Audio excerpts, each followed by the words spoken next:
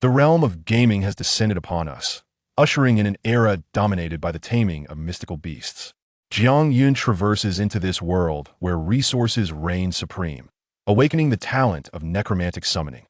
This talent, albeit the weakest, permits communication solely with the deceased. Fortunately, he acquires the underworld river system, enabling him to form contracts with any entity that has perished.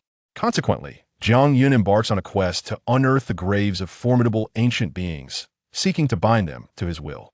In the arena, faced with a host of prodigies, Jiang Yun deftly summons the ancestors of his opponents. The prodigies exclaim, "Is the referee not concerned about this?" The referee retorts, "How could I intervene? My own ancestor is present as well." Throughout his journey, Jiang Yun regards every prodigy as mere fodder along the roadside. Ultimately, Jiang Yun ascends to the pinnacle of the beast taming realm, surveying the throngs below, with all the esteemed ancestors serving under him. At this moment, he cannot help but exclaim, "Pardon my candor, esteemed guests. None among you merit my intervention. Should you surpass your ancestors, then seek me out." Chapter 1. Unearthing one's ancestral tomb. Jiang Yun, what are you saying? You wish to excavate your family's ancestral grave. What other choice do I have? My awakening of necromantic summoning compels me to undertake extreme measures for the trial next Monday. At this juncture, Jiang Yun stands upon the awakening plaza in Luoyun City, alongside his steadfast friend, Zhao Zihao. Zhao Zihao turns his head away, letting out a deep sigh, convinced that Jiang Yun's sanity has slipped. He has lost his mind. Surely he has, for even if you awakened a transient necromantic talent, this is excessive. The necromantic class is the shortest-lived of all professions, primarily due to the deathly aura emitted by the contracted necromantic beasts, which invariably affects the beast master. Moreover, Jiang Yun's awakening of the weakest necromantic summoning allows for conversation solely with the departed, with the duration of discourse contingent upon the beastmaster's rank. This talent ranks as the most feeble within the necromantic class. Just 5 minutes prior, during the awakening ceremony, Jiang Yun manifested a C-grade talent in necromantic summoning, a revelation that would undoubtedly mark him as a failure within his family. He has already envisioned the disdainful expressions of his relatives, particularly that of his overbearing uncle who perpetually belittles their household. Yet in the moment of awakening, he activated the underworld river system, belonging solely to him. Underworld river system successfully activated. Acquired exclusive weapon, soul summoning banner, capable of extracting souls from the bodies of the deceased or otherworldly beasts. Function 1. Necromantic domain. The host can transport the deceased into the underworld river space, thereby shielding themselves from the taint of deathly aura. Function 2. Source tracking. By touching a beast or an extraordinary creature, one can perceive their information and the primal source of power from which they originate. Function 3. Soul domain. The spirits residing in the river of Hades are capable of advancing their bloodline. Function 4. Lord of the Underworld for 30 seconds. During this 30-second interval, the host shall be endowed with boundless mental strength and unleash all beasts within the river of Hades to battle on their behalf, after which 90% of their mental energy will be expended. Upon concluding the awakening ceremony, Jiang Yun prepared to excavate his ancestral grave that night, intending to forge a pact with his forebear. Now that he had awakened this talent, he was certain that, owing to those distant relatives within the family, there would be no place for him. Rather than being cast out, he preferred to withdraw of his own accord. Isn't this somewhat unfilial? What does it matter? After all, I am a time traveler. This isn't even my ancestral lineage. In but a fleeting moment, Jiang Yun cast aside the pangs of guilt. Under the cover of night, he stealthily infiltrated the Jiang family cemetery, armed with a shovel. The cold wind howled, causing the leaves to rustle. "Forgive me, ancestors," Jiang Yun murmured, swallowing hard as he gripped the shovel tightly. Surely, you would not wish to witness your descendants perish tragically in the trial grounds. Guided by his memory of the ancestral worship site, Jiang Yun swiftly located a gravestone. Illuminated by the moonlight, he discerned the inscription, "First Lord of Luoyun City, Jiang Yi." I recall the family records mentioning that this first city lord possessed formidable strength and awakened the S-rank talent of protective stone skin. His own cultivation had ascended to that of a sovereign-level beast master, on the verge of a breakthrough. External whispers spoke of insufficient lifespan, yet Jiang Yun harbored a different perspective. Taking a deep breath, the shovel plunged forcefully into the earth, and shortly thereafter, a crystalline-cased coffin emerged before Jiang Yun. Within lay the corpse of an elderly man, but the prominent muscles on his body suggested that Jiang Yun's ancestor, Jiang Yi, had once been a formidable figure. Indeed, it is here. With a thought, the soul summoning banner provided by the system materialized in Jiang Yun's hand. He waved it over the long-deceased body, and an icy wind began to swirl. In the realm of the river of Hades, Jiang Yun knelt on one knee. Junior Jiang Yun pays homage to the ancestor. I beseech you to become my beast. Before him stood Jiang Yi, gazing at his now ethereal form. Even he, having witnessed many grand spectacles, found himself momentarily at a loss for words. Blinking in disbelief, he regarded the 18-year-old boy before him. How could he, having been deceased for so many years, suddenly appear in another's consciousness and claim to wish to become his beast? You insolent wretch, what did you just say? Dare you repeat what you just uttered? Instantly, Jiang Yun felt an invisible pressure enveloping him. Slowly rising to his feet, the river of Hades surged beneath him. I implore you, ancestor, to become my first beast. His eyes shone with determination as he faced Jiang Ye's piercing gaze. Jiang Ye's spirit gradually solidified in the realm of the river of Hades. He looked down at his now semi-transparent form. Glancing around at the swirling crimson waters, a flicker of astonishment crossed his eyes. His brow furrowed, focusing his gaze on the 18-year-old youth before him. You possess some courage. You brought me here merely to have me serve as your beast. I have but one question. Why have you chosen me as your first beast? Jiang Yun stood undaunted before the ancestor Jiang Yi, whose strength was steadily returning to its zenith.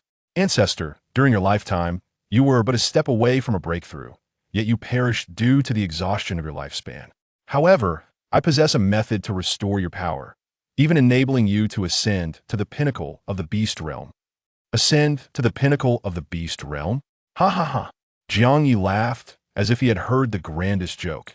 A fledgling with the weakest talent of necromancy dared to claim he would lead him to the summit of the beast realm. Arrogant. What means do you, a mere child who has just awakened your talent, possess? Jiang Yun remained silent, raising his hand to summon forth a sudden boiling of the waters of the river of Hades. In the next instant, a blood-red light curtain appeared before them. Upon signing the contract, one may choose the path of necromantic advancement.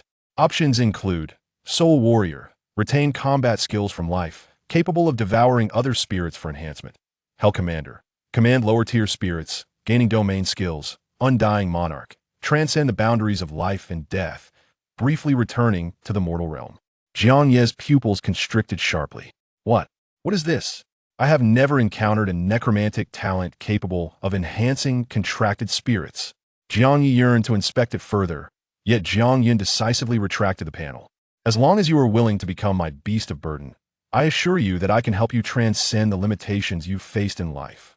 Jiang Yi fell silent for a moment before suddenly bursting into laughter, exclaiming, well, what an audacious and bold junior you are. I, Jiang Yi, have lived a life of defiance, and who would have thought that after so many years of death, I would be resurrected by my own descendants to serve as their enforcer? He continued, however, if you can aid me in breaking through, what harm would there be in indulging in a little madness with you? Jiang Yun placed his hand upon Jiang Ye's forehead. Contract in progress. Contract successful. Congratulations, host, for obtaining your first necromantic beast, Jiang Yi. Exiting the Mingyi system, Jiang Yun collapsed to the ground, gasping for breath. Such is the privilege of having one's own ancestor. Had it been anyone else, the negotiations would have undoubtedly fallen apart by now. Just as Jiang Yun was about to cover the grave he had unearthed, a voice he least desired to hear echoed from afar. Jiang Yun, how dare you disturb the resting place of our forebear? Are you even a member of the Jiang family? Today, I shall cleanse our ranks. Chapter 2. Expulsion from the Jiang family. The acting head of the Jiang family, Jiang Jinghao, gazed at Jiang Yun, who lay exhausted on the mound of earth at the ancestral grave, his face betraying not a hint of anger, but rather a suppressed smirk of satisfaction. He had long awaited this day, eager to witness Jiang Yun's embarrassment during the awakening ceremony. This worthless nephew, endowed with a mere C-grade talent, had committed an act of such audacity, presenting him with a fortuitous opportunity. It was the perfect pretext to expel both him and his incompetent brother Jiang Yu from the family. How brazen you are, Jiang Yun. Assuming the authoritative demeanor of the family patriarch, Jiang Jinghao thundered, a C-grade talent like you has brought shame upon the entire Jiang family. I have yet to settle the score with you, and now you dare to desecrate our ancestor's grave? You have brought disgrace upon our lineage. He stepped forward, looking down upon Jiang Yun, who leaned against the earth. What right do you, a good-for-nothing, have to remain in the Jiang family?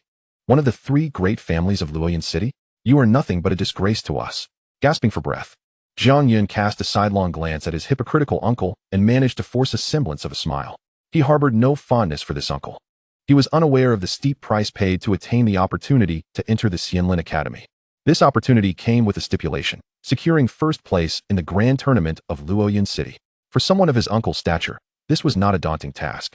A few cordial exchanges with the other two families and a minor concession of interests would suffice. The only variable in his mind was Jiang Yun. If both possessed S-grade talents, then the victor of that first place would indeed be uncertain. But now, dear uncle, your timing is impeccable. The ancestor's coffin is rather heavy. Perhaps you should bury it with less earth, for my hands are nearly worn to the bone. He laboriously tossed the shovel at Jiang Jinghao's feet. The rest is yours. I must prepare for the college entrance examination. Who knows, I may attend Xianlin Academy in the future. As he spoke, he attempted to rise and leave. Stop. Jiang Jinghao's voice suddenly escalated, laced with the delight of finally shedding his pretense. The college entrance examination? You, a C-grade waste, dare to dream of university? Such delusions are laughable. You and your father, who cannot even summon a beast, are burdens upon the Jiang family. I declare you expelled from the Jiang family. Take your useless father and get out of here immediately. Do not soil the sacred ground of our ancestors. Before he could finish, Jiang Yu had already been brought to the scene by the members of the Jiang family. This disheveled middle-aged man immediately spotted the disturbed grave and the solitary figure of Jiang Yun, surrounded by a pack of predatory relatives. When his gaze fell upon his elder brother Jiang Jinghao, he was met with the unabashed expression of a victor. Brother Jiang Yu's voice was hoarse. Had he appeared in Weiyang City in this state, it would undoubtedly cause quite a stir. Do not call me brother. I have no use for a brother as worthless as you. Jiang Jinghao interrupted, his face rife with disdain. You suffered a humiliating defeat in the Battle of the Fallen Sky, and your wife perished there, while you returned to Luoyang City like a stray dog. Now your son has turned into a waste just like you. What face do you have left to remain in the Jiang family? A man who cannot even summon a beast has the audacity to call himself my brother? Look at the fine son you have raised. A C-grade talent. And he dares to desecrate our ancestor's grave. You two are the greatest joke of the Jiang family. At this, the surrounding relatives erupted in laughter and scathing remarks. Indeed, a worthless father raises a worthless son. A C-grade talent wishing to take the entrance exam? He ought to save his energy for coal mining. Xianlin Academy? That is the premier institution of Weiyang City. With his abilities, even with 100 years, he would not pass. Dream on. Perhaps they should become police dogs. That way, they might still receive a government stipend. Jiang Jinghao reveled in the sight of his brother's pale, humiliated face, feeling a surge of satisfaction. Did you hear that? Take your ungrateful son and leave. Should you too starve outside, you shall never set foot in the Jiang family again. We cannot afford such disgrace. He deliberately raised his voice, ensuring that each word was sharp and cutting. At that moment, Jiang Xinro arrived amid the support of the crowd, reveling in their attention. Her expression one of haughty superiority, as she surveyed Jiang Yun and his father like dust beneath her heel. Father, why waste words on such a worthless creature destined to wallow in the mire? Her lips parted slightly, her voice icy, yet every word was like a dagger. A pitiful C-grade talent. What future do you think you have? As for entering Xianlin Academy, she chuckled lightly, her words devoid of any respect for her elders.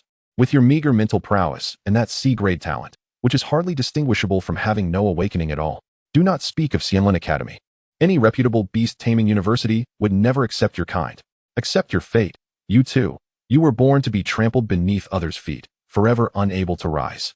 Remaining in the Jiang family will only tarnish the glory of my S-grade talent. Jiang Yu was filled with 1,000 words, but could only endure the humiliation. Seeing the paternal affection in Jiang Yun's eyes that compelled him to bear such indignities. What could it matter for a father to bend his back for his child? Jiang Yu's body trembled with anger and profound humiliation, his fists clenched tightly at his sides, nails digging painfully into his palms. This naked, targeted humiliation against both him and his son felt like a cold knife repeatedly slicing through his dignity. He could only grit his teeth, enduring this cruel oppression from his own blood. In his previous life, Jiang Yun had been an orphan, never having experienced paternal love. In this life, Jiang Yu's care was indeed meticulous. Having no mother from a young age, this father had been both father and mother. Now, with the power of the system in his hands, he would never tolerate such indignities. In fact, he could activate the formidable power of the underworld master for 30 seconds at any moment if he so desired. Jiang Jinghao, Do you still remember how you came to occupy this position? Jiang Yun boldly called out his uncle's name, revealing a truth known to all in the Jiang family, but never spoken aloud. It was not that my father did not wish to take on the role of patriarch. Otherwise, do you think it would have fallen to you? And Jiang Shinro, do you not recall how I consistently overshadowed you at the academy before your talent awakening? Your father has bent over for a lifetime, but soon enough, he will stand tall once more. The Jiang family? Huh. A decayed place that cannot accommodate true bloodlines. Reduced to petty squabbles. I, Jiang Yun, do not wish to bask in your so-called glory. Turning to his father, his voice was resolute. Dad, let us go? He cast one last glance at Jiang Zhenghao. I will gain admission to Xianlin Academy, and I will prove to you that I shall repay your disdain tenfold. Jiang Yun supported his father, resolutely turning away amidst the gazes of shock and anger. Good lad, I did not expect you to possess such spirit. Beneath my coffin lies something of value. Since you are a necromancer, you will undoubtedly be able to contract that beast. Jiang Yi had been observing Jiang Yun's performance, clearly finding him quite appealing. Chapter 3. The Grand Examination of Luoyang City. Shocking all the next morning. Jiang Yun took the last remaining 1 million blue star coins to the Beast Taming Mall to purchase beast materials. 5,000 years ago, the world merged games with reality, expanding the entire planetary map by several dozen times. Every individual upon reaching the age of 18 is bestowed with a singular opportunity to alter their fate, the awakening of their innate talents. Among these, the talent level for Beast Tamers is classified into 7 tiers: D, C, B, A, S, SS, and SSS. At this juncture, a girl clad in a checkered shirt approached Jiang Yun. Sister Chung, what brings you here today? Isn't it obvious? I've heard about your situation. You've been expelled from the Jiang family. Do you possess sufficient blue star coins to contract a beast and purchase the necessary materials? This Sister Chung is the one who has assisted Jiang Yun the most in life, aside from his father. It's all right, Sister Chung. As long as I gain admission to the Xianlin Academy, I shall no longer worry about material needs. Xianlin Academy. Jiang Yun, you cannot be serious, she exclaimed. In Huaxia, the most renowned institutions are the 4 great academies. Among them, Xianlin Academy is situated in Weiyang City, within the H district where Jiang Yun resides. Regardless of what you choose to pursue, I will always support you. Here, take this 500,000 blue star coins. It should suffice to contract a decent necromantic beast. She handed Jiang Yun a card, followed by some words of caution. Chung Lanlin's eyes brimmed with sympathy for this younger brother. Yet, due to her status, she could not directly confront the Jiang family. The Beast Tamers Taobao store is the largest marketplace in Luoyang City, where all the necessities for novice Beast Tamers can be procured. Jiang Yun, relying on his memory, ascended to the 4th floor. Before him lay a series of shops brimming with various beast materials. The moment Jiang Yi had uttered the words ancient deity the previous night, Jiang Yun understood that the death of his ancestor was shrouded in mystery. Once everyone had departed, Jiang Yun, guided by his ancestor, unearthed the grave once more. Beneath the coffin, he discovered a small box, from which he retrieved the completely lifeless form of an ancient deity. However, as a necromancer, this posed no challenge for Jiang Yun. Leveraging the Nether River system, he forcefully contracted this deceased ancient deity. The next step involved utilizing a multitude of beast materials to transform it into a juvenile form. Jiang Yun reflected upon the materials required as outlined on the system panel. 1,500 B-grade metal crystals, 3,000 blue crystals, 70 flowing sand gold. These materials, essential for enhancing physical strength, commanded exorbitant prices. Subsequently, Jiang Yun selected a shop and entered. Upon recognizing Jiang Yun, the shopkeeper promptly approached. Could you help me ascertain the cost of these materials in blue star coins? Jiang Yun presented the list of materials required for the ancient deity's advancement. It will likely amount to around 1.5 million blue star coins, the shopkeeper replied. Hearing this quote, Jiang Yun could not help but wonder if the shopkeeper possessed a system of his own, aware of the contents of Jiang Yun's pockets. So expensive, young Masterov. These are materials for enhancing the physical form of your beast. Just the B-grade metal crystals alone cost 150,000 blue star coins. As for the flowing sand gold, it is outrageously priced. 70 pieces will set you back 700,000. At that moment, Jiang Yun grasped the reality. This was not merely about being a beast tamer. It was akin to being a money-burning practitioner. With a determined resolve, Jiang Yun decisively purchased all the beast materials. Upon returning home, he entered the Nether River space.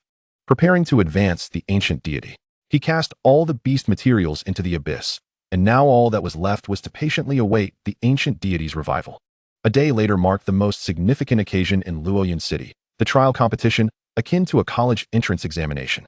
Students, Do you aspire to stand atop the city walls and battle ferocious beasts, or do you intend to remain safely behind in a clerical position? This question was a recurring line from Principal Lin Xuan during each trial competition. All students would unanimously choose the former. What boy does not wish to slay foes on the battlefield? Even in death, it would be for the honor of the Huaxia nation. A sacrifice whose worth cannot be overstated. For some students with mediocre awakened talents, their only hope was to survive this trial and thereafter seek a reasonably acceptable university, eventually joining the military as a competent foot soldier guarding the borders. Each city has a few slots for entry into prestigious academies. Yet these are aspirations that ordinary individuals can only gaze upon from afar. As for the 4 great academies, they remain an unattainable dream. The sole objective for all students entering the trial is to survive and hunt beasts. Different tiers of beasts yield varying points. A C-grade beast is worth 1 point. The student who hunts the most beasts will have the privilege of selecting their desired academy. Jiang Yun held no interest in such matters. His sole curiosity lay in where Jiang Xinro and the Jiang family would venture. The trial square was abuzz with excitement. Jiang Yun stood at the edge of the crowd, his gaze fixed on Jiang Xinro in the distance. She donned a pristine white battle robe, with a juvenile, second-tier, epic bloodline frost nine-tailed fox perched upon her shoulder. Surrounding her were the elite youths of the Jiang family, clearly embodying a leader's demeanor. It was rumored that a juvenile, third-tier, beast, the Ice Soul Demon Wolf, had emerged in the core area of the trial grounds, and Jiang Xinro was undoubtedly aiming for it. Need I say more? She possesses an S-grade talent. The champion of this trial is bound to be her. Within the Nether River space, Jiang Ye's corporeal form floated above the Crimson River. Below him lay the ancient deity, showing signs of awakening. Attention, all examinees. The trial is about to commence. The teleportation array is about to activate. Jiang Xinro was the first to step into the formation, casting a disdainful glance at Jiang Yun before the array initiated. Jiang Yun, who would have thought that you, a mere auxiliary beast tamer, would dare to test your luck here? Don't die inside and embarrass the Jiang family. Oh, wait, I forgot. You are no longer a member of the Jiang family. Indeed. If I were still a part of the Jiang family like you, I would probably struggle to sleep at night, Jiang Yun whispered to Jiang Yi in the Nether River.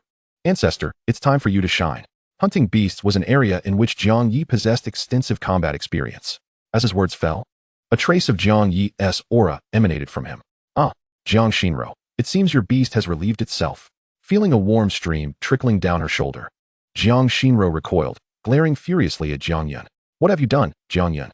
Initially intending to merely startle Jiang Xinro, Jiang Yun was taken aback when Jiang Yi inadvertently frightened the small fox on her shoulder into a state of distress.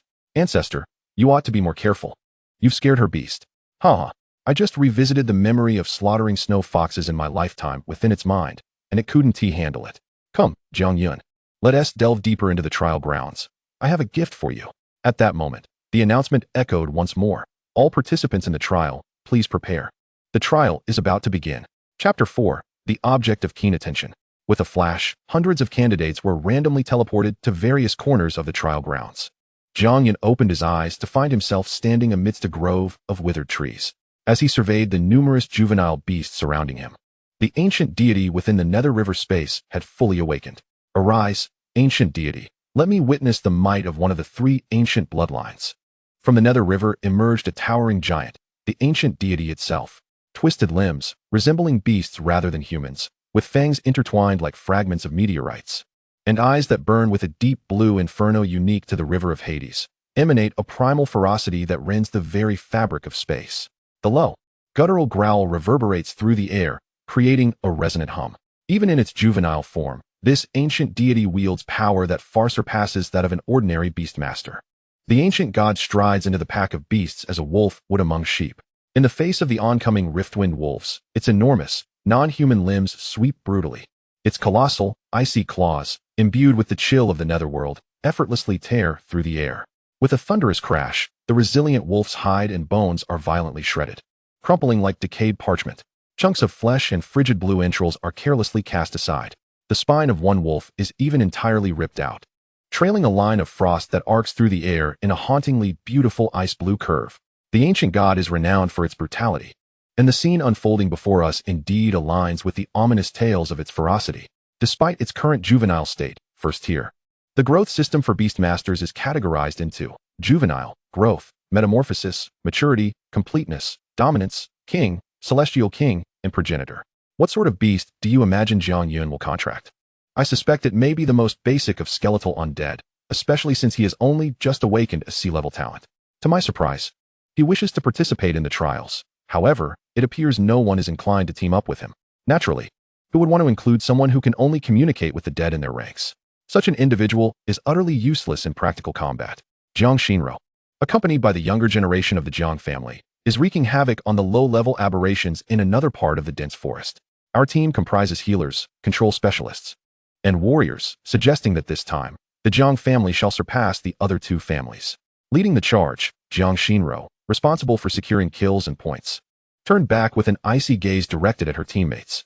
Jiang Yun, with his support-type talent in necromancy, discussing such a waste of potential is better spent on hunting a few aberrations. In the external monitoring area, several heads of educational institutions observed the names of a few individuals garnering significant attention on the leaderboard.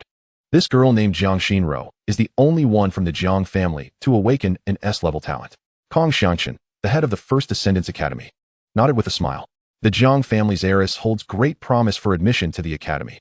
I recall the last student to gain entry achieved 180 points. I wonder how this time will unfold. As he spoke, a name on the leaderboard surged ahead with astonishing speed, overtaking student after student. The rate at which points accrued beside his name seemed faster than a stopwatch, leading some staff members to question whether the leaderboard was malfunctioning. Who is this Jiang Yun? Could he also be from the Jiang family? Jiang Jinghao, who had previously worn a smile, now bore a stiff expression, his heart shaken. Impossible. How could Jiang Yun, who awakened a sea-level support talent, rank above Jiang Shinro? He must have employed some form of cheating. It is the only explanation. The points trailing Jiang Yun's name compelled him to think this way, as he secured the top position with a solid 16 points. Behind him, Jiang Shinro had accumulated merely 5 points. Jiang Jinghao had clearly seen Jiang Yun enter the trial grounds alone. How could there be such a disparity in scores? What could Jiang Yun have accomplished within? Quick! I demand all information on this student named Jiang Yun immediately. Brother Jiang Jinghao, your family possesses such talent. Why have you not mentioned it? If we can recruit a student who has amassed 16 points upon entering the trial grounds, Kong Xianchen would effortlessly stand above other recruiting teachers upon returning to the First Ascendance Academy. Found it. A girl clad in a plaid shirt approached Kong Xianchen, respectfully presenting a document. Jiang Jinghao cast a casual glance, finding the girl somewhat familiar, yet he paid it little mind. Upon examining the information on Jiang Yun's awakening talent, Kong Xianchen's brows knitted together. What? Sea-level talent in necromancy? Jiang Jinghao, are you certain there was no error in your records? How could someone with a sea-level talent accumulate such points? Jiang Jinghao exchanged a knowing glance with him, instantly grasping one another's thoughts. Brother Kong, do you truly believe my daughter, who awakened the S-level talent of the Snow Maiden, would be overshadowed by a Jiang Yun with a sea-level talent? I am certain Jiang Yun has resorted to some form of cheating.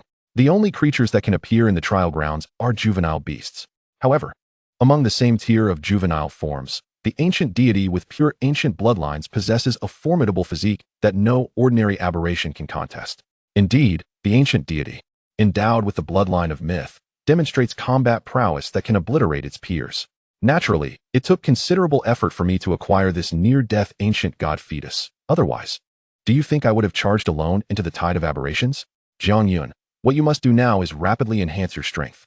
Only with formidable mental fortitude can I manifest. The type of beasts a Beastmaster can employ entirely hinges on their own prowess. Initially, Jiang Yun's sea-level talent allowed him to contract only metamorphosis-tier beasts, but with the River of Hades, that singular fatal flaw has been eradicated. Within the trial zone, Jiang Yun has amassed nearly 30 undead from the River of Hades. As long as I gather enough undead and activate the skill Lord of Hades for 30 seconds. Even at my current level, I could stand a chance against a Beastmaster with an SS-level talent who possesses a growth-tier beast. At this moment, the announcement echoed, notifying that the leaderboard would be revealed for the first time. The rankings would be disclosed in 1 minute. Absolute Ice Spire. Frostlance. Jiang Shinro commanded her Frosty Fox to hunt down the aberrations that had congregated. With these 2 moves, 3 juvenile aberrations were instantly crushed. The leaderboard will be revealed 3 times, with the final announcement representing everyone's ultimate performance. To her, this trial is merely a formality. In everyone's perception, Jiang Shinro undoubtedly stands as the strongest contender in this trial at Luoyun City. As for the other Jiang family member, Jiang Yun, very few harbor expectations for him.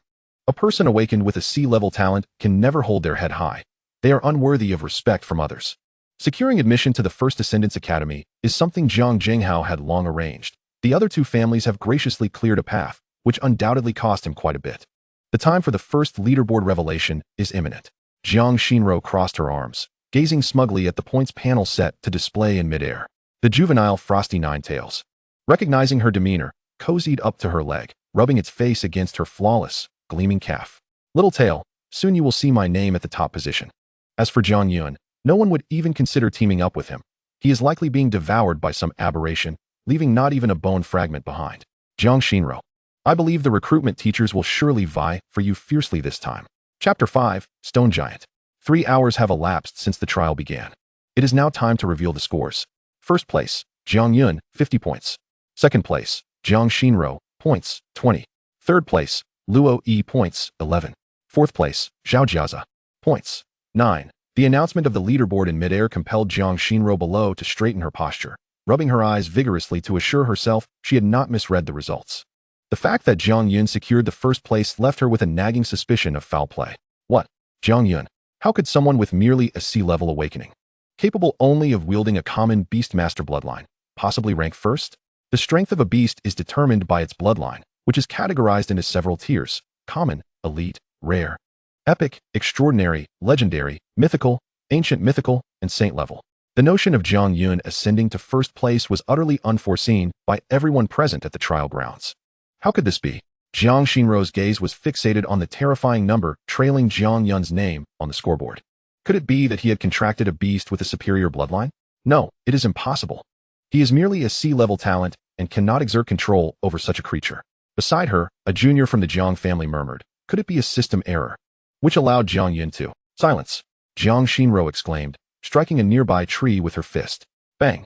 The tree, as thick as a person, shattered in response, causing the Jiang family junior to instinctively recoil a few steps, apprehensively glancing at the broken trunk. To the core area. As long as we slay that ice spirit wolf, we shall surely surpass him. Follow me.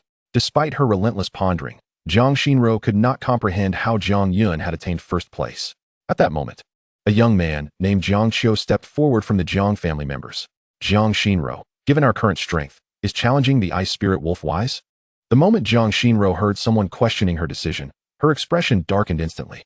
If you do not wish to come, you may wait here for us. However, you may as well abandon the Jiang surname. I will ensure your departure from the Jiang family. Upon hearing these words, the remaining Jiang family members, accompanied by their beasts, hastened towards the location of the ice spirit wolf, etched in their memories. The young man, Jiang Qiu, who had attempted to assert himself earlier, now lowered his head in silence, embodying the essence of a subordinate chastised by an elder. Do not fret. You are different from those who have been expelled from the Jiang family. You still hold some value. Only when you are utterly devoid of utility will I persuade my father to expel you from the Jiang family.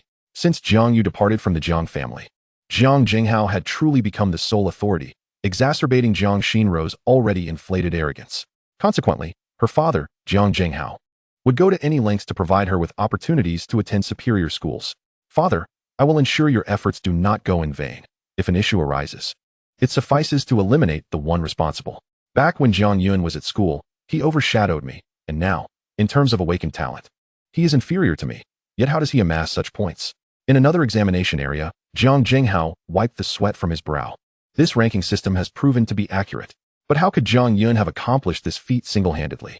Beside him stood not just Kong Xianchen, but also Feng Yunhai, the head of a university that initially did not plan to recruit students in Luoyang City, who was now keenly observing this young man named Jiang Yun. Can we project the scene? I am quite curious about this lad, and how he might break the previous record held by an SS-level Beastmaster. The system projected the scene where Jiang Yun stood before a pile of crumbling stones, seemingly engaged in some task. Ancestor, could this be the beast you contracted?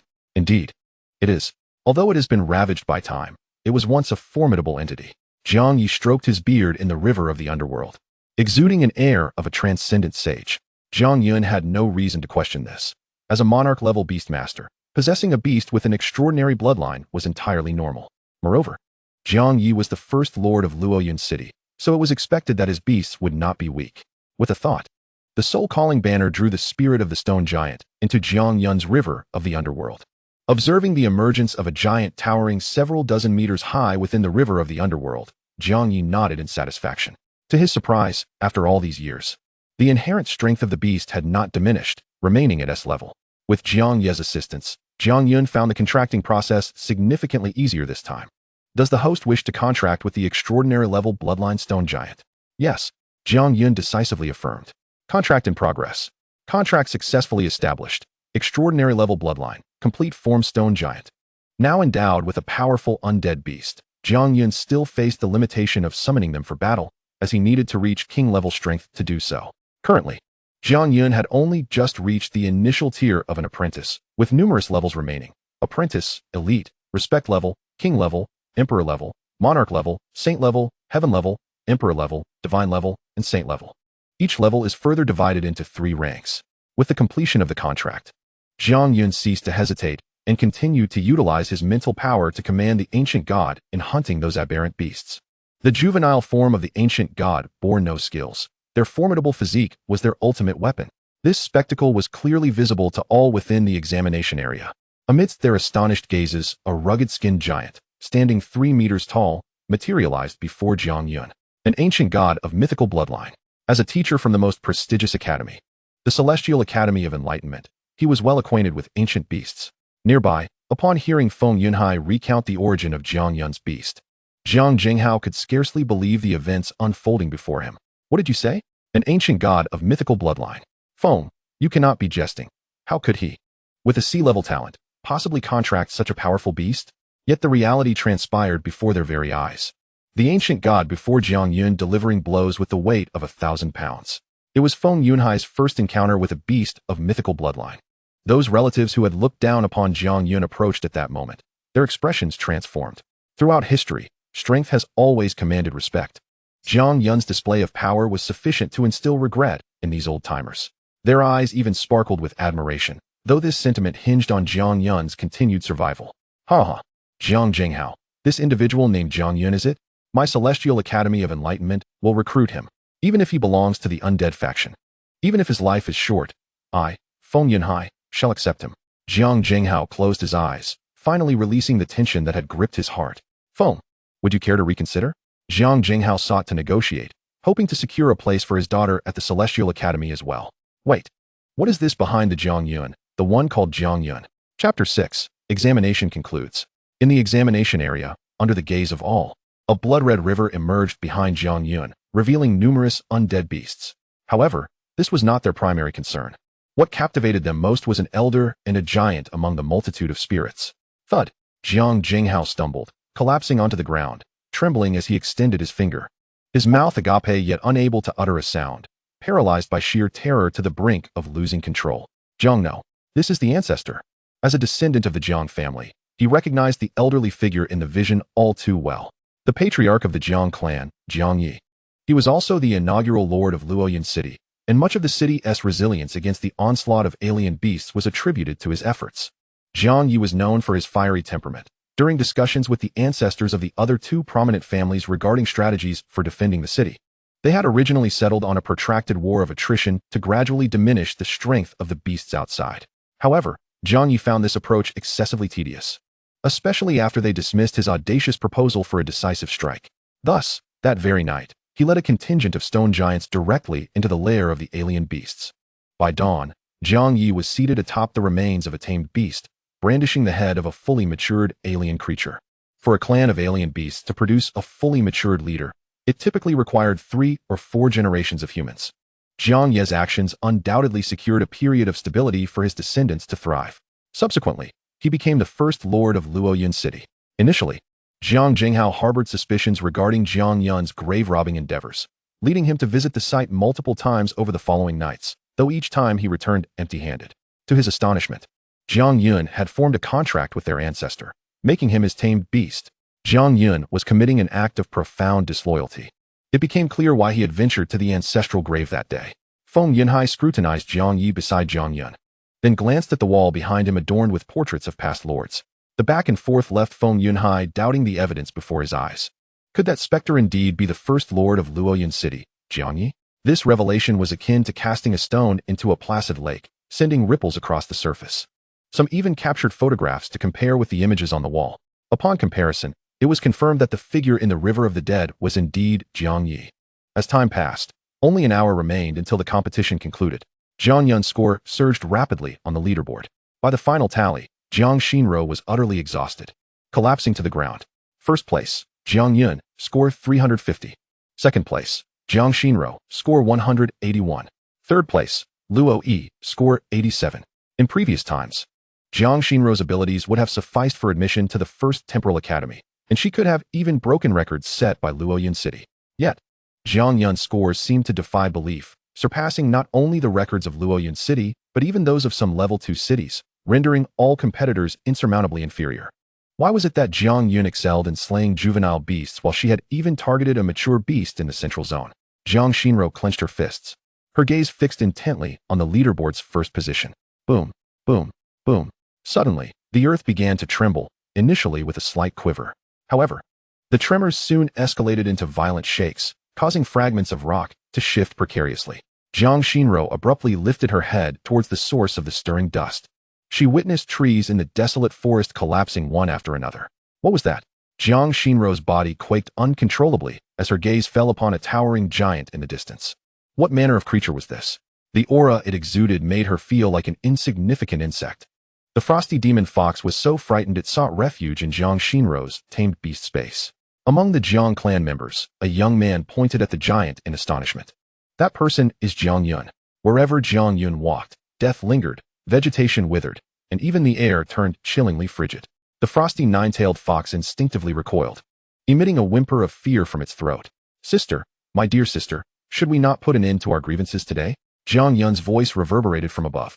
As the spectral figure of Jiang Yi emerged behind him, with countless spirits of alien beasts clamoring to vanquish Jiang Shinro. Although Jiang Yun was currently unable to unleash these spirits, he could still intimidate her by opening the river of the dead. This cannot be. How could Jiang Yun form a contract with such a powerful beast? Such a beast should only be bound by me.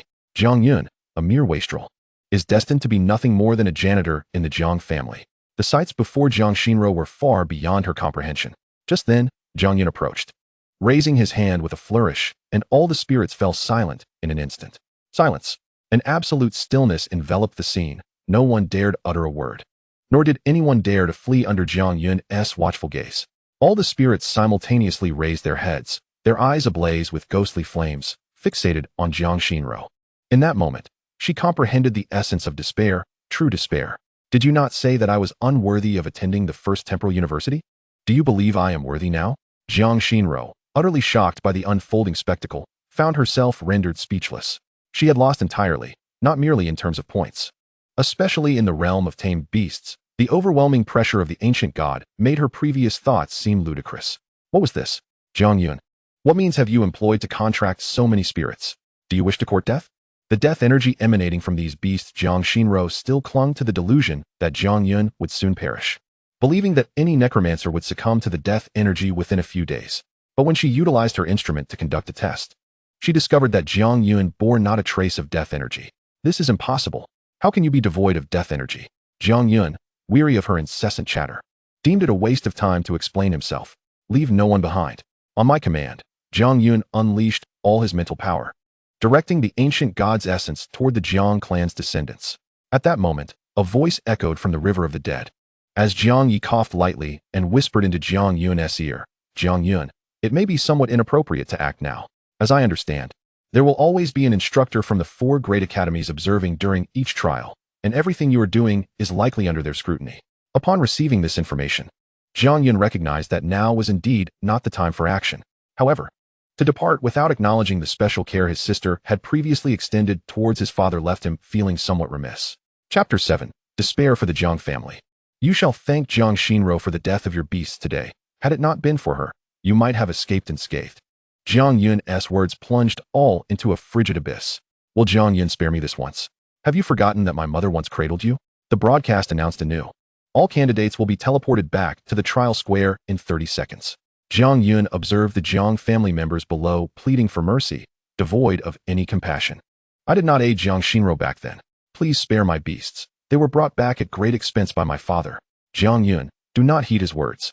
I have witnessed with my own eyes how he wielded Jiang Shinro's command like a decree, compelling your father to undertake numerous ignominious tasks.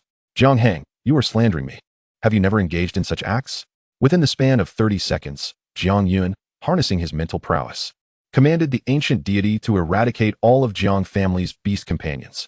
After this brief interlude, Jiang Yun and his companions were transported back to the trial plaza. Among the crowd, the Jiang family members bore the most distressing expressions.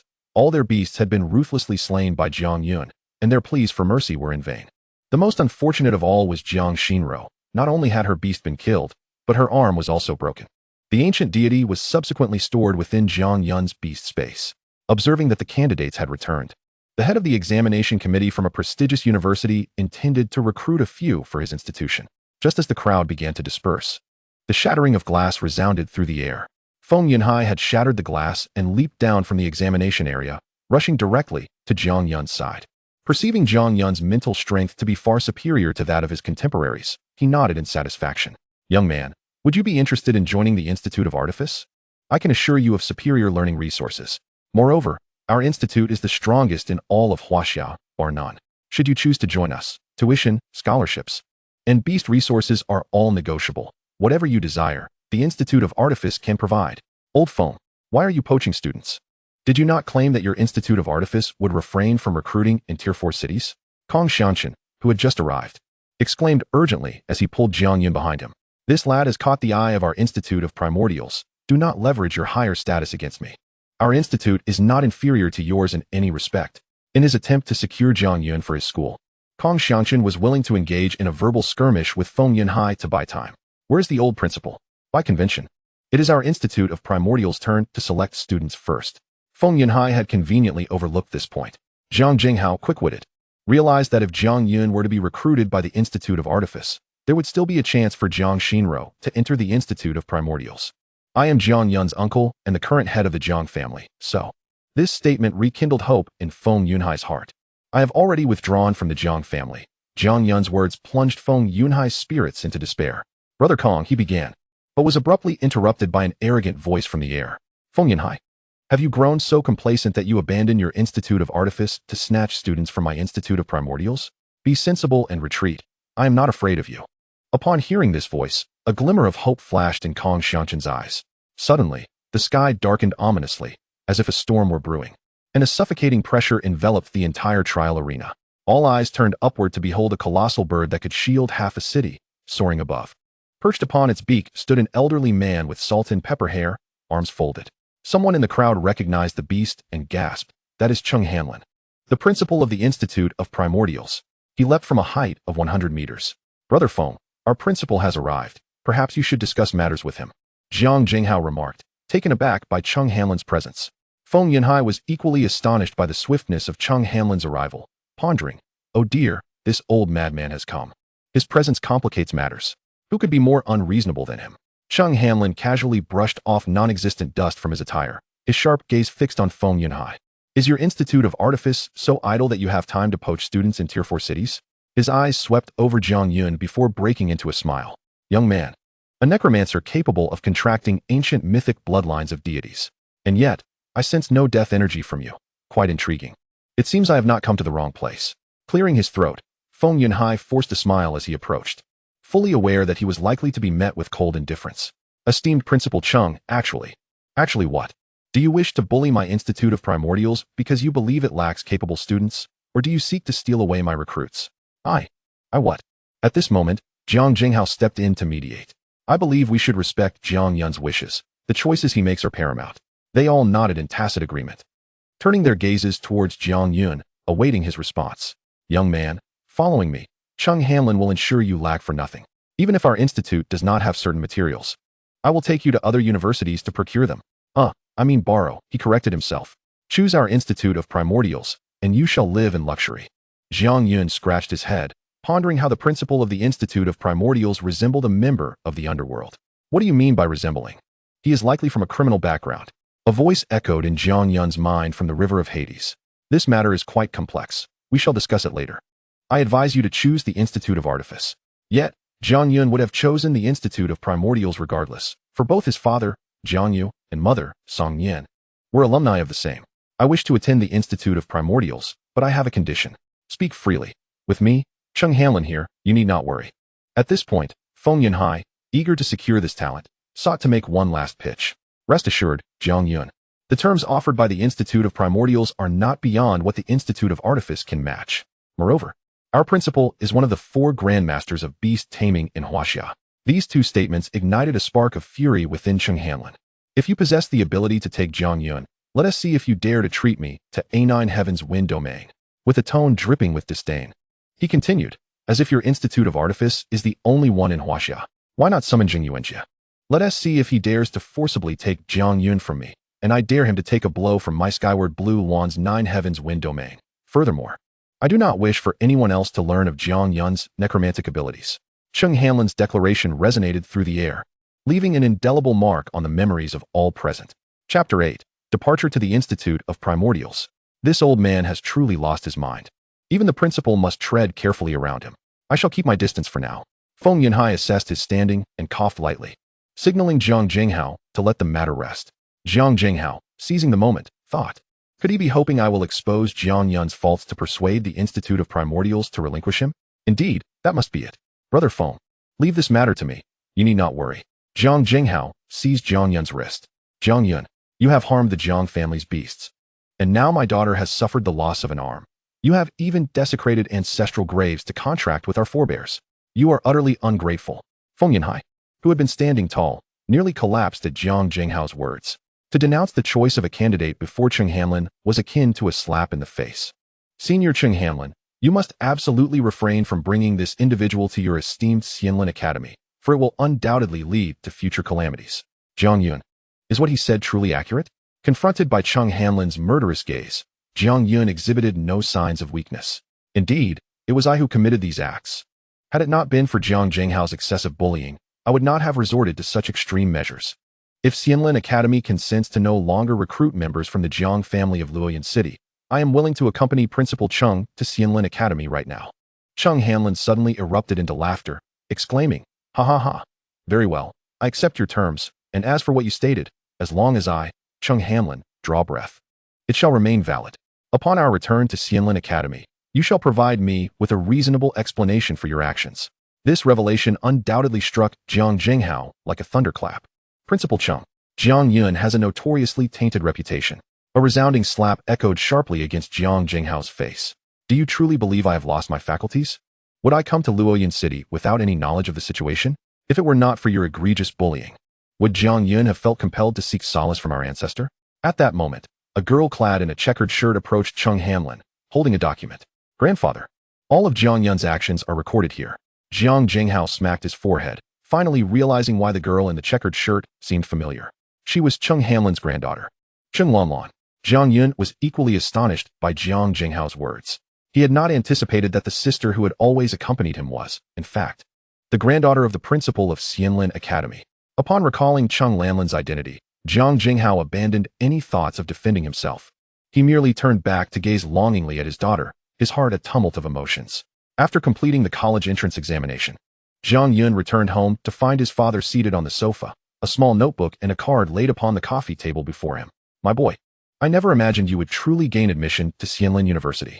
Take those items on the table. If you find yourself in need of funds, refer to this notebook, which contains contacts of my friends who may assist you. This card holds 2 million blue star coins, which should suffice for your living expenses for a while. This storage ring was left to you by your grandfather. Take these items and be on your way. Meanwhile, Jiang Jinghao, having faced failure in his academic pursuits, sat within the Lord's manor, gazing out at the luminous moon, lost in contemplation. Suddenly, a knock resounded at the door, and his secretary entered, holding a letter from the land of cherry blossoms. The following day, Cheng Hanlin and Cheng Lanlan awaited Jiang Yun outside Luoyan City. Grandfather, what are your thoughts on Jiang Yun? What do you think? Cheng Lanlan rested her chin on her hand, pondering deeply. I believe he will likely be quite similar to his father. His strength was evident during the trials in Luoyan City. Cheng Hanlin chose not to respond directly, instead perching himself upon the beak of the Tianxiong Qingwan. The time has come, we must depart. Jiang Yun emerged from the shadows of the city gate, leaving behind the city where he had spent 18 years of his life. Is Jiang Yun truly leaving just like that? Murmured the guard stationed atop the city wall.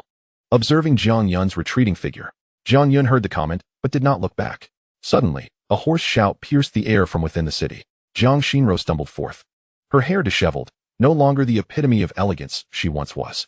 Jiang Yun, do you think you have won by doing this? Seeing that Jiang Yun remained unmoved, Jiang Xinro's anger flared, and she cried out, Jiang Yun, I, Jiang Xinro, and the Jiang family shall not let you off lightly.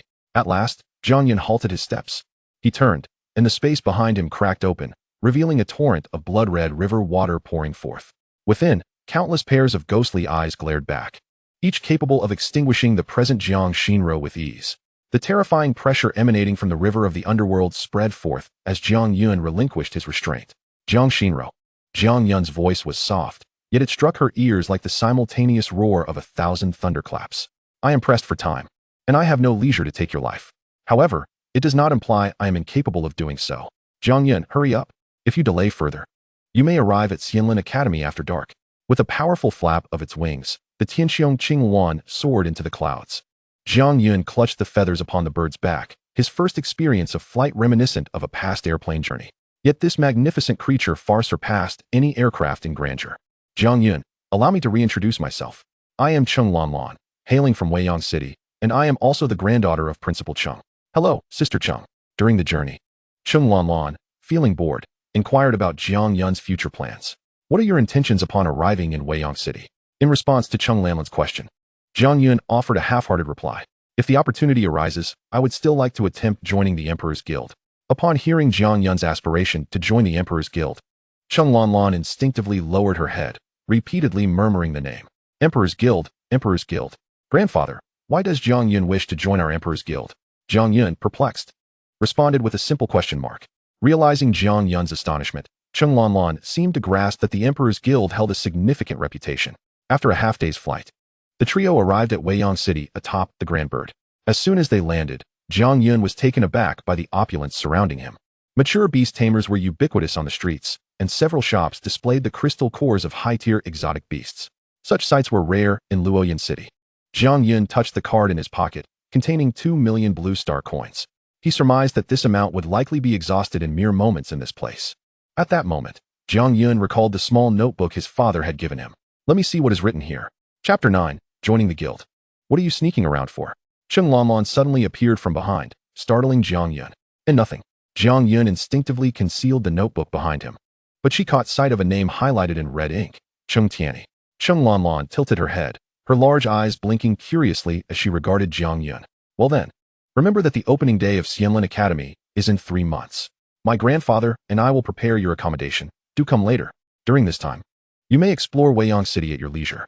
Watching Cheng Lanlan and Cheng Hamlin depart, Jiang Yun felt an emptiness within him. Hadn't they promised him a life of luxury? Why had he been abandoned here? Never mind. Since I am here, I shall first explore the beast taming shops. As he contemplated this, his gaze inadvertently fell upon a large screen in the center of Weiyang City, which displayed his photo accompanied by a caption, "First place in the Luoyang City assessment." Jiang Yun, rejecting the Tiangong Kaiwu Institute, opting to join Xianlin University. Is this a distortion of humanity or an elevation of ethics? May I ask, are you Jiang Yun, young Master Jiang? My name is Shuer, and I have been entrusted by Principal Cheng to guide you through Weiyang City. Jiang Yun turned to find a graceful lady, possessing a serpent-like waist, approaching from behind him. It was indeed a rare opportunity to have a guide. So he began to meander through the expansive Weiyang City under Shuer's lead.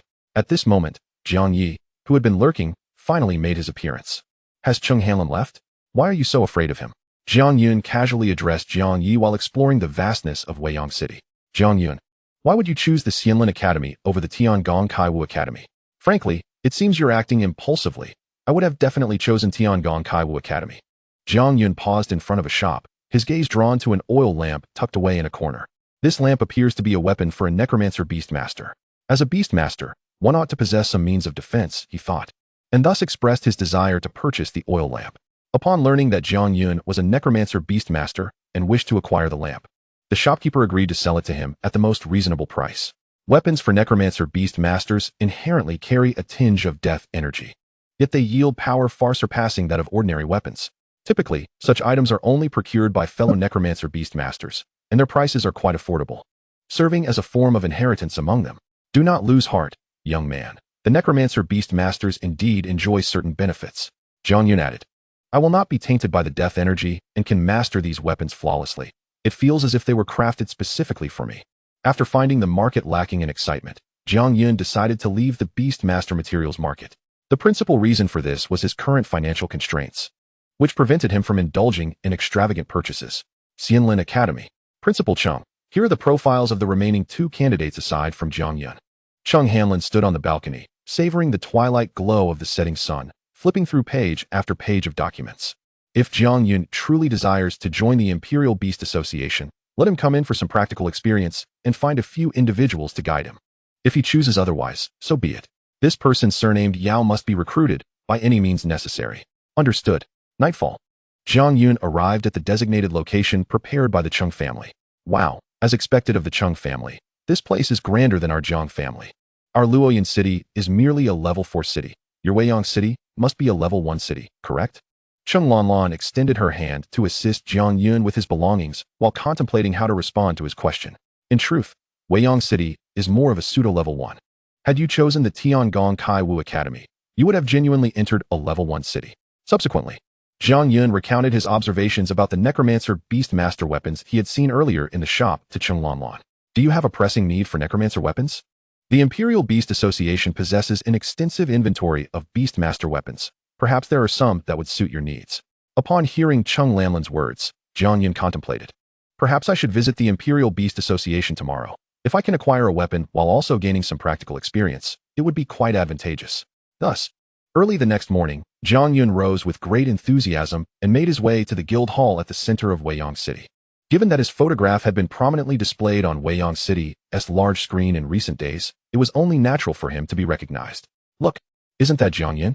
The shopkeeper on the street emerged, holding a crystal core and a cloth, his eyes wide with disbelief. Goodness, it really is Jiang Yun. A group of girls clad in Xianlin Academy uniforms, who had been joking and hurrying along, suddenly halted in unison, all gazing at Jiang Yun. It was indeed the Jiang Yun who had rejected the Tiangong Kai Wu Academy. When Jiang Yun arrived yesterday, it had been nearly evening, so few had recognized him. His presence transformed the previously quiet street into a lively scene. Reluctantly, Jiang Yun, wishing to avoid any delays to his affairs, hurriedly pushed through the crowd and sprinted toward the guild center. Upon finally reaching the guild center, he discovered that the recruitment line for the Imperial Beast Association was already filled to capacity. He then shifted his attention to other guilds. The beast hunting team? This group is small in number. Observing that the benefits seemed quite satisfactory, he thought, why not this one? Thus, Jiang Yun abandoned his initial top choice and opted for a level 3 guild instead. Meanwhile, within the Imperial Beast Association's office, the person in charge, Kong Hui, lounged in a chair, tapping his fingers on the desk. Why hasn't Jiang Yun arrived yet? Could he be lost? That seems unlikely, with such a large sign. He shouldn't have trouble finding it. Could it be that there are too many people in line today? That shouldn't be the case. I've instructed the staff to expedite the screening. Thus, Kong Hui waited from morning until afternoon, and the teapot on the table had already been drained of its 4th pot. Where's Jiang Yun? At that very moment, Jiang Yun was waiting in line at the beast hunting team, and just as he was about to reach the front, he was informed that they were no longer accepting new members.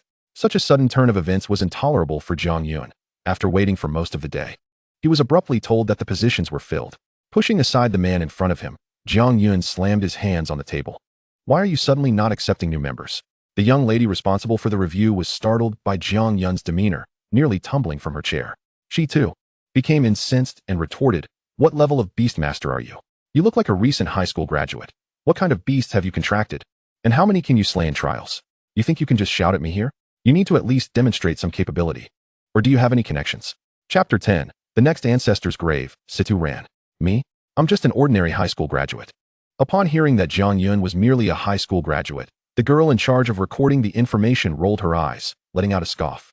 Let me clarify. What replaces you is someone capable of contracting an epic-level beast, a sophomore from the elite class of Xianlin Academy. The ability to contract such a high-level beast indicates that his talent must be at least S rank. And being in the elite class of Xianlin Academy implies a rather impressive background. Sophomore from Xianlin University? Now that I'm in Weiyang City, it's time to take a breather. The recording girl chuckled lightly. Sophomore? Are you also from Xianlin Academy? However, in the next moment, the space behind Jiang Yun abruptly twisted, and a blood-red phantom of the river of Hades materialized out of thin air. Several personnel attempting to maintain order were halted in their tracks, petrified by Jiang Yun's gaze that bore the weight of the river's master, evoking terror. Boom, boom, boom. Onlookers beheld the river of Hades behind Jiang Yun, illuminating with hundreds of ghostly flames, among which 3 blazed most brightly, exuding the strongest sense of oppression. An ancient god emerged step by step from the river of Hades, towering at 3 meters, with a rugged body adorned with blood-red markings and eyes ablaze with ghostly fire. Merely standing there left the self-proclaimed promising beast masters behind, Jiang Yun breathless. Clatter. The recording girl's pin slipped from her hand and clattered to the ground. Her complexion was ashen, her lips quivering, and for a long while, she could not utter a single word. You are the Necromancer Beastmaster who has come from Luoyang City. The news of Jiang Yun's rejection of the Tiangong Kaiwu Academy spread throughout Weiyang City in just a day. The atmosphere in the hall was tense, with every gaze riveted on the unfolding events. Why don't you fill out the application form first, and I will notify someone. Bang. The door of the Beast Hunting Guild was kicked open. What is there to notify, little brother? I didn't expect you to be the one who turned down the strongest academy. Your vision is commendable, having chosen Xianlin Academy like me. I am the captain of the demon hunting team and also the vice president of the guild. I unilaterally declare you accepted. I forgot to introduce myself. My name is Zhan Xingya. What is your name, little brother? Jiang Yun looked at the hardy man before him and smiled as he withdrew his beast from behind. Greetings. Captain, my name is Jiang Yun, and I hail from Luoyang City. However, your admission requirements may be quite stringent, and I lack extensive practical experience. Zhan Xingya placed a hand on Jiang Yun's shoulder, laughing as he pulled him into the office. Little Jiang, you're saying this too soon. You've just graduated from high school. How could you meet all the standards right away? As for practical experience, who was born knowing how to fight? Once we have the opportunity to take you outside the city to hunt some extraordinary beasts, you'll gain all the experience you need. Moreover, the very fact that you rejected the Tiangong Kaiwu Academy makes you a priority in my consideration. As the two chatted, they arrived at Zhan Xingya's desk. Jiang Yun, our City's hunter team may appear to be merely a third-tier guild, but once the president returns, we can directly advance to a second-tier guild. And even a first tier is not beyond our reach. Half an hour later, Jiang Yun emerged from the guild hall, holding a document and a new outfit. Kid, didn't you say you wanted to join the DU guild? Why have you suddenly gone for the beast hunting team? Glancing at the team uniform in his hands, Jiang Yun smiled contentedly. While the DU guild may be the best, the demon hunters are not without merit, and here, I can freely express myself.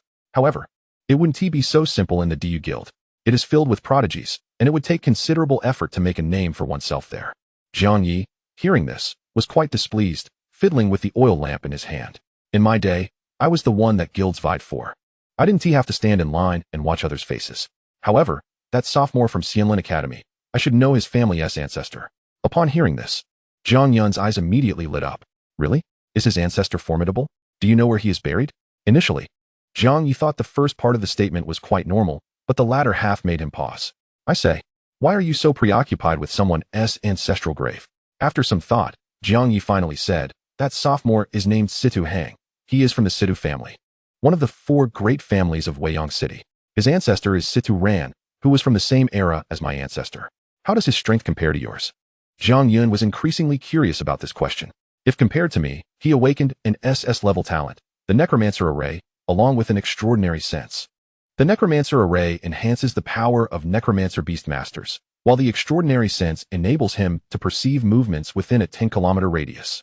With this answer, Jiang Yun's interest in the individual named Situ Ran deepened. What level of Beastmaster is Situ Ran? He, like me, is a Monarch-level Beastmaster. 3 months later, at Xianlin Academy, Jiang Yun and a group of new students gathered in the Academy's square. On the podium stood Cheng Hanlin, the one who brought Jiang Yun to Weiyang City. Welcome to Xianlin Academy. His voice, though not loud, resonated clearly in each student's ear. Here, you will experience the true path of beast mastery, far removed from the childish games you played in high school. Once you enter this institution, coupled with the life and death trials, you too can become an exceptional beastmaster. He raised his hand, and the sky suddenly darkened. Whoosh! The silhouette of the azure phoenix appeared amidst the clouds, its wings unfurling to overshadow the entire square. Do you see the disparity? Cheng Hanlin's voice was filled with arrogance as he continued with a booming laughter. 99 of you will spend your entire lives without ever touching the threshold of a legendary-level beastmaster. However, perhaps one day you may surpass me. Of course, our academy does not harbor idlers. To gain access to your beast resources, you must rely on your strength. Jiang Yun stood below, arms crossed, observing President Cheng Hanlin. How boastful he is, Jiang Yun remarked, nudged by a chubby boy standing beside him. He certainly has the right to be arrogant. He is one of the 4 divine-level beastmasters. Jiang Yun nodded in agreement. The chubby boy asked, you don't seem to be a mainstream beastmaster, do you? Upon hearing that there were distinctions among beastmasters, Jiang Yun's interest was piqued. There are mainstream distinctions among beastmasters? The chubby boy, noticing Jiang Yun's confusion, became animated. Let me enlighten you about the differences among Beastmasters at Xianlin Academy. However, you should note that rare-type Beastmasters have the least resources. To obtain resources, you have but one method. Chapter 11. I want all the resources of conventional-type Beastmasters. That is to snatch. At Xianlin Academy, resources are not distributed equally. Mainstream-type Beastmasters receive a more generous allocation, while those in rare Beastmaster professions receive comparatively less. When Jiang Yun was in Luoyang City, he had never heard of such matters. Indeed, compared to Weiyang City, Luoyang City was far behind. Many things remained unknown to him there. The chubby boy, noticing Jiang Yun lost in thought, concluded that he must have come from a lower-tier city. He grinned widely, though his excessive weight nearly obscured his eyes. Brother, my name is Gongsun Haoyin. I grew up in Luoyang City. If you have any questions about beast mastery, feel free to come to me. Gongsun Haoyin. Upon hearing that he was from the Gongsun family, Jiang Yun immediately understood. Weiyang City has 4 great families: Gongsun, Situ, Sima, and Toba. As the two conversed, the principal on the podium concluded his speech. Next came the allocation of resources. Elemental Beastmasters, Auxiliary Beastmasters, and Enhancement Beastmasters sensibly stood to the left of the square. The remaining group of fewer than 50 was comprised of rare Beastmasters, including Jiang Yun and the chubby boy who had just spoken to him. I didn't expect you to be a rare Beastmaster too. What talent have you awakened? Gongsun Haoyin expressed a hint of interest in Jiang Yun, who came from a lower-tier city. Me? I awakened a C-level talent, Necromancer summoning. Jiang Yun replied casually, nearly causing Gongsun Haoyin to drop his jaw in amazement. C-level talent, Necromancer summoning? You must be Jiang Yun, the one who rejected the Tiangong Kaiwu Academy. Gongsun Haoyin's eyes widened, his breath quickening. Although I haven't been following the news closely lately, I have heard some things about you. His voice suddenly rose, drawing the attention of several classmates nearby. Jiang Yun regarded him with an expression of incredulity, casting his gaze aside to signify their unfamiliarity. At that moment, Gongsun Haoyin also became acutely aware of the awkwardness, yet the astonishment in his eyes showed no signs of abating. With his already small eyes, he scrutinized Jiang Yun as if re-evaluating his counterpart. Brother, you truly are extraordinary. To avoid the previous embarrassment, he glanced around at their classmates. You are indeed a master of concealment. Before he could finish his sentence, the announcement blared once more across the square. All rare Beast Tamers, please proceed to the resource station on the right to collect supplies. Gongsun Haoyin patted Jiang Yun on the shoulder. Let us go. Our share of resources is limited, so we must be quick to claim it. Jiang Yun looked toward the mainstream Beast Tamers to his left, feeling a pang of discomfort. Excuse me, how can one acquire more resources? His voice was so loud that everyone in the square could hear it distinctly. Jiang Yun's beast was an ancient mythic bloodline ancient god, a species that consumed an immense amount of beast taming resources, even though Cheng Hanlin had promised him resources surpassing those of others. Who would ever find an abundance of resources unwelcome? After all, within his nether river, there resided a small squad of exotic beast spirits, along with his ancestor and the stone giant. Without the backing of a powerful family, whether in pursuit of advancement or enhancing his own strength, it was evident that the 2 million blue star coins he had brought from Luoyang City would not suffice. To obtain more resources, he would have to exert himself to the fullest. Noticing that no one was paying him any mind, he raised his voice even further. How can I acquire more resources? The teacher responsible for distributing resources approached Jiang Yun and handed him a small cloth bag. This is all the resource available for rare beast tamers. If you believe yourself worthy, you may challenge a mainstream beast tamer. If you can achieve 20 consecutive victories, you will claim all their resources. Clearly, Jiang Yi in the Nether River space noticed Jiang Yun's hesitation. Kid, don't hesitate. While I may not compare to Cheng Hanlin in beast battles, dealing with these youngsters is as easy as pie. With his ancestor backing him, Jiang Yun felt no further trepidation. He turned to face the hundreds of mainstream beast tamers gathered on the left side of the square. I, Jiang Yun, hereby applied a challenge for resources. The entire playground fell into a hushed silence. All the second and third year students gasped in astonishment, while the new students wore eager expressions, some of whom had longed to confront this genius hailing from Luoyang City. The contest for resources was one of the more ruthless rules at Xianlin Academy. During each new semester, rare beast tamers could challenge mainstream beast tamers for resource allocation through combat. However, this rule had only been invoked by one individual in nearly a century. Gongsun Haoyin stood at a distance, quietly observing with the resources he had received. Brother, impressive. You come out swinging against your classmates right away. I'm in awe. Just then, the announcement rang out. Approved. With the principal's command, the mainstream beast tamers simultaneously summoned their beasts. Fire lions, infernal wolves, thunderhorn rhinos, and illusion butterflies, a plethora of elite bloodline beasts swarmed the arena. Jiang Yun, there is truly no need for this.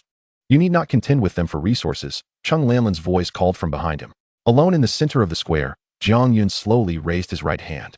Boom, boom, boom. The shadow of the Nether River surged behind Jiang Yun, and suddenly, a pair of rough hands reached out. A giant, towering several meters high, emerged with a forceful tear. More terrifying still was the emergence of hundreds of nether flames igniting behind Jiang Yun.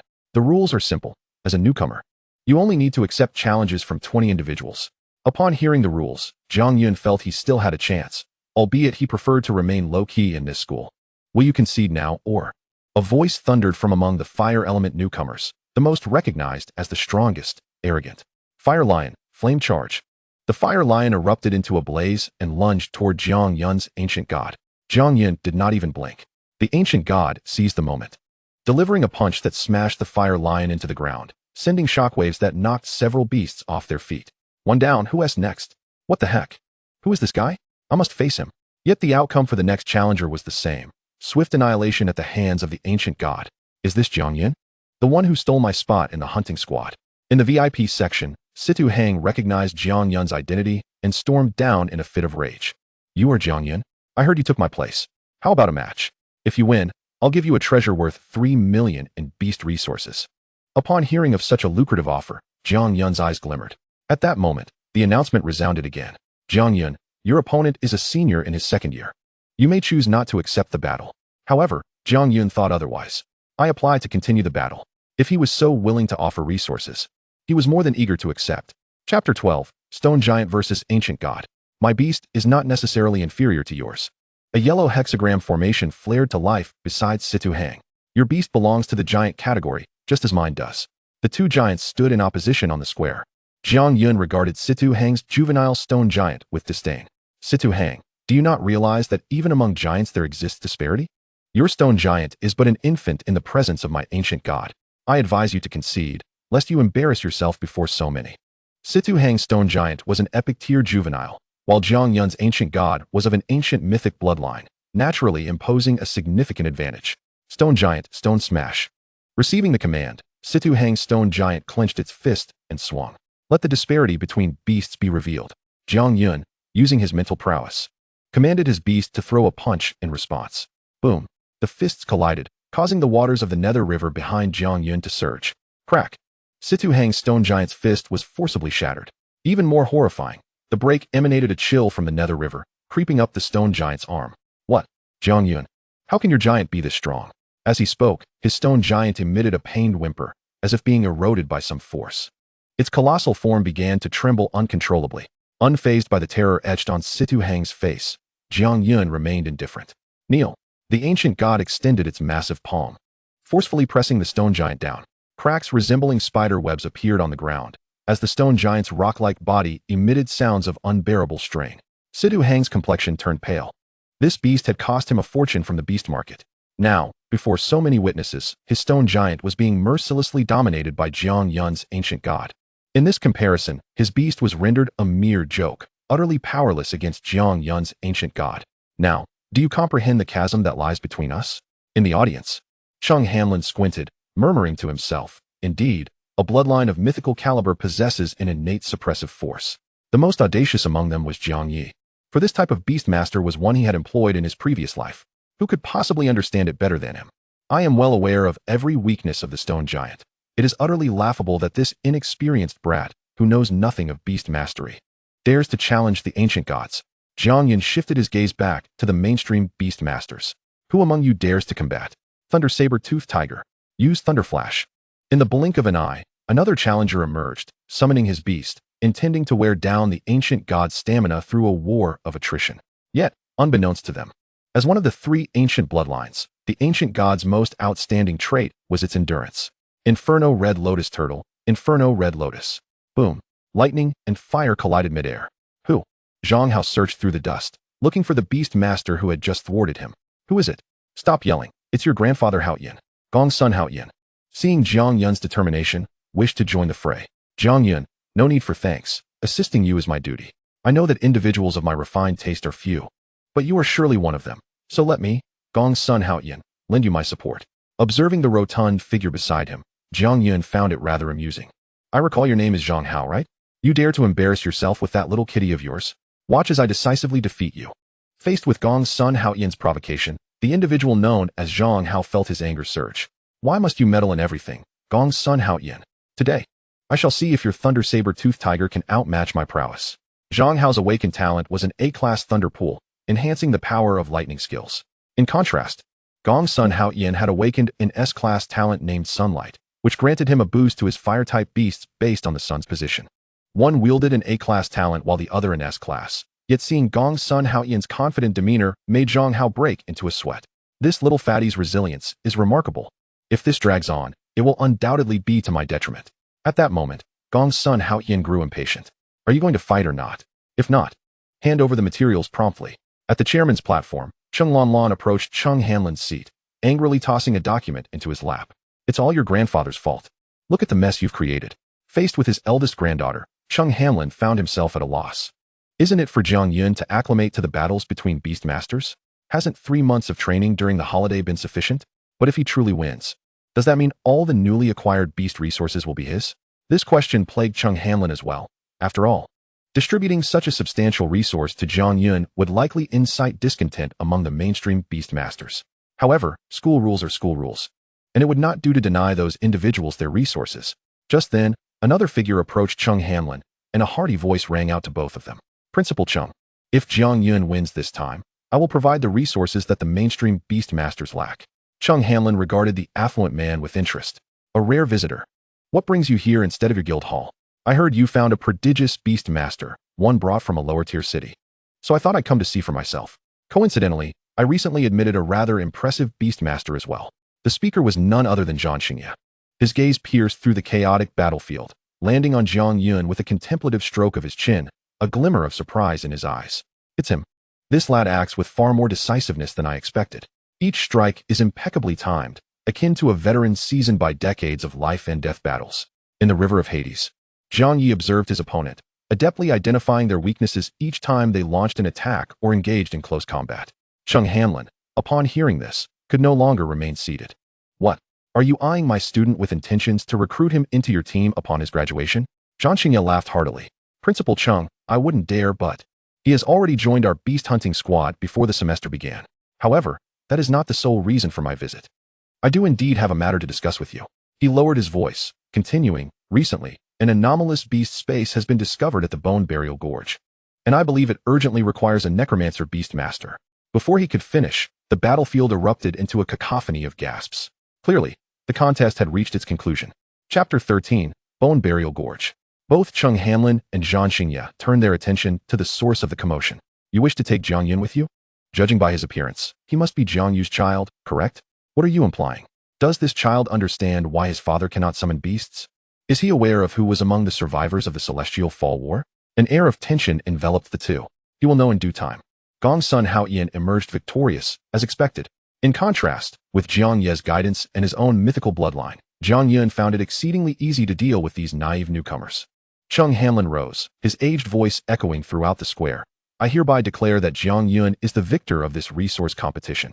However, to prevent the mainstream beast masters from lacking resources, just as he was about to continue, a voice from the VIP section interrupted. The resources for all first-year beast masters will be provided by the Sidhu family. We will also fulfill our promise to Jiang Yun. Below, Gong's son Hao Yan slumped to the ground, wiping the sweat from his brow. The Sidhu family truly is immensely wealthy. Jiang Yun regarded the VIP box, deep in thought. It seemed imperative to seek out the whereabouts of that person named Sidhu Ran. Jiang Yun mused inwardly, yet outwardly remained honest. I never anticipated the Sidhu family to be so affluent. It appears I am in for a windfall.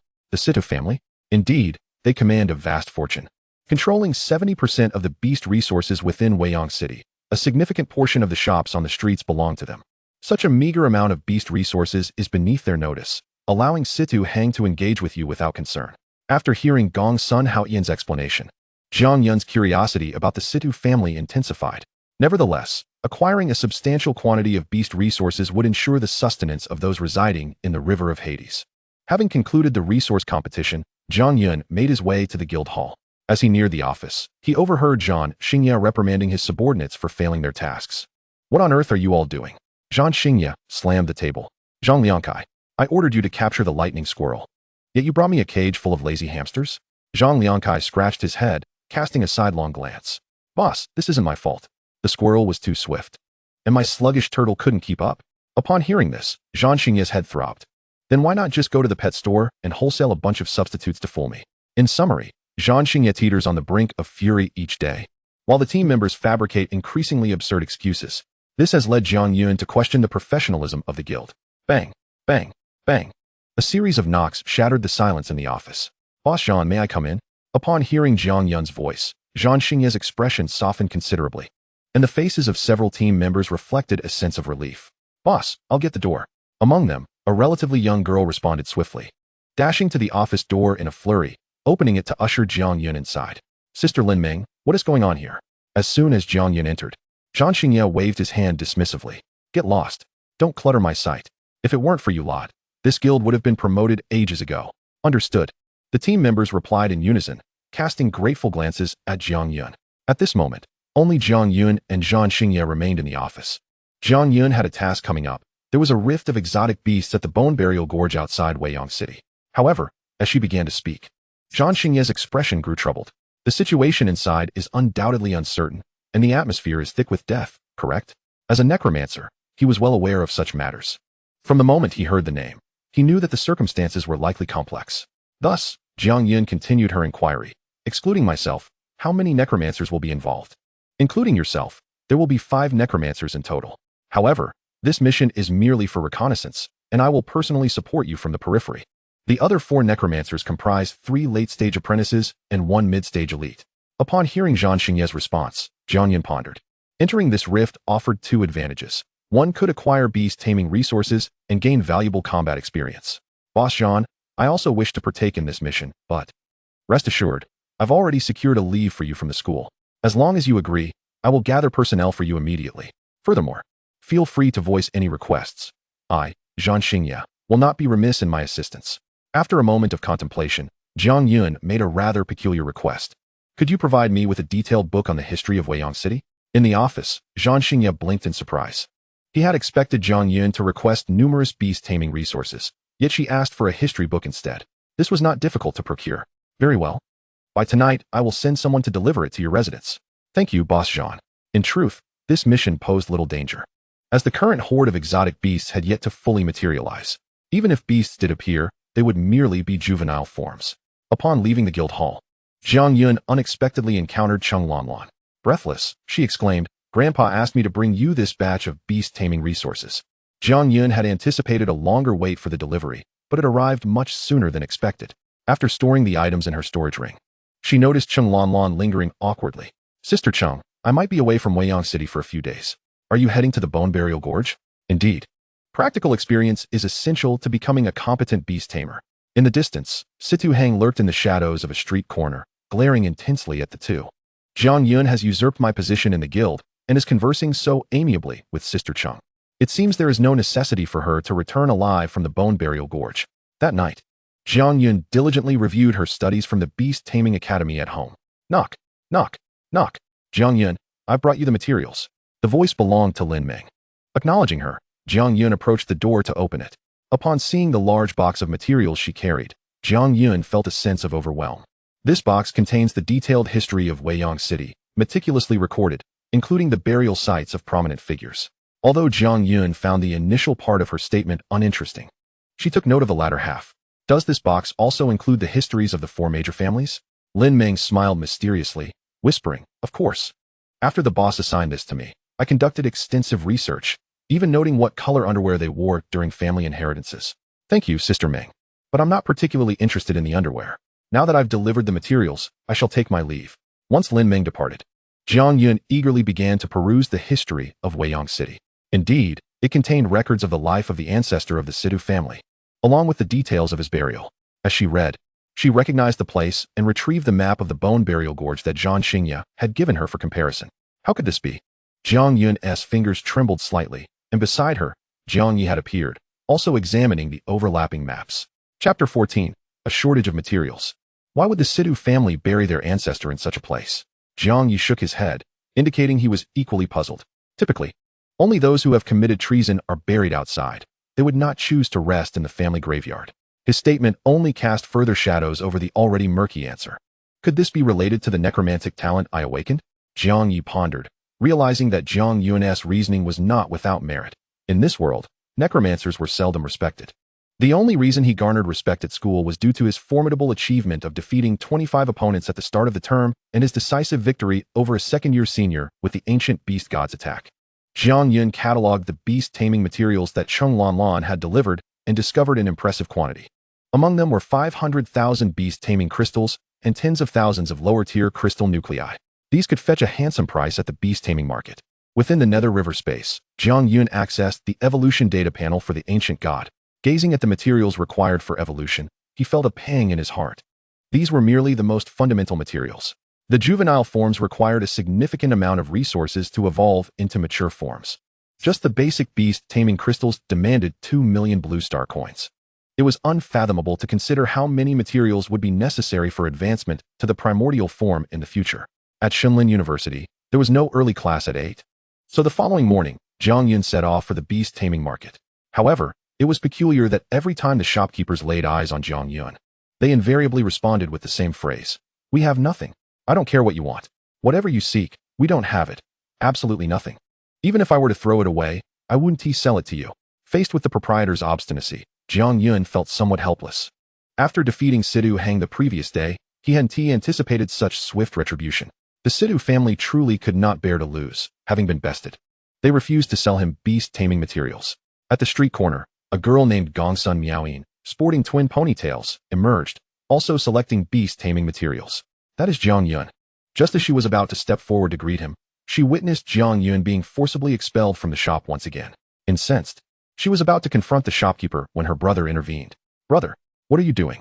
Jiang Yun has rendered significant assistance to us rare beast tamers. How can we stand idly by while he is being bullied? Your intervention would change nothing. These establishments are all under the control of the Sidhu family, and the Gongsun family cannot interfere, Gongsun Haoyin replied. Hearing her brother's words, Gongsun Miaoyin calmed down slightly. Yet her anger persisted as she pointed accusatorily at one shop after another, hurling curses.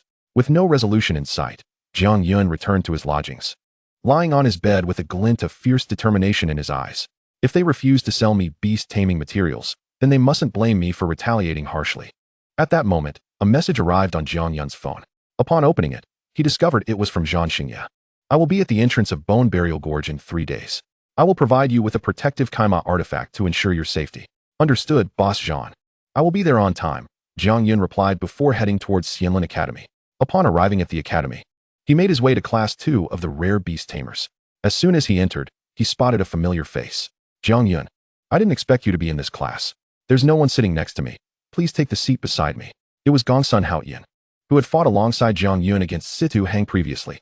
He was munching on a chicken leg, enthusiastically beckoning Jiang Yun over, causing juices from the chicken to splatter onto a nearby classmate. The splattered classmate, upon realizing it was Gongsun Haoyin, immediately relaxed his furrowed brow and waved dismissively, assuring him it was no trouble. Jiang Yun held no disdain for the chubby boy. He was the only one who had come to his aid during a dire situation. Acknowledging him, Jiang Yun approached, only to find that all the students instinctively parted to create a pathway for him, sporting sycophantic smiles. This unexpected behavior startled Jiang Yun. What is going on here? I would rather be stabbed in the back. As he settled into the seat beside Gongsun Haoyin, the latter had just finished his chicken leg. He glanced around to ensure no one was eavesdropping and leaned closer to Jiang Yun, whispering, You've become quite famous at Xianlin Academy. You've accomplished what every rare beast tamer has longed to do but feared to attempt. Now, many rare beast tamers wish to acknowledge you as their elder brother. Jiang Yun felt a wave of anxiety wash over him. Elder brother? I never intended that. Just then, an unknown student emerged from behind a desk, presenting Jiang Yun with a small bag. Elder brother Jiang Yun, please accept this. You will be our leader from now on. This gesture sent the already boisterous class into a frenzy. Elder brother Jiang Yun, thanks to you, we can hold our heads high among this new cohort. Especially after your valiant display yesterday at the square. A bespectacled boy then approached. Elder brother Jiang Yun, I know you utilize a giant-type beast. I have 30 stone beast cores here. I hope they will prove useful to you. Your ancient god's punch that shattered the fire lion of the fire-type president, followed by dispatching Sidhu Hang's stone giant, was simply spectacular. Jiang Yun gazed at the assortment of bags before him. To say he was not tempted would be an outright lie. You all noticing Jiang Yun's hesitation, Gongsun Haoyin stepped in. Just give me the items. I will purchase them. After examining the beast taming materials, Jiang Yun realized they were precisely what he needed. Could it be that I truly am the child of fortune?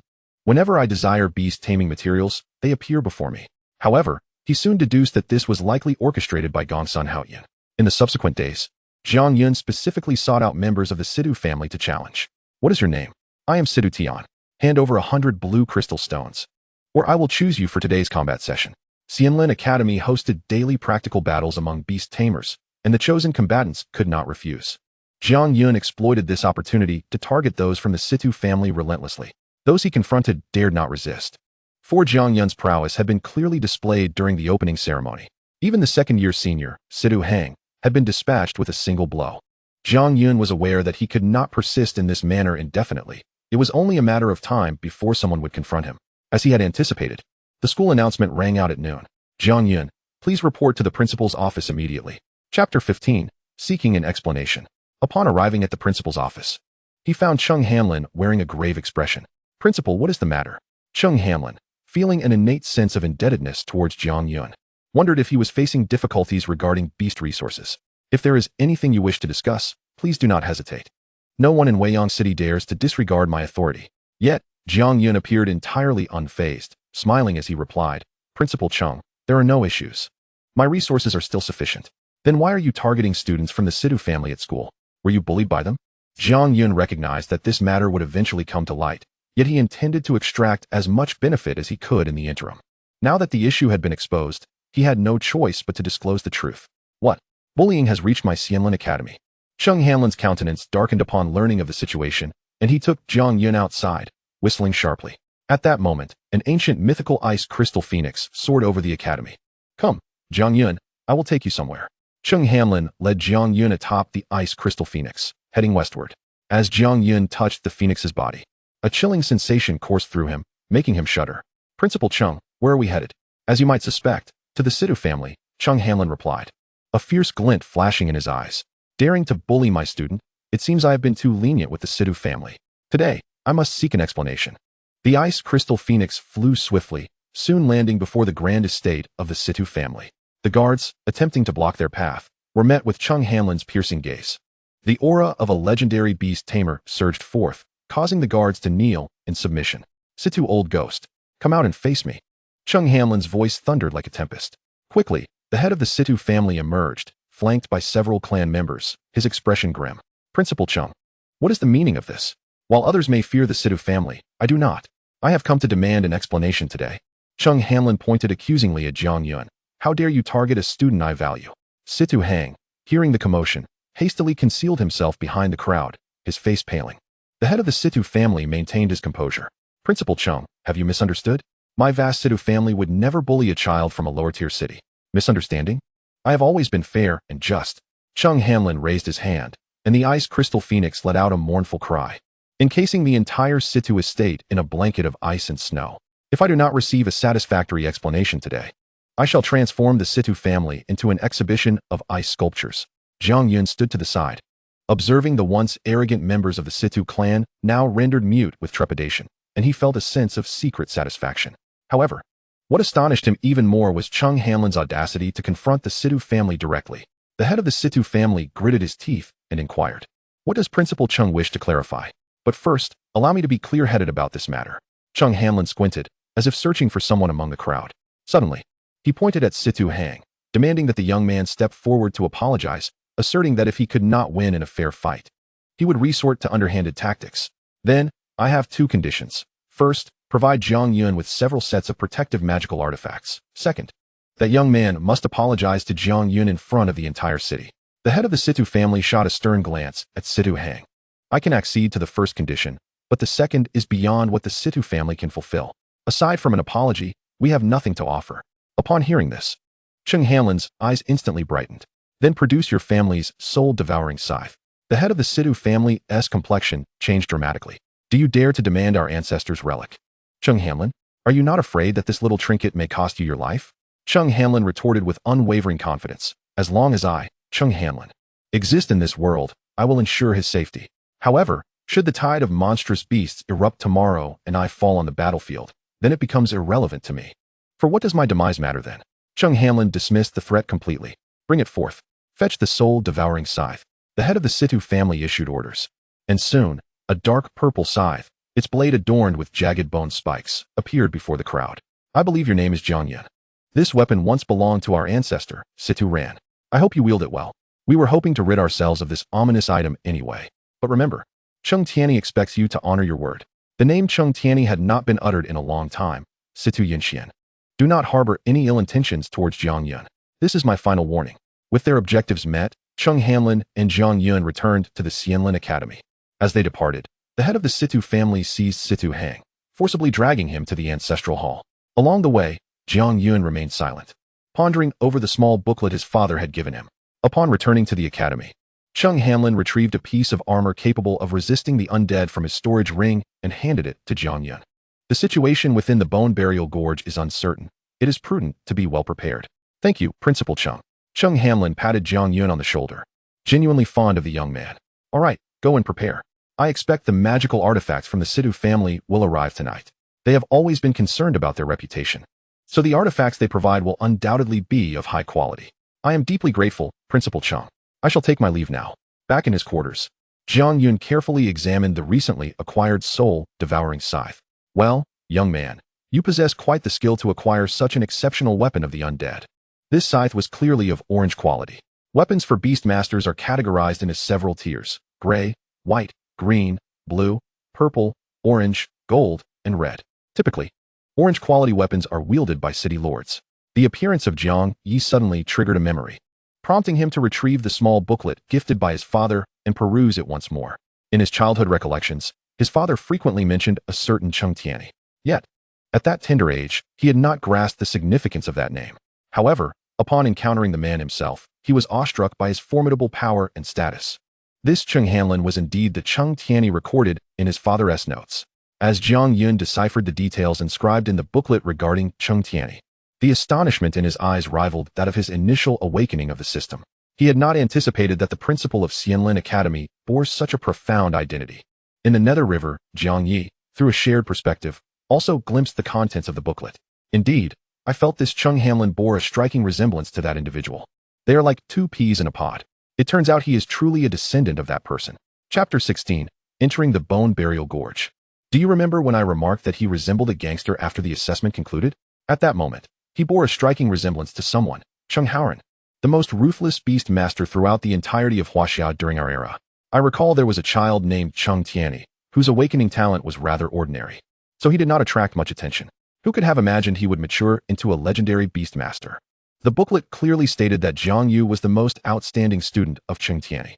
However, during a trial, he sustained grave injuries that rendered him incapable of summoning beasts, and thus he quietly returned to Luoyun City.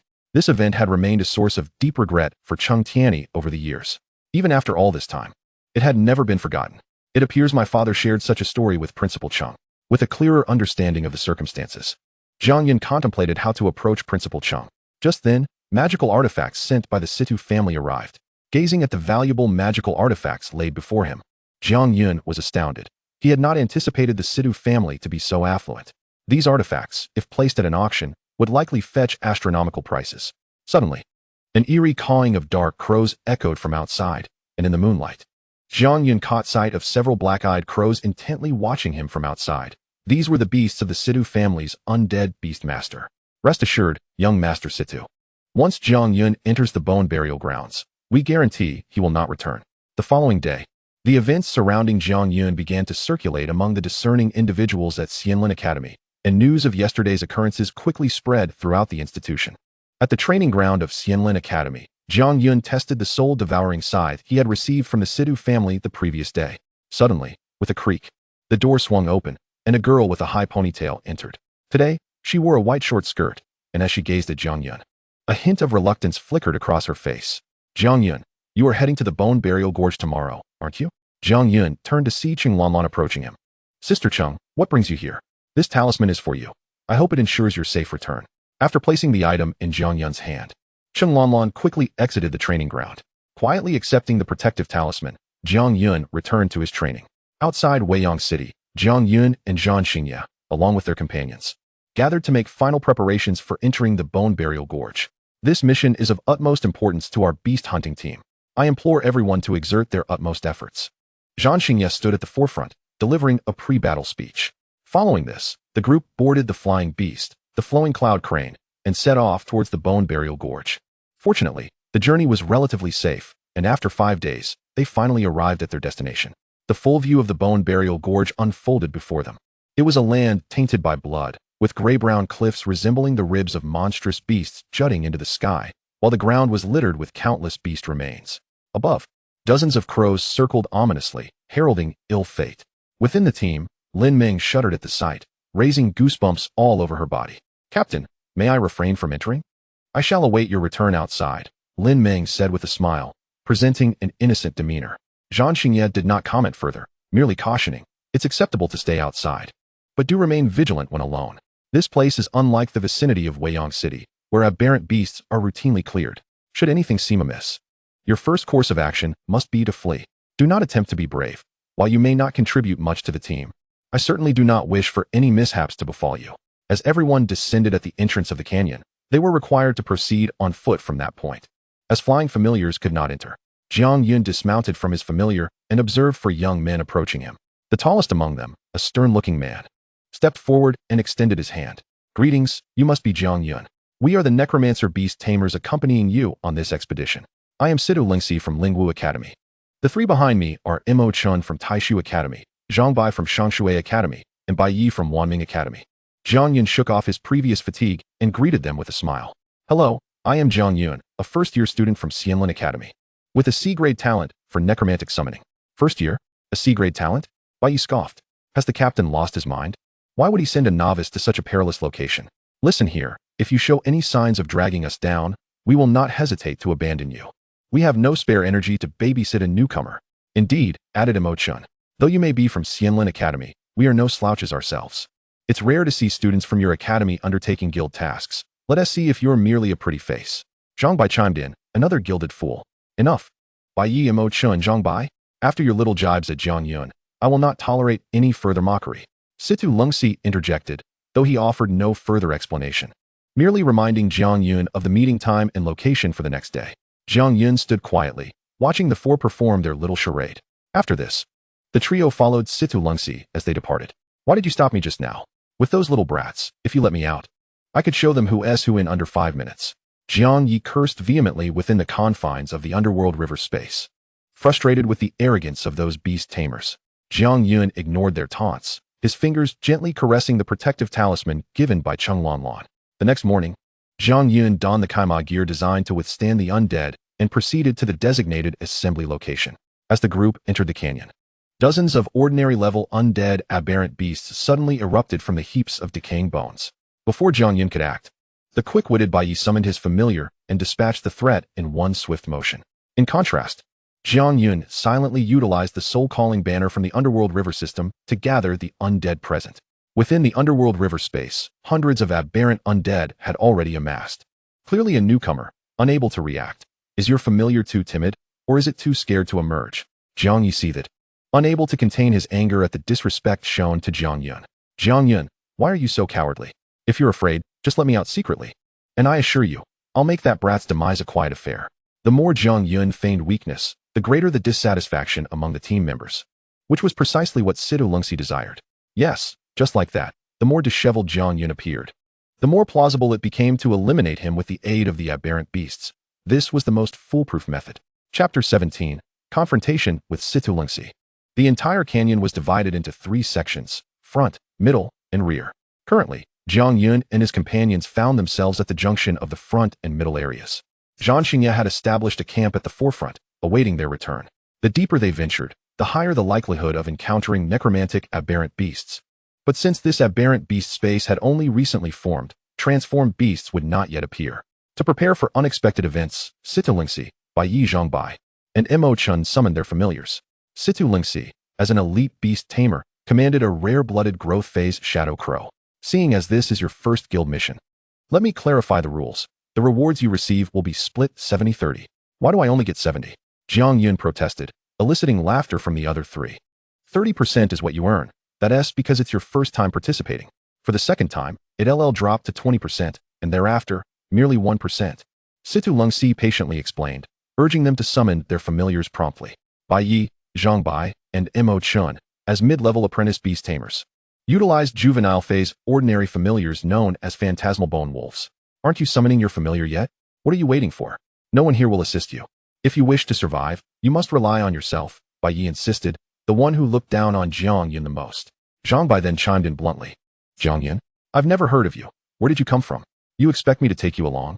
I'm on the verge of advancing to elite level after this mission. Unperturbed, Jiang Yun summoned a juvenile phase ordinary blooded skeleton soldier from the underworld river space. A skeleton soldier? What gives you the right to be at Xianlin Academy?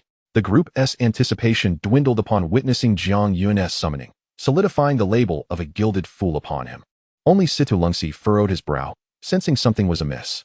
The four had just returned from a mission and were unaware of Jiang Yun's previous exploits in Weiyang City. Bang! The sound of clashing weapons echoed from beneath the ground. Shortly thereafter, several skeletal undead emerged from the blood-red soil. From the cliffside, 3 decayed giant bears staggered forth. Not good, it's a growth phase aberrant beast, the blood-rot bear. Bai Yi exclaimed, maneuvering his phantasmal bone wolf to evade the onslaught of the undead beasts. Phantasmal bone wolf. Claws bite. He commanded. How can there be growth phase beasts so soon after entering the middle zone? This shouldn't be happening. Chaos erupted around them, while Jiang Yun appeared unfazed, merely observing from a distance. Jiang Yi, within the underworld river space, leisurely watched, thoroughly satisfied with the predicament of these younglings. As he witnessed their struggles, Jiang Yun decided it was time to intervene. With that, the colossal ancient god charged into the fray. Each punch he delivered claimed the life of an undead beast. What is Jiang Yun's true background? The sight of the ancient god's heavy fist striking down caused several undead to fall. Notification. Gained experience. 180 points remain until advancement to mid-level apprentice.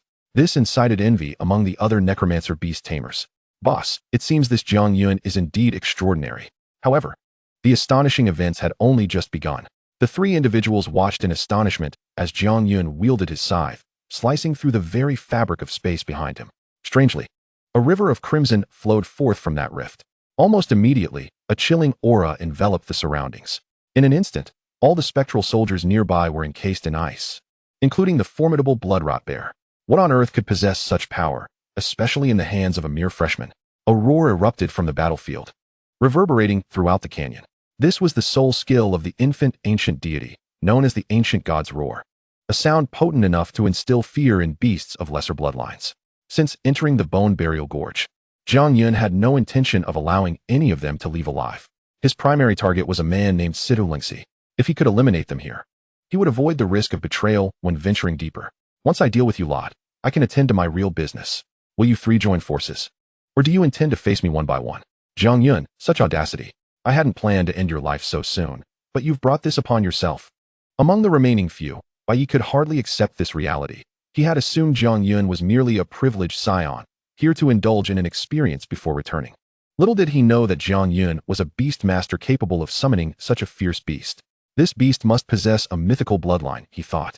I awakened the ability of necromancy, so it is only reasonable for me to summon a beast of ancient mythical bloodline, right? Ancient mythical bloodline. Flee. We must escape quickly. However, Bai Yi's thoughts were somewhat conservative. He had not anticipated that Jiang Yun's beast would be an exceedingly rare ancient mythical bloodline. Only Situ Lungxi remained rooted in place, not attempting to escape. An ancient mythical beast, you say? How intriguing. I hadn't intended to get my hands dirty, but seeing you with such a guardian, there are likely few here who could pose a threat to you. Yet, I wonder if your giant type can withstand my holy light type?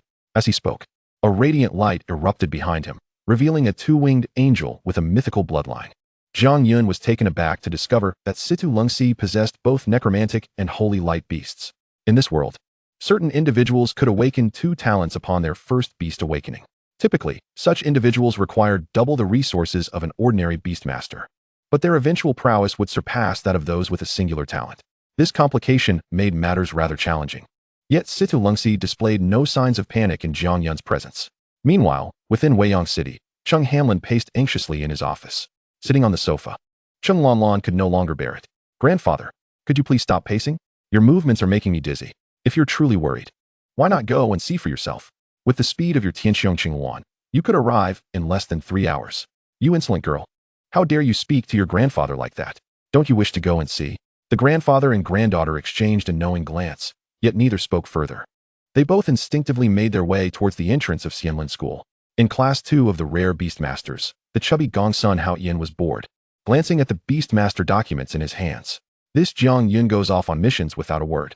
Perhaps I should join a guild for some fun? At the ancestral hall of the Situ family, Situ Hang had been kneeling for 2 days. His eyes were bloodshot as he muttered Jiang Yun's name incessantly. Jiang Yun. Jiang Yun. Soon, there will no longer be anyone named Jiang Yun in Weiyang City. Even if you had wings, you would find it impossible to escape.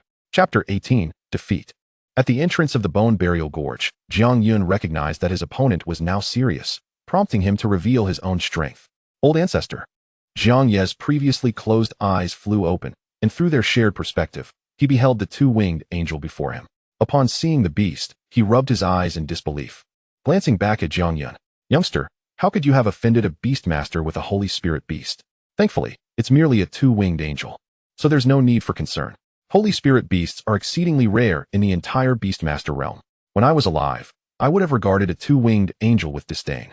Upon hearing this, Jiang Yun's heart sank. "And now? Now, you possess an ancient god of mythical bloodline. What do you have to fear?" Jiang Yun had not anticipated that a Holy Spirit beast would be so uncommon, yet he was even more surprised by Jiang Ye's unwavering confidence, which provided him with immense support.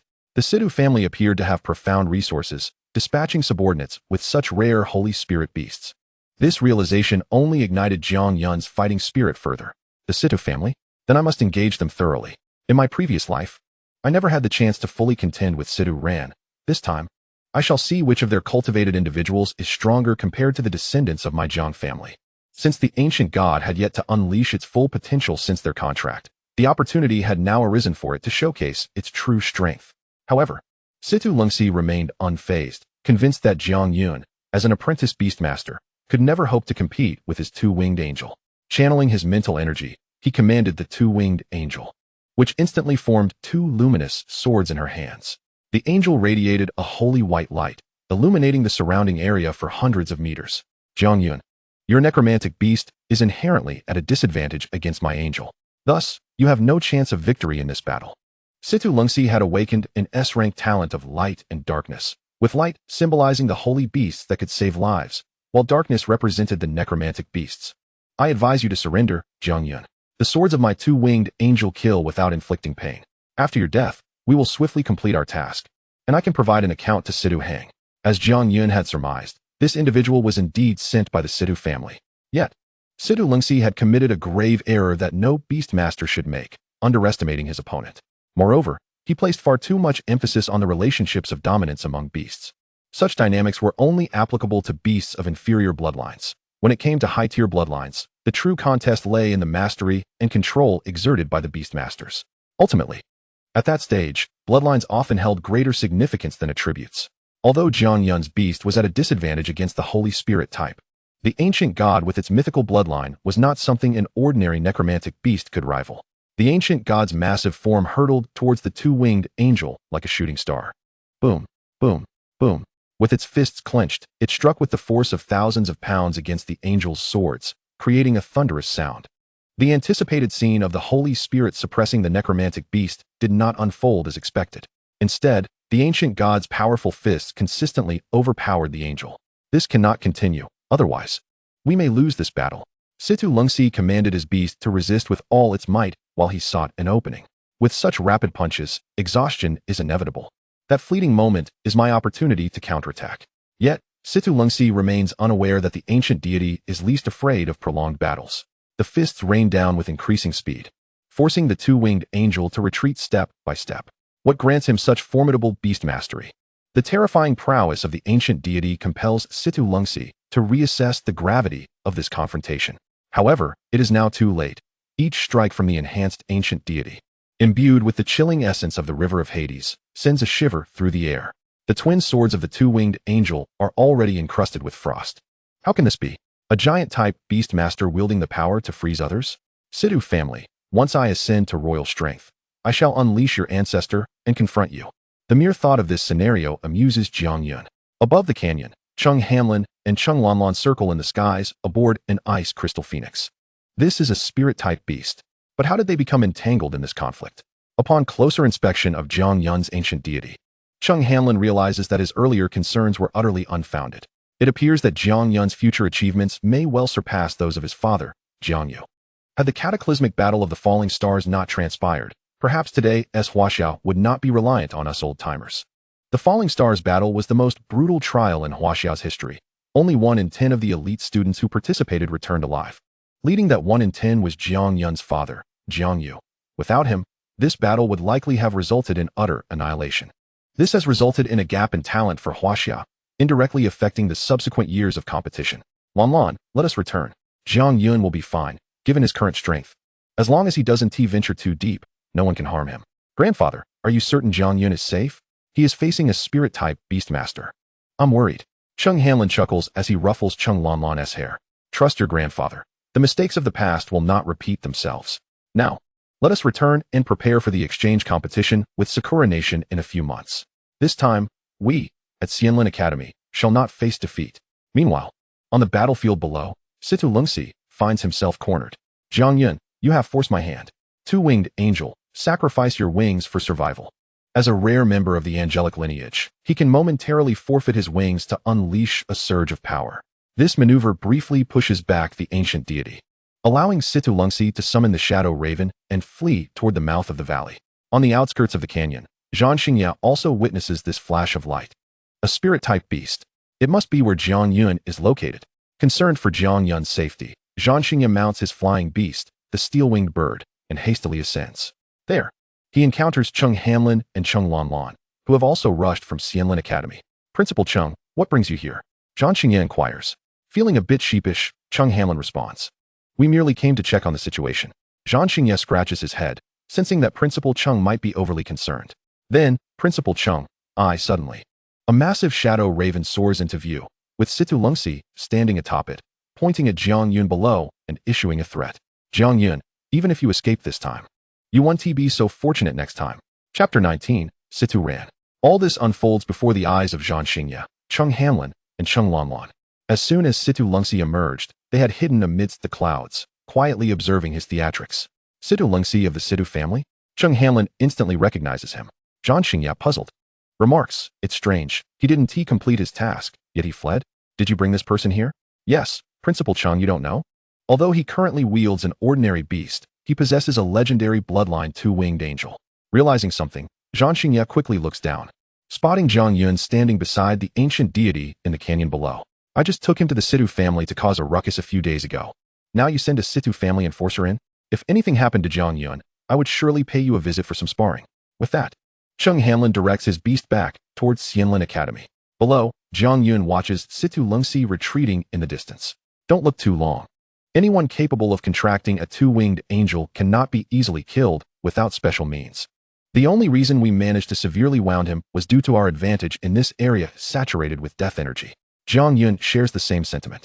Just a moment ago, he intended to eliminate the two-winged angel entirely, but Situ Lungxi chose to sacrifice his wings to escape. Should this young man, Situ Lungxi, truly grow stronger, he might contend for the position of city lord in a lower-tier city. Alas, today's battle has sealed his fate, cutting off any future prospects for advancement. While Jiang Yun may not possess the strength of Cheng Hanlin, he has a keen eye for people. Today's conflict has revealed to him the ancient deity's might, compelling Situ Lungxi's two-winged angel to self-destruct its wings. If a mishap occurs during the promotion of a two-winged angel, the possibility of future advancement is forever lost. Let us proceed. The task is not yet complete, and I must locate the ancestor of the Situ family. With that, Jiang Yun retracts all his beasts and ventures deeper into the Bone Burial Gorge. This marks Jiang Yun's formal battle against a beast master, wherein the ancient deity's overwhelming statistics prove to be the decisive factor. Indeed, when all else fails, brute numbers remain the only option. Ancestor, could you impart more practical combat experience? Jiang Yi, considering Jiang Yun's request, contemplates briefly but shakes his head. Jiang Yun, I possess ample combat experience. Yet, pausing to gaze earnestly at Jiang Yun, he continues, in terms of practical combat, there is one who could teach you better, Situ Ran. There is a tone of sorrow in Jiang Ye's voice as he speaks of Situ Ran. I heard that he entered the beast tide for the Situ family. Had that not occurred, perhaps he could have lived longer. This sentiment has lingered in Jiang Yi's heart for many years, finally finding expression today. The beast tide? Jiang Yi died in the beast tide. Jiang Yun hears of the beast tide for the first time. Seeing Jiang Yun's bewildered expression, Jiang Yi feels a surge of frustration. What on earth are you doing in class? Pay attention. Let me explain. After a thorough explanation, Jiang Yun comprehends the nature of the beast tide and understands why his city remained untouched by its assaults. Each beast tide necessitates the presence of a dominant beast to trigger it, and the last eruption in Luoyan City occurred while Jiang Yi was still alive. As for Weiyang City, it only experienced an outbreak during its inception. Since then, such events have been utterly absent. This can be attributed to two factors: the alliance of the four great families that mercilessly suppressed dissent, and the emergence of a beastmaster, namely Cheng Hamlin, who forged contracts with two ancient mythological bloodlines of the king body. Upon examining the marked location on the map, Jiang Yun and his companions arrived before a gnarled tree. Are you certain, ancestor, that you are not mistaken? This place hardly resembles a grave, Jiang Yi retorted, feeling somewhat embarrassed by the skepticism of his younger kin. What do you understand? The resting places of our kind, the powerful, are beyond the grasp of those as inexperienced as you. With a resigned sigh, Jiang Yun complied with the ancestor's command. As he tirelessly excavated, the soul-devouring bone scythe in his grasp began to exhibit signs of response. Indeed, it is here, Jiang Yi exclaimed, pointing at the freshly unearthed spot.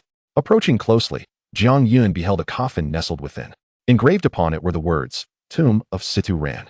Jiang Yun summoned the soul-summoning banner from the Nether River space, instantly drawing Situ Ran's spirit into the realm of the Nether.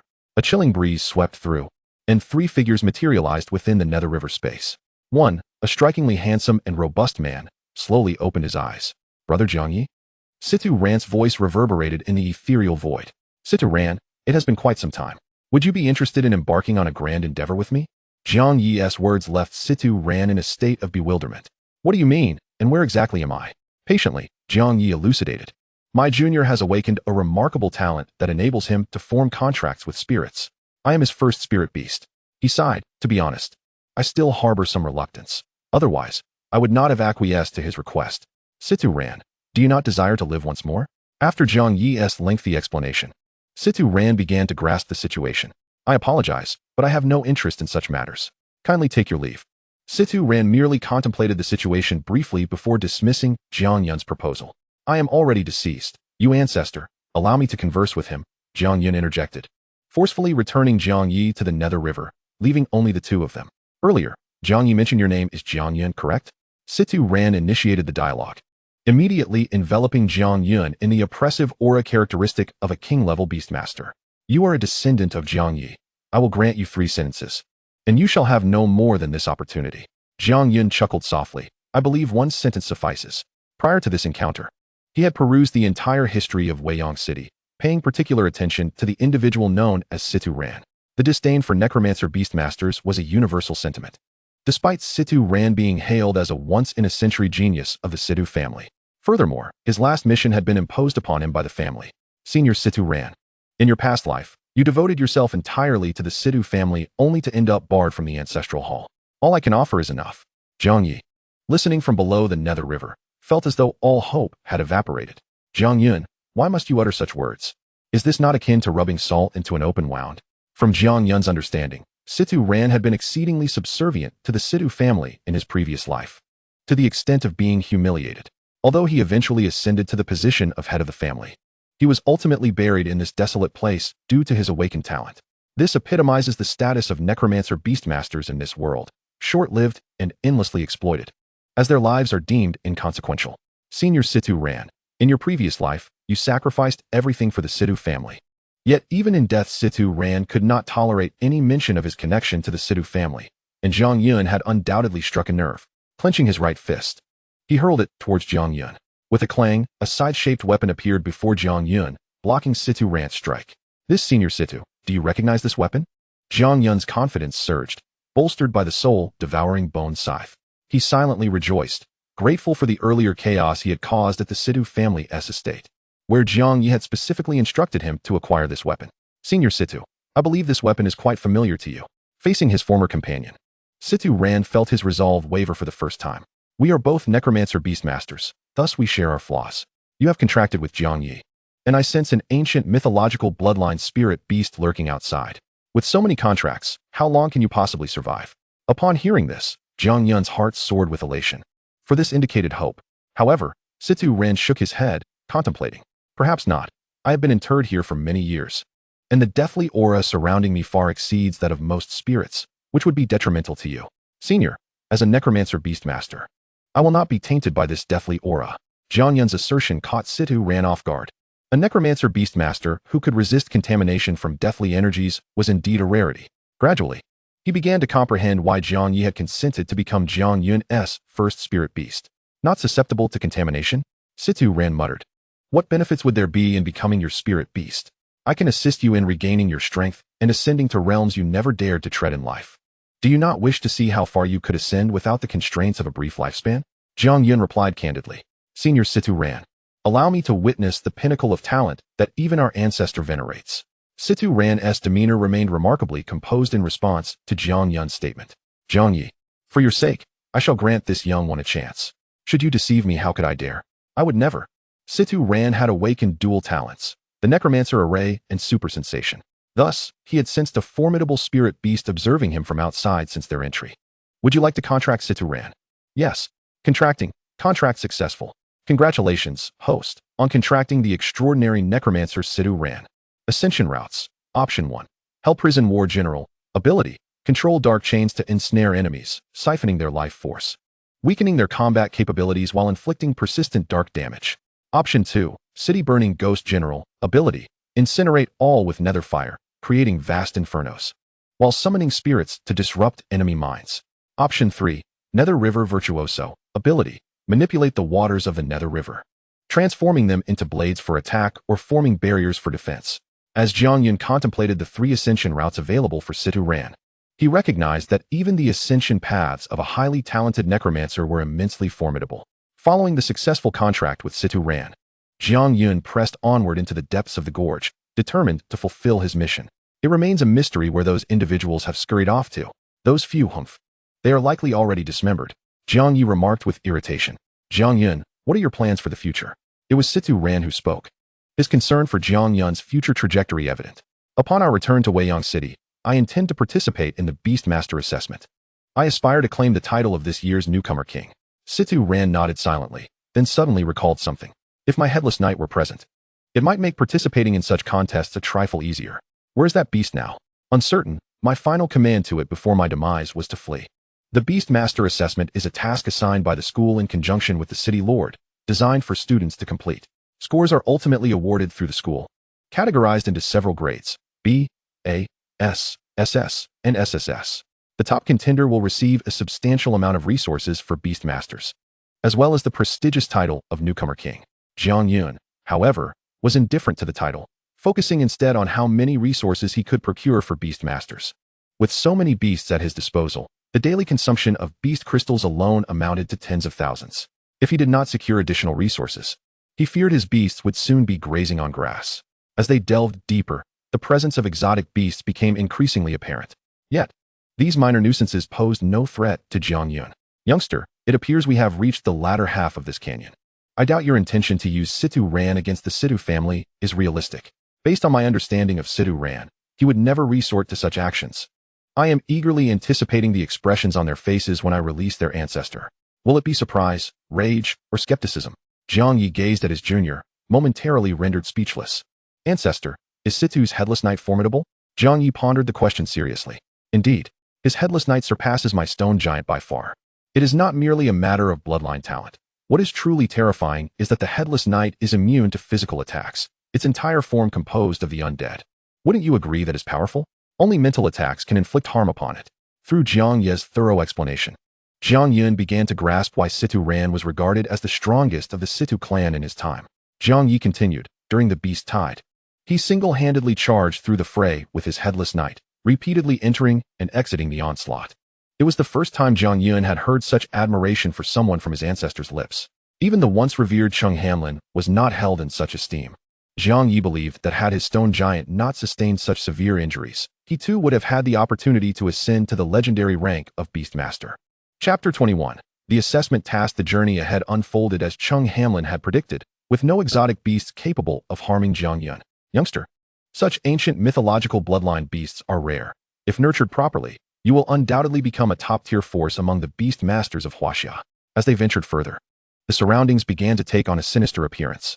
The once dreary canyon walls gradually revealed crimson patterns, and the air thickened with a palpable aura of death. Faced with the oppressive atmosphere of the valley, Jiang Yun immediately felt invigorated. At that moment, Situ Ran, existing within the river of the dead, seemed to sense something. Jiang Yun, be cautious. There may be a near-mature exotic beast lurking within. Your task should conclude here. It would be wise not to venture further and provoke unnecessary trouble. Additionally, I can sense that this near-mature beast is merely a minor leader, so it is prudent for you to remain vigilant. Situ Ran's heightened awareness consistently detected impending crises before they materialized. Jiang Yun had no desire to jeopardize his safety over such a routine task. If a hunt for exotic beasts were necessary, it was not a venture he could engage in at present. Suddenly, Jiang Yun recalled something and retrieved an item from his storage ring, placing it within the river of the dead space. Senior Situ, this should rightfully belong to you. Situ Ran's heart swelled with joy upon seeing the weapon he had wielded in life, yet he hesitated. Observing this, Jiang Yun decided to disclose the truth. Upon hearing the circumstances, Situ Ran's smile vanished. I shall accept this, thank you. Gazing at the dense fog formed from the aura of death, Jiang Yun ultimately chose to withdraw. Having successfully completed the task, he made his way slowly out of the valley. On the return journey, he adhered to the tradition of leaving behind what he had not picked up. He collected all the usable equipment discarded by fallen beast masters along the way and stowed them in his storage space. 5 days later, upon reaching the entrance to the bone burial grounds, he found Zhang Xingye and others encamped there. Is everything proceeding smoothly? Jiang Yun refrained from divulging the encounter with Situ Lungxi, responding with a smile, all is well. Situ Lungxi mentioned he had some matters to attend to and left early. I am unsure if he has met up with you. This answer took Zhang Xingye by surprise. He had expected Jiang Yun to recount everything that transpired in the canyon. Since you're back, there's no need for further elaboration. Jiang Yun, I have something to inform you. Recently, there have been signs of a beast tide erupting outside Luoyang City. Is this information reliable? The news unsettled Jiang Yun's heart. Zhang Xingye's expression turned grave. One of my comrades is part of Luoyang City's reconnaissance team. 3 days ago, they reported that exotic beasts began gathering unusually in the depths of the wilderness. Even more alarming, he glanced around to ensure no one was paying attention, then lowered his voice. Whenever someone hears the sound of hooves during a mission, it is accompanied by a surge of exotic beasts. Furthermore, this situation may be more severe than before. A fully mature abyssal dragon seems to be the leader of this impending beast tide. Jiang Yun's pupils constricted. Since the information came from the reconnaissance team, it indicated that Luoyang City would soon face a beast tide. This is impossible. Jiang Ye's voice echoed from the river of the dead. That creature was clearly beheaded by Situ Ran's headless knight. I witnessed its corpse sink into the river. This dilemma weighed heavily on Jiang Yun as well. Boss Zhan, wasn't that abyssal dragon slain by Senior Situ back in the day? Let us return to Weiyang City and discuss this matter. This is not a suitable place for such conversations. Throughout the journey back, Jiang Yun remained preoccupied with thoughts of Luoyang City, so much so that he failed to notice Lin Meng attempting to engage him. Hey, Jiang Yun. Lin Meng tugged at the hem of his clothing with urgency. Are you deaf? I've asked you 3 times. Jiang Yun snapped back to reality, discovering Lin Meng glaring at him, holding a piece of beast master weaponry. Can you give this to me? These weapons were items Jiang Yun had collected from the entrance of the bone burial grounds. In his haste to exit, he had not examined them closely, assuming they could all be sold. Finally, you're responding. That beast master weapon seems perfect for me. May I have it? This. If you like it, take it. Observing Jiang Yun's lackluster demeanor, Lin Meng offered him words of comfort. Rest assured, if the lower cities are besieged by the tide of beasts, the upper cities will undoubtedly intervene. What did you just say? Jiang Yun clutched Lin Meng's wrist tightly, as if grasping a lifeline. I said that the upper cities would never turn a blind eye to such occurrences. With this, Lin Meng continued to console Jiang Yun. Given your current strength, even if you were to go to Luoyang City, you would be of little help. It would be wiser for you to focus on preparing for the Beast Tamer examination. As a student, Jiang Yun would not be permitted to assist Luoyang City. However, if he were to take the examination, it would be a different matter, allowing him to return with legitimacy. What if my examination task is to return to Luoyang City? Lin Meng, do you have any idea how perilous the tide of beasts is? It is not as simple as this current task. There are juvenile, growth, metamorphic, and even more formidable dominant beasts. And they are countless. Do you truly believe you can make a difference alone? Even so, I cannot simply stand by while my home is attacked by these beasts. I cannot bear such an action. Sensing Jiang Yun's impatience, Lin Meng ceased her attempts at persuasion. Just remember to prioritize your safety, and once we finish our current tasks, we will come to aid you. I'll let you in on a secret. Despite the rough and indifferent exterior of Captain Zhan, he is a royal level tier 3 beast tamer. Such a tamer would not normally hold the position of vice president in other guilds, but he is a survivor of the cataclysmic battle. The cataclysmic battle? 3 days hence. Inside Weiyang City, Jiang Yun sat in the rare Beast Tamer Class 2, quietly awaiting news from Zhan Xingye. Jiang Yun, why do you look so lost since returning from the Bone Burial Gorge? Beside him, the chubby Gongsun Haoyan offered his favorite chicken leg. This is one of the best chicken legs in Weiyang City, incredibly delicious. I'll give you one since you seem so down. Jiang Yun stared at the chicken leg, its aroma wafting into his nostrils, yet he felt no appetite whatsoever. At that moment, the classroom door swung open, and Su Qingqing, their homeroom teacher, walked in. She strode directly to Jiang Yun and tossed a gilded document onto his desk. Jiang Yun, you are the first person I have seen who can autonomously choose their examination task. I never expected Principal Chung to actually approve your request. Chapter 22. Chief Examiner Lung Si. Su Qingqing's voice was soft, yet Jiang Yun heard every word distinctly. Principal Chung has specially designated you as a special investigator returning to Luoyang City, altering your examination task to investigate the scale of the tide of beasts. The section of the document bearing the seal still emanated warmth as Jiang Yun eagerly picked it up with trembling hands. Opening the document, he incredulously read it over and over. Task content: investigate the scale of the tide of beasts. Additional conditions: must wear a detection wristband. During this period, you must unconditionally comply with the commands of the examiner. Beside him, Gongsun Haoyan suddenly choked, dropping his chicken leg to the floor. He stammered, pointing at the small print below. This is the official seal of the Sidu family. Su Qingqing expressed her helplessness, stating that this was the best outcome possible. If Jiang Yun wished to return to Luoyang City, this truly was his only option. Principal Chung had done his utmost. This session's mayor of Weiyang City was from the Sidu family, so the task would be supervised by their people. As for who that might be, it was not difficult to guess. A brief silence fell over the classroom. Even Gongsun Haoyan, who had been munching on his chicken leg, halted his actions. Only a select few knew about the matter between Jiang Yun and Situ Lung Si, and that included Gongsun Haoyan. However, their homeroom teacher, Su Qingqing, was unaware of this. During the lunch break, Jiang Yun stood on the school rooftop, surveying the crowd below. Tap, tap, tap. The sound of high heels clicking against the floor approached from behind him. Jiang Yun, are you still fretting over the situation in Luoyang City? Rest assured, as long as the mayor of Luoyang City does not betray Huaxia, an ordinary tide of beasts cannot threaten a city. Jiang Yun understood this well. Yet his greatest concern was the current mayor, Jiang Zhenghao. He was the type who would sacrifice everything to achieve his goals, viewing familial ties as mere burdens. Teacher Su. Actually, if the cataclysmic battle had never occurred, we would not need to worry about the tide of beasts at all. The name cataclysmic battle had echoed in Jiang Yun's ears several times. However, every time he inquired about its specifics, he received only vague fragments of information. Teacher Su. What exactly is the cataclysmic battle? Why is this battle held in such high regard? Su Qingqing shared only fragments of information with Jiang Yun, avoiding any mention of the battle's content or participants. After school, Jiang Yun walked through the lengthy corridor of the school. At that moment, a figure approached him, holding a wristband. Is that not Jiang Yun? You actually managed to escape from that wretched place. It is not surprising, given that a beast with ancient mythical bloodlines emerged from there. But Jiang Yun, what does it matter? In the end, you still have to heed the words of the Situ family. Jiang Yun halted, gazing at Situ Long Si before him. Had it not been for your angel's broken wings saving you that day, I might be speaking to a tombstone now. The reference to broken wings would forever be a source of pain for Situ Lung Si, signifying that his angel could never evolve into a six-winged being. All this talk is pointless. The wristband is here. Whether you take it or leave it is entirely up to you. With that, Situ Lung Si summoned the Shadow Crow and departed from the Xianlin Academy, staring at the wristband before him, just as Jiang Yun resolved to make a decision. He heard Gongsun Haoyan's voice from behind. Wait, Jiang Yun. His rotund figure struggled to catch up, panting heavily. Why are you in such a hurry? This is for you. This is the document from our Gongsun family allowing you to enter Luoyang City. The examiner listed here is me. Jiang Yun accepted the paper that Gongsun Haoyan handed him. At the bottom of the document was the wax seal of the Gongsun family, affiliated with the military. With this, Jiang Yun could return to Luoyang City under the auspices of the Gongsun family. This was all possible due to the long-standing rivalry between the Gongsun and Sidu families.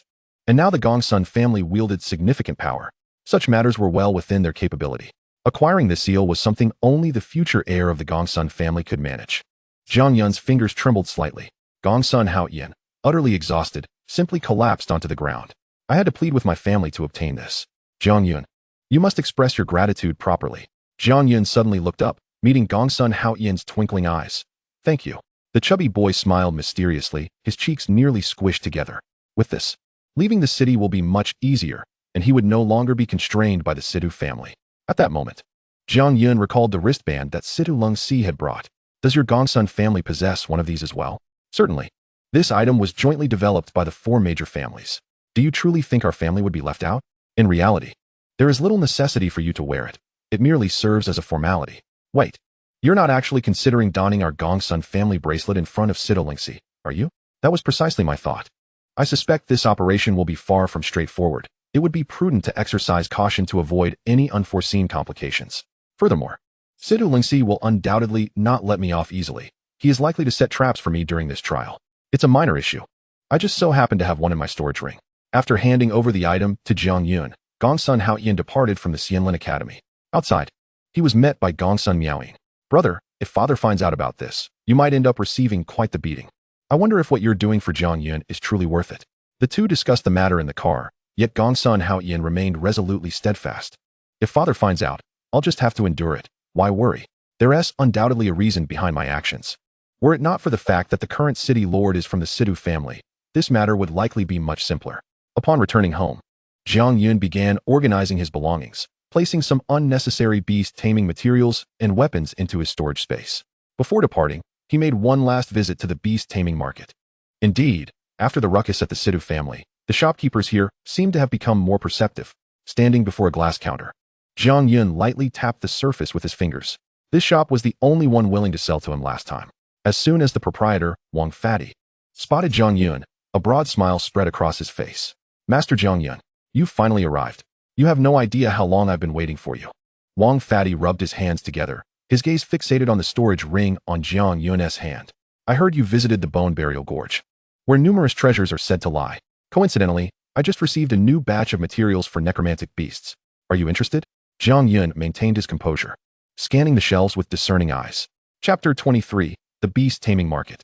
Wang Fatty closely followed behind him, and at that moment, Jiang Yun's gaze lingered on a bottle of dark purple crystal. With keen eyes, Wang Fatty hurried forward to grasp the item, explaining its origins. This item is quite significant. It can enhance the physical strength of necromantic beasts. However, I cannot specify the exact increase. Jiang Yun held the item in his hand, scrutinizing it meticulously. He would undoubtedly require this in the future, especially for the formidable ancient gods, for whom the more, the better. What is the purity of this necromantic crystal? 58. The price is quite reasonable as well. Only 290,000 blue star coins. What? So expensive? Jiang Yun was genuinely taken aback by the price, which could buy him numerous crystals. Tentatively, he inquired, 290,000 for a bottle? Wang Fatty smiled, revealing his gold teeth. Of course, that is for the entire bottle. There are 10.5 pieces inside. Just give me 2. 9 million. 290,000 each. Wang Fatty, why don't you just rob a bank instead? Wang Fatty attempted to placate Jiang Yun, pouring a cup of tea and smiling. Robbing is far too dangerous. This is much safer. Wang Fatty had immense confidence in the merchandise from his shop. However, you need not worry about the purity. No other shop in the entire beast taming market can match mine. I also have a fragmented map. Are you interested? It details a place called Linglan Ancient City and costs only 80,000 crystals. You dare charge 80,000 for a fragmented map? Would you charge 80,000 for a complete one? Jiang Yun slammed his hand on the table, glaring at Wang Fatty. As a longtime customer, can't you offer a discount? Seeing Wang Fatty merely smiling and remaining silent, Jiang Yun realized it was futile. Poor. Ultimately, it all comes down to being poor. Even after completing tasks and earning several thousand blue star coins, is this amount not enough to purchase a single piece? Just as Jiang Yun was about to buy, Situ Ran from the underworld river space spoke up. The purity of this item is not 58. 48 is more accurate. Buying at this price would be a grave mistake. I believe 200,000 crystals is a more reasonable offer. With Situ Ran's reminder, Jiang Yun once again examined the item closely. Are you certain about the purity being 58? Would you like it to be tested? Upon hearing this, Wang Fatty deflated like a punctured balloon, inwardly cursing. Who would have thought this young lad, despite his age, possessed such knowledge? Nevertheless, the smile on his face remained unwavering. How about I give you a discount? 210,000. What? 210,000. Don't you want the word of your deceit to spread? Faced with Jiang Yun's pressure, the shop owner found it difficult to respond, especially since he was the one attempting to deceive first. However, he hadn't anticipated that Jiang Yun would discern the purity of the item. How did this little brat figure it out so quickly? Did he possess something extraordinary? Subsequently, Jiang Yun pulled out several Beast Tamer weapons and a pair of leg guards he no longer needed from his storage ring, placing them all on the table. I want to sell these. What price will you offer? Everything Jiang Yun was doing was in preparation for his return. He had a premonition that this wave of beast tide would not be simple. Wang Fatty stared, his jaw agape, as he gazed at the array of Beast Tamer weapons displayed before him, rubbing his hands vigorously. You even have rare class Beast Tamer weapons. You even brought in a rare pair of leg guards. Brother Jiang, what price do you intend to sell these for? Wang Fatty had seen people come to pawn weapons, but he had never encountered someone like Jiang Yun. 4 million blue star coins? Jiang Yun tentatively quoted. Deal. Hold on, brother Jiang Yun. I'll fetch your payment right away. Just wait here and don't leave. Seeing Wang Fatty's reaction, Jiang Yun realized he had set the price too low. After sitting down, he heard Wang Fatty muttering excitedly within the shop. I'm going to get rich. I'm going to get rich. These weapons will surely fetch a high price in other cities. After conducting inspections, Wang Fatty gasped in astonishment. The items Jiang Yun had brought were indeed hot commodities. Among them were 2 lightsabers, their blades still imbued with the chill of the underworld river.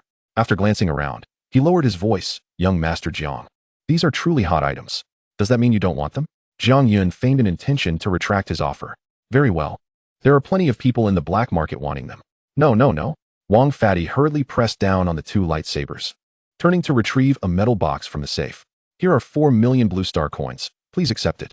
Once the transaction was complete and Jiang Yun stepped out of the store, he headed in another direction, the Weiyang City Auction Center. Upon arriving, Jiang Yun found the person in charge and presented the magical tool that the Sidhu family had gifted him from his storage space. The auctioneer's head lit up upon seeing the orange quality magical tool. Are you truly willing to sell this? Indeed, I am not in haste. Kindly assist me in facilitating the transaction in a fortnight, and during this interval, please refrain from any public announcements. This auction house is the most secure in the entirety of Weiyang City, where the loss of auctioned items is a rarity, primarily due to the formidable presence of Chung Hanlin overseeing it, who would dare disrupt the peace in his domain. Such recklessness would truly be tantamount to courting death. Thus, when it comes to selling valuable items, Jiang Yun finds this establishment to be notably trustworthy. As all of this transpired, the sky gradually darkened. That night, Jiang Yun received a telephone call informing him of his return journey to Luoyun City the following day. On the morrow, Jiang Yun and Sidhu Lingxi set out towards the outskirts of the city. Jiang Yun was taken aback to discover that you indeed possessed the audacity to wear this bracelet. I recall the last individual who donned a similar bracelet was Sidhu Ran. Upon hearing this mention, Jiang Yun's curiosity was piqued. He too was eager to ascertain the present sentiments of the Sidhu family towards their ancestor. Sidhu Ran was indeed an extraordinary figure, ultimately saving the entire Sidhu lineage. Upon hearing this, Sidhu Lingxi's eyes widened as he locked gazes with Jiang Yun. Sidhu ancestor? He saved the Sidhu family? Where did you come across such historical accounts? He questioned. Listen closely. Sidhu Ran, who awakened as a necromancer, is a disgrace to our family. It is precisely due to individuals like him that our clan has fallen into decline. Undoubtedly, this statement also reached Sidhu Ran in the depths of the underworld river. Jiang Yi was nearby, attempting to console him, asserting that as a junior, he could not possibly understand the situation, which must be steeped in misunderstanding. Jiang Yun's fingers unconsciously clenched, his knuckles turning white from the pressure. He could distinctly sense the emotional turmoil of Sidhu Ran within the underworld river, causing the waters to surge. Is that so? Jiang Yun's voice was as cold as ice as he fixed a steely gaze upon Sidhu Lingxi. Chapter 24. Interrogation. What? Pray tell, is the treasured artifact of your family now? Nothing of significance, Sidhu Lingxi retorted, attempting to evade the question. Sidhu ancestor labored tirelessly for the family until his last breath, yet you descendants dare to vilify him. Sidhu Lingxi's expression suddenly darkened, his eyes narrowing as he regarded Jiang Yun with disdain. Who needs his help? When has our Sidhu family ever sought his assistance? If he awakened as a necromancer, he should serve diligently. It is regrettable that I did not inherit his beast, and in the end, we had to collect his remains. That headless knight, before he perished, refused to entrust it to us. That alone renders Sidhu Ran unworthy of the Sidhu name. As Sidhu Lingxi spoke with increasing fervor, his emotions flared, and he gestured vehemently towards the site where Sidhu Ran was interred. Through this encounter, Jiang Yun comprehended the precarious status of necromancers. Even a powerhouse like Sidhu Ran, upon awakening his necromantic talents, faced unequal treatment. Let me out, kid. Last time I failed to eliminate this little brat. I absolutely will not miss my mark this time. In the underworld river, Jiang Yi prepared himself to confront Sidhu Lingxi. Calm down, Jiang Yi. At that moment, Situ Ran rose from his meditative position, placing a hand upon Jiang Ye's shoulder. It has been many years. The past is behind us. Your temperament is too gentle. You always end up at a disadvantage. Jiang Yi, in defiance, retreated to the depths of the underworld river, choosing to distance himself from the matter. Above the river, only Situ Ran remained standing there. Jiang Yun, could you assist me with an inquiry? Jiang Yun's consciousness traversed into the realm of the underworld river. Please, Situ ancestor, ask away. I shall exert every effort to fulfill it. Inquire why I was interred at the mouth of the burial gorge.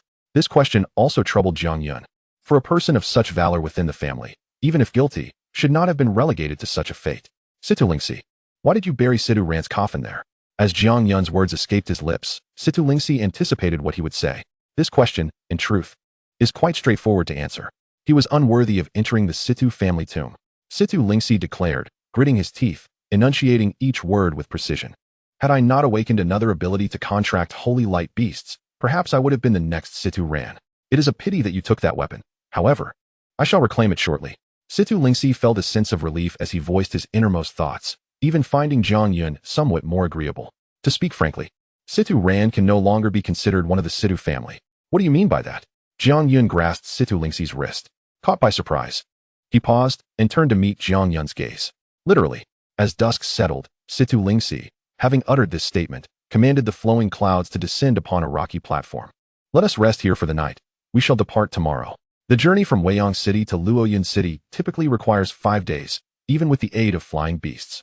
That night, as Jiang Yun's consciousness returned to the underworld river, he encountered the solitary figure of Situ Ran, along with Jiang Yi seated beside the ancient deity. Little one, you finally arrived. What Situ Lingxi said this time was indeed rather harsh. Jiang Yi slumped down, lying flat. I advise you against approaching him just yet. Jiang Ye's well-intentioned warning fell on deaf ears for Jiang Yun. Situ ancestor, he began, retrieving a mask from his storage space and extending it towards Situ Ran. This mask is one I acquired at the Beast Master Mall. I intended to use it for certain inconvenient tasks, but given the current circumstances. Situ Ran scrutinized the mask for a considerable duration. Jiang Yun, I have already told you, Situ Ran will never abandon the Situ family. His life, With Jiang Ye's divine assistance, Situ Ran seized the mask and donned it. Thank you. From this moment forth, there shall no longer exist a Situ Ran who forsakes everything for his family. Observing Situ Ran wearing the mask, Jiang Yi quietly chuckled, having come to understand him over the years. Jiang Yi, stop lying there motionless. Come and join me in some physical activity. Sure thing. Jiang Yi, holding an oil lamp, faced off against Situ Ran, who wielded the soul-reaping scythe. I must say, you are a bit biased. Why grant him such a fine weapon while I am left with this? Jiang Yun, feeling exasperated, could only empty his storage ring of all weapons, laying them upon the ground for him to choose. I must ask, how did a simple outing result in scavenging for trash? None of these can be utilized. He too was rather disheartened. There were only 2 decent necromantic weapons, one in Jiang Ye's possession and the other with Situ Ran. At this point, he did not even possess a single respectable weapon for himself. Even with this oil lamp in hand, it should suffice to deal with you. Come, Situ Ran. Let me see if you are still as weak as you were back in the day. The following morning, Jiang Yun and Situ Lingxi resumed their journey towards Luoyun City. The path remained relatively peaceful, devoid of any ferocious beasts. Soon, only one night remained before reaching Luoyun City. That night, just as Jiang Yun was about to succumb to slumber, he was startled by the sound of hooves. This noise instantly dispelled his drowsiness, prompting him to rise and silently survey his surroundings. The sound of hooves was faint, as if coming from a great distance, and it was only due to Situ Ran's keen senses that Jiang Yun was informed. Jiang Yun, are you out of your mind wandering around at this hour? Shouldn't you be asleep instead of causing a ruckus here? Do you believe I could declare you failed in your assessment right here and now? Faced with Situ Lingxi's threats, Jiang Yun remained unfazed. If Situ Lingxi were to declare him a failure, the very next moment, Jiang Yu would twist off his head. I only got up to check because I heard the sound of hooves. Otherwise, I feared you, that dead pig, would sleep to your demise here. Situ Lingxi gripped Jiang Yun's collar, their eyes locked in a fierce confrontation. Enough. The late arriving Kong Xiangchen intervened, blocking the two. Haven't you two argued enough already? Under the pressure of Kong Xiangchen's status as the special envoy from the Lin Academy, Situ Lingxi had no choice but to relent. As he returned to his resting place, he pondered Jiang Yun's earlier words. If there truly were the sound of hooves, it could only mean one possibility. If he could forge a contract with it. Not even Jiang Yun nor the renowned Duan Ko from the Academy of Heavenly Machinery would be worthy of his concern. Situ Lingxi quietly retrieved a necromancy contract stone from his storage ring. seemingly placing all his hopes upon it. At last, have I finally awaited this opportunity?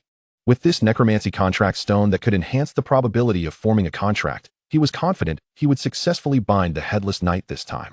The purpose of the contract stone was to elevate the chances of binding a beast, making it exceedingly valuable in the market, almost priceless. Chapter 25, The Headless Knight. According to intelligence, the outskirts of Luoyun City frequently echoed with the sounds of vigorous hooves, sometimes accompanied by the anguished cries of exotic beasts. Situ Lungxi could hardly contain his excitement throughout the night, which persisted until the next morning. One of the primary objectives of his journey was to secure a contract with the Headless Knight. As for Jiang Yun, he believed that once he bound that necromancy beast, paired with his own two-winged angel, it would be incredibly simple to eliminate Jiang Yun. At dawn the following day, the three set off on the flowing cloud crane towards Luoyun City. Jiang Yun, Kong Xianchen called out before they departed. Principal Cheng has emphasized that safety is paramount for this mission. If anything unexpected occurs, just run. He assured Jiang Yun that any consequences would be handled by the Weiyang City authorities. Rest assured, Teacher Kong, I will not fail, Jiang Yun affirmed with a firm nod. Leaping onto the back of the flowing cloud crane. Let us go, teacher's son, or we won't reach our destination before nightfall. Kong Xianchen watched Jiang Yun's retreating figure, shaking his head with a smile. Just like your father back in the day. This time, we should have a good reunion in Luoyun City. If it weren't for him, I might not have lived to leave the heavenly cataclysm. As they journeyed, the trio found it peculiar that there were very few exotic beasts about. Throughout their travels, they had yet to encounter a single one, which was rather unusual. After some deliberation, Kong Xianchen decided to send out a few scouting beasts to circle the area, ensuring he could detect any disturbances at the first sign of trouble. Just as they were nearing Luoyun City, they were met with a scene of rising dust. Not good. Jiang Yun, Situ Lungxi, we must hurry into the city. As the special envoy from the Lin Academy, Kong Xianchen was determined to ensure their safety. He even received strict orders from Cheng Hanlin to prioritize Jiang Yun's protection over Situ Lungxi, if necessary. In Weiyang City, at the Lin Academy, Cheng Hanlin, with his graying hair, gazed towards the direction of Luoyun City. Behind him stood a rather rotund individual, holding a half-eaten chicken leg. Little fatty, your father sent you here. And under my watch, you managed to stir up such a significant mess. You actually assigned Jiang Yun a task for assessment? How could you even think of such a thing? Cheng Hanlin was so enraged that his beard seemed ready to bristle. He turned to glare at Gongsun Haoyan. Do you have any idea that because of your piece of paper, I've been misunderstood by the other two major families? Gongsun Haoyan, feeling thoroughly chastised, retracted his neck. Calm down, principal. I meant well. Do you know that this morning the head of the Situ family came looking for me? He even smashed my favorite vase. The little fatty weakly raised the chicken leg in his hand. How about I get you an identical one? As he spoke, he took a bite of the chicken leg when Cheng Hanlin was not looking. Compensate. Cheng Hanlin was livid at Gongsun Haoyan's demeanor. That vase was a token from my first love. Gongsun Haoyan's eyes widened in excitement as he leaned closer. Principal, you had a first love? Is that the main point? Cheng Hanlin snatched the chicken leg from Gongsun Haoyan's grasp and took a large bite. From now on, I confiscate all your snacks, and you hurry off to Luoyun City. Understood, principal. Gongsun Haoyan gazed longingly at the chicken leg. Just then, Cheng Lanlan pushed open the office door. Grandfather has confirmed that a tide of exotic beasts has erupted in Luoyun City, rated as a tiger level. Before an exotic beast tide erupts, designated individuals are responsible for scouting and assigning a grade, which are classified as wolf, tiger, ghost, dragon, and god. Little fatty, don't blame me for not giving you a chance. If I ever catch you doing this again, you'll follow your father to the battlefield. Gongsun Haoyan, being the type to know when to stop, took the opportunity to back down. Don't worry, Grandpa Cheng. I promise this will never happen again. Get lost. I don't want to see you right now. You and your father are equally troublesome. After dismissing Gongsun Haoyan, only the two of them remained in the room. Grandfather, did you really have a first love who gave you a vase? Cheng Hanlin pointed at her forehead. That was for him. However, the arrival of the Situ family was indeed genuine, and it was indeed concerning Jiang Yun. But rest assured, I've already sent Kong Xianchen. Cheng Lanlan remained silent, her head downcast. Grandfather. She approached him and tugged at his sleeve. You don't need to worry about this. I've already sent the Ice Crystal Phoenix along as well. Hearing that a beast with ancient bloodlines was following them, Cheng Lanlan felt considerably reassured. Grandfather, will the tide of exotic beasts in Luoyun City be severe this time? Cheng Hanlin returned to his seat, tapping his fingers on the desk. His gaze fixed on the frame on the table. It shouldn't be too severe. Outside Luoyun City, Jiang Yun found himself intercepted by a horde of exotic beasts. Jiang Yun, I will carve a path shortly. You and Situ Lungxi should enter first. From above, he observed thousands of barbaric bears recklessly charging towards the city walls of Luoyang. Meanwhile, the members of the three major families were already prepared, waiting for their arrival. The soldiers guarding the city summoned their beasts, launching a counterattack simultaneously. Teacher's son Jiang Yun sat atop the flowing cloud crane, brimming with anticipation. Proceed as you see fit, but remember what I have told you. It appeared that this was merely the initial wave of the beast tide. The creatures below were but common juvenile aberrations of ordinary bloodlines. However, exercise caution. Should the situation turn dire, flee at once. Kong Xianqian was uncertain whether his actions were right or wrong, but witnessing his homeland besieged by aberrant beasts compelled him to act. A mere bystander could not be deemed a qualified beastmaster. Nether River, manifest. Jiang Yun appeared before the gates of Luoyang City, his thoughts directing a crimson river to materialize in the air. Suddenly, a colossal fireball hurtled toward him. Boom! A massive fist dispersed the flames. Emerging from behind Jiang Yun was none other than the ancient deity, possessed of mythical bloodlines. Within the shadow of the Nether River, a masked figure stood resolutely behind a legion of undead soldiers, fixated on the depths of the dense forest. Jiang Yun, be vigilant. This wave of aberrant beasts may prove different. With Situ Rant's warning, Jiang Yun stowed away his playful thoughts. Ancient deity, it is time for you to unleash your power. The guards stationed at the city wall, upon beholding the beastmaster below, began to speculate. Initially incredulous, their disbelief turned to astonishment as Jiang Yun turned to reveal his countenance. It is Jiang Yun. He has returned. The lord of Luoyang City seethed with fury upon hearing Jiang Yun's name. Jiang City Lord, indeed Jiang Yun has returned, and he is currently repelling the first wave of the beast onslaught. Shall we descend to assist him, perhaps diminishing the strength of the beast tide? Descend? Jiang Zhenghao slammed his palm upon the table, rising indignantly as he pointed at Jiang Yun below. When have I ever claimed to require his assistance? If he desires to fight, let him do so alone. We shall only venture forth when his spiritual energy wanes, and he meets his demise outside. Isn't that rather unseemly? Chong Ran, responsible for guarding the walls, softly cautioned. Jiang Yun must be here on a mission, should we not? Perhaps the position of city lord ought to be yours? Jiang Zhenghao continued to assert his dominance, as he always had. Jiang Yun, do you think your admission to the Xianlin Academy makes you remarkable? Reflect upon the day of the assessment, and my heart aches with unspoken pain. After a pause, he mused. Did Jiang Yun lose an arm, or perhaps a leg? Neither, it seemed. Why not come and see for yourself, city lord? Jiang Zhenghao rose from his chair and approached the city wall. The imagined scene of Jiang Yun being torn asunder did not materialize. Instead, he witnessed Jiang Yun standing at the city gate, the bridge over the moat shattered by the ancient deity, transforming into a battleground. With every aberrant beast that leaped forth, the deity's powerful fist sent them crashing back. This ancient deity had progressed from a juvenile form to a preliminary growth stage.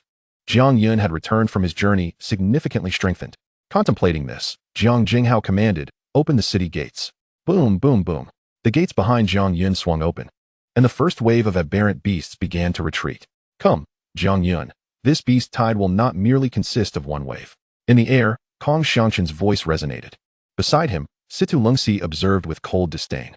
I have lost count of the number of beast tides of this magnitude I have witnessed. Accompanying you is a sheer waste of my time. Were I among those assessed, I would seize the opportunity to claim their lives while they falter to prevent future troubles. Indeed, waste is but waste. Then might I request you, Senior Situ Lungxi, to demonstrate your prowess in slaying aberrant beasts? I have yet to witness your skill in action. Without awaiting a response from Situ Lungxi, Jiang Yun turned and entered Luoyang City. Seated upon the flowing cloud crane, Situ Lungxi withdrew a bow and arrow from his storage space, drawing it back with precision, aiming at Jiang Yun. Our identities now are examiner and examinee. It is time for you to learn a lesson. Whoosh. Releasing the taut bowstring, the arrow sped towards Jiang Yun's ear with alarming velocity. Throughout it all, Jiang Yun remained unperturbed, his pace unwavering. Arrogance. Behind him, the ancient deity grasped the swiftly approaching arrow, pivoting and exerting all his might to hurl it back. Thud. An object fell to the ground, followed by droplets of blood cascading from above. A pained scream echoed from the flowing cloud crane. Situ Lungxi had struck his ear this time. Next, luck may not be on his side. Kong Xianqian said nothing, merely observing with a detached gaze. At times, one should not overestimate their own strength. Many can end your life at any moment. And this is not Weiyang City, but Luoyang City. Kong Xianqian's words brought Situ Lungxi to clarity, yet as a member of the Situ family, he could not swallow his indignation. Jiang Yun, once I forge a contract with the Headless Knight, I shall personally take your head. Outside the city, only Situ Lungxi remained. You shall wait. Since you donned our Situ family's wristband, if I do not force you to retrace Situ Ran's path, I shall not bear the name Situ Lingxi. Within Luoyang City, Jiang Yun and Kong Xianchen sat within the city lord's mansion. The current city lord was still Jiang Jinghao of the Jiang family. I cannot believe you have once again become the lord of Luoyang City. It seems this city is truly devoid of capable leaders. Jiang Yun did not conceal his disdain for Jiang Jinghao. Jiang Yun, regardless of the circumstances, you are still a member of the Jiang family. Such words may not be entirely appropriate. Jiang Jinghao replied with a feigned smile, reminiscent of the day he had driven Jiang Yun's family away. Though his heart held a different sentiment. You little brat, when did it become your place to reprimand me? Were it not for my daughter still being away from the warrior academy, you would not dare to flaunt your authority here. Though these thoughts brewed within him, he exhibited no outward sign of disturbance. Brother son, have only the three of you come this time? Kong Xianchen set down the teacup in his hand, adopting a serious demeanor. Currently, it is only the three of us. As for any reinforcements, that will depend on the subsequent beast tide. This response did not surprise Jiang Jinghao, who inwardly sighed, hoping it remained just the three of them. Otherwise, Luoyang City might truly find salvation. Kong Xianchen took a sip of tea and continued. However, this is not our primary purpose for coming. Our main objective is to supervise Jiang Yun's assessment. So we kindly ask for your cooperation, City Lord Jiang. Furthermore, this task was chosen by Jiang Yun himself. Principal Cheng merely informed the Lord of Weiyang City, allowing Jiang Yun to return without impediment. Kong Xianchen's words undoubtedly elevated Jiang Yun's significance. His assessment would garner considerable attention, should the results be unfavorable or a failure. It would not only impact Xianlin Academy significantly, but also bring embarrassment to Cheng Hanlin, thus placing a considerable burden upon Jiang Yun. Jiang Jinghao perked up, and upon hearing Kong Xianchen's remarks, his heart surged with tumultuous waves. He had initially assumed Jiang Yun was merely receiving some attention, but he had not anticipated such interest from Cheng Hanlin. Ahem. He cleared his throat twice, adopting the gentle demeanor of an elder observing a younger relative. Jiang Yun, cease your stubbornness and return to the Jiang family. After all, this is your home. Furthermore, your father and I have been brothers for many years. It would be unseemly to leave him to fend for himself alone. Now that you are back, perhaps you could persuade him. There's no need for that, Jiang Jinghao. Jiang Yun decisively rejected his suggestion. How you treated our family in the past, I will make sure to reclaim in the future. At that moment, Jiang Yun glanced around, realizing that Jiang Xinro was nowhere to be seen. Jiang Yun, do not presume that your admission to the Xianlin Academy elevates you above me. I am still a king-level beast master and the lord of Luoyang City. You are merely an apprentice beast master in the latter stages. Moreover, should I choose to sabotage this assessment, do you truly believe you can succeed? Instantly, the atmosphere within the Lord's mansion became palpably tense. Brother Jiang, we did not have the chance to visit the eastern side of Luoyang City last time. Did you not mention that the scenery there is breathtaking and an excellent spot for wine tasting? Kong Xianchen's mind raced, and he hurriedly pulled Jiang Jinghao out of the Lord's mansion, slowly making their way toward the eastern part of the city. As they departed, he cast a glance back at Jiang Yun, urging him to leave promptly. Once they were gone, Jiang Yun found himself alone in the expansive Lord's mansion. Suddenly, thoughts of his father struck him. Since he had returned, he ought to pay a visit. Navigating along familiar paths, it wasn't long before Jiang Yun arrived at the house he had moved to after leaving the Jiang family. He pushed the door open, but the familiar figure he expected to see was absent. Instead, a letter lay quietly on the coffee table, surrounded by a layer of dust on the furniture. Chapter 27, Luoyang City. Closing the door behind him, Jiang Yun picked up the envelope and opened it, reading the contents within. Jiang Yun, by the time you see this letter, you must have returned triumphantly from your studies. The reason I chose to depart without notice is that I found the circumstances surrounding your mother's death in the Celestial Fall War rather peculiar. Coincidentally, I have uncovered some clues related to that battle. Once I have gathered all the information, we shall reunite in Luoyang City. As Jiang Yun perused the letter, a torrent of thoughts surged through his mind. The Celestial Fall War seemed to involve far too many individuals. Cheng Hanlin, his parents, and countless others were intertwined with this conflict, yet he remained oblivious to the reasons behind its occurrence. What did the Celestial Fall War truly signify? At that moment, rain began to fall outside, and Jiang Yun approached the window, gazing at the scenery beyond. It seems someone is approaching. C2 Rant's voice shattered the silence. The newcomer bore an ominous presence, exuding a palpable aura of menace. Knock, knock, knock. The door was gently rapped upon. Is anyone home? Jiang Yun did not respond, but instead drew closer to the window, waiting in silence. After a brief moment, there was no further sound from outside. Above the river of the underworld, Jiang Yi and C2 Ran stood poised above its waters. Old Jiang, what do you make of that person from earlier? Jiang Yi pondered for a moment before expressing his thoughts. Humph, just a minor character. C2 Ran shook his head, sensing Jiang Yi's arrogance. I can feel that individual possesses considerable strength, at least at the level of a king-level beastmaster. Jiang Yi scoffed, his expression one of disdain. A king-level beastmaster is nothing but a trifling matter in my view. Hearing the mention of a king-level beastmaster, particularly at the doorstep of Luoyun City, compelled Jiang Yun to recall Jiang Zhenghao's earlier words. If it truly was him, then in my opinion, this lord should step down. Jiang Yun murmured to himself, disregarding the quarrel between the two elders. What does it mean to have a mouth that is the only part of me that is strong? If it weren't for me stepping in to save you once, you would have perished long ago. In terms of argumentation, Jiang Yun believed no one could surpass his own ancestor. Growing weary of their bickering, he decided to send them both back to the river of the underworld. The following day, Jiang Yun rose early and made his way to the walls of Luoyun City. When did the beast tide assault the city yesterday? The soldiers on duty recounted the precise timing of the assault. After inquiring about some basic details, Jiang Yun concluded that this beast tide could still be managed. Just then, a voice cut through the air, dispersing the crowd. Do you have nothing better to do? Have you completed your patrols or cleaned the battlefield? The officer in charge, Chang Ran, reprimanded the soldiers with a stern expression. You must be Jiang Yun. Come with me.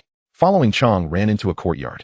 Jiang Yun was taken aback by the question, you really withdrew from the Jiang family? The inquiry left Jiang Yun momentarily dumbfounded.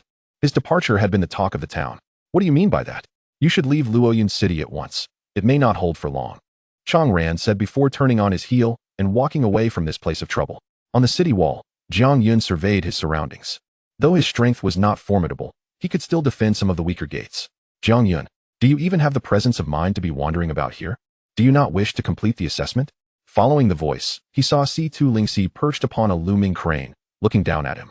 With the beasts yet to emerge, now was the opportune moment to act. After delivering her words, C2 Lingxi departed. Upon reaching the city wall, Jiang Yun noticed a considerable number of beasts gathering in the distant thicket. How strange, it shouldn't be like this. This time, the beast tide may be unusual. It would be wise to call for reinforcements, or else. Jiang Yun had never witnessed Jiang Yi display such a tense demeanor. Since even Jiang Yi has advised caution, it would be prudent to leverage your influence in Weiyang City. Is it truly that serious? Jiang Yun replied, somewhat skeptical. If they are urging you to seek external aid, the situation is likely worse than anticipated.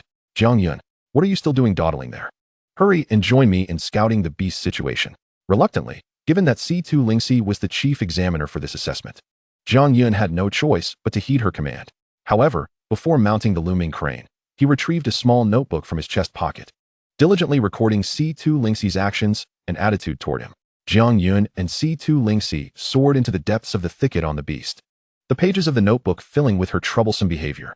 Upon reaching a waterfall, Jiang Yun suddenly sensed something amiss. Something isn't right. He murmured to himself as he bent down to draw water. Behind him, C2 Lingxi impatiently urged, can you hurry up? If you can't even manage to fetch water, what can you possibly accomplish? Hurry, we still need to record the species and information of other beasts. At that moment, the small stones beneath their feet trembled violently, startling numerous birds into flight. Jiang Yun watched as trees began to topple one after another in the distance. The familiar sound of galloping hooves resonated once more, this time with startling clarity. Jiang Yun prepared himself. The beast tide was imminent. My suggestion is to leave swiftly. Your current abilities are wholly insufficient to undertake such a task. The urgent voice of C2 Ran echoed in Jiang Yun's ears. Immediately thereafter, he witnessed a throng of monstrous beasts charging towards him. Jiang Yun's pupils constricted in alarm, causing the water flask in his hand to clatter to the ground. In an instant, he saw dozens of mature beasts fleeing in a frenzied manner. Leading the pack was a colossal earth-splitting barbarian bear. It was a mature beast. Jiang Yun shouted, leaping onto the back of the flowing cloud crane. However, this endeavor could only extend to that point.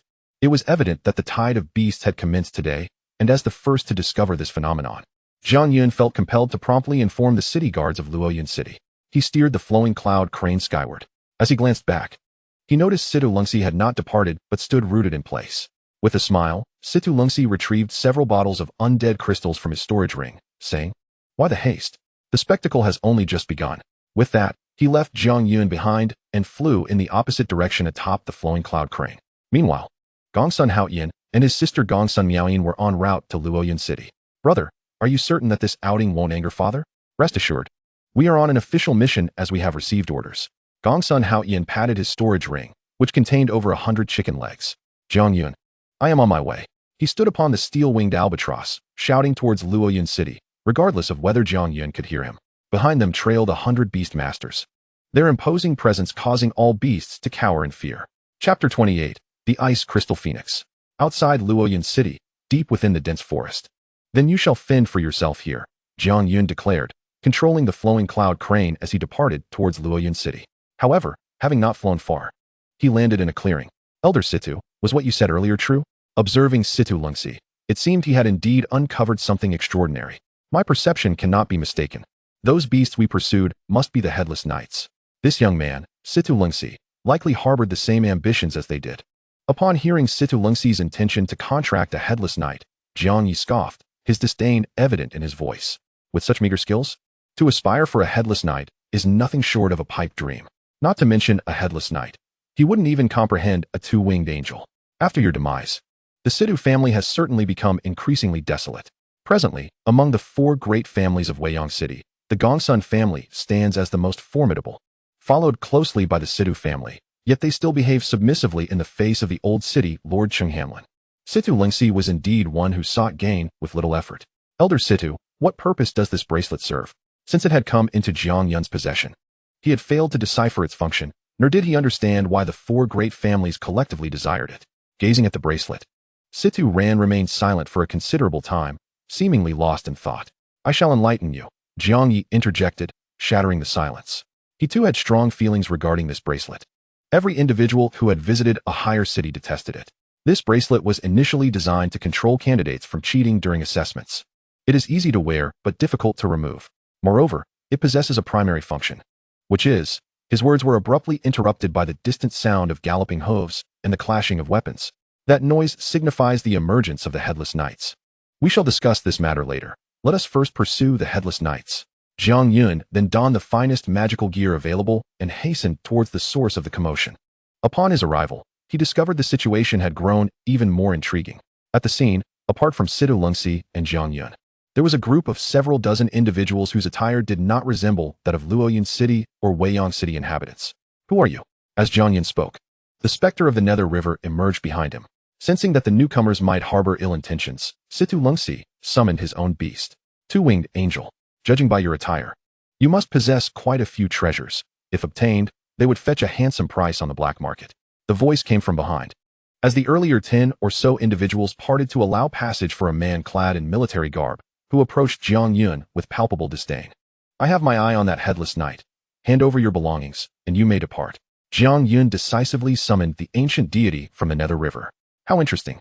You too possess a beast of the ancient mythological bloodline. However, as it is merely in its growth stage, it would be better not to embarrass yourself by appearing.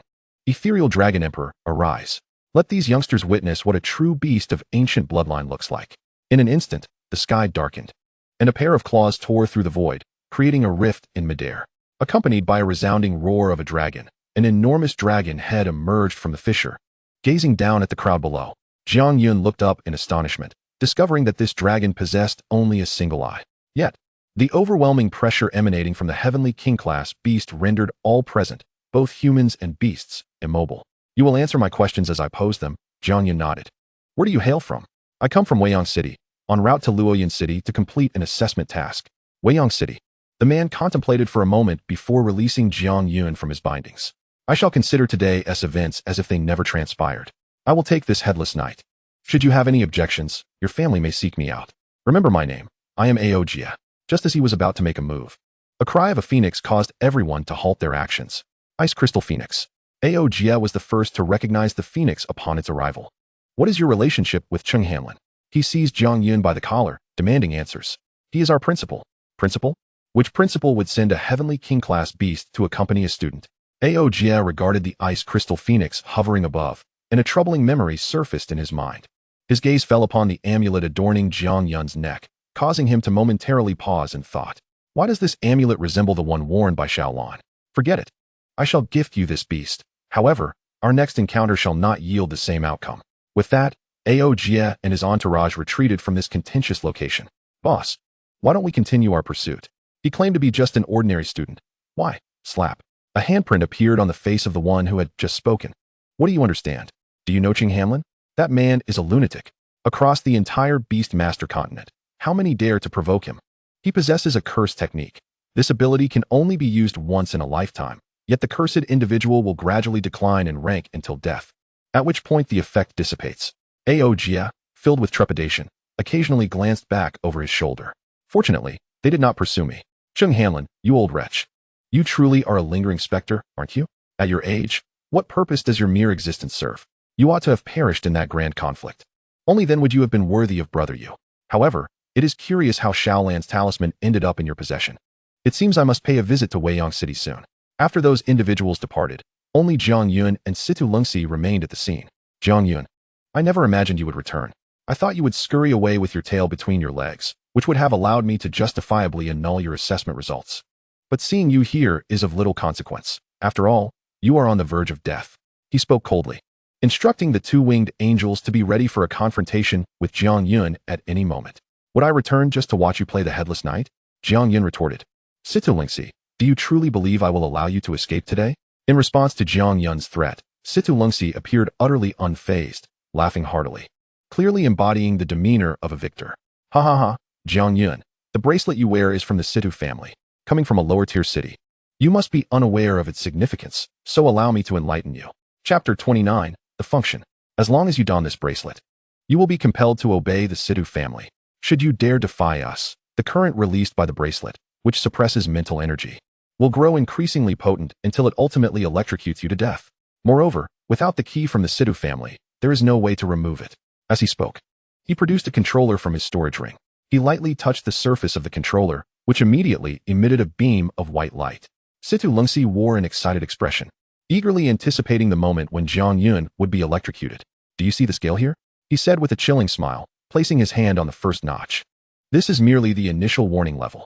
With a forceful press, the bracelet on Jiang Yun's wrist emitted a blinding white light. However, contrary to expectations, Jiang Yun remained standing calmly, observing himself with an unusual gaze. Situ Lungxi, in disbelief, pressed the button several more times, yet Jiang Yun stood still, exhibiting no change whatsoever. How is this possible? You are wearing the Situ family bracelet. How can you be unaffected? You Situ family bracelet? I recall now, it must be this. Jiang Yun retrieved another identical bracelet from his storage ring and tossed it to the ground. Situ Lungxi, testing the controller, pressed it repeatedly, each press causing the bracelet on the ground to flicker with light. Then what is the one you are wearing? Situ Lungxi's emotions were on the verge of collapse, as the only means he had to control Jiang Yun had vanished, and his two-winged angels were still severely injured from their last battle. In that previous confrontation, Jiang Yun had forced him to sever his angelic wings with the ancient divine bloodline he possessed. Now, he slowly retreated towards the wind of the flowing cloud crane. Yet his words remained defiant. Jiang Yun, I am a member of the Situ family. You cannot kill me. Otherwise, the Situ family will not let you live. At that moment, a middle-aged man's figure emerged from the shadowy depths behind Jiang Yun. Situ Lungxi, you possess a great deal of audacity. Even now, you still think to use the Situ family as your shield. Situ Lungxi was incensed by this remark, glaring at Situ Ran with resentment. This is all the debt the Situ family owes us. Why did our ancestors assist the Situ family if not to claim their kin? He focused intently on the figure in the shadows. Wait, the person wielding the soul-devouring bone scythe bears a striking resemblance to the one depicted in our family records. Could it be? As Situ Lungxi recognized the wielder of the scythe, a flicker of hope ignited within him. The one wielding the soul-devouring bone scythe must be the ancestor of the Situ family, Situ Ran. I too am a descendant of the Situ family. Ancestor, please save me. Situ Ran removed his mask, revealing his true visage. When Situ Lungxi realized it was indeed his ancestor, Situ Ran, his heart swelled with joy. Ancestor, save me. Jiang Yun seeks to kill me. Please aid me in slaying him. Situ Ran chuckled at Situ Lungxi's plea. You asked me to save you? You, who cannot even be considered a legitimate member of the Situ family. Situ Lungxi felt as if he had been struck dumb by these words. You are but a dog raised by the Situ family, yet you dare to claim kinship? Young man, do you think it appropriate to flaunt such a title while deceiving others? Situ Lungxi was rendered speechless by these two barbs. Moreover, I can only sense half of the Situ bloodline within you. In other words, you are a mongrel. His gaze shifted to Jiang Yun. Jiang Yun, I am the examiner for this assessment. If you fail to complete your task, you will have no justification for returning, and you will still be unable to kill me. What if I told you that the task has already been changed? A figure emerged from behind Jiang Yun, a portly man holding a chicken leg, accompanied by an exceptionally rare steel-winged albatross, exuding the air of a wealthy scion. Jiang Yun, I hope I am not too late. I was delayed on the way, and upon arriving at Luoyang City, the guards informed me that you had left the city. Following the commotion, I found you here. Situ Lingxi, why are you still here? At this moment, Situ Lingxi's final bargaining chip had evaporated. He stood still, paralyzed with fear, his gaze fixated on Jiang Yun and Gongsun Haoyan. Steel-winged albatross. Should his flowing cloud crane dare to move, you may kill it. Gongsun Haoyan saw through Situ Lingxi's small ploys immediately, with the steel-winged albatross at his side. Even if Situ Lingxi summoned the Shadow Crow to escape, the chances of success were slim. At this juncture, Jiang Yun's foremost desire was to contract the Headless Knight, a beast so formidable that even the ancestors praised it, and he was eager to witness its true power. Gongsun Haoyan, I may take some time to deal with this Headless Knight, he remarked, patting his chest. Leave this matter to me. Rest assured, there will be no issues. Come forth. Flamefire Red Lotus Tortoise.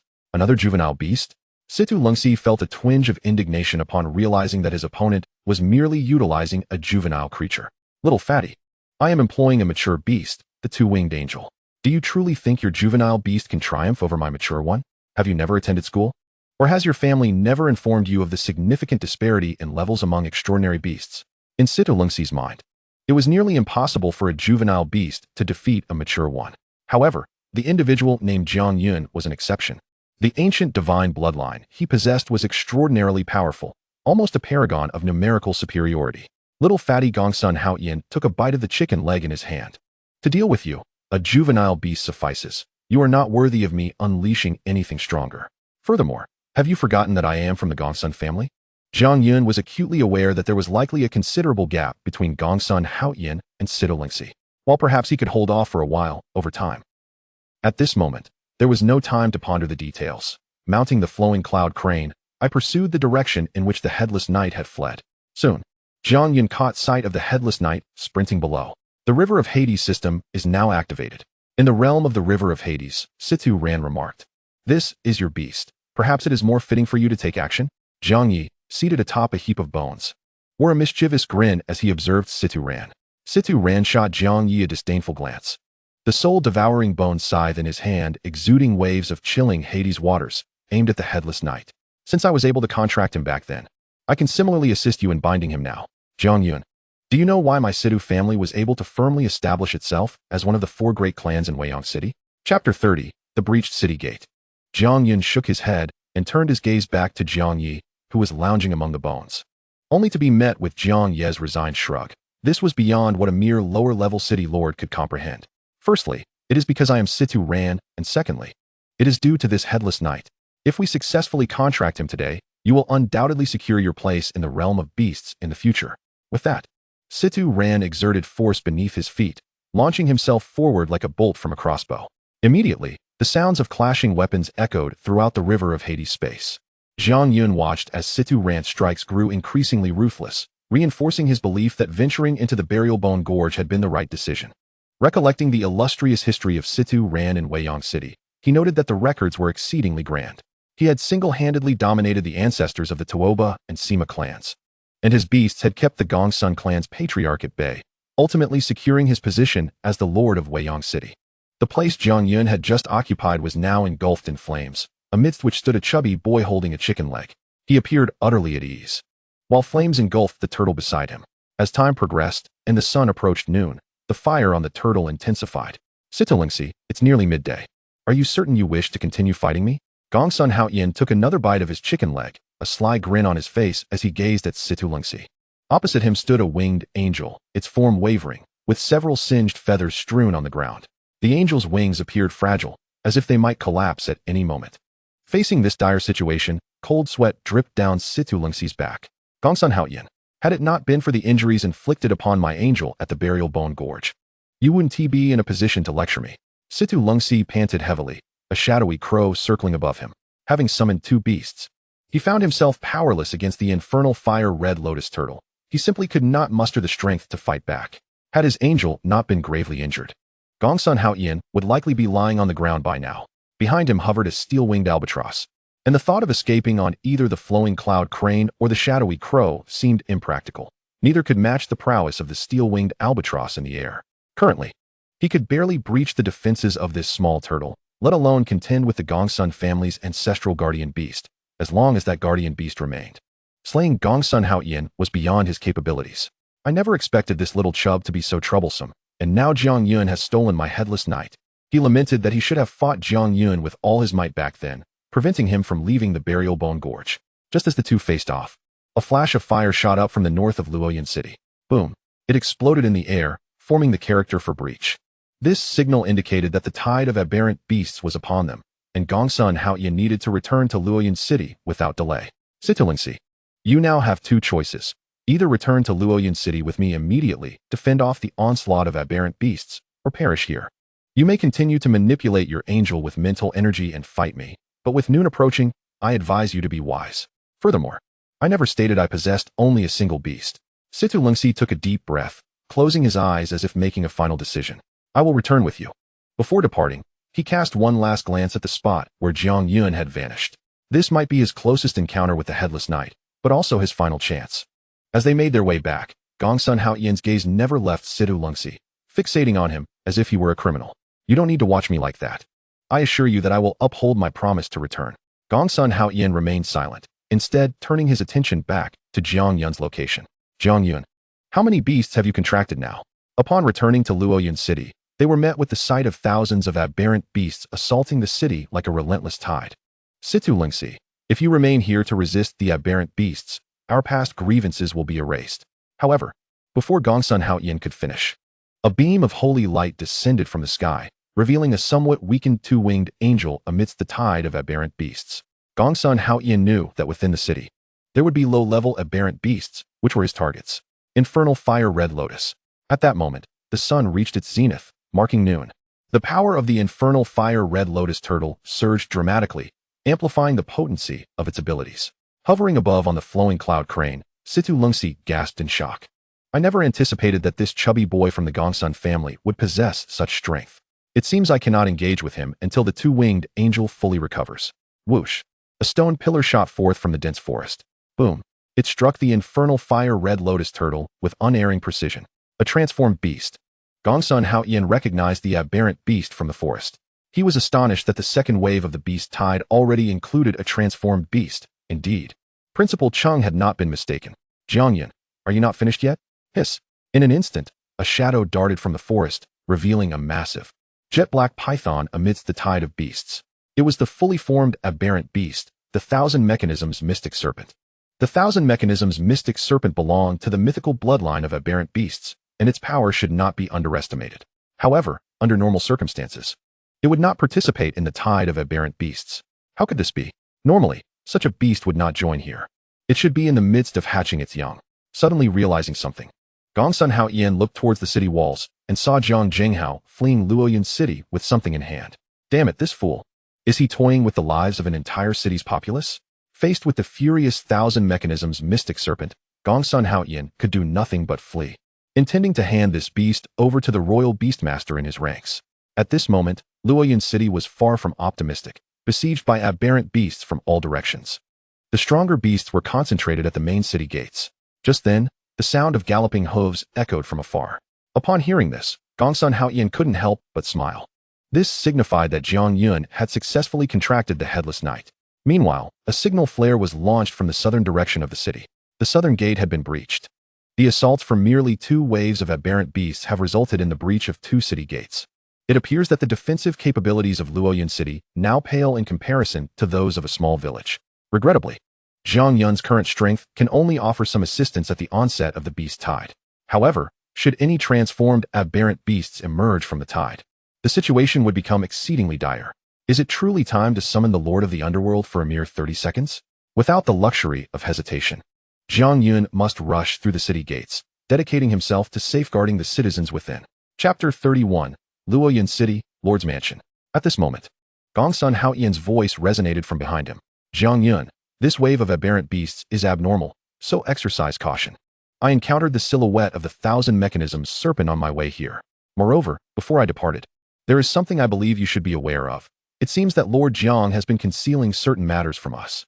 What he is hiding is undoubtedly connected to the sudden mutation of this beast tide. After imparting these words, he mounted his steel-winged albatross and flew in the opposite direction. igniting a signal flare towards the southern gate. With 2 city gates now ignited, only the main gate and the final western gate remain. This signifies that Luoyun City is in a precarious state, teetering on the brink of collapse under the assault of aberrant beasts.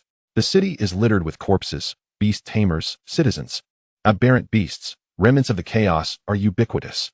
Jiang Yun's actions have led to the current plight of Luoyun City, unable to withstand even the initial waves of the beast tide. Once this ordeal concludes, I shall certainly confront Jiang Yun for a thorough explanation. Jiang Yun tirelessly scoured the city for survivors, while the ancient god behind him cleared away the lower-tier aberrant beasts. Blazing Lotus Tortoise. Upon summoning his first beast, Gongsun Haoyan surveyed the surrounding situation. Brother, at such a critical juncture, do not withhold your strength. After all, your mighty tortoise consumes a considerable amount of beast taming materials daily, regardless of your invitation. Are you not concerned for your beloved, beautiful, and obedient sister's safety during this trial? Hearing the possibility of his sister's injury stirred Gongsun Haoyan into action. Lava Earth Vein Tortoise. Boom. The ground erupted like shattered glass, and an enormous tortoise emerged from the magma. You summoned me at a great cost, young one. Do you have sufficient resources in your pocket? Rest assured, Grandpa Tortoise. If my supplies are insufficient, you may seek assistance from my father. He will undoubtedly cover the costs. In the presence of this ancestral guardian beast, Gongsun Haoyan shed his usual casual demeanor, adopting a posture of utmost respect. The Gongsun family's esteemed position as the premier beast taming family in Weiyang City is partly attributed to this tortoise. The family's first patriarch, Gongsun Su, forged a covenant with the Lava Earth Vein Tortoise when the Gongsun family was still a minor clan, stipulating that all descendants must contract only with its progeny henceforth. In exchange for the protection of this ancient, legendary beast, Gongsun Haoyan's strength is insufficient, granting him a mere 5 minutes of utilization. Gritting his teeth, he retrieved over 10,000 A-grade fire element crystals from his storage ring. I implore you, esteemed elder, to quell this beast tide. Consider these as an appetizer. I shall provide more aberrant beast crystals once this crisis has passed. For your thoughtfulness, I shall grant you this favor, but heed my words, young one. Conversely, Jiang Yun encountered numerous aberrant beasts obstructing his path, including several growth stage beasts. Yet, these were mere trifles for the ancient god. The true orchestrators of the beast tide have yet to reveal themselves. The ancient god's speed was still inadequate, struggling against these swift, agile, aberrant beasts. In that moment, Situ Ran of the Underworld River concluded his enhanced perception, delivering the final result. Jiang Yun, I sensed a strong life force within the Lord's mansion. It appears everyone has been gathered there. You will have to rely on yourself from this point onward. The next enhanced perception will take approximately half an hour. Situ Ran's words ignited a beacon of hope within Jiang Yun. Without further ado, he mounted the headless horseman's steed and galloped towards the Lord's mansion. I must make haste. He was merely 3 streets away from the Lord's mansion, while the soul-summoning banner behind him continuously absorbed the fallen aberrant beasts for his own use. This is the advantage of the Underworld River system. As long as one is on the battlefield, if aberrant beasts perish, Jiang Yun can convert them into part of his legion of spirits. Along the way, he witnessed numerous aberrant beasts feasting on the corpses of the city's inhabitants. At a corner, Jiang Yun glimpsed a young man valiantly resisting the aberrant beasts through a window. He immediately recognized him as Zhao Zihao, his closest childhood friend from high school. Ancient God, over there. Jiang Yun pointed in the direction, and the ancient god surged forward with impressive speed. Inside the classroom, Zhao Zihao was surrounded by dozens of growth stage aberrant beasts, all bared fangs, eyeing him as their next meal. In the face of despair, his first thought was of Jiang Yun. Jiang Yun, by the time you return, I fear you will not find me here. My beast has perished in this tide. What a way for me, Zhao Zihao, to meet my end, of all places. Jiang Yun, you scoundrel, even your home is under siege, and yet you do not return. This lifetime, it seems, I shall never awaken my talent again, truly. The heavens are envious of the gifted. A resounding crash echoed as the wall shattered under the formidable force of the ancient god. Eliminate them. Jiang Yun's succinct command determined the fate of the aberrant beasts. Obeying his order, the ancient god lunged towards the beasts with unparalleled speed. Instantly, the room was drenched in splattered blood. The ancient god, renowned for its ancient mythological bloodline, did not possess the extensive skill set of other high-tier beasts, but its formidable physique rivaled any weapon. In ancient times, it had even matched a heavenly king in a fierce confrontation, emerging unscathed. Blood sprayed onto Zhao Zihao's face, jolting him awake. Before him stood a towering giant, with rough, weathered skin. The aberrant beasts that had once encircled him lay shattered around him. Don't kill me. I have elders above and children below. Faced with the giant, his fear eclipsed that of the aberrant beasts. How could such a short time apart leave me so terrified? Shielding his eyes from the blinding sunlight, he looked into the distance and saw Jiang Yun, seated upon a skeletal steed, watching him intently. Jiang Yun, am I not seeing things? It truly is you. Zhao Zihao rose from the ground, wiping the blood from his face. Get up here. I have questions for you. Jiang Yun produced a bottle of healing potion from his storage space and handed it to Zhao Zihao. Zhao Zihao stared at the bottle, momentarily entranced. Are you reluctant to use it? Worry not. I have more. Regaining his composure, Zhao Zihao tightened his grip on the potion. If only I had possessed a vial of such a healing elixir back then, perhaps. Chapter 32, Cheng Tianyi. Perhaps what? Perhaps my parents and our homeroom teacher would not have perished. Jiang Yun's homeroom teacher during high school was also a beast master, who took great care of them throughout the 3 years.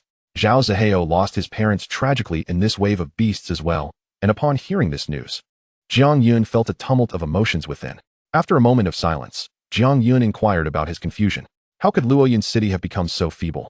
And where are the remaining 2 great families? Upon hearing Jiang Yun's questions, Zhao Zihao involuntarily closed his eyes, as if lost in recollection. Moments later, 2 tears cascaded down his cheeks. In truth, the 2 remaining families had long since ceased to exist.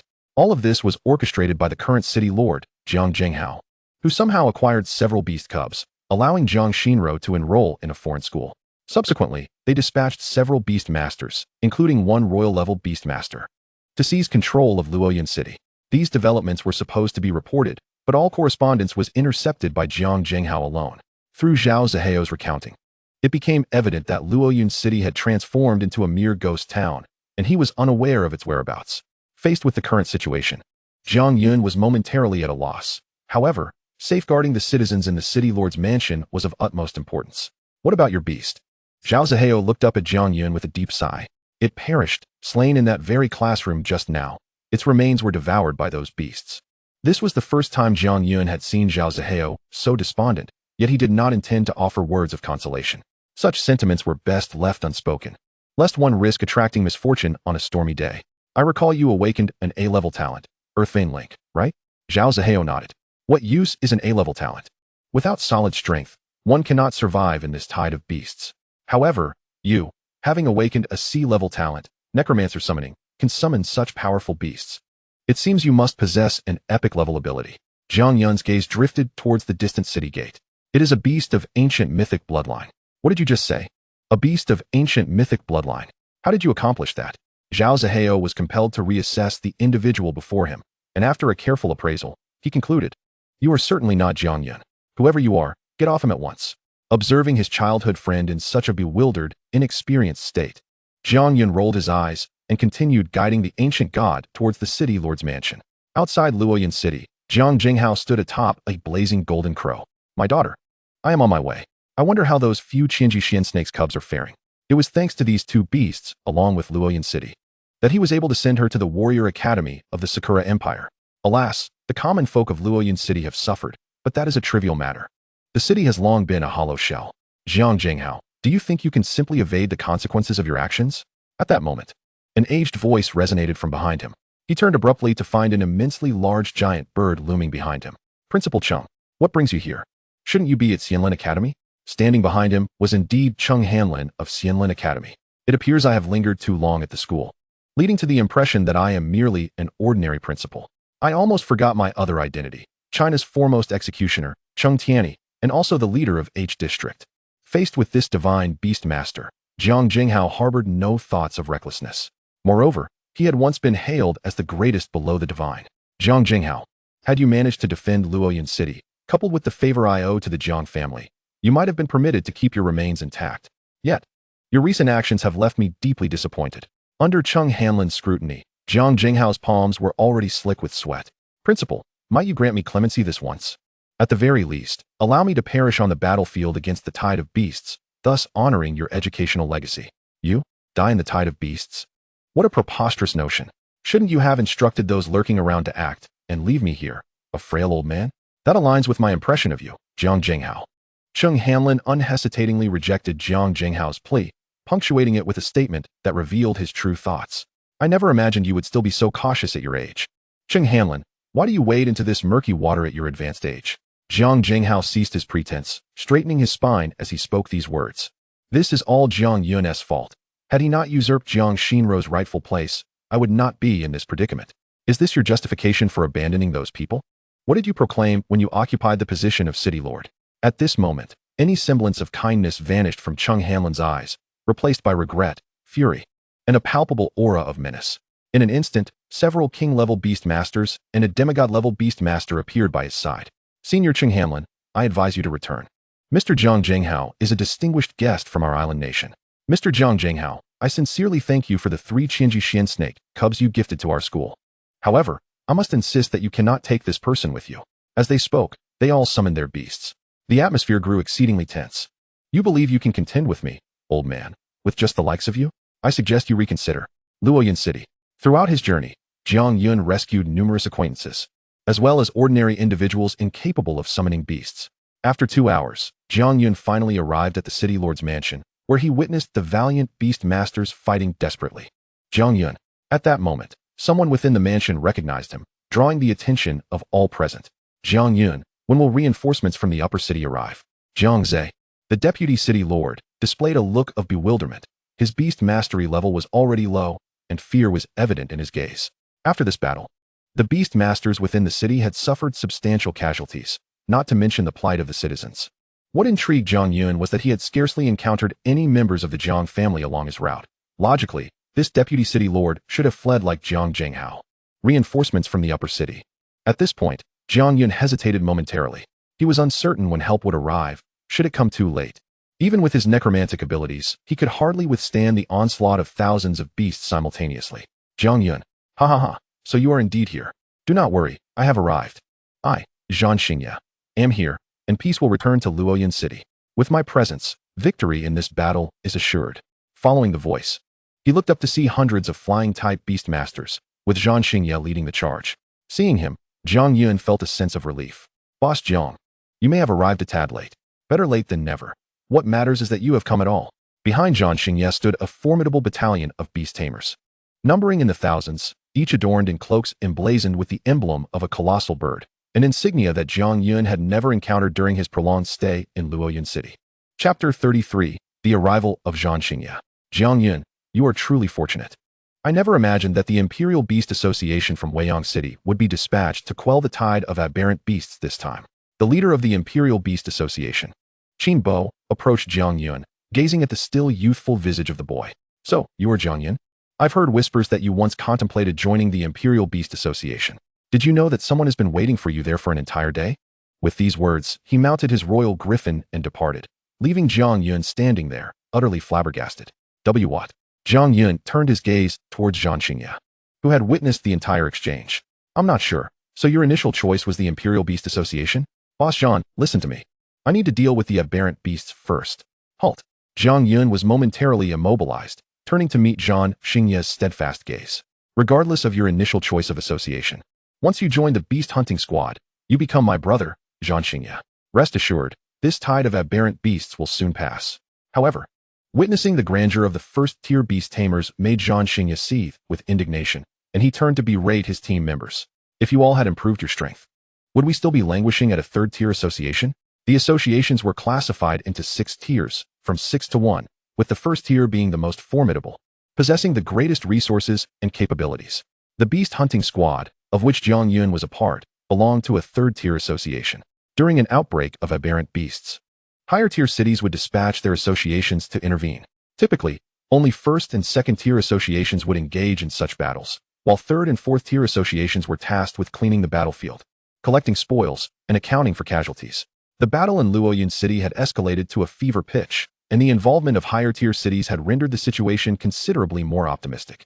Within the depths of the Nether River, Situ Ran remarked without reservation, Jiang Yi, this is the Luoyuan City you oversee. Look at its current state, truly a testament to your guidance. Nonsense. During my tenure, Luoyuan City never faced such turmoil. It was that ungrateful descendant's doing. Jiang Yi was unwilling to shoulder this blame and deftly shifted the topic. Logically, the aberrant beasts appearing now seemed considerably weaker. Almost as if Jiang Yun's quick reflexes led him to a realization. The abyssal dragon has not appeared. This statement undeniably injected a wave of uncertainty into the ongoing conflict. Jiang Yi tightened his grip on the oil lamp in his hand, which contained a significant amount of the chilling energy from the Nether River. If he wished, he could shatter it upon the ground, unleashing a frost that would encompass a 100-kilometer radius. Yet, that was a last resort, a method that would harm both the enemy and himself. Should he resort to using it today? Damn it. He had not anticipated that this tide of aberrant beasts would escalate to such severity. Turning around, he found that Situ Ran had completely disregarded his words, preoccupied with some preparations. At this moment, at the main gate of Luoyang City, Beast Tamers and the severed limbs of aberrant beasts littered the ground. You may flee. With our Imperial Beast Association here, we shall handle it. Leave not a single aberrant beast alive. With this command, the members summoned their beasts and plunged into the tide of aberrant creatures. The soldiers defending the city breathed a sigh of relief at the sight of reinforcements. Among them, Situ Ran could distinctly sense a bloodline connection with some individuals. Are none of the younger members of your Situ family going to provide guidance? Jiang Yun noticed Situ Ran's thoughts and nudged his shoulder. Now that I've chosen to wear this mask, it signifies that I have severed all ties with the former Situ Ran. My sole ambition now is to ascend to greater heights through Jiang Yun's methods. As for the Situ family, at this juncture, he paused briefly before resolutely continuing. As for the Situ family, I've already done enough in my past life. In this life, I wish to pursue my own desires. Over time, Situ Ran had come to understand much. At the city lord's mansion, Jiang Yun and Zhan Xingye stood firm. Zhan Xingye sat cross-legged at the entrance, flanked by his 3 beasts, the Thunderhowl Griffin, the Thunder Frog, and a Storm Thunder Phoenix.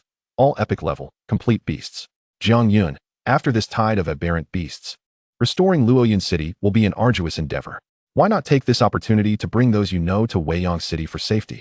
Jiang Yun gazed at the distant battle with the ancient deities, his mind in contemplation.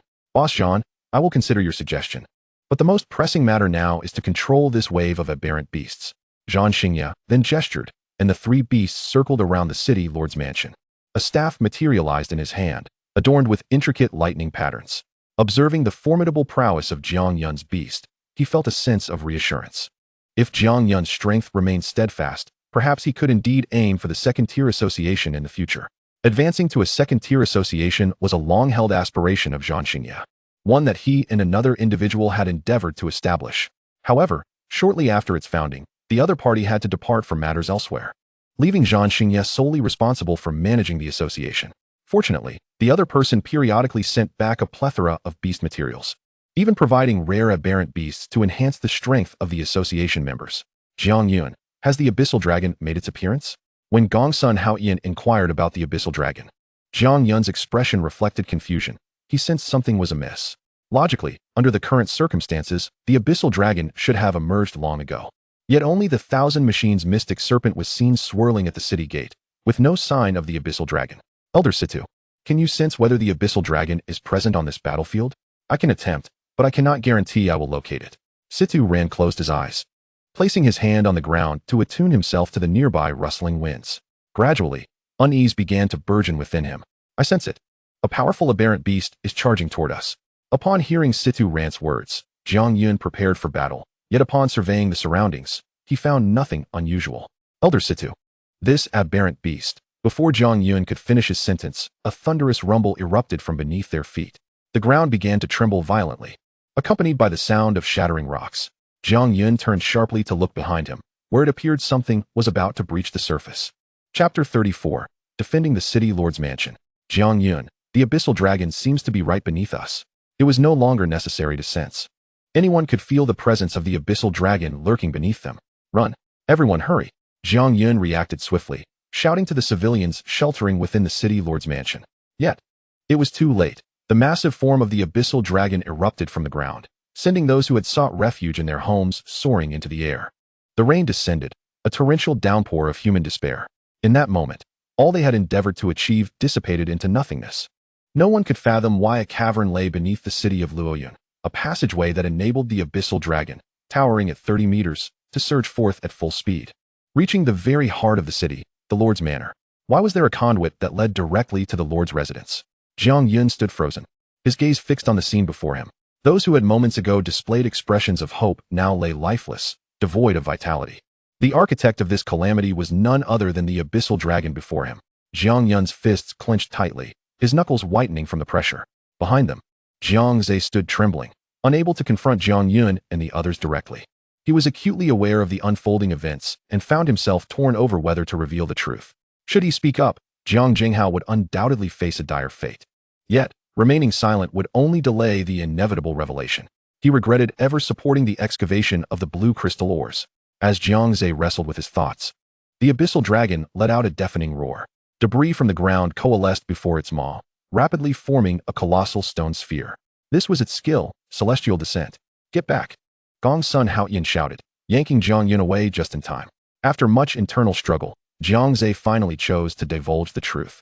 It was the people of Sakura Nation who had instigated Jiang Jinghao to dig the mine, having discovered a vast vein of blue crystals beneath Luoyun City. Thus, he had secretly tunneled underground and commenced reckless extraction. A glint of cold fury flashed in Jiang Ye's eyes. Jiang Jinghao, that unfilial descendant. If the abyssal dragon had been in its complete form, Zhang Xingye would have felt confident in their chances.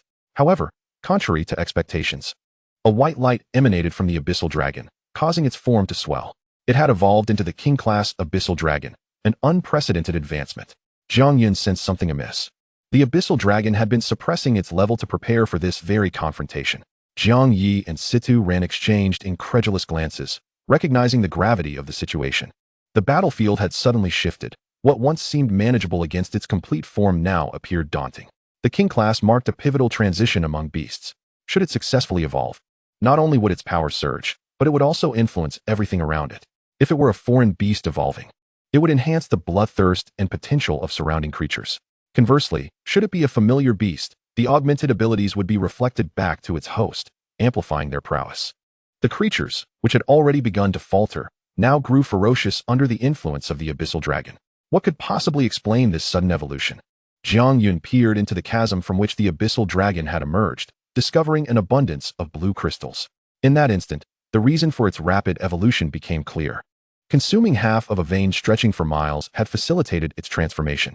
The abyssal dragon, being a stone elemental beast, required substantial amounts of blue crystal for its advancement, one of the catalysts for the surge of foreign beasts. The Thunderwild Griffin, Thunderfrog, and Storm Thunder Rock exerted their utmost to contain it. If they could endure, Principal Cheng would soon arrive. Zhang Xingye furrowed his brow. The current predicament was beyond his capacity to resolve. Only by stalling for Cheng Hanlin's arrival could they hope to quell the tide of foreign beasts. At that moment, the lifeless body of a young man rolled to Jiang Yun's feet. Gazing upon the familiar visage, he felt his heart wrench. It was his childhood friend, Zhao Zihao. The river of the underworld surged forth behind Jiang Yun, a torrent of blood-red water enveloping Luoyun City in an instant. Soon, a colossal soul banner materialized in the air. The waters of the river of the underworld cloaked the fallen beasts and their tamers, while the soul banner absorbed the spirits from the ground. This was the precursor to the king of the underworld's 30-second invocation. Zhang Xingye approached Jiang Yun, his expression grave. Jiang Yun, confronting a king-class beast may prove perilous. Keep your distance to avoid injury. Jiang Yun remained silent, fixated on the colossal dragon. At that moment, Jiang Yi ignited a kerosene lamp, summoning several phantoms of spectral soldiers, soldiers. This was the lamp's purpose. Gathering sufficient death energy would birth these spectral warriors. Bolstered by the chilling essence of the river of the underworld, these soldiers spread frost in their wake, freezing anything they encountered. We must restrain it. A beast of this caliber, without the help of a king-class tamer, will overwhelm us, Situ Ran urged. He had previously engaged the abyssal dragon before its evolution and had sensed its formidable nature. Jiang Yun, wasn't he there an ice crystal phoenix dispatched by Cheng Hanlin accompanying you? Jiang Yun had always been uncertain of the ice crystal phoenix's capabilities, but it undoubtedly rivaled the strength of the dragon wielded by the armored man. Would Principal Cheng's ice crystal phoenix be able to contend with the king-class abyssal dragon? It seemed likely that it would only reveal itself in Jiang Yun's direst moment, just as it had during the encounter with the Headless Knight. Zhang Xingye's 3 thunder elemental beasts circled above, disrupting the abyssal dragon's focus. 30 seconds to summon the king of the underworld. Jiang Yun realized that if he did not activate this skill immediately, Luoyun City would soon be devoid of life. In the river of the underworld, Jiang Yi, Situ Ran, and the Headless Knight forged ahead, followed by an uncountable horde of fallen beasts and their tamers. 30 seconds. Only 30 seconds remained. During this brief window, Jiang Yun could unleash all the spirits from the river of the underworld. There were no restrictions, but once the 30 seconds elapsed, he would lose 90% of his mental strength for 48 hours. Mental strength was crucial for summoning beasts. Without it, he could not call forth his companions. In this chaotic battlefield, such a loss would be catastrophic. Yet at that moment, Jiang Yun could think of nothing else. Elders, we have only 30 seconds. We must act swiftly. In the initial 10 seconds, the trio unleashed their full might, their skills and timing leaving Zhang Xingye in awe. The sight of the beast and the masked figure wielding a scythe evoked memories of a certain lord. How could there be so many spirits?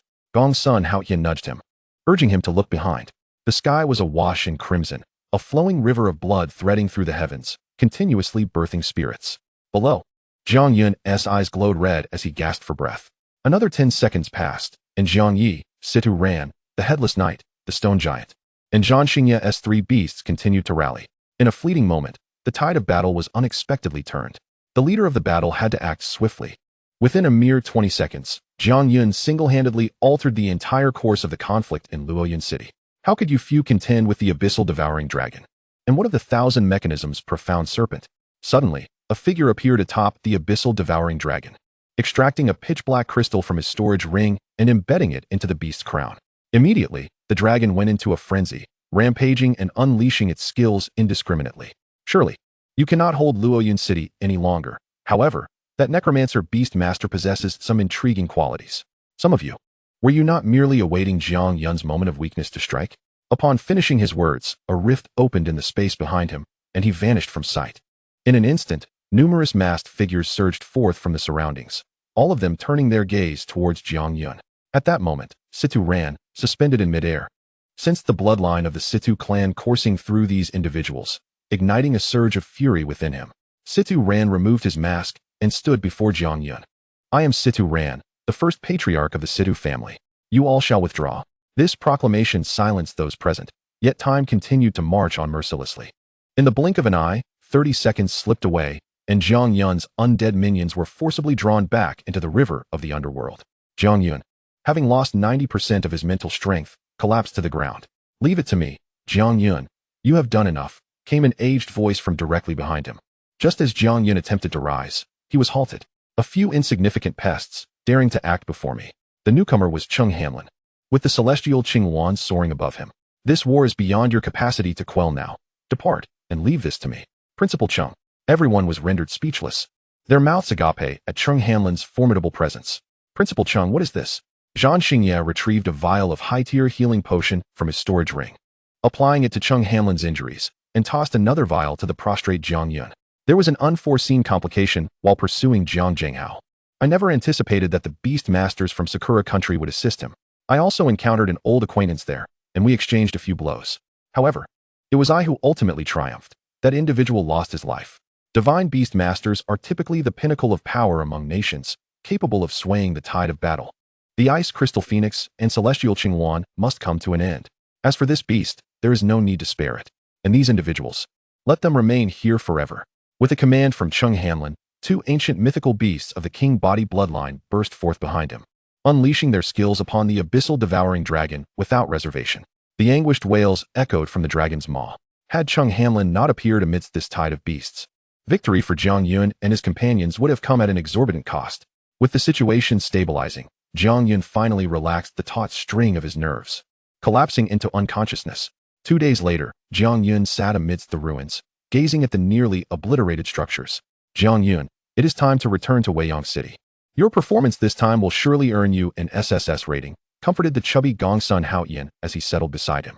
At that moment, Gongsun Miaoyin also arrived, observing Jiang Yun seated on the ground with a serene countenance, offering no response to Gongsun Haoyan's words.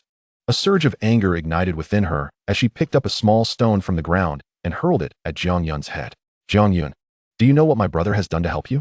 Miaoyin, Gongsun Haoyan interjected, interrupting his sister's impending tirade. Would you like a chicken leg? He produced 2 chicken legs from his storage ring, passing one to Jiang Yun while taking a hearty bite from the other. Thank you. Jiang Yun accepted the chicken leg, though even the most delectable fare lost its flavor in the face of such devastation. Gongsun Haoyan, I heard that after graduating from the academy, you plan to join the military, is that correct? At the mention of this topic, Gongsun Haoyan instinctively sought to evade it. Let us not discuss that right now. There will be an exchange meeting with the island nation next year. The schools involved will be our Xianlin Academy and the Samurai Academy of Sakura. This news sparked a flicker of hope in Jiang Yun's previously vacant gaze. Is that true? Of course, this is insider information, highly reliable. Following the guild's assessment, Luoyang City has been deemed uninhabitable for humans, and plans are underway to relocate everyone to another city. Leave the matters concerning Zhang Xingye to you. At this juncture, the head of the Imperial Beast Guild, Qin Bo, also arrived. Upon seeing Jiang Yun, he displayed a look of disbelief. I cannot believe you are still alive. I thought you had perished alongside the others. However, it is fortunate you survived. It spares the guild additional trouble. Gongsun Haoyan, growing impatient, stood up from the ground. And who might you be, speaking so casually? The vice president of the Imperial Beast Guild? Others may fear your guild, but Gongsun Haoyan does not. The two exchanged glances. The atmosphere growing tense. I say, it seems you have grown quite capable in our absence. Have you been spending time with your father, or did you provoke him again? Qin Bo seized Gongsun Haoyan by the ear, lifting him off the ground. Brother. Ouch, that hurts. Brother? Jiang Yun was momentarily taken aback by their antics. His mind a whirlwind of confusion. At that moment, Qin Bo shifted his earlier seriousness, smiling at Jiang Yun. So you are the friend Xiaohao mentioned. Do not dwell on past grievances. Consider this a form of compensation. He tossed Jiang Yun a rare S-rank giant-type crystal, a treasure of great scarcity, typically held by prominent families. Gongsun Haoyan, draping an arm around Qin Bo's shoulders, chuckled as he faced Jiang Yun. Let me introduce you. This is my older brother. Gongsun Qin Bo, quite the dashing figure, isn't. After attending to all matters, Jiang Yun made his way outside Luoyang City. There, he encountered the lifeless body of Situ Lungxi, a wound piercing through his torso and his limbs encased in ice. Jiang Yun bent down to retrieve the storage ring from his hand. Rest assured, Jiang Yun, such matters are in capable hands with me and Situ. However, you should prioritize enhancing your strength. If we are freed today, such events shall not recur. The voices of Jiang Yi and Situ Ran echoed through the river of the underworld. Jiang Jinghao, Jiang Shinro, we shall meet at the exchange. Meanwhile, at the Jiang family cemetery in Luoyang City, Jiang Jinghao exclaimed, Are you certain the items are within? Why are they now missing? Do you have any idea how many resources we expended for this operation? You must provide me with a reasonable explanation. Jiang Jinghao's expression mirrored his helplessness. I recall him telling me he placed the items here. It must have been Jiang Yu who took them when he left Luoyang City. In the past, he divulged to me the location of what he had brought back from the Celestial Fall battle, solely to protect Jiang Yun. The warriors from the academy cast a disdainful glance at Jiang Jinghao before turning away from this place of contention. Hurry along, lest you find yourself unable to leave when the Imperial Guild arrives. Outside of Luoyang City, Jiang Yun stood in a daze before a corpse. Activate the Nether River system. Jiang Yun drew the two-winged angel into the depths of the Nether River. What transformation might a spirit-bound beast of the Holy Spirit lineage undergo under the Nether River's contract? Standing amidst the swirling waters of the Nether River, he gazed intently at the ensnared two-winged angel.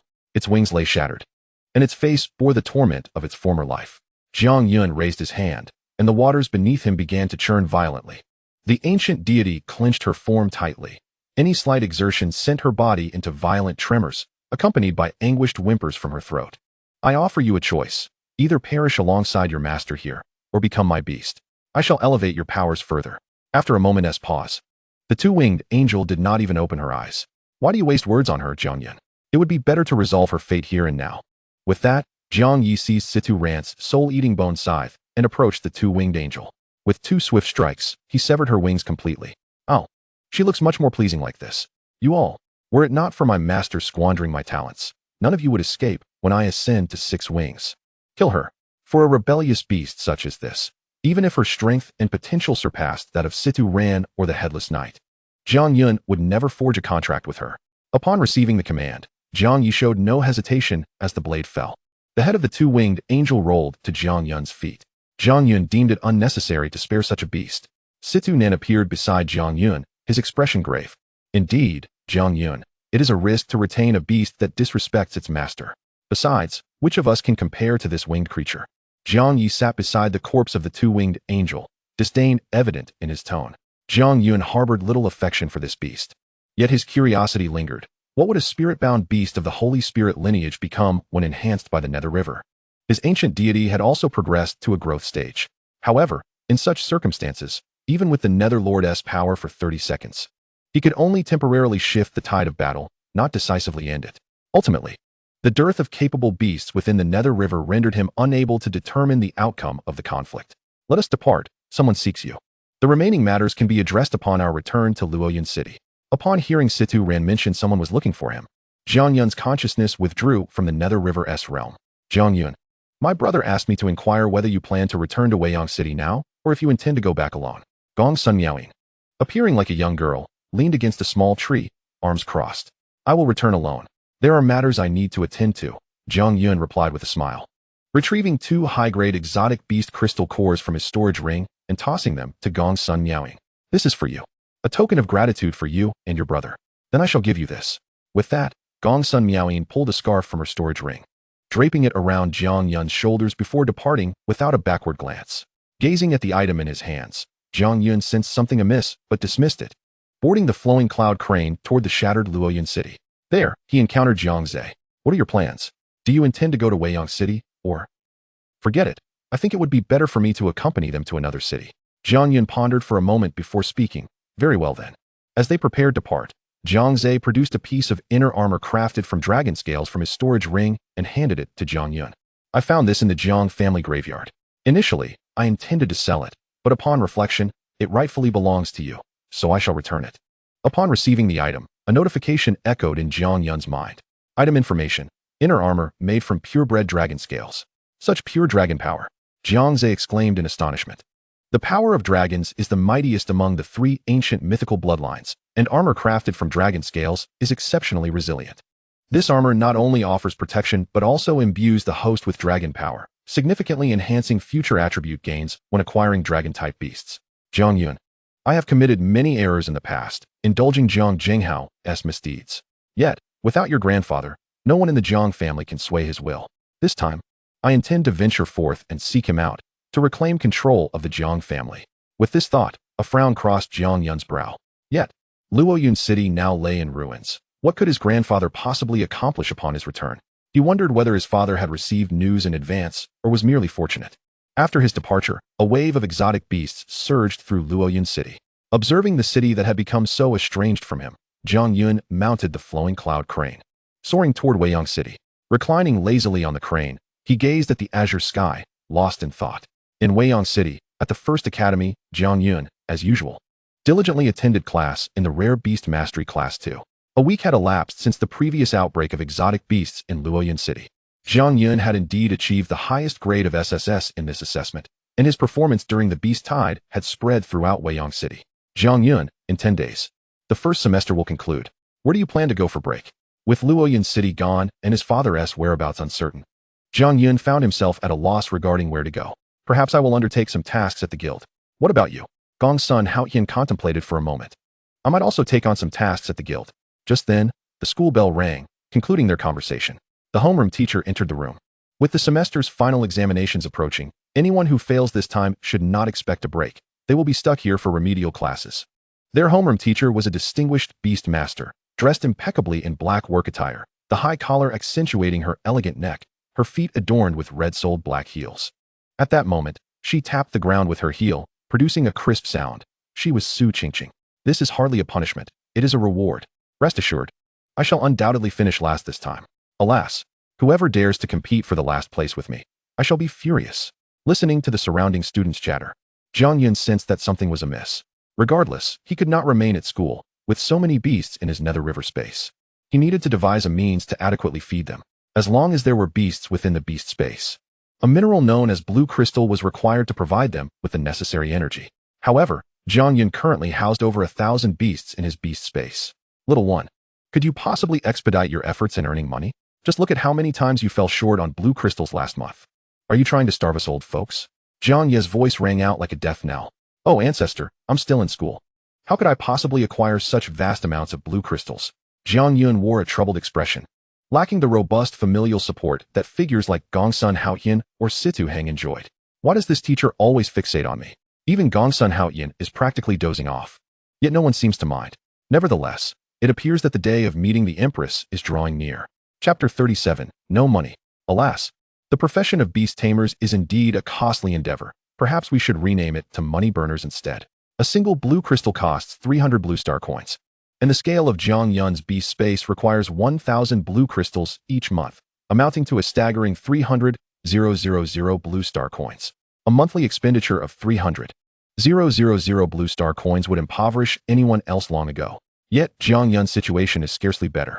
especially since he must also procure a substantial quantity of materials for the future advancement of the ancient god. The resources he acquired at the start of the semester, along with the rewards from entering the burial bone gorge, have nearly been depleted. He now finds himself with a mere 20,000 blue star coins. Jiang Yun.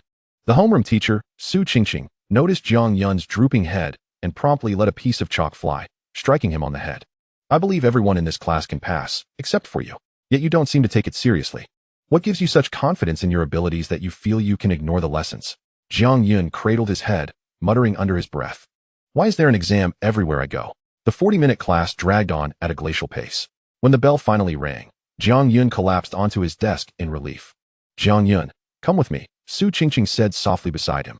Huh, me? Under the pressure of her authority, Jiang Yun had no choice but to follow her. As soon as they stepped out of the classroom, the atmosphere in the class became charged with speculation. Do you think Jiang Yun has some sort of issue with the teacher? Issue? I don't think so, but it certainly looks like it. You lot. Stop gossiping and get back to your studies. I don't want to hear any more of this. Gongsun Haoyan glared at his classmates, who promptly fell silent and resumed their reading on beast taming. The two ascended to the school's rooftop, and Jiang Yun closed the door behind them. Jiang Yun, how many beasts do you currently possess? Su Qingqing inquired. Approximately. Jiang Yun paused for a moment, contemplating before continuing. Around 1,000. This figure startled Su Qingqing. Over 1,000 beasts. Jiang Yun, with that many beasts, your monthly expenses must exceed 300,000. Jiang Yun was well aware of this and felt a deep sense of frustration. Therefore, I absolutely cannot fail this exam. Could it be that the teacher intends to share some exam content with me? Rest assured, teacher, I will keep it confidential. Seeing Jiang Yun's expression, Su Qingqing couldn't help but shake her head. What are you thinking? I meant to say that I have a commission I am considering introducing to you, primarily because it aligns well with your awakened talent. Upon hearing the word commission, Jiang Yun's eyes lit up. I accept, teacher. Hold on, don't be so hasty. First, let me explain the details of this commission. Su Qingqing retrieved a mineral from her storage ring and gently placed it on the rooftop railing. 7 days ago, an anomaly occurred in a mine in my hometown. Some individuals reported seeing apparitions of the undead. Anyone who ventures inside becomes trapped, unable to find an exit for an entire day, much like being caught in a ghostly maze. Strangely, at night, when the moon reaches its zenith, the mine's entrance ignites with blue flames. We've enlisted numerous beast tamers to investigate, but to no avail. In the underworld river space, Jiang Yi nudged Situ Ran. What level of beast do you think could cause such phenomena?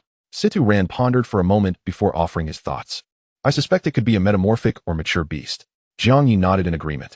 Based on the description, it seems plausible. I believe a mature beast is the most likely culprit. Jiang Yun picked up the stone and examined it closely. Haven't you consulted any undead beast tamers? Su Qingqing shook her head. I don't feel comfortable seeking out unfamiliar undead beast tamers. I prefer to work with those I know personally. If you agree, I could offer you additional compensation. The original commission would provide you with 200,000 blue star coins and 2,000 blue crystals. I will personally add an extra 3,000 blue crystals. This remuneration is, in fact, beyond the scope of tasks Jiang Yun could typically undertake. Regrettably, the Su family is exceedingly wealthy, monopolizing the beast resources in the entire Ji district.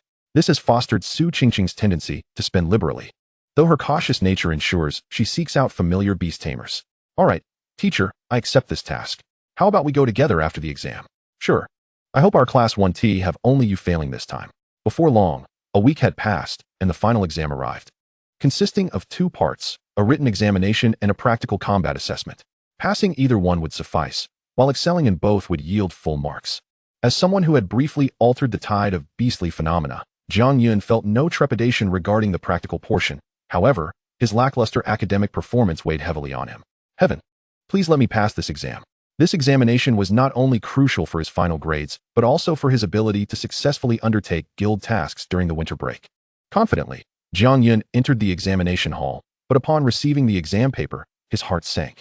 The questions pertained to combat theories and beast cultivation, subjects that were undoubtedly Gongsun Nan's forte. Even though he had passed away many years ago, his knowledge on beasts remained unchanged, especially from the perspective of someone well-versed in beast-related information. Senior Gongsun, please assist me this once. I promise to study diligently next time and ensure such a situation does not recur. Jiang Yi chimed in to mediate. Exactly, Situ Ran, just help him this once. Otherwise, what will we eat? If Jiang Yun fails this exam, he will be unable to participate in guild tasks and thus forfeit his compensation. Enough. Situ Ran's angry retort interrupted their conversation. You too. This isn't the way to approach it. Situ Ran, don't be so rigid. If he fails, it's ultimately you and I who will bear the consequences. After Jiang Ye's coaxing, Situ Ran visibly softened. With a resounding slap of his thigh, he sprang to his feet, gesturing towards Jiang Yi and Jiang Yun. Chapter 38. The next target, Time System Beast Masters. This time, it's now or never. Witnessing the achievement of their goal, Jiang Yi and Jiang Yun exchanged a triumphant high five. Under the guidance of Situ Nan, Jiang Yun effortlessly navigated through the challenges presented. In no time, he completed the examination paper and submitted it. Was he not going to take a moment to reflect on his answers? The chief examiner, Su Qingqing, waved the paper in her hand. However, upon observing Jiang Yun's confident demeanor, she scrutinized the paper closely and then revealed a knowing smile. Very well then. Since you have finished, you may leave. I hope your next exam proceeds just as swiftly. Rest assured, esteemed teacher, this time, success is imperative for me. Upon exiting the examination hall, Jiang Yun discovered that Gongsun Miaoyin and Gongsun Haoyin had been awaiting him outside. You completed your exam so quickly? Chuckled the chubby Gongsun Haoyin. Munching on a chicken leg. It wasn't difficult at all. A casual attempt suffices to pass. As for Gongsun Miaoyin, she was renowned as the top student in their class, and the level of difficulty posed by this exam was exceedingly simple for her. While the trio conversed, a slender boy emerged from the hall, exuding an eerie presence. Jiang Yun felt an unsettling familiarity, particularly with those slitted eyes. Beware of those with such eyes. They are often harbingers of danger. Having witnessed numerous anime and comics in his past life, he was well aware of the terror associated with such features. Who would have thought that Jiang Yun, deemed a poor student, could finish the exam so swiftly? Surely, he must have had a benefactor aiding him. Gongsun Haoyin focused intently, and upon recognizing the speaker, he burst into laughter. I was wondering who it could be. Isn't this Yao Jingxing, the one expelled from Tian High School? Rather unfazed by the comment, Yao Jingxing retorted, I simply wish to see what this individual, who turned the tide during the Beast Tide, was like. With those words, the atmosphere turned palpably tense. I wonder if I shall encounter you in the next examination. Rest assured, I am not like Sidolingsi, who is singularly focused on eliminating you. In fact, I believe having an ally like you in the impending Beast Tide would significantly enhance our safety. Yao Jingxing produced a mineral from his storage ring and tossed it to Jiang Yun. Upon receiving it, Jiang Yun quietly placed it into his storage space, masking any sign of surprise. This mineral bears an uncanny resemblance to the one given to me by Teacher Su. What could this signify? He pondered, while also beckoning the Gongsun siblings to prepare for the next examination. Observing the trio as they departed, a humanoid beast appeared beside Yao Jingxing. Young master, do you truly intend to collaborate with Jiang Yun to venture into that mine? The creature, a time system beast named World, could only be summoned for a fleeting 5 minutes due to Yao Jingxing's limited mental prowess. World, time system beast. Bloodline, ancient mythical bloodline. Skill 1, Godspeed. Entering a 10-fold time flow for 5 seconds. Skill 2, Time Clone, creating a time remnant that lasts for 3 seconds, which, upon destruction, induces a 15-second time stasis on surrounding foes. Skill 3, Precognition, allowing a glimpse into the forthcoming 2 minutes at the cost of 90% of mental energy. Limited to once per day. Skill 4, Paradox Shadow, summoning another version of oneself from a different time to assist in combat. With the number of summons based on the Beastmaster's mental strength. Yao Jingxing turned, a smile gracing his lips. My sister mentioned that with a Necromancer Beastmaster present, dealing with whatever lurks within that mine would be significantly easier. Come. The next examination is about to commence. Walking side by side, Jiang Yun's curiosity regarding Gongsun Miaoyin's talent peaked. I never imagined your abilities are determined by the position of the sun. Could it be that your sister's awakening will be equally peculiar? Gongsun Miaoyin cast a glance at her brother, who nodded in affirmation. I awakened an S-rank talent known as Sound Domain. This talent must remain undisclosed, as any Beastmaster who hears my song will be drawn into my exclusive Sound Domain. Within my domain, I hold the authority. Jiang Yun was taken aback, astounded by the existence of such a talent. This world's abilities are indeed peculiar. Could there be someone who awakens a truly extraordinary time-related talent? His musings caused the Gongsun siblings to halt in their tracks, exchanging grave glances. Time-related talents, as seen with Yao Jingxing earlier. Gongsun Haoyin, being well-versed in school matters, was acutely aware of this detail. During the awakening ceremony, someone had witnessed the time symbol appear on his crystal. It was this talent that secured his entry into Tian High School. As the trio made their way to the combat zone, Jiang Yun continued to contemplate the mineral he received, his awakening talent, and Yao Jingxing's assertion of being a capable ally. Just then, the announcement blared. candidates participating in the Beast Master Combat Examination. Please proceed to the combat zone immediately. In 5 minutes, the Beast Master Combat Examination will commence. While en route to the combat zone, Jiang Yun remained deep in thought. In the River of Hades, Situ Ran suddenly spoke. I once knew a time system Beast Master. However, such an extraordinary talent often comes with a heavy price. The individual I knew could foresee the future, albeit briefly. And what became of him? Jiang Yun inquired, curiosity piqued. Each use accelerated his aging, ultimately resulting in his transformation into a mere corpse. He met his end in Linglan ancient city. Situ Ran scoffed. Young one, do not entertain thoughts of shortcuts. Having us 2 old fellows, along with the headless knight and stone giant, accompanying you is more than sufficient to help you surpass your peers. Yet Jiang Yun harbored different thoughts. Perhaps a visit to Linglan ancient city is indeed warranted. At the entrance of the combat zone, Yao Jingxing leaned against the wall. Noticing the trio's approach, he meaningfully waved the combat card in his hand. What bad luck, my first match is against neither of you.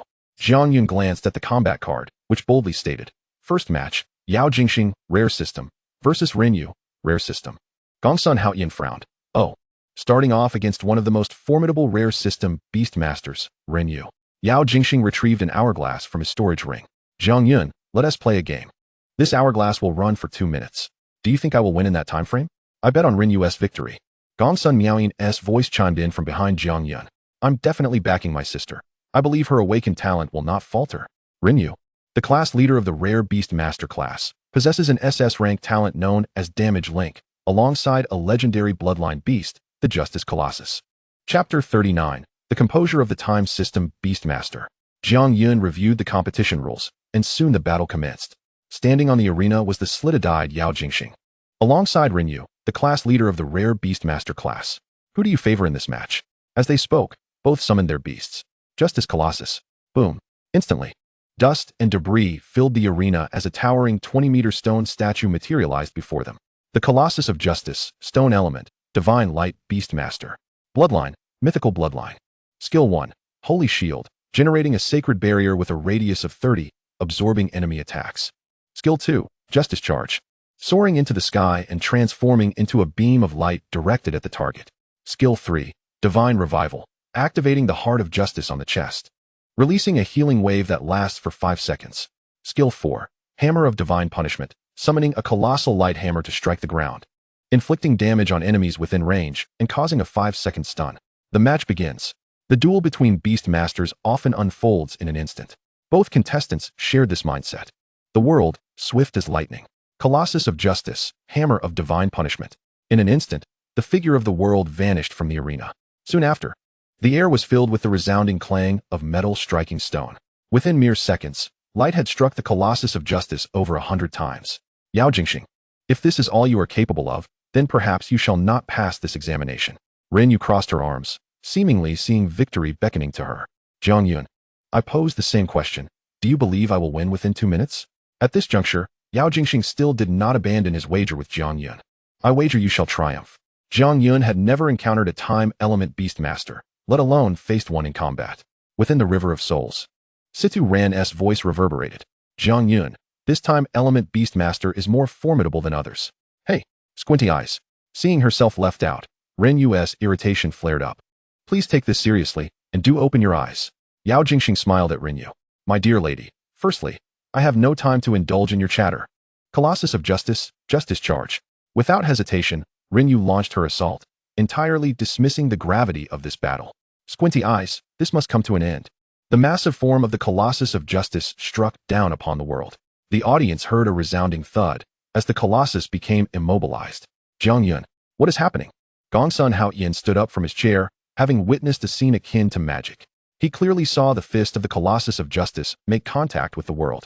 Yet, in that very moment, time on the field seemed to come to a halt.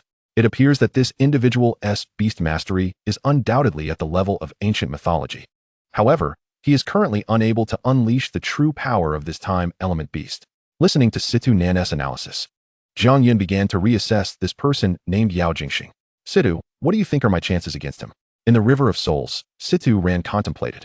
In a one-on-one summoning scenario, it might be a 60-40 split. How terrifying. For such a rare breed of Beastmaster, Jiang Yun could only think of one thing. Find another time element Beastmaster and dig up his grave. Noticing Jiang Yun lost in thought and silent, Gongsun Haoyan nudged him. Jiang Yun? Coming back to his senses, Jiang Yun refocused on the arena. Jiang Yun, did you see clearly? Jiang Yun shook his head, snatching a chicken leg from Gongsun Haoyan's hand and taking a hearty bite. However, it seems he should not be our adversary at this moment. Gongsun Miaoyin's playful voice chimed in from behind them. Regardless, I firmly believe that this examination will surely be won by Sister Rinyu. I have complete faith in her. As she spoke, Gongsun Miaoyin waved her hands from the audience, cheering for Rinyu. Go, Sister Rinyu. You absolutely cannot lose. However, as the Colossus of Justice regained its ability to move, the crowd noticed it bore countless wounds. My dear lady, it seems your beast is struggling to endure. Yao Jingxing maintained a smile, his gaze fixed upon the hourglass on the ground. Half the time had elapsed, yet the situation on the field did not appear overwhelmingly one-sided. However, upon closer inspection, Yao Jingxing's odds seemed somewhat greater. Originally reluctant to employ his talent, he decided to showcase the terrifying aspect of Pain Link. Given that you have some measure of strength, Rinyu's talent, Pain Link, manifested at this moment. Being made of stone, the Colossus possessed minimal sensitivity to pain. At this instant, the accumulated damage on it was mostly redirected back to the world. I know you are strong, but unfortunately, your opponent is me. Under the watchful eyes of the audience, the world appeared unaffected. Instead, a shadow identical to him emerged from behind. World, shadow of paradox. With Yao Jingxing's current mental prowess, he could only summon a specter. All previous attacks landed on the world at another point in time. This meant that the recent assaults bore no consequence for the world at this moment. If Jiang Yun's ancient deity represented numerical strength, then Yao Jingxing's world embodied mechanisms. The spectators remained oblivious to the unfolding events. Rather than describing the speed as swift, it was as if time itself had halted. And within this suspended time, the weaknesses of the Colossus of Justice had been discerned by Yao Jingxing. Once a Beastmaster's weakness is uncovered, it transforms into a lethal threat. Precisely 2 minutes had passed. Yao Jingxing had demonstrated a commendable grasp of time control. Quite impressive, acquiring 2 portions of time.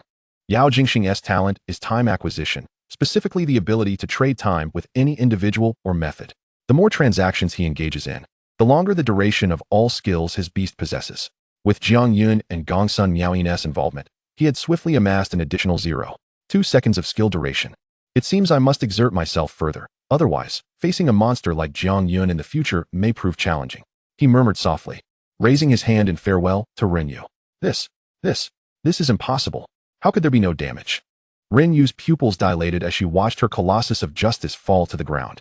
This outcome was not unexpected for Jiang Yun and the 2 old-timers from the River of Souls.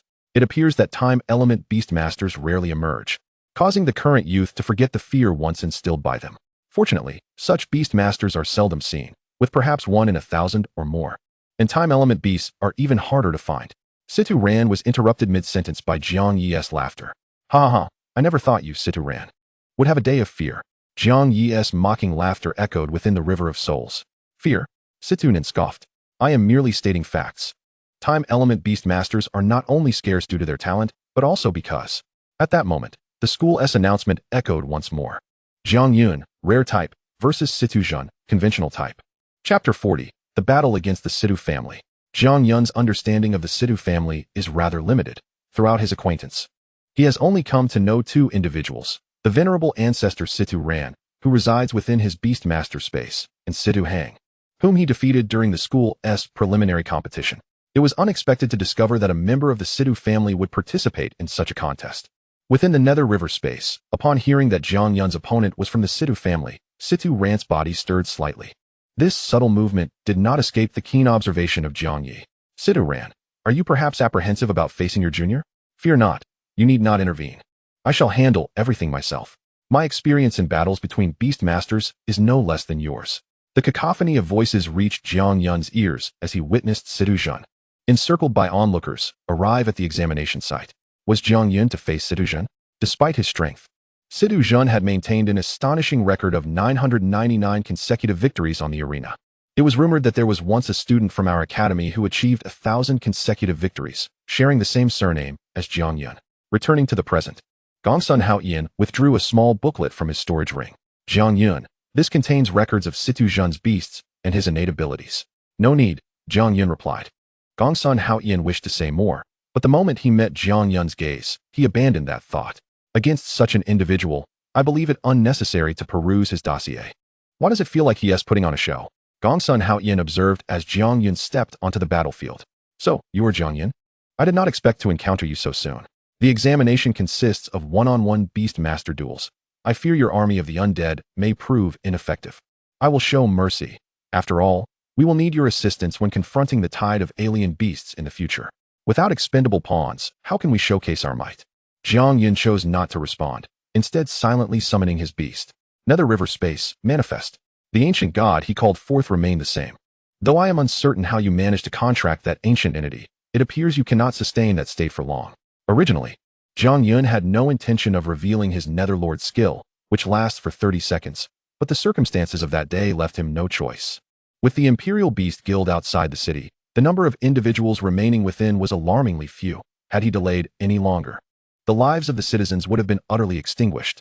As Situ Zhun summoned his own beast, the spectacle unfolded. Golden War Automaton, a metal-type beast. Bloodline, legendary. Skill 1, Golden Torrent, disassembling into metallic particles to create a 5-second metallic whirlwind, after which it reconstitutes its body, unable to act during the recovery period. Skill 2, Metal Grasp, transforming its arm into chains to ensnare the target. Skill 3, Metal Reconstruction, upon destruction, the body automatically reassembles, cooldown, 24 hours. With a temporary 30 decrease in all metal attributes upon revival. My growth phase beast, the Metal War Automaton, shall not easily succumb to your ancient god. At this moment, all those who had completed their examinations were drawn to the battle. Jiang Yun versus Situ Zhun. This was indeed sensational news. Quick-witted classmates had already taken out their phones to capture the scene and posted in the school forum, quickly garnering 99 likes. The comments below proliferated. One hailed Situ Zhun as a genius of the Situ family, while the other regarded the fleeting hope of Jiang Yun, who had turned the tide against alien beasts. Who do you think will prevail? Yet, many remained skeptical of Jiang Yun's achievements.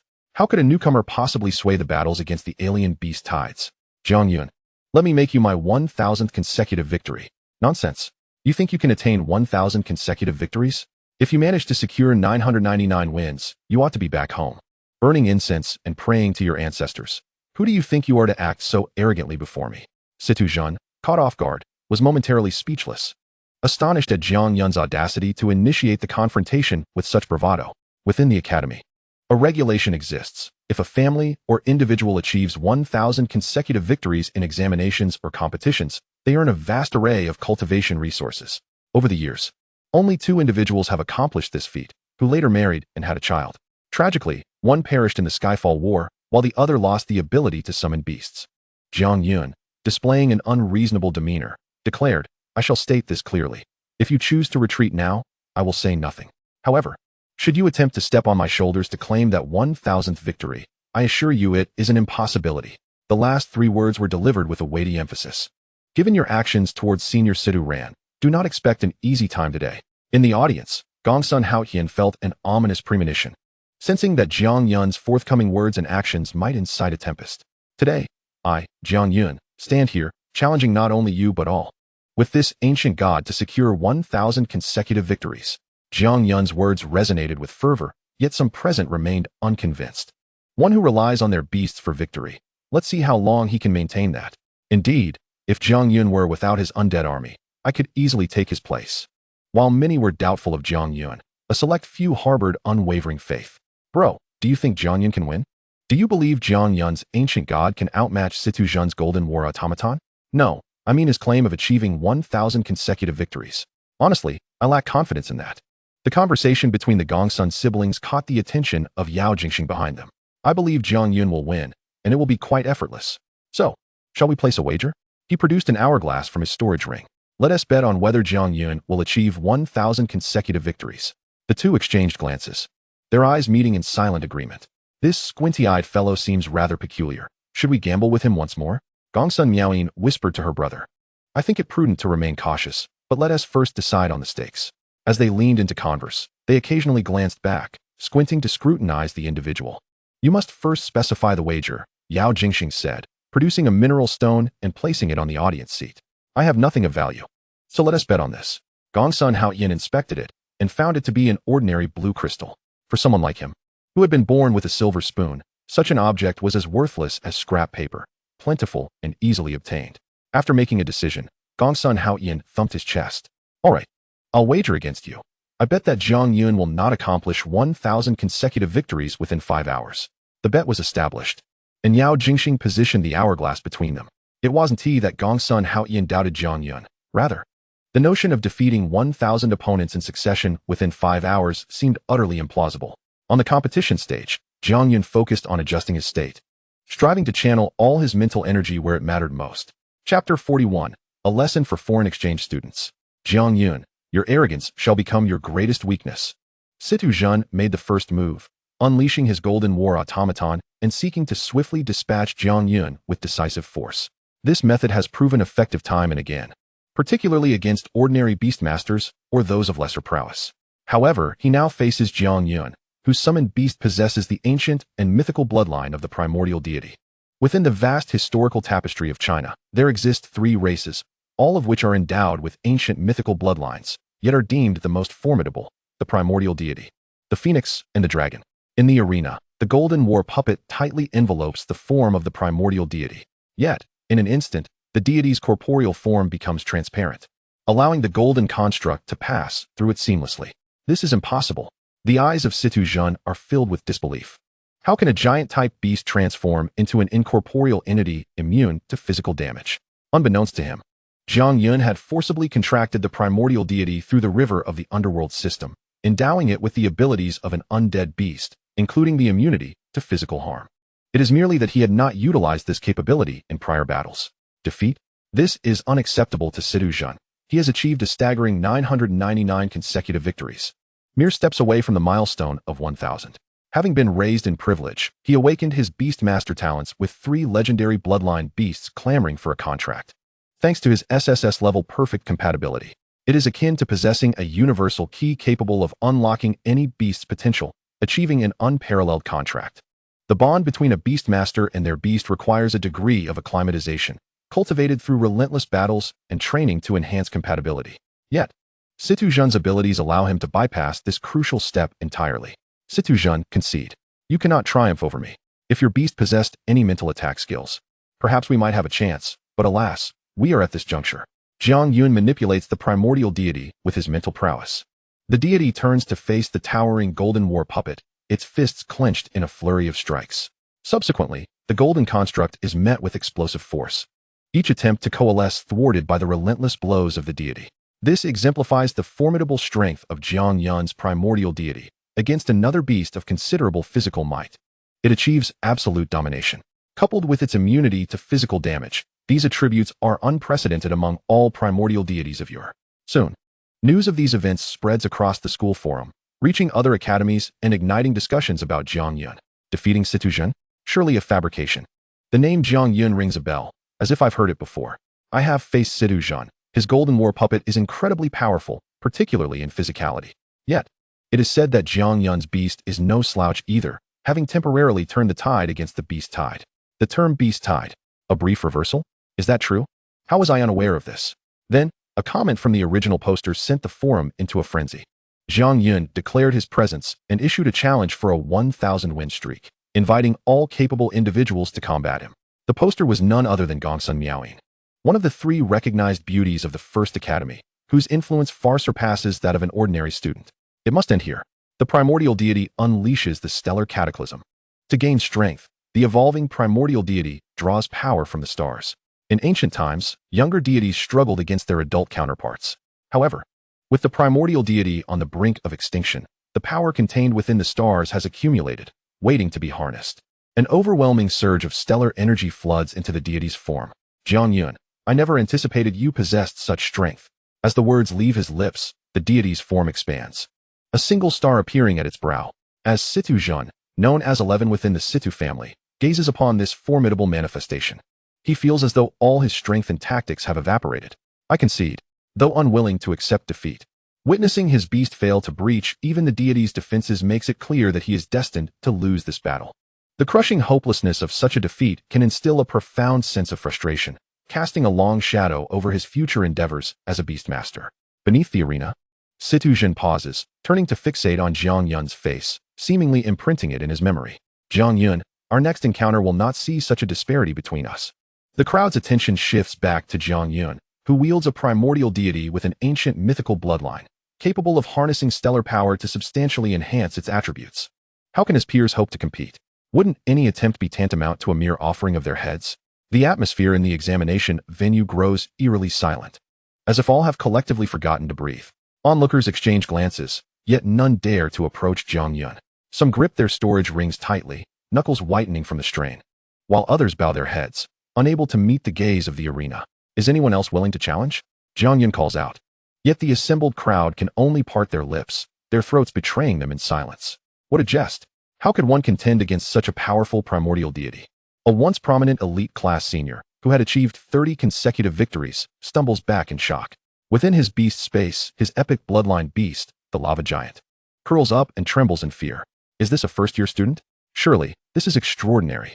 In the distance, 3 upperclassmen exchange students display expressions of confusion. One of the girls, clutching her moonlight fox, is startled to find it transformed into a quivering ball of fur, desperately burrowing into her chest. Passers-by wear pale faces, as though their souls have fled. What in the world is happening? One tall, blonde-haired boy inquires. Is it merely an observation of the first-year finals? Why the trepidation? Indeed, these beastmasters from China are remarkably timid, asserts another youth, his skin a deep shade that defies description. Meanwhile, the Sakura-haired girl clinging to the fox wears a look of deep concern. I sense that the beast is reacting to something terrifying. What could it possibly be? It must be the fear of our beasts within the beast space. From my perspective, there isn't a single competent fighter in the entire First Academy. Upon hearing these words, Situ Zhen, who had been departing, does not react with anger. So it turns out to be a few beastmasters too fearful to engage in battle. Noticing the trio's disregard for him, he continues to taunt. Aren't you all always boasting about how you could defeat anyone? There's a first year named Jiang Yun. If you have the capability, why not challenge him? A first year? I thought he would be more formidable. One of the upperclassmen scoffs. Open your eyes. I shall demonstrate the strength of a beast from Norse mythology. Chapter 42, Breaking its Spine. Indeed, the 3 individuals could hardly contain their excitement, completely oblivious to the fact that this was merely a provocation from Situ Zhen. Upon lifting their heads, the trio of foreign exchange students made their way towards the competition arena for the final examination. One couldn't help but ponder how these foreigners managed to gain admission to university with such intellect. It was evident to him that Jiang Yun had intentionally held back during their earlier confrontation, recalling Jiang Yun's words. In the future, they would need to assist one another in safeguarding Huaxia on the battlefield against otherworldly beasts, and there was no need for hostility. However, it was a different story with these foreigners. Jiang Yun would show them no mercy. The memories of his ancestors' wars lingered vividly, and now, endowed with sufficient strength, he was poised to challenge these exchange students and temper their arrogance. Before long, the 3 students spotted Jiang Yun standing on the competition stage, following the direction indicated by Situ Zhen. Hey, what is your name? I challenge you. Jiang Yun sprang to his feet, intrigued to see who possessed such audacity. However, his interest waned when he noticed that the speaker was a dark-skinned individual who struggled to articulate even basic Chinese. You? I advise you to return to your homeland and pick cotton. Battling with beasts is clearly beyond your capabilities. He then turned his gaze to the towering figure beside the speaker. And you, don't look at me like that. If you step up, I could easily dispatch you with a low-tier undead. Lastly, addressing the girl from the Cherry Blossom Nation, he continued, I haven't settled accounts with you yet. And you dare to come to me? Let me make this clear. If you step onto the arena, do not blame me for being overly harsh. Jiang Yun's words left the 3 speechless. I want to duel with you. A duel? Perhaps if all 3 of you join forces, I might find it somewhat interesting. Come at me together.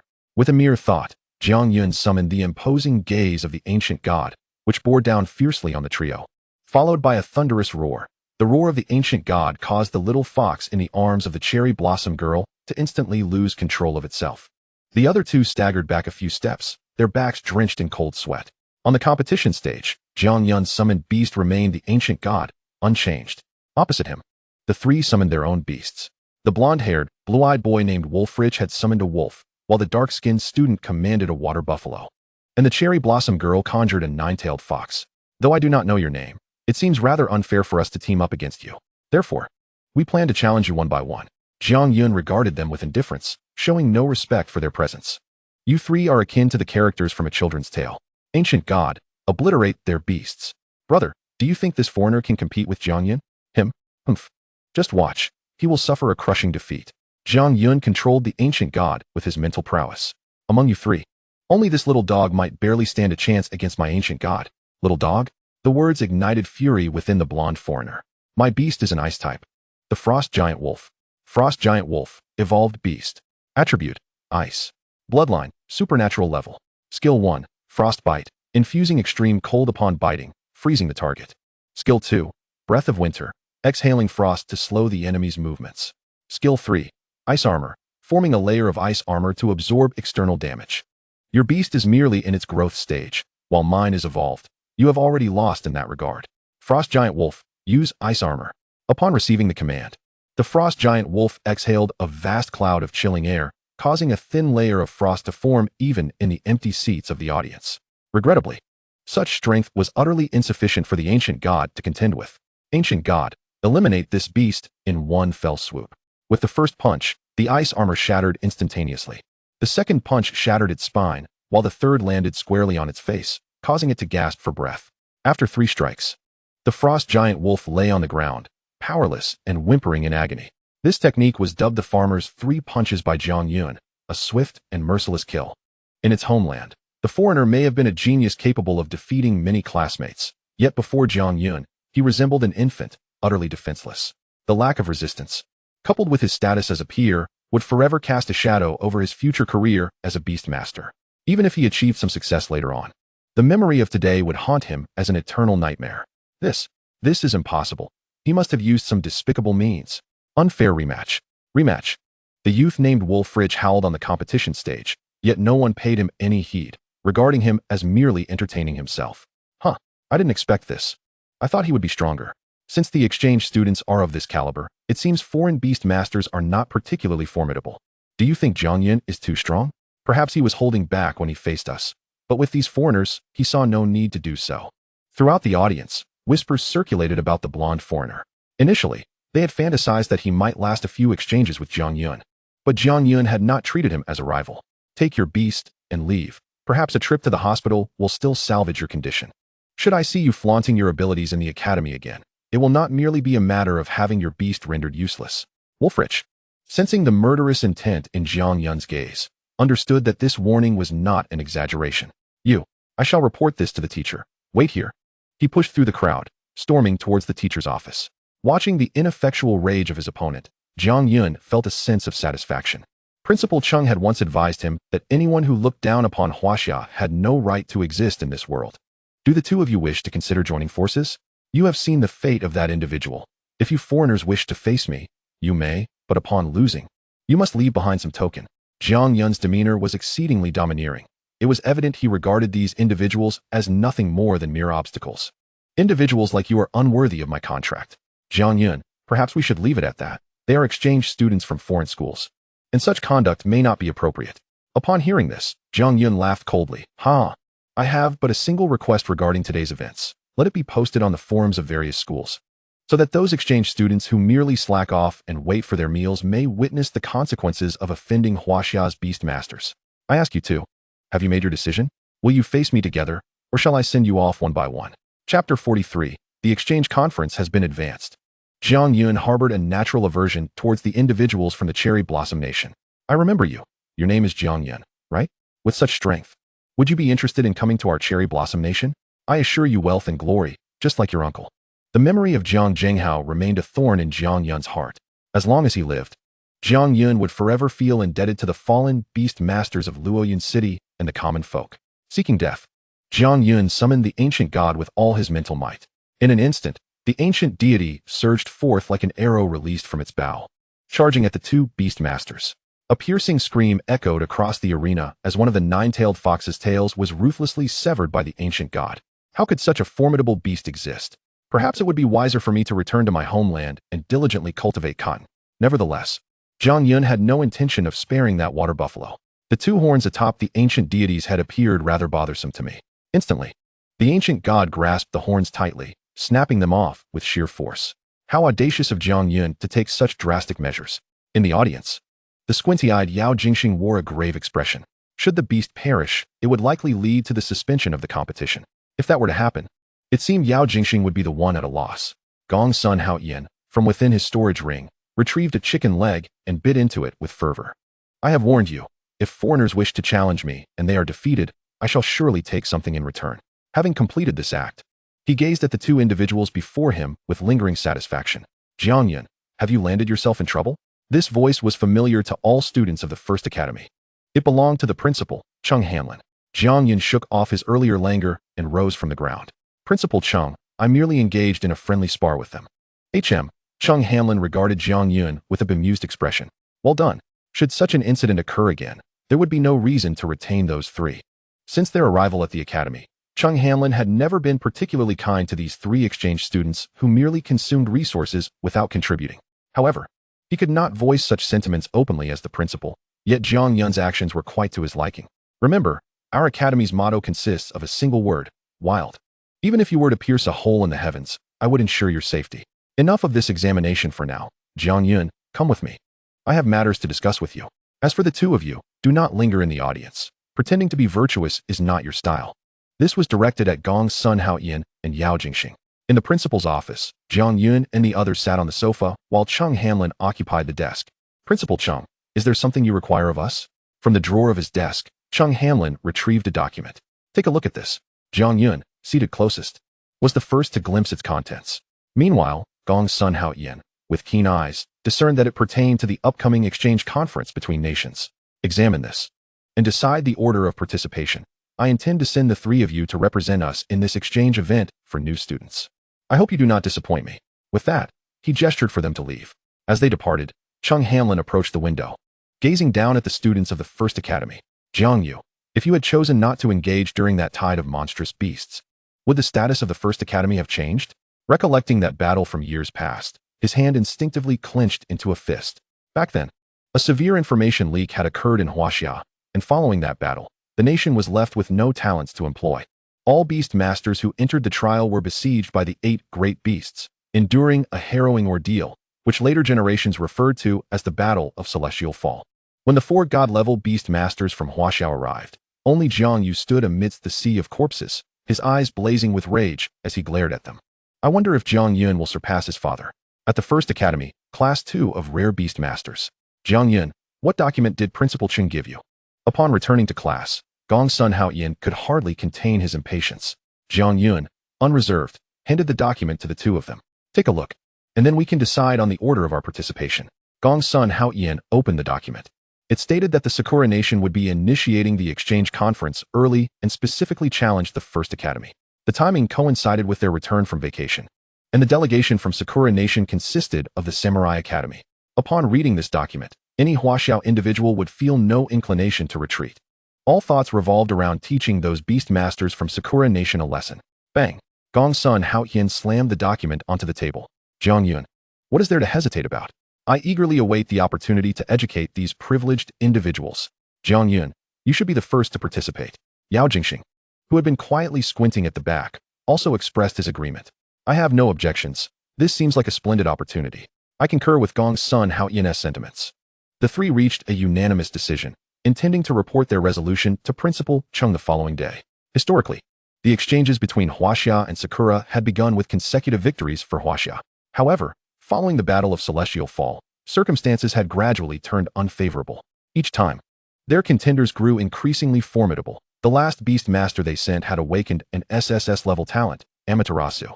That individual S-beast was exceptionally powerful, possessing the mythical bloodline of Shoujo. Additionally, Gong's son Hao Yin had learned that Jiang Xinro was among the participants from this academy, and she had also secured her qualification for the exchange conference. This meant that Jiang Yun would encounter this familiar adversary once more, serving as one of the reasons he could not afford to lose. In truth, Jiang Yun harbored no distinct reasons. Facing the Sakura Nation, he was resolute in his determination not to falter. Through relentless battles and nurturing resources, Jiang Yun's ancient deity was on the verge of its second advancement. In the Sakura Nation, at the Samurai Academy, preparations for the participant list were underway. The principal, Nakata Ichiro, leisurely stroked his beard, surveying the 3 young individuals before him with satisfaction. Shimizu Yodo, Minamoto Jiro, and Jiang Xinro. You 3 shall represent our Sakura Imperial Samurai Academy in the exchange conference. Remember, this event demands victory, not defeat. Yes, the trio replied in unison. Jiang Xinro, if my intelligence is accurate, Jiang Yun will also participate in this exchange conference. I wonder about your feelings on that. Chapter 44, Pre-Battle Preparations. Jiang Xinro stepped forward to speak. Rest assured, Principal Nakao, my grudge against Jiang Yun will not be settled until he lies dead. He has severely injured my father, and I shall not let him off the hook. Her eyes brimmed with resentment, which was precisely what Principal Nakao yearned to see. Excellent, Jiang Shinro. I shall provide you with even more formidable beast mastery techniques from our Sakura nation. Thank you, Principal. At this moment, the principal retrieved a document from his drawer. It contained the information and talent capabilities of the 3 contestants from Huaxia. Due to Chung Hanlin's timely information blockade, we managed to obtain this data. Review it carefully. Nomura Miki, C-level talent. Jiang Yun, is this a mistake? Such a waste could be admitted to the first academy. It seems Huaxia has truly fallen. Komura Shinichi. This individual named Yao Jingxing appears to be a troublesome opponent, a time-based beast master, yet he can only act for 5 minutes. What a waste. Jiang Shinro remarked. This Jiang Yun is somewhat different. Although he has awakened a C-grade talent, he possesses the ability to contract numerous undead beings. However, her words did not seem to resonate with the other 2. Clearly, the Sakura Nation was supremely confident about the upcoming Beast Master Exchange Conference. Principal, do you have any champagne? I believe it is time to celebrate, said Koizumi Shinichi, brimming with self-assurance regarding his own abilities. My talent perfectly counters that Yao Jingxing. And as for that fellow named Gongsun Haoyan, who commands a tortoise as his beast, oh, it moves at a snail's pace, rendering it nothing more than a living target. As for Jiang Yun, even if he can contract formidable beasts, the fact that he awakened an undead talent makes him, at best, a negligible contender. At that moment, in the principal's office of Xianlin Academy, Jiang Yun and his 2 companions were also preparing. When it came to resources, Chung Hanlin had no worries regarding Gongsun Haoyan and Yao Jingxing. One belonged to one of the 4 prominent families of Weiyang City, while the other controlled 70% of the beast-related goods in the upper echelons of the H district. As for Jiang Yun, he typically relied on undertaking guild missions to acquire beast resources, supplemented by the numerous beast materials he received. However, the abundance of beasts in his Mingi space felt like an insatiable abyss. Chung Hanlin, understanding the situation, could only discreetly raise the commission prices for Jiang Yun. Since the 3 of you have made your decision, during this holiday, ensure you hone your synergy with your beasts. We absolutely cannot afford to lose this competition again. As the leader of the trio, Jiang Yun stepped forward first. Principal Chung, if we lose this exchange conference, it would be a disgrace to have been born in Huaxia. Gongsun Haoyan, with his corpulent frame, pushed past Jiang Yun with a jovial grin. Rest assured, Principal Chung, my relationship with my beast has improved significantly. On the day of the exchange, I guarantee you will be pleasantly surprised. Observing the unwavering confidence in Jiang Yun and his companions regarding the upcoming exchange, Chung Hanlin retrieved 3 beast master weapons from his storage ring. These 3 weapons, all of purple grade, were presented to them. The fact that Chung Hanlin willingly gifted 3 weapons underscored the importance he placed on this event. All right, you 2 may leave, Jiang Yun. I have a few matters to discuss with you. With only the 2 of them remaining in the office, Chung Hanlin inquired. Do you have enough beast materials to sustain you during the holiday? As he spoke, he produced a card from his storage space. If you find yourself lacking sufficient beast resources, feel free to come to me, just as your father did in the past.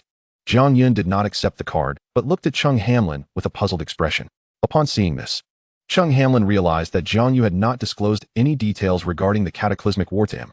Take it, Jiang Yun. Consider it a form of compensation for your father. Yet Jiang Yun still refrained from taking the card.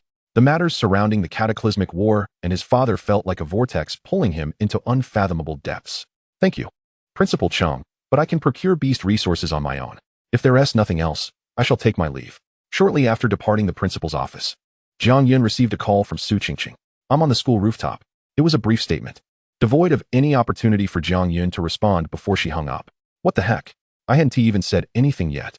He grumbled as he hurried to the rooftop. Teacher Su, could we perhaps meet somewhere else next time? Choosing this place makes me feel like an undercover agent. A cafe or an amusement park would be splendid alternatives. Su Qingqing abruptly turned, her long, fair thighs sweeping toward Jiang Yun's head. Fortunately, Jiang Yun reacted swiftly, otherwise, that kick would have struck him squarely in the face. If you keep being cheeky, next time I won't let you escape. Jiang Yun, sitting on the ground, swallowed hard and tremulously replied, Yes, Teacher Su. May I ask what brings you here this time? Seeing that Su Qingqing was not angered, he gradually rose from the ground, relieved. I called you here to introduce someone. He will accompany you to the mine. You might already know him. You don't mean Yao Jingxing, do you? Jiang Yun deduced Su Qingqing's intentions. Indeed, it is Yao Jingxing. I believe there may be some dangers involved. And he himself is a rather formidable beast master. Just then, Yao Jingxing approached. Hello, Jiang Yun. It's good to see you again. We will be relying on you for our journey to the mine in Zone G. Jiang Yun had anticipated meeting him at their destination, but instead, they encountered each other right after leaving the principal's office. Enough talk. You should set off now. I have already booked your plane tickets. Now, you haven't given me any time to prepare. Jiang Yun protested, but Su Qingqing ushered him onto the plane without delay. After a 7-hour flight, Jiang Yun arrived at the task's destination in East Cloud City, Zone G. Jiang Yun, this should be your first visit to Zone G, correct? Su Qingqing began to introduce the local culture and scenery along their ride. Shortly thereafter, the taxi brought them to a towering building. Miss, you're back. 2 guards approached from the entrance, smiling and greeting. Uncle Wang, Uncle Zhao, could you please take me to the mine our family operates? The 2 men, referred to as Uncle Wang and Uncle Zhao, exchanged glances, seemingly apprehensive at the sight of Jiang Yun and Yao Jingxing standing behind her. Miss, this. Uncle Wang hesitated, nudging Uncle Zhao beside him. Uncle Zhao, catching on, interjected, the master instructed us before leaving that no outsiders are allowed into this mine. Are you not putting us in a difficult position? Su Qingqing, with her naturally fiery temper, was even more incensed by their blatant disrespect in front of her student. Her expression turned as deep as a tranquil pool as she fixed her gaze upon them. Uncle Wang, Uncle Zhao, the individuals standing behind me are a necromancer and a time master. With their assistance, I believe handling this matter will be considerably easier. The 2 men exchanged looks, revealing their internal struggle. Ultimately, Uncle Wang sighed. Alas, it's not that we are unwilling to accommodate you, but what? Su Qingqing pressed. But the creature beneath the mine has already devoured 3 novice necromancers. I see that this young man behind you is still quite young. It would be best if he refrained from getting involved. Jiang Yun's pupils constricted as he processed the information. 3 necromancers had perished? I don't care. If you do not take us down now, I will freeze you into ice sculptures. The 2 men, clearly intimidated by her fierce demeanor, understood that she could indeed follow through with her threat. Uncle Wang chuckled nervously as he produced a security card. I will take you to the mine now. As the elevator descended, Jiang Yun observed the walls around them bore scorch marks, suggesting they had been burned. Be careful, Jiang Yun, Su Qingqing warned. Those burn marks resemble hellfire. If that is indeed the case, the beast lurking below may prove to be quite formidable. Soon, the 5 arrived at the deepest part of the mine. Jiang Yun, this is the place. Can you see if you can find anything peculiar? Su Qingqing retrieved a magical artifact from her storage space and donned it for precaution. As the 3 surveyed their surroundings, they couldn't help but gasp in astonishment. The cavern was strewn with jagged rocks, and the walls bore countless claw marks. The damp air was thick with the acrid scent of charred matter, and the once modest mine had been utterly ravaged. Jiang Yun examined the walls, sensing an unsettling anomaly. If it were merely a single undead beast, it could not have caused such devastation. It seemed there was another entity akin to this undead beast lurking within. Uncle Wang, Uncle Zhao, how did it come to this? This isn't what you described over the phone. The scene before them prompted Su Qingqing to reconsider the mission. So this is why you weren't allowed to descend. Perhaps we should return above and deliberate further when the elder returns. I find this commission too enticing to forsake, yet I wish to acquire additional resources, Jiang Yun asserted. Uncle Wang, having encountered too many braggarts, categorized Jiang Yun among them. You are but an ordinary student. What grounds do you have to negotiate? I doubt your Beastmaster rank has even reached the elite level. Judging one's power solely by their Beastmaster rank seems somewhat superficial. If we were to assess strength alone, even a royal Beastmaster could hold their own. Uncle Wang perceived Jiang Yun as a naive newcomer. Have you ever witnessed a tide of aberrant beasts? Let me tell you, both Lao Zhao and I have experienced such a phenomenon. Jiang Yun's determination to undertake this task stemmed from the sight of a small piece of undead crystal in the distance. He had seen this item in the shop of Wang Pengzi in Weiyang City, and it held immense significance for him as an undead beastmaster. Su Qingqing hesitated to dissuade Jiang Yun, but upon seeing the resolute glint in his eyes, she acquiesced. Jiang Yun, if you can assist me in eliminating the undead beasts here, you may set any terms you desire. Within the river of Hades, Situ Ran suddenly spoke. Jiang Yun, be vigilant. I sense something amiss here. Situ Ran's repeated warnings heightened Jiang Yun's alertness. As long as the creatures were undead, Jiang Yun could draw them into the river of Hades, where he would reign supreme, and the tables could turn at any moment. Yao Jingxing furrowed his brow, evidently sensing the mine's unusual atmosphere. Can you lead me to the places where the Beastmasters perished? Of course, this way. Following Uncle Wang's guidance, they arrived at the site of the fallen Beastmasters. Jiang Yun, is there anything different here? Su Qingqing crouched beside Jiang Yun, her fragrant hair wafting into his nostrils. Jiang Yun's gaze shifted to the sight of 2 massive earth-shattering stars. Ahem. Currently, I can't discern much. We should wait a bit. Perhaps we'll soon catch sight of the undead beast. The movements of wild undead beasts were notoriously elusive, often revealing themselves only fleetingly. Su Laosher, you and Uncle Wang should head up first. I'll handle things here with Yao Jingxing. Su Qingqing bit her lip, seemingly torn. Very well, I'll wait for you above.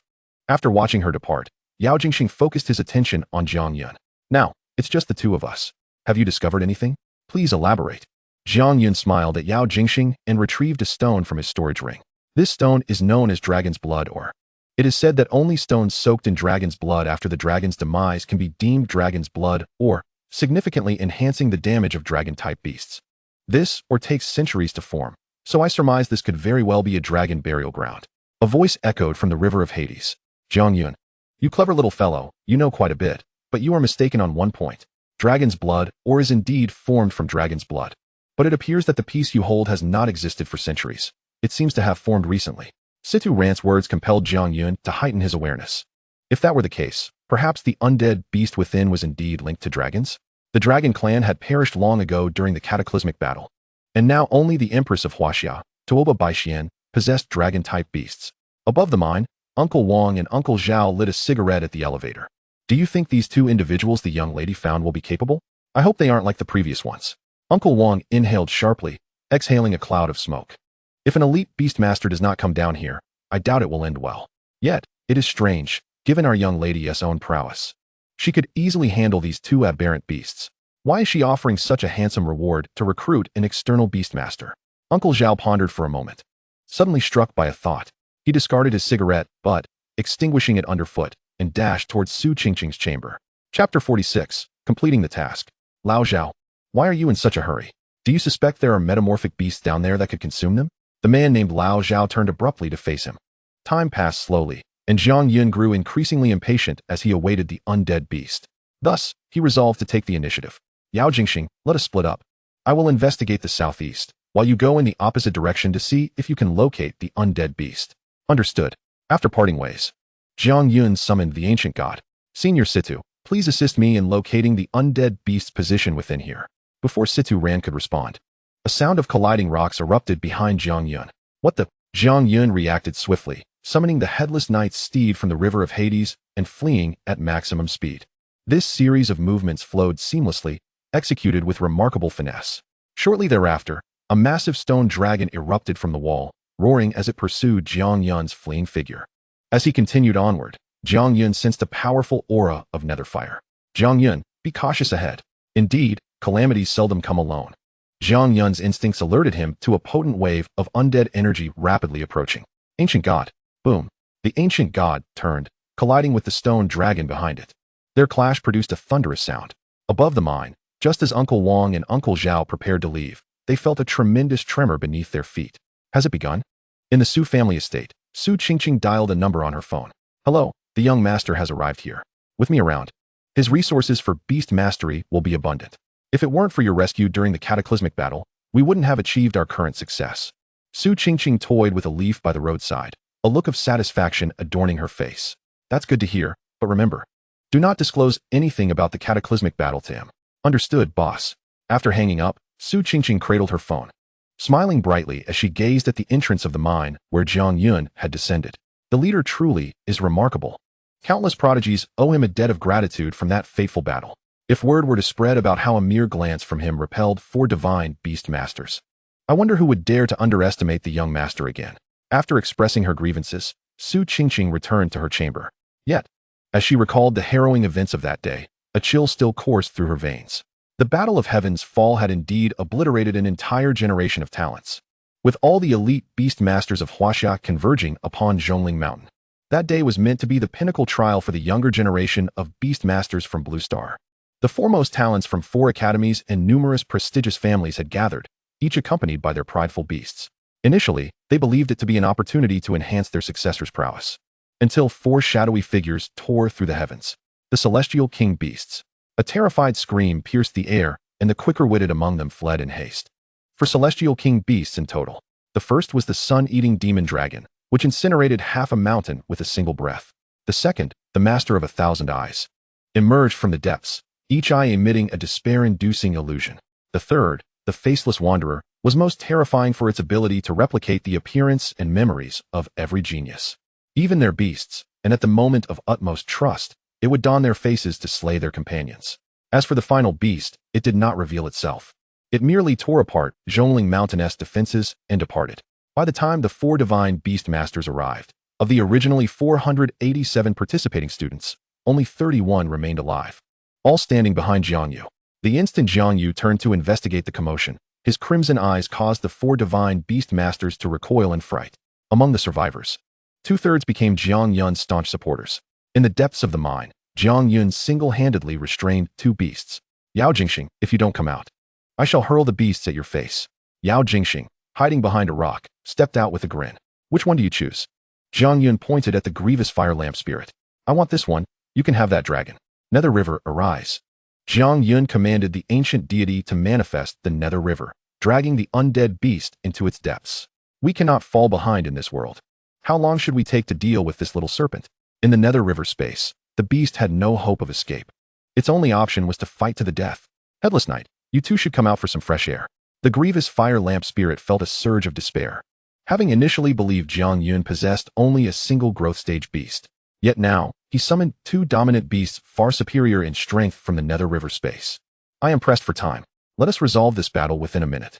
Consequently, their attacks became increasingly ruthless, to the extent that even Jiang Yun found it difficult to watch, as the undead beast cried out in agony.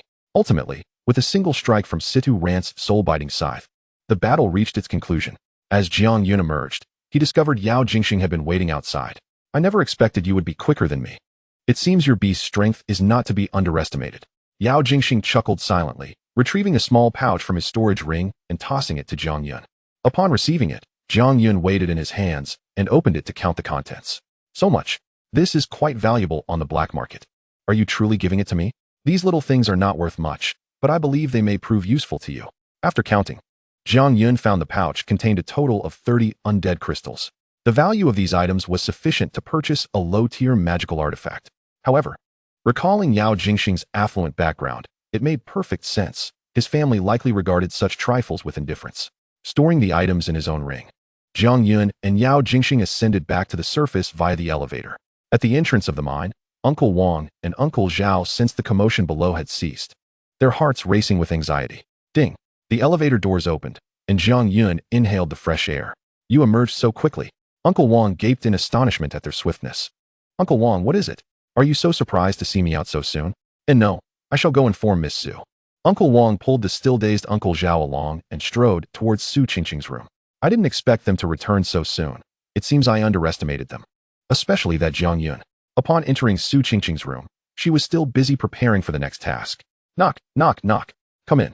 Uncle Wang opened the door and cut straight to the chase. Miss, Jiang Yun and the others are back. So soon. It had taken Jiang Yun and his companion less than 4 hours from descent to task completion, a revelation that greatly surprised Su Qingqing. It seems your judgment was flawed. Jiang Yun's strength must surpass your expectations. Su Qingqing weighed the information in her hands, contemplating that if Jiang Yun's prowess was indeed as she suspected, the task on Tianwang Mountain had diminished in significance. Chapter 47, The Exchange Meeting. All right, I understand. You two may leave now. Upon receiving the order, they exited. Shortly thereafter, Jiang Yun and Yao Jingxing entered. Miss Su, we have dealt with the matters in the mine. Upon receiving their reward, Jiang Yun noticed a discrepancy in the quantity compared to their prior agreement. Miss Su, this seems a bit off. Su Qingqing turned her head, a flicker of anger crossing her otherwise exquisite features. What? Are you unhappy to receive more? If you think it's excessive, simply return it to me. Besides, I, Su Qingqing, am wealthy. Take it. Seeing Ms. Su revert to her usual domineering and unreasonable demeanor, Jiang Yun could only helplessly shrug. Very well, let it be. After all, Ms. Su's family is not short on money. I've never seen a teacher who frequently buys magical artifacts for their beasts just for fun. Of course, these thoughts remained unspoken.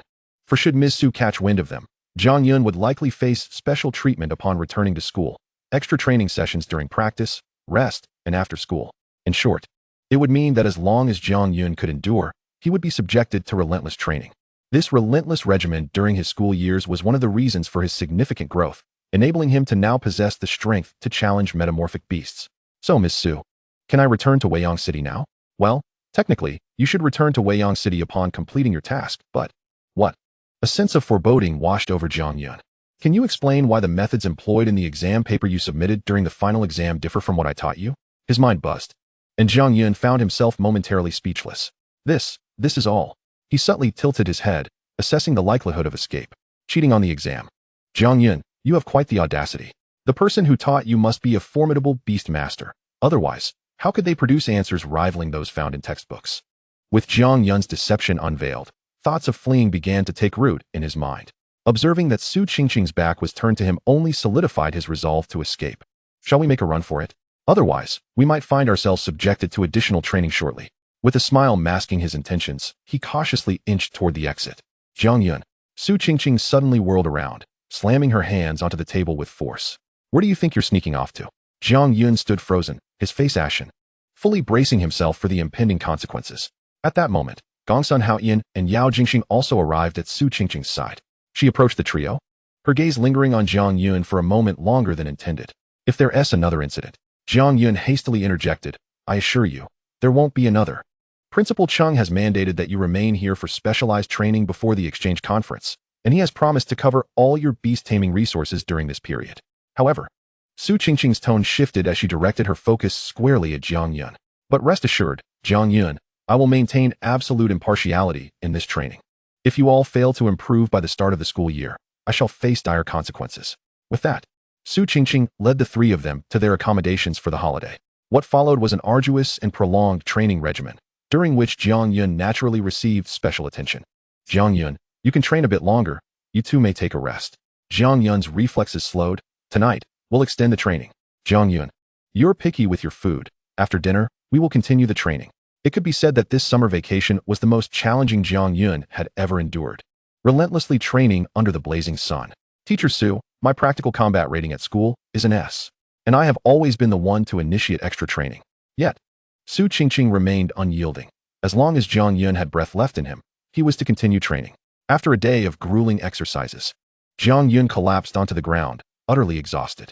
Su Qingqing approached him, holding a glass of chilled juice. What are you looking at me for? Do you think the training wasn't sufficient? In the distance, under the shade of a tree, Gongsun Haoyan and Yao Jingxing leaned against the trunk, enjoying chilled watermelon while observing Jiang Yun in his state of utter fatigue.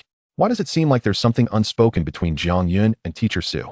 They exchanged knowing glances, both wearing enigmatic smiles. Time flew by, and in the blink of an eye, several months had passed. The four of them arrived at the airport, preparing to return to Weiyang City. In Weiyang City, at the office of Chung Hanlin, principal of Xianlin Academy, Jiang Yun and his companions reported back after a summer of training. Principal Chung, we are back, Su Qingqing announced as she brought the trio before him. In 3 days, we will have the exchange conference with Sakura Country. It is said that the participants this time are even stronger than the last, but I have faith in you. Our Xianlin Academy must not lose this time. The three of them stood resolutely, declaring in unison, we guarantee they will leave with nothing. The following day marked the official start of the school year, and the participants from Sakura Country arrived at the academy. A total of 5 individuals, including an elderly man missing an arm, made their entrance. Is this truly Xianlin Academy? It feels vastly inferior to our Warrior Academy. Observing the students here, they seemed rather unremarkable. Perhaps they had never even encountered a transcendent beast. Beside him stood a middle-aged man and 3 younger individuals. Have our people from Sakura Empire arrived? Yet no one is here to greet us. At that moment, Kong Xianchen from Xianlin Academy stepped forward. It seems you are the representatives sent by the Warrior Academy for the exchange conference. Always sporting a friendly facade, Kong Xianchen was, in truth, a king-level beast tamer with a moderately high awakening talent. He found it hard to believe that such a prestigious academy would treat the victors of this exchange conference in such a manner.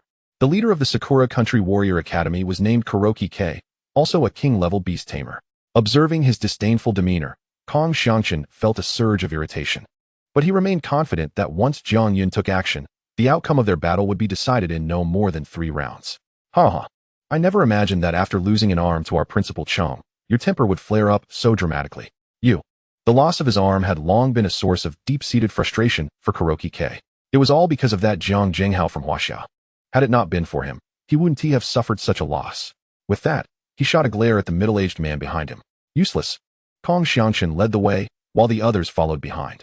Along the route, the students from the Warrior Academy were scanning their surroundings, attempting to pinpoint the 3 they were meant to face. Such trivial thoughts were easily anticipated by Jiang Yun and his companions, who had already visited the Gongsun family's training grounds earlier that day. Among the trio, only Zhang Xinro was particularly attuned to the surroundings. envisioning herself as the rightful student of this institution, while Jiang Yun should eternally remain beneath her heel. Jiang Yun, you have taken everything from me, leaving me in a position where I cannot return home. Chapter 48, The Duel with Jiang Zhenghao. However, for this exchange conference, the principal of the Warrior Academy had summoned journalists, intending to showcase to the world how the one principal Cheng, so ardently protected, would be vanquished in a single blow. At the Gongsun family's training room, after this period of training, Jiang Yun had achieved a level of communion with the ancient deity, often launching attacks with a mere zero-frame initiation. Jiang Yun, Yao Jingxing, Gongsun Haotian, I have the information on the three from Sakura country. Come take a look. The speaker was their homeroom teacher, Su Qingqing, adorned in a flowing black dress, carrying 3 documents as she approached the trio. Only Jiang Yun remained in place, continuing to hone his synergy with the ancient deity. Jiang Yun, don't you wish to see what beasts they possess and what talents they have awakened? These documents cost a pretty penny to acquire. Jiang Yun turned to glance at Su Qingqing. I don't need to. What information could assist me in dealing with them? With that, he returned to his training.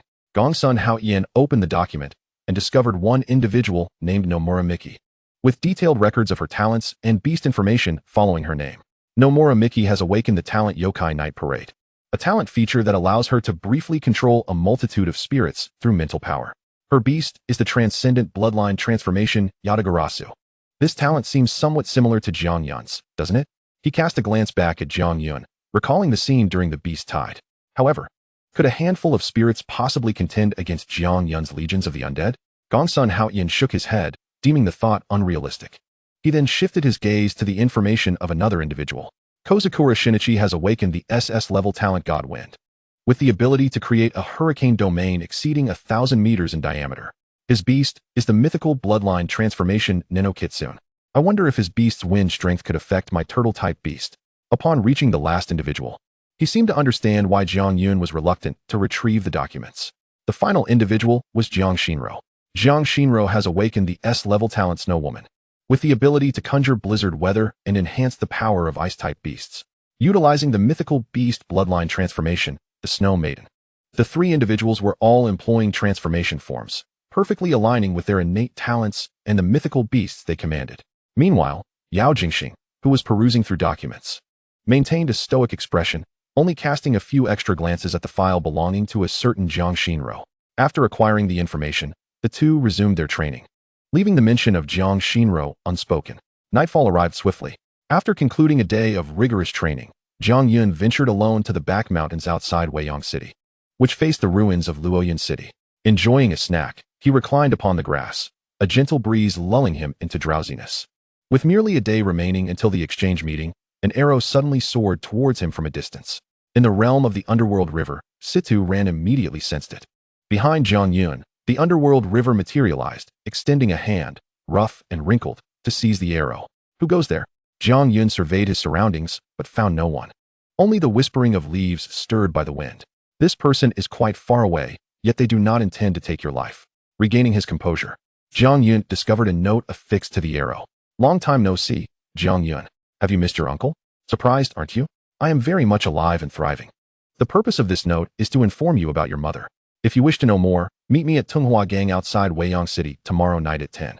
Upon reading the letter, Jiang Yun's fury reached a boiling point. Meanwhile, within the underworld river space, Jiang Yu became aware of this development as well. Damn it! This Jiang Zhenghao dares to emerge and turn my Luoyang City into such a state, and he still has the audacity to seek me out? He should have been dealt with decisively back then. Tomorrow night, we shall confront him. I am eager to see what this unfilial descendant is capable of. Jiang Yi sprang up in anger, as if ready to confront Jiang Zhenghao at that very moment. Situ, you must not interfere tomorrow. This matter belongs to my family, and I shall handle it. In truth, Jiang Yun had already suspected that Jiang Zhenghao would return. As long as I live, he will undoubtedly find no peace. The next day, Jiang Yun arrived early at the auction. Young Master Jiang, you are here. The magical artifacts you placed here have sold for a total of 5 million blue star coins. Throughout the day, Jiang Yun either acquired materials or was en route to procure them. As night descended, a bright moon ascended the sky.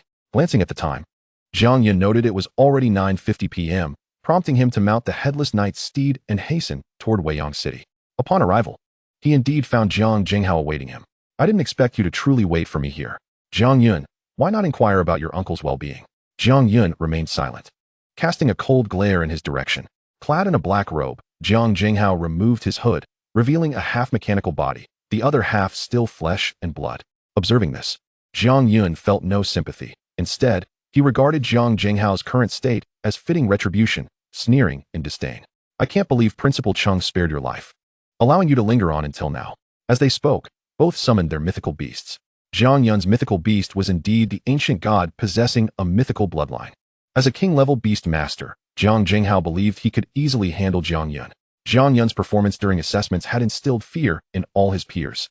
Moreover, he had previously challenged an entire cohort of freshmen and briefly turned the tide during the Beast Tide in Luoyun City. Had the Abyssal Dragon not unexpectedly advanced at that moment, Jiang Yun might have truly altered the battle's outcome. Chung Hamlin had expertly concealed information to prevent Jiang Yun from facing a repeat of the cataclysmic battle from that time. Now allow me to showcase my mythical beasts, so you may comprehend the true strength of a king-level beast master.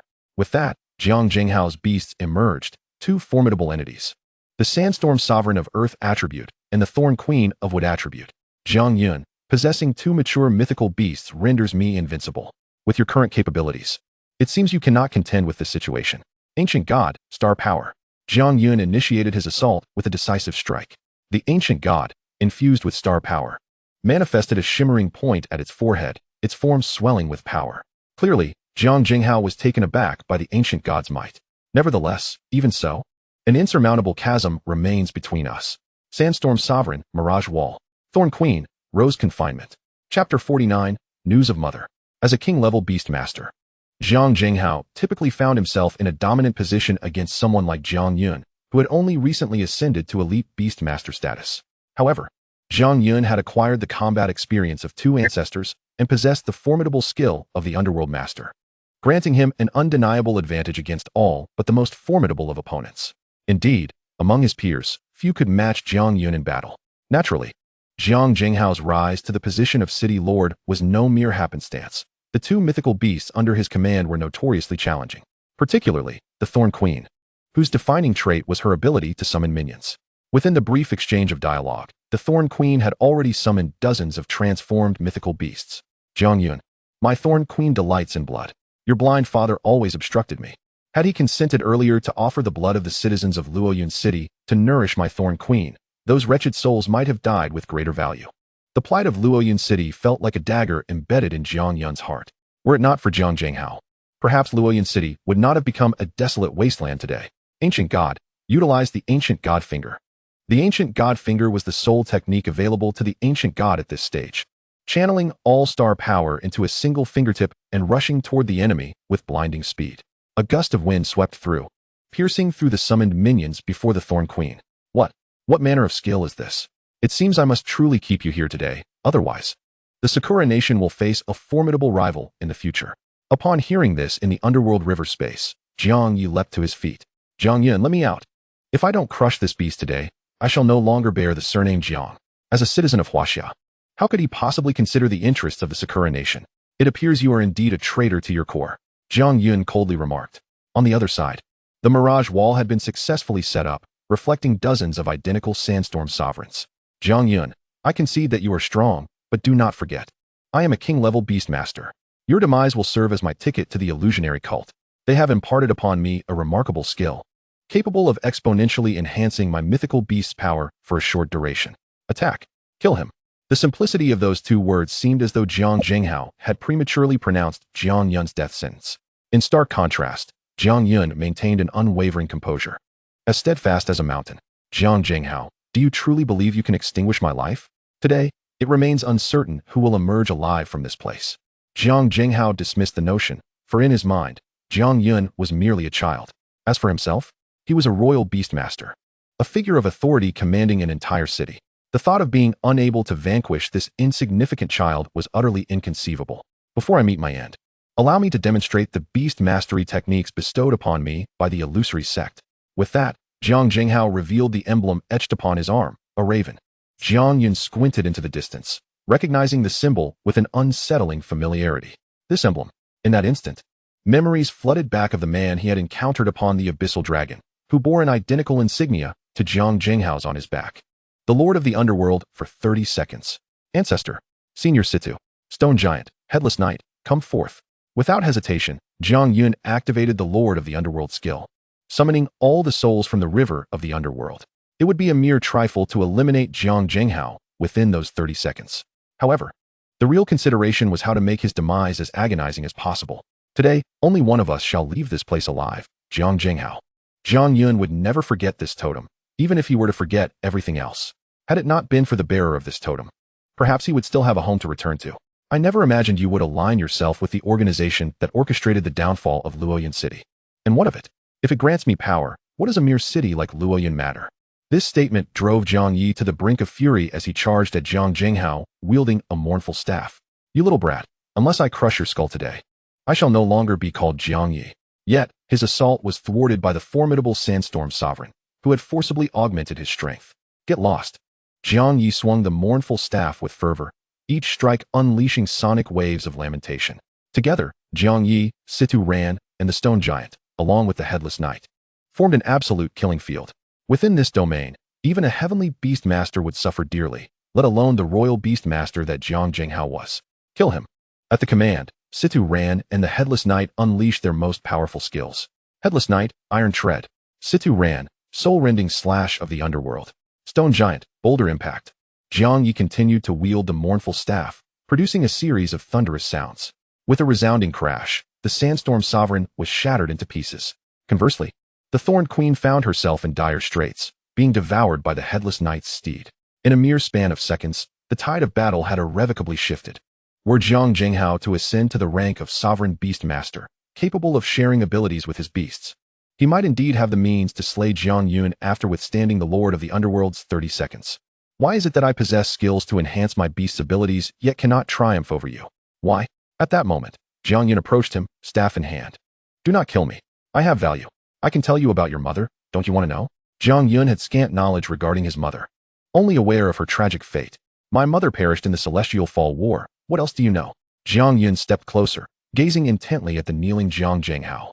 Speak quickly, or I shall resort to more drastic measures. Jiang Jinghao, dragging his broken body, clung to Jiang Yun's leg. Your mother indeed died in the Celestial Fall War, but she need not have perished. Do you know why? Jiang Yun shook his head, locking eyes with Jiang Jinghao, seeking some revelation within them.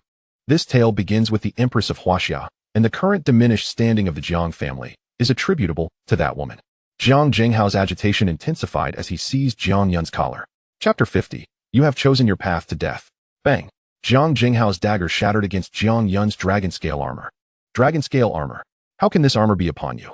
Jiang Yun's caution had once again robbed Jiang Jinghao of precious time in this world.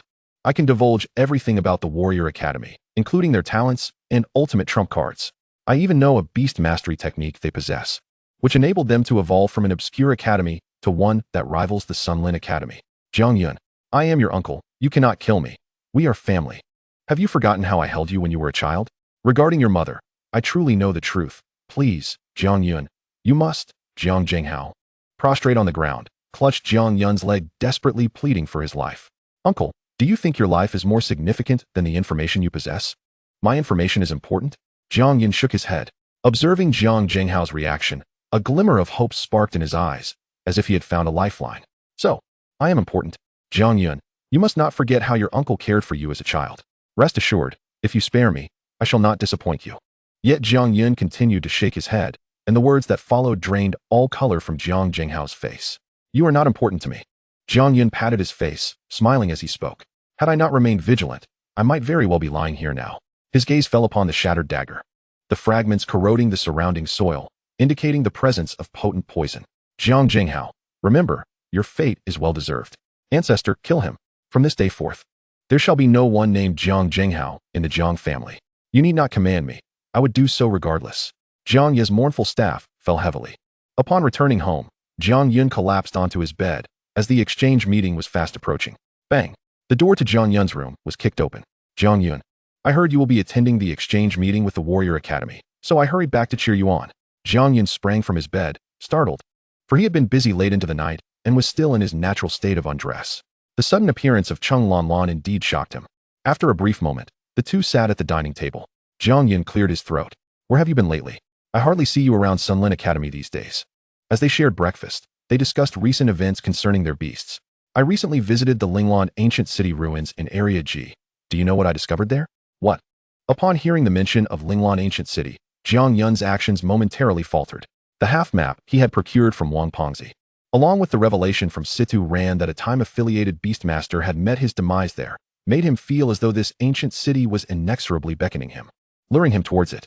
Should Cheng Lanlan inform him of the discovery of formidable beast remains, his first course of action after the exchange meeting would be to hasten directly to Linglan Ancient City. Knock, knock, knock, and an opportune knocking resounded once more. Jiang Yun. It's almost time. Let us proceed to the arena. This somewhat clumsy voice jolted Jiang Yun from his reverie. Gongsun Haoyan, what brings him here? Cheng Lanlan exhibited a clear sense of anxiety. You can emerge after I leave with him. As he spoke, Jiang Yun gathered his belongings, joining Gongsun Haoyan en route to the competition venue. However, as soon as he stepped outside, an unsettling sensation crept over him. On the second floor of Jiang Yun's residence, Cheng Lanlan gazed at his retreating figure, unable to suppress a smile.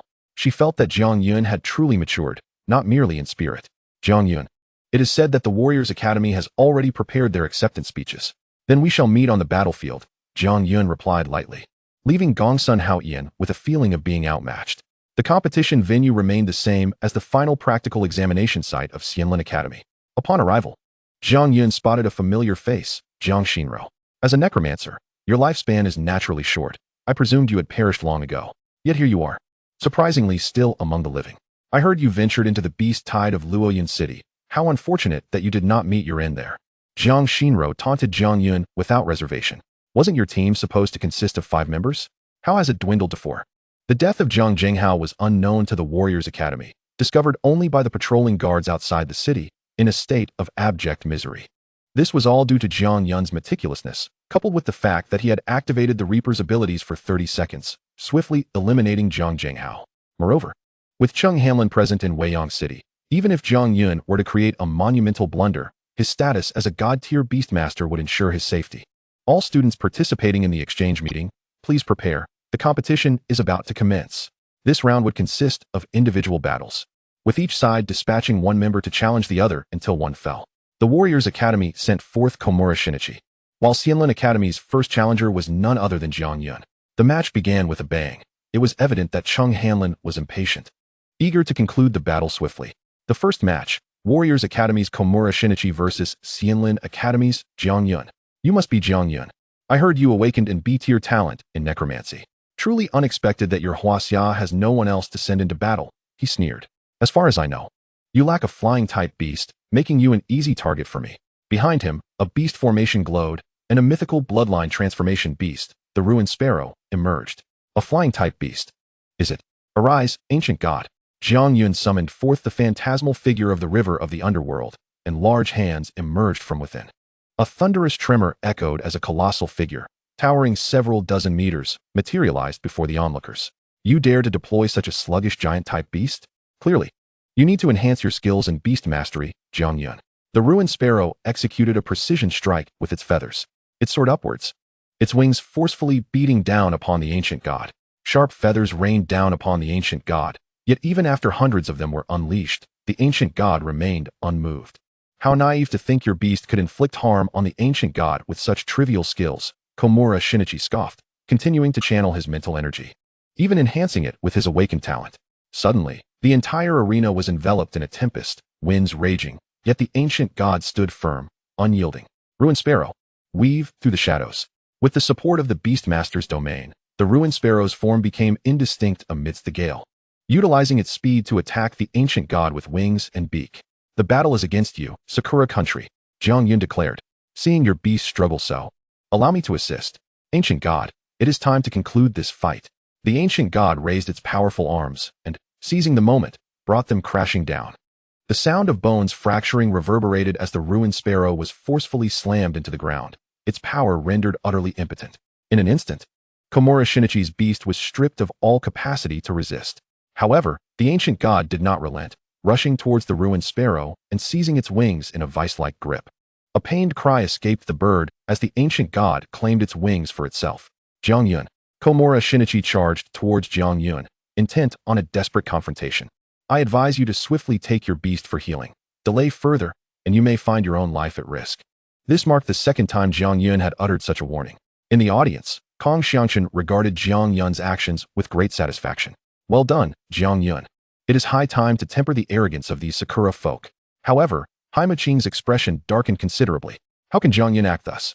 Such harm to another's beast should warrant his loss. Kong Xiangchen dismissed him with a glance, retorting, he simply outmatches you. Before long, the second match commenced. With Jiang Yun facing off against Nomura Miki, Kong Xiangchen jested. In the first round, Jiang Yun crushed his opponent with absolute strength. I anticipate a similar outcome this time. I doubt it. Our Warriors Academy's Nomura Miki possesses an SS tier talent, 100 Ghosts Night March. If her mental energy suffices, summoning hundreds of ghosts will be a breeze. We shall see whether Jiang Yun's C-tier talent in necromancy surpasses Nomura Miki's 100 Ghosts Night March. Haima Qing harbored unwavering confidence in Nomura Miki. Despite Jiang Yun's formidable beast, she could command hundreds of ghosts. How would Jiang Yun contend with such a beastmaster? In the arena, Nomura Miki gazed disdainfully at Jiang Yun. My awakened talent grants me a significant numerical advantage, so remember the forthcoming events. They will be etched in your memory for a lifetime. 100 Ghosts Night March. Nomura Miki, driven by a desire for vengeance for Komura Shinichi, aspired to emulate Jiang Yun's decisive strike. Suddenly, the sky darkened, and a shroud of black mist enveloped the entire competition arena. Hundreds of ghosts erupted from within, howling through the air. Just these few ghosts? Had she witnessed the battle at Luoyuan City, she might realize these spirits would not dare show themselves. Kong Xiangchen remarked sharply. Within the arena, Nomura Miki's ghosts were ruthlessly slaughtered by the ancient god, offering scarcely any opportunity for resistance. The Guhua bird was grievously injured by a casual punch from the ancient deity. Time swiftly passed, and 5 minutes later, only a handful of spirits and one wounded Guhua bird remained on the field. Jiang Yun's calm demeanor weighed heavily upon Yamamura Miki, rendering her breathless. With so many spirits lost, her confidence must surely be crumbling. Jiang Yun's objective now was to relentlessly undermine Yamamura Miki's self-assurance. Witnessing her spirits being effortlessly vanquished by Jiang Yun's ancient god, Yamamura Miki felt her heart bleed. Each spirit had been painstakingly contracted through her efforts. She glanced back at the VIP room above the audience, as if having resolved something within her. I surrender, Yamamura Miki proclaimed. Yamamura Miki, how could you? As a student of the Samurai Academy, how can you surrender to them, the First Academy? Jiang Shinro chastised her from behind. Meanwhile, the defeated Komura Shinichi slumped in his seat, lifeless and devoid of spirit. Yet, Jiang Yun appeared oblivious, continuing to let the ancient deity slaughter the remaining spirits until only one Guhua bird was left. With a thought, Jiang Yun commanded the ancient deity to sever the beak of the Guhua bird. I mentioned that if you lost our match, I would take something from your beasts. Yamamura Miki seemed to lose all her strength, collapsing to the ground in anguish. Above, Kuroki Kei's expression darkened ominously. This battle had forced the Sakura Empire's Samurai Academy to surrender for the first time. Jiang Yun, now regarded as a thorn in his side, had become a target of his ire. Ah, so your name is Jiang Yun. If we do not eliminate you, you will undoubtedly grow into a formidable adversary for our Sakura Empire. Kuroki Kei instinctively clenched his fists, a scene that was keenly observed by Kong Xiangchen beside him. Humph. Do you not fear Principal Chung striking you down on the First Academy's territory? Jiang Yun, standing outside the arena, Jiang Shinro could no longer remain seated. We shall determine the victor with a single beast. Jiang Yun readily accepted this stipulation. It was time to clear the field. Yukiana, unleash the winter will domain. A tempest of snow and wind engulfed the arena, greatly enhancing Yukiana's combat prowess. Nevertheless, Jiang Yun exhibited no signs of panic. Is this all you learned at the Samurai Academy? Jiang Yun retrieved a heart from his storage space and tossed it at Jiang Shinro's feet. Take a good look. This is something you should be familiar with. She glanced down and promptly kicked it away. Where did you get this pig's heart? Jiang Yun, I am engaged in a beast contest with you. And yet, she paused as she heard an all too familiar name. This is Jiang Jinghao's heart. Jiang Shinro, can you not even recognize your father's heart? He is your uncle. How could you do this to him? Jiang Shinro's eyes brimmed with bloodshot fury, wishing she could kill Jiang Yun on the spot. In her rage, she summoned her mental strength, intensifying the surrounding blizzard. Uncle, if he valued kinship, he would not have fled alone during the beast attack in Luoyuan City. If he truly cared, he would not have abandoned all the Jiang family members. Nor would he have sought to kill me last night. Jiang Yun's words left Jiang Shinro speechless. Compared to the devastation in Luoyuan City, Jiang Jinghao's suffering was a mere act of mercy from Jiang Yun. Even so, does that absolve you of blame? Jiang Yun scoffed. My fault lies in not having killed you during the entrance examination, which has led to today's tragedy. Jiang Shinro, you shall not leave Huaxiao alive. I stand by this declaration. Not even Kuroki Kei can protect you. In this scenario, Yukiana held a significant advantage, and Jiang Shinro felt more confident in her ability to defeat Jiang Yun. This final contest was pivotal for the Samurai Academy, and based on the previous matches, Jiang Yun's momentum suggested he was unlikely to lose. Indeed, no one believed he would falter. In the audience, Cheng Lanlan received a phone call and cast a reluctant glance at Jiang Yun standing on the arena. She took out a tattered map from her storage space and handed it to Gongsun Haoyan. Gongsun Haoyan, once Jiang Yun finishes his match, give him this. The chubby boy patted his chest and made an okay gesture. Don't worry, Sister Lanlan, you can rest assured. Having entrusted her task, she took one last look at Jiang Yun, sighed deeply, and departed. Chapter 52. Empress Tuoba Baixian of the Dragon Kingdom. Jiang Yun, I hope you succeed in your match. The map contains partial information about the Spirit Mist Ancient City, though it is not exhaustive. I can only hope you do not encounter any unforeseen events there, for it is guarded by a pseudo-overlord beast. The mere mention of the Spirit Mist Ancient City sent a shiver down her spine. There was something about it that instilled fear within her. As long as one does not venture too deep, all should be well. In the audience, the chubby boy was munching on a chicken leg when a careless drop of grease fell onto the map. Oh no, Gongsun Haoyan was frantic, unsure of how to remedy the situation. What do I do now? If Jiang Yun finds out, he will surely kill me. His mind raced, searching for any potential solution. Just then, a loud thud echoed from the arena. The ancient deity's colossal fist had grasped Yukiana tightly. I beg you, do not kill me. We can discuss this in the next life. In an instant, Yukiana's form was obliterated by the ancient deity's strike. What? How could this battle conclude so swiftly? During the G-Zone, Jiang Yun had frantically gathered materials for his beasts, on the brink of the ancient deity's evolution into a transformative state. This was precisely his intention, to achieve a sudden breakthrough in the arena and catch his opponent off guard. After a brief moment of silence, the audience erupted into cheers. Jiang Yun, Jiang Yun, Jiang Yun. His name resonated through the halls of the First Academy. The victorious academy of this exchange conference was the First Academy. As the match concluded, Jiang Yun approached the audience, seeking Gongsun Haoyan. Noticing the latter's anxious demeanor, he sensed something was amiss. Gongsun Haoyan, why do you look like a thief caught in the act? Have you done something shameful? His suspicion grew as Gongsun Haoyan stammered.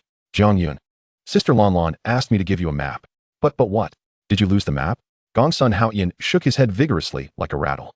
It's just. Under Jiang Yun's coercion, Gongsun Haoyan finally produced the map.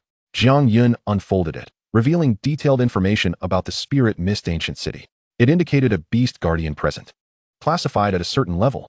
However, the last crucial words were obscured by the grease stains Gongsun Haoyan had inadvertently left. Jiang Yun set the map down, finding himself alone. Gongsun Haoyan. The desire to eliminate him surged within Jiang Yun. However, with no other choice, he had to go on stage to deliver his speech after he had fled. At this moment, Kong Xianglong and the sullen Haimu Qingyam made their way down. Jiang Yun noticed that Haimu's remaining hand was tightly clutching a piece of paper, and reached out to snatch it away. What is this? A speech for after your victory. Hand it over. It will give your warrior academy a sense of involvement. Soon, the exchange meeting concluded, with Jiang Yun triumphing over 3 opponents. The First Academy emerged victorious. The following morning, Jiang Yun awoke to find several messages on his phone. The majority from Gongsun Haoyan. Jiang Yun, Jiang Shinro has been murdered. She was killed on her way back to the warrior academy, her body and head separated. After reading the messages, Jiang Yun calmly tossed his phone aside. Within the Nether River space, Situ Ran was meticulously wiping the blood from his scythe. Such matters are best handled by you. I truly feel inferior in this regard. Following the exchange meeting, Jiang Yun had also acquired numerous beast taming resources. His ancient deity had now ascended to the metamorphic stage, first tier. At that moment, a phone call came through to Jiang Yun's mobile. Glancing at the unfamiliar number on the screen, he hesitated for a moment before ultimately answering. Is this Jiang Yun? A sultry voice emanated from the other end. I am Tuoba Baixian. This name was indeed well known, the Empress of the Dragon Kingdom. Also, the foremost beast tamer of the Huaxia Empire. Young man, would you be interested in meeting in the imperial capital? To receive a personal call from the Empress and an invitation to the capital was enough to etch Jiang Yun's name into history. Certainly, Senior Tuoba. I shall set off immediately. No need. Someone is already at your doorstep. Just as those words left her mouth, a knock sounded at Jiang Yun's door. He followed the visitor to the imperial capital. The imperial capital is the foremost city in Huaxia, truly a first-tier metropolis. Upon his arrival, he was presented before the foremost woman in the beast taming realm, Tuoba Baixian. You are Jiang Yun? She sat in the main seat of the Dragon Flame Palace in the capital, while Jiang Yun stood below. I have met Senior Tuoba. I am indeed Jiang Yun. Tuoba Baishuan's slender fingers tapped against the dragon chair. The last person to visit here was Jiang Yun from Luoyang City, yet once again, it is someone from Luoyang City. And you share the same surname. Surely, you are not father and son? Jiang Yun's heart skipped a beat upon hearing that his father had also been here. Indeed, Jiang Jinghao is my father. Tuoba Baishian raised her arm, pointing at Jiang Yun below. You have won the exchange meeting. Speak your desires, and I shall grant them. Standing below, Jiang Yun's gaze flickered. I wish to know about the Battle of the Fallen Sky. This response caught Tuoba Baishian off guard. Do you wish to learn about your father's past, or to inquire about your mother's death?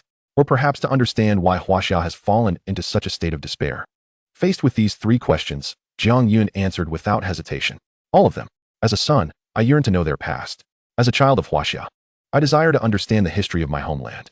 Ha ha ha, a splendid answer, but I cannot reveal the reasons behind it. 5 years from now, should you survive, return here, and I will tell you everything. Tuesday. Jiang Yun barely uttered a word before being interrupted by Tuoba Baishian. Let me personally select a gift for you. With that, she retrieved a notebook and a small pouch from her storage ring and tossed them to Jiang Yun below. This notebook contains all the routes for beast evolution.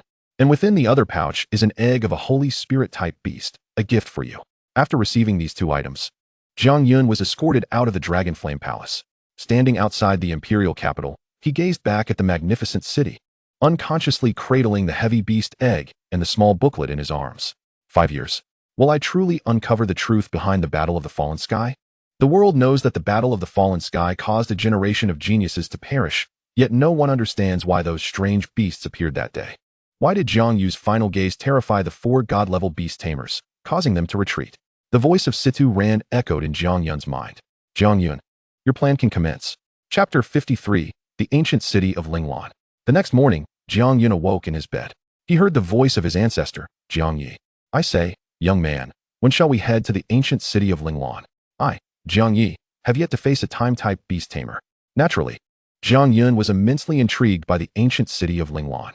However, after the exchange meeting, the people of the Sakura Empire would not easily let Jiang Yun off the hook. Ancestor, it seems we do not have much time left. Jiang Yun replied nonchalantly. Within the shrine of the Sakura Empire, Yamamoto Yui, the current ruler of the Sakura Empire, gazed at the list of targets from Huaxia. So this Jiang Yun is the champion of the exchange meeting? Her slender fingers gently tapped on Jiang Yun's photograph. Below her knelt Haimuqingye. Indeed, were it not for this Jiang Yun, we would have undoubtedly secured first place in the exchange meeting. Therefore, I request that we eliminate Jiang Yun now, to prevent future complications. Haimuqingye's concerns were not unfounded. The scene from that day, even the Empress of the Sakura Kingdom witnessed. Even Cheng Hanlin, present at the time, would have considered slaying Jiang Yun, regardless of any prior engagement with Tuoba Baishian. The overwhelming sense of invincibility among peers, the despair of being unable to shake off the opponent's beast, and the humiliation of being trampled by someone they once looked down upon. These feelings would undoubtedly make the path ahead for these individuals from the Sakura Empire's Warrior Academy fraught with difficulty. Let us find an opportunity to eliminate him. If Tuoba Baishian reacts, it may become difficult to act. Understood, Your Majesty. The corners of Haimuqingye's mouth subtly curved upwards. Jiang Yun, this time, I will ensure your demise is utterly complete. Upon returning to the academy, Jiang Yun was summoned to the principal's office. Jiang Yun, I hear you wish to go to the ancient city of Linglan. Yes, principal, I do. Before he could finish, he was sharply interrupted by Cheng Hanlin. I forbid you from going. Do you understand what the ancient city of Linglan is? It is a ruin classified as a dragon-level disaster. Cheng Hanlin asserted with righteous indignation. Jiang Yun had been studying the incomplete map of the ancient city of Linglan ever since he obtained it from Wang Pengzi. He was well aware of its perilous nature. Even with the incredible skill of the Nethermaster for 30 seconds, the odds of his safe return were slim. However, in the fleeting moments before Jiang Jinghao's death, he had heard from his adversary that his mother had some connection to that ancient city. It felt as though destiny compelled Jiang Yun to visit the ancient city of Linglan, with all signs pointing to that location. It was evident how profoundly enticing it was for Jiang Yun. Principal Cheng, I believe it is necessary for me to visit, perhaps. You wish to verify Jiang Jinghao's words? Cheng Hanlin's words tightened a particular string within Jiang Yun's heart. His gaze was resolute as he fixed his eyes on Cheng Hanlin. Perhaps you might encounter your father there, Cheng Hanlin remarked, rising from his chair and approaching the window, gazing in the direction of Linglan ancient city. In truth, you should possess the right to know about the Battle of the Falling Stars. That confrontation concerns your parents, particularly your father. To him, I am the perpetrator of that endeavor. To your mother, I was the catalyst of that operation. As he spoke of this matter, The spirited demeanor that once characterized Chung Hanlin dissipated, replaced by a sense of weary resignation. Even the aura of death surrounding him seemed to wane slightly. Principal Chung. Jiang Yun began, but Chung Hanlin waved his hand and forced a bitter smile. You, like your father, are not a bird confined to a cage. He sought to break free from his prison, yet he failed. I believe you might succeed, Jiang Yun. Remember, no matter what transpires in the future, hold steadfast to your convictions. After uttering these words, Chung Hanlin felt a wave of fatigue wash over him. You may leave now. Jiang Yun cast a final glance at Chung Hanlin before turning and exiting the principal's office. The Empress, meanwhile, remained oblivious to the comparison between the three individuals I have selected and your own standing. In the imperial capital, Tuoba Baixian sat upon the dragon throne, her gaze simultaneously directed towards the Academy of Xianlen. I shall not allow anyone to undermine my position, regardless of who they may be. As she spoke, the hands resting upon the armrests began to shimmer with scales and the claws of a dragon. On the airplane, Jiang Yun observed the city below gradually shrinking in size. Approximately 10 hours remained until their arrival at Zone G. During this time, he could only idly gaze out the window at the scenery. Jiang Yun. The girl seated beside him nudged him. Initially drowsy, he was startled awake upon recognizing the person beside him. Gongsun Miaoyin, what are you doing here? Aren't you supposed to be at the Academy of Xianlen? Shoo. She pressed her finger to his lips. It's so dull at home. Every time you go out, you visit such thrilling places, so I wanted to join you. Gongsun Miaoyin gazed at Jiang Yun with wide eyes. Does your brother know about this? Jiang Yun asked weakly. If he knew, how could I have come out? Gongsun Miaoyin's response extinguished any hope Jiang Yun had. Once we land, you must return to Weiyang City immediately. However, having been pampered since childhood, Gongsun Miaoyin was hardly inclined to heed Jiang Yun's words. No, why should I go back? Studying every day is utterly tiresome. There is no fun in that compared to being with you. Besides, do you even have money? Her words felt like a heavy hand, grasping firmly at the nape of Jiang Yun's neck. I have money. Gongsun Miaoyin's lively eyes bore into him. All right. I admit I don't have that much cash on me. Jiang Yun had little money. Advancing in ancient deities required vast amounts of materials to enhance physical strength. Moreover, there were thousands of undead within the underworld river space. The money he managed to obtain was typically spent in a fleeting moment. Even this trip was financed by Principal Chung's generous sponsorship. So, I'll pay, and you can protect me in return. It's a win-win, isn't it? Resigned to the whims of this young lady, Jiang Yun found himself powerless to resist. After all, she was the eldest daughter of the Gongsun family. Meanwhile, in the Gongsun mansion of Weiyang City, Gongsun Haoyin, explain yourself. I entrusted you with watching over your sister, and now she is gone.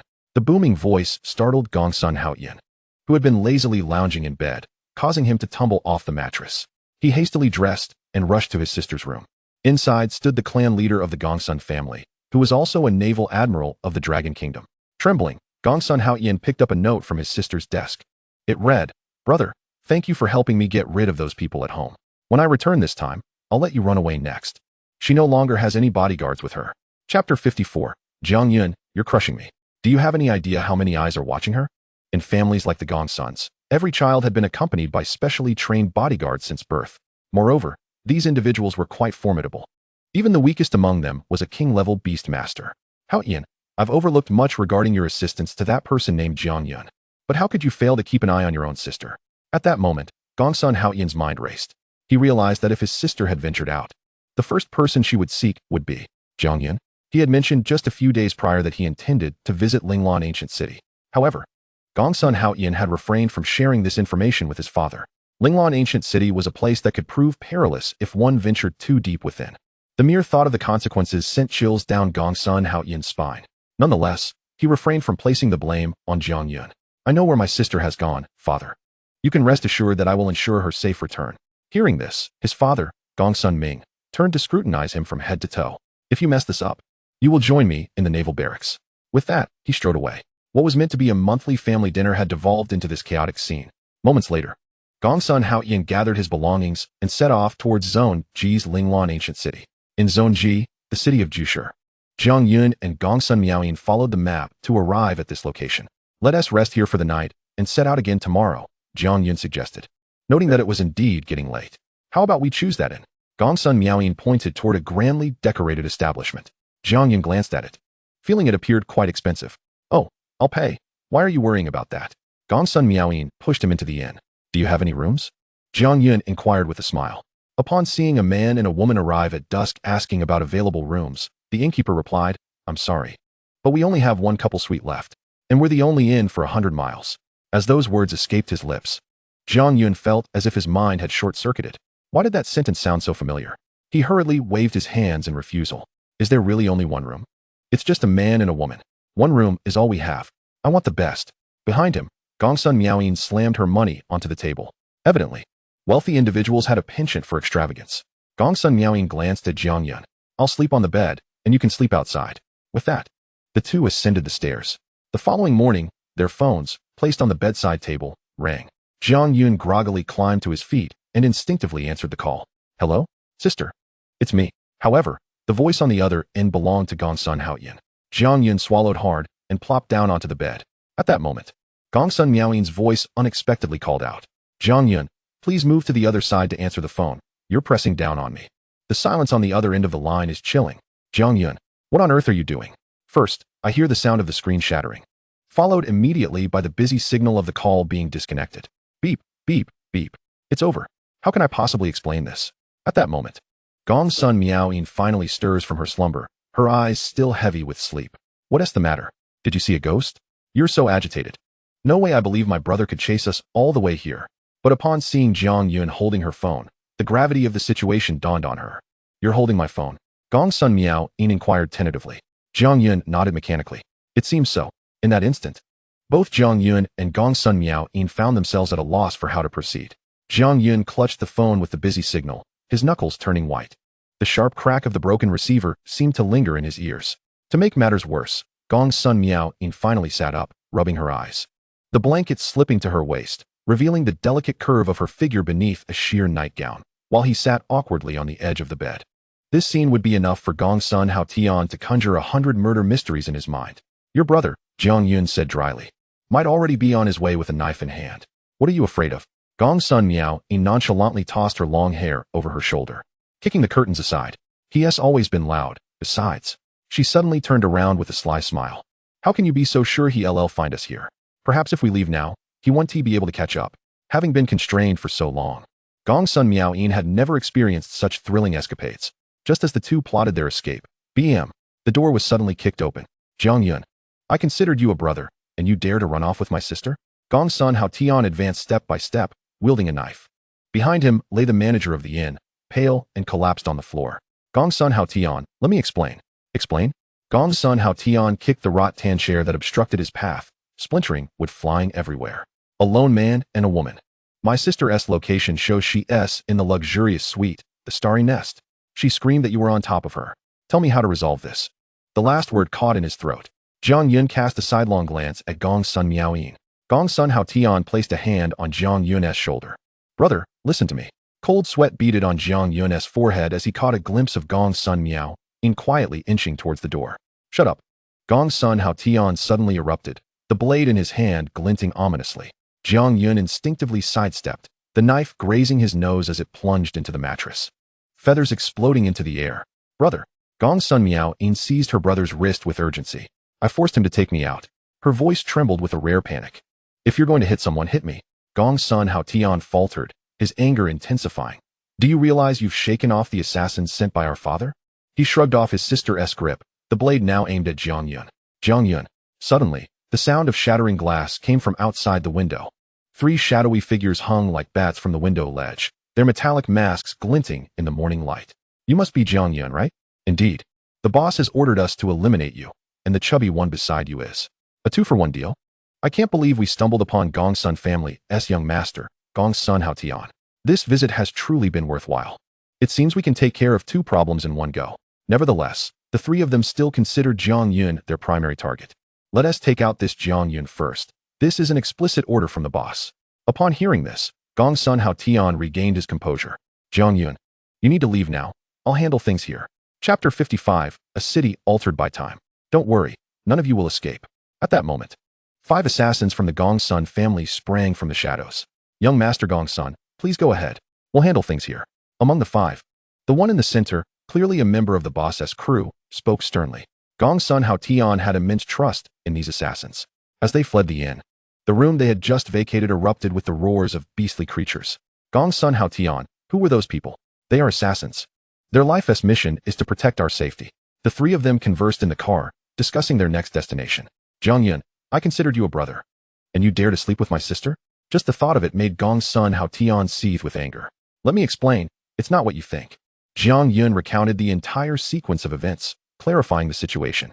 Only then did Gong's son Hao Tian's fury diminish somewhat.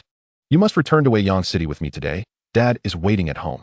I refuse to go back. Following Jiang Yun is far more interesting than attending school. I'm going to Linglan Ancient City with him. Upon hearing that his sister intended to visit Linglan Ancient City, Gong's son Hao Tian felt a headache coming on. However, Jiang Yun coughed lightly. Ahem, Gong's son Miaoyin, you should return. Linglan Ancient City is still too dangerous for you. Jiang Yun's words were not without merit. Linglan Ancient City was once the most prosperous place in the entire Ji district. What made it famous was that the city's lord was a master beast tamer specializing in time manipulation. His control over beasts and innate abilities had reached an extraordinary level. In Cheng Hanlin's era, there were 12 such individuals, collectively known as the 12 Kings of Longhua. Now, through the passage of time, only 4 remain, who are currently the heads of the 4 major academies. After leaving the city, Jiang Yun dismounted the car with purpose. Gong's son Hao Tian, please take your sister back. As he spoke, Jiang Yun summoned his skeletal warhorse from the realm of the underworld. He leaped onto the steed and proceeded toward the location marked on the map. Behind him trailed the Gong son siblings. Brother, are we really not going to follow him? If we do, we might just become a burden. Hearing this, Gong's son Miaoyin lowered her head in silence. You must return safely. I'll be waiting for you in Weiyang City. Throughout the journey, Jiang Yun encountered no beasts capable of posing a threat to him. After advancing to the metamorphic stage, even when faced with fully matured beasts, he would not necessarily find himself at a disadvantage. After all, giant beasts possess an inherent advantage over wild predators such as wolves and leopards. Jiang Yun, slow down. I sense we're nearing the perimeter of Linglan Ancient City, Situ Tian remarked. Throughout the journey, he had been honing his senses, helping Jiang Yun detect dangers ahead. The expanse of Linglan Ancient City is vast. When compared to Luoyun City, it cannot measure up. Yet, this enormous city had turned to ruins overnight, leaving no survivors. Jiang Yun, we are about to reach the outskirts of Linglan Ancient City. From his vantage point on the warhorse atop a slope, Jiang Yun gazed down at the remnants of Linglan Ancient City. What is this footprint? The sight before him sent chills down his spine. At the center of the city lay a colossal footprint. The footprint exhibited a distinct 5-clawed shape, emanating a formidable aura of draconic power. It appears that one of the catalysts for the extinction of the Spirit Mist Ancient City was this colossal dragon, retrieving his war steed into the Nether River space. Jiang Yun cautiously ventured into the city. The moment he stepped into the ancient city, he felt as though he had traversed through some invisible barrier. Before him lay not the desolate ruins he had anticipated, but rather a scene of utter normalcy. The passers-by were engaged in laughter and chatter, a stark contrast to the previous desolation he had witnessed. What was transpiring here? From the outside, it appeared as an irreparably shattered ruin. Yet, upon crossing the threshold, he was greeted by a bustling tableau of life. For a moment, Jiang Yun found himself utterly bewildered. However, he could sense an overwhelming aura of death clinging to the inhabitants, far more intense than one would expect from mere decades past. The peculiarities of this place were not elucidated on the map belonging to Cheng Lanlan and Wang Pongzi. Senior Situ, could you activate your perception? Jiang Yun inquired, but was met with the response, Jiang Yun, my perception here is as if engulfed in a thick fog. I can discern nothing. The fact that Situ Rant's senses were rendered ineffective underscored the strangeness of this realm. The people here seem to live joyfully, yet I can sense profound anguish beneath the surface. From the moment Jiang Yun entered, his gaze remained fixed on the watch upon his wrist. As he had suspected, time flowed chaotically here, the minute and hour hands moving in reverse. In the heart of the city, a pair of eyes gradually opened. Has someone entered? It appears to be a rather young beastmaster. Could this be the individual the master instructed me to await? The simple act of opening his eyes and speaking seemed to drain him of all his strength, further destabilizing the time within this place. As Jiang Yun traversed the streets, a ripple coursed through him, making him feel momentarily unanchored from the fabric of time in this world. This place is likely not as simple as you believe. Situ Ran's implication was clear. It was time to flee. A flicker of uncertainty gripped Jiang Yun's heart. However, upon turning back, he saw that the 3 figures clad in black had already pursued him into this space. Retreat seemed implausible. He was left with the grim choice of either fighting or facing demise. The trio stood at the spot where Jiang Yun had previously lingered, gazing down upon the Spirit Mist Ancient City. Boss, I don't see Jiang Yun. Could he have escaped to another location? One queried. Impossible. Jiang Jinghao revealed to her mother that his ancestral home was right here. Moreover, Jiang Yun is a necromancer who can converse with the dead. If he seeks any information about his mother, he must come here. It must be said, the strategy employed by the illusory sect was remarkably astute. They had cleverly exploited Jiang Yun's desire to uncover truths about his mother, laying a trap for him, thus foreseeing Jiang Zhenghao's demise as part of their scheme.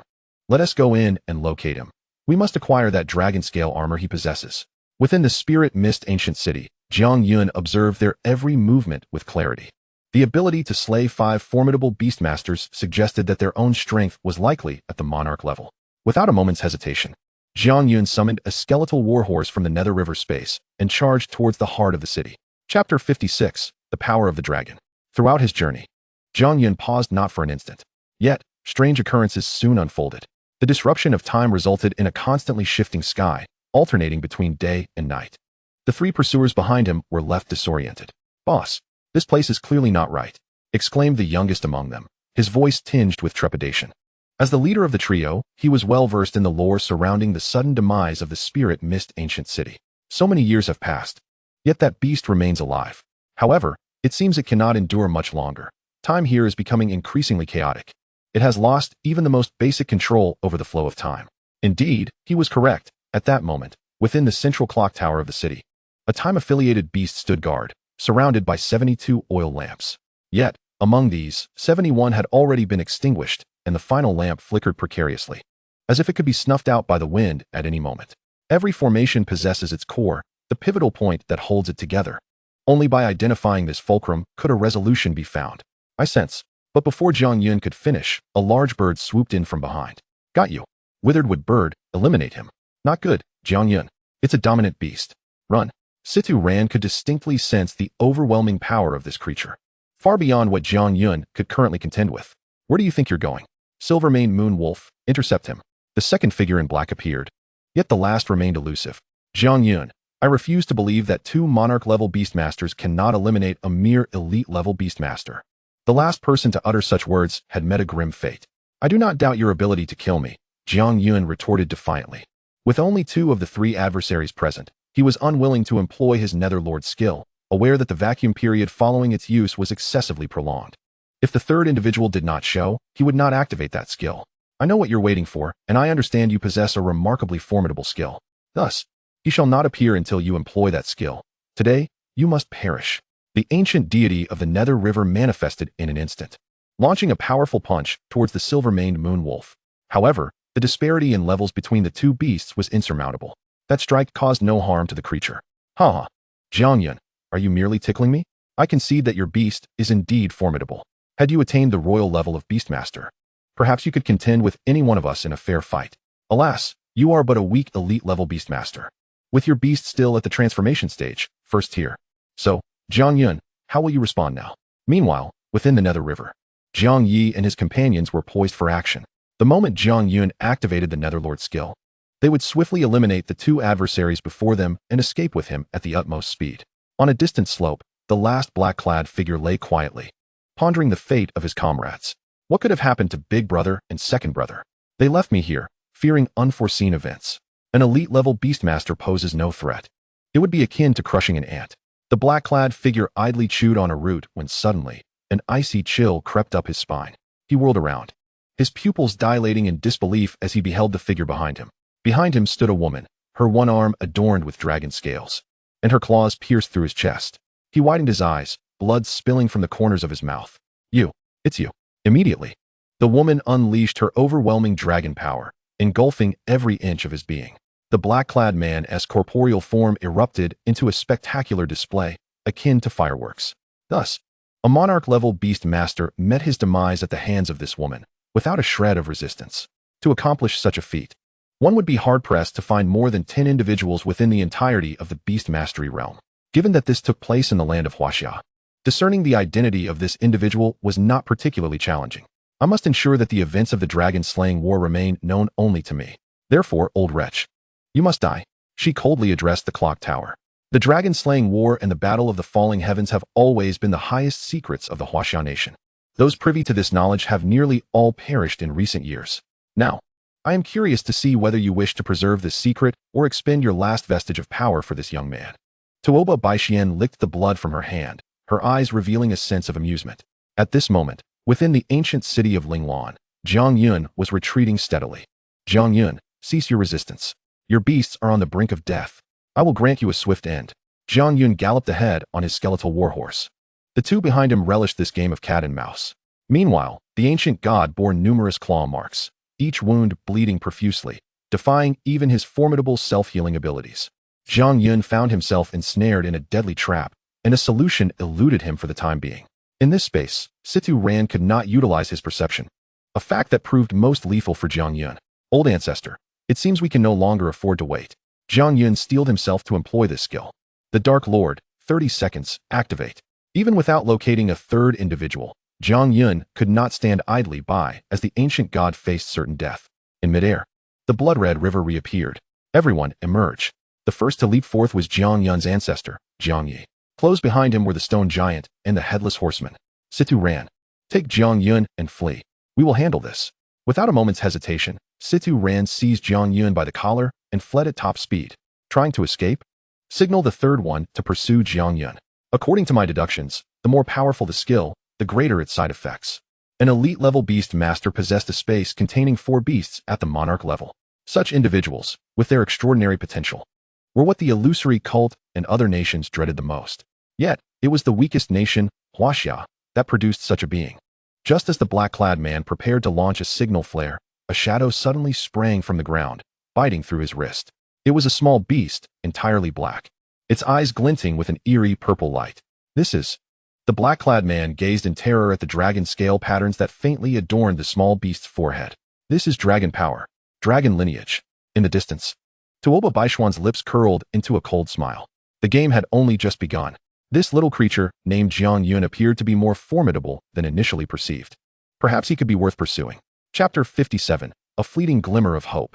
The appearance of this small beast disrupted the plans of the black-clad men. Big brother. It must be that person. Both knew full well who in Huaxia could wield dragon-type beasts. The arrival of even the Huaxia Empress indicated that their escape today would not be so simple. With that in mind, he redirected his attention to Jiang Yun. This marked Jiang Yun's second use of the Dark Lord 30-second skill. Half of the activation time had already elapsed. However, the situation on Jiang Ye's side was far from optimistic. I never anticipated these beasts would prove so troublesome. This whelp feels virtually indestructible. And which of these blasted birds is the real one? Those who managed to formally enter the illusory cult possessed some measure of skill. Typically, equally ranked beast masters would indeed struggle against them. Just like these two before him, they were the backbone of the illusory cult. Presumably, the third one should have. I will hold these brutes at bay. You go and eliminate Jiang Yun. In a desperate situation, he summoned his second beast. The Thunder Tiger King, more formidable than the previous Withered Wood Bird, took to the field. The Withered Wood Bird's trait allowed it to continuously split and siphon life force from opposing beasts. The moment the Thunder Tiger King descended, the sky darkened ominously, as if it intended to crush everything below. You dare call anyone a beast? Jiang Yi brandished a mournful staff in one hand while wielding an oil lamp in the other. Without further ado, he hurled the oil lamp forward. With a resounding crash, the lamp shattered, releasing the frigid air of the underworld river like a wild stallion. In the blink of an eye, a radius of several dozen kilometers was enveloped in blue ice crystals. Of course, the two beasts belonging to the black-clad man were no exception. Hurry! Time is running out before Jiang Yun's Dark Lord 30-second skill expires. We must return to his side. Jiang Yi urged anxiously. Where do you think you're going? The black-clad man, encased in ice, shattered it within seconds. The remaining two beasts followed suit. How can this be possible? Jiang Ye's deadly trump card had failed for the first time. Stone Giant, Rock Seal, Headless Horseman, dream back to the battlefield. Jiang Yi commanded the other two beasts to unleash their ultimate techniques. The Stone Giant, with fists clenched, slammed down onto the ground. Boom. A circle of massive stones rose around the black-clad man, completely sealing off his escape route. Immediately afterward, the Headless Horseman unleashed his most powerful skill. Dream back to the battlefield. The sounds of galloping hooves and the roars of soldiers filled the black-clad man's ears. Upon reopening his eyes, he found himself in the midst of a battlefield. What is this skill? He was flanked by two armies, while he and his beasts found themselves trapped in the center. As he opened his eyes once more, soldiers from both sides charged toward him. In that moment, he felt as powerless as a withered blade of grass swaying in the wind. This is the beast of Situ Ran, the first genius of the Situ family. Truly worthy of being the ancestor's beast. Even without personal control, it could still exert power rivaling that of previous years. Thunder Tiger King, shatter it. Upon receiving the command, the Thunder Tiger King let out a furious roar toward the sky. Whoosh! Lightning poured down like raindrops.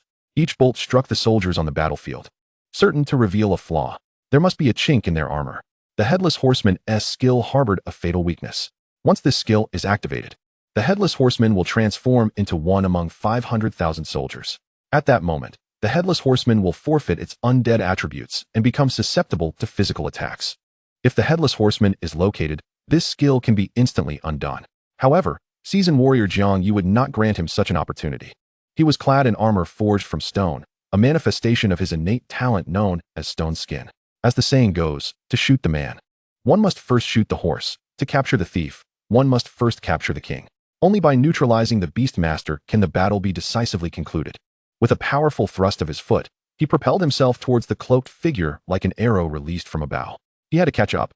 Since emerging from the river of the underworld, he had been silently counting the seconds in his mind, with 30 seconds remaining until the skill of the underworld lord concluded. A countdown of 5 seconds had already begun. His objective within these 5 seconds was to inflict a crippling blow upon this adversary. Every preparation made prior had been a prelude to Jiang Yun's strike. Die! Jiang Yun's mournful staff struck solidly against the chest of the cloaked figure. The sound of shattering bones erupted from the figure's body. With a splutter, he expelled a copious amount of blood, his body soaring back like a kite severed from its string. He crashed through several walls before finally coming to a halt. Damn brat, the ancestor has done his utmost. Now, it is up to your fortune. As a fellow monarch-level beast master, Jiang Yun was able to devise a strategy and execute it successfully within a mere 30 seconds. This alone illustrates that his ascendancy to the position of city lord was entirely due to his formidable prowess, capable of subduing the ancestors of the two major families at that time. Before returning to the space of the underworld, Jiang Yun cast one last glance at the position where the cloaked figure had been sent flying, now buried beneath the rubble, obscuring its appearance. The 30 seconds granted by the underworld lord had elapsed. The spectral image of the river of the underworld in the sky dissipated accordingly. As for Jiang Yun, the combat prowess of Situ Ran effortlessly dealt with this foe. Nevertheless, the same sentiment remained. Time was the most lethal of elements. 30 seconds. Their available time was confined to this brief interval. Situ Ran believed that repelling the cloaked figure would take far less than 30 seconds.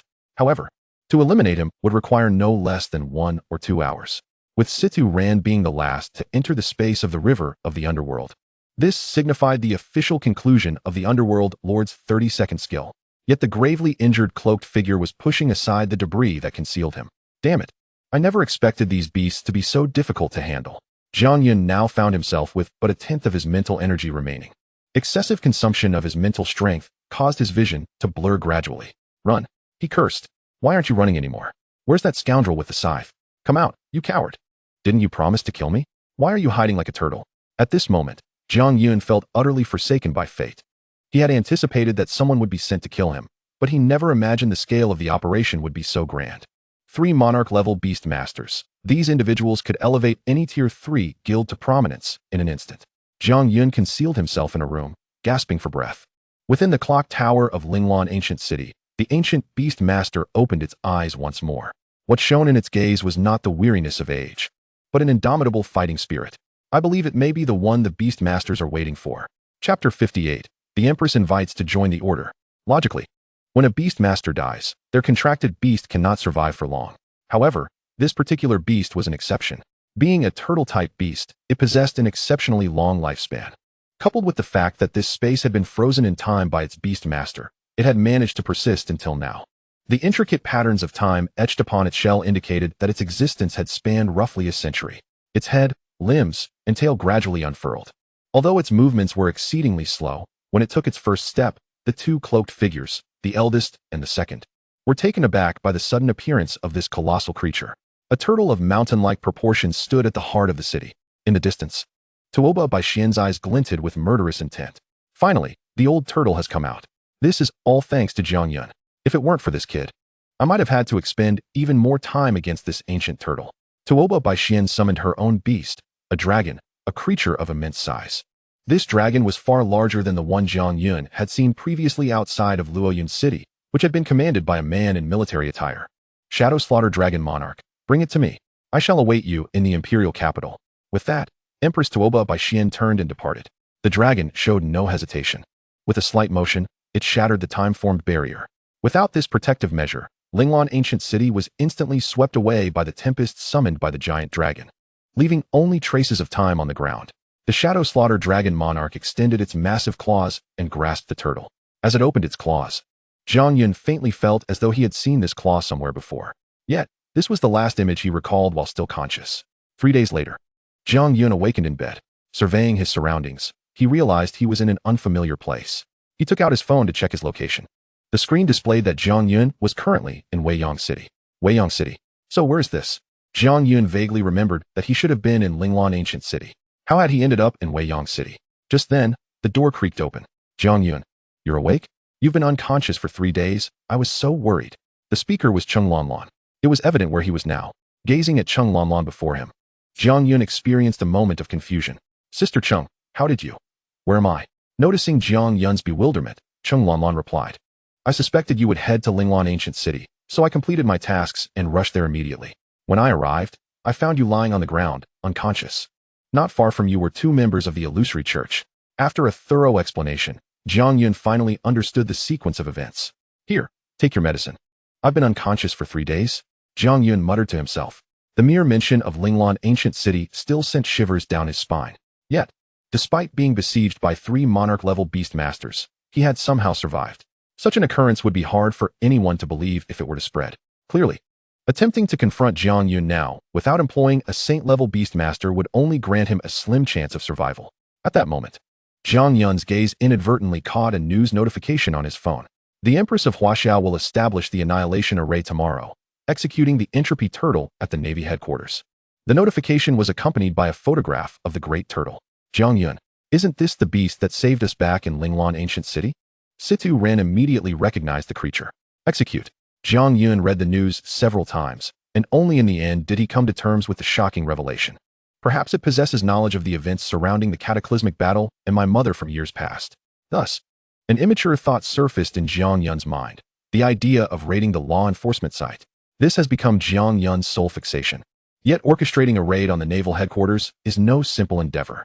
The naval admiral, Gongsun Ming, is a master of the holy level. While the strongest entity in the underworld river, Jiang Yi, has attained the status of a 3rd-stage monarch-level beast master. Jiang Yun's urgency to undertake this venture is not solely driven by a desire to uncover the truths of the cataclysmic battle. Moreover, this entropy turtle has previously saved Jiang Yun's life.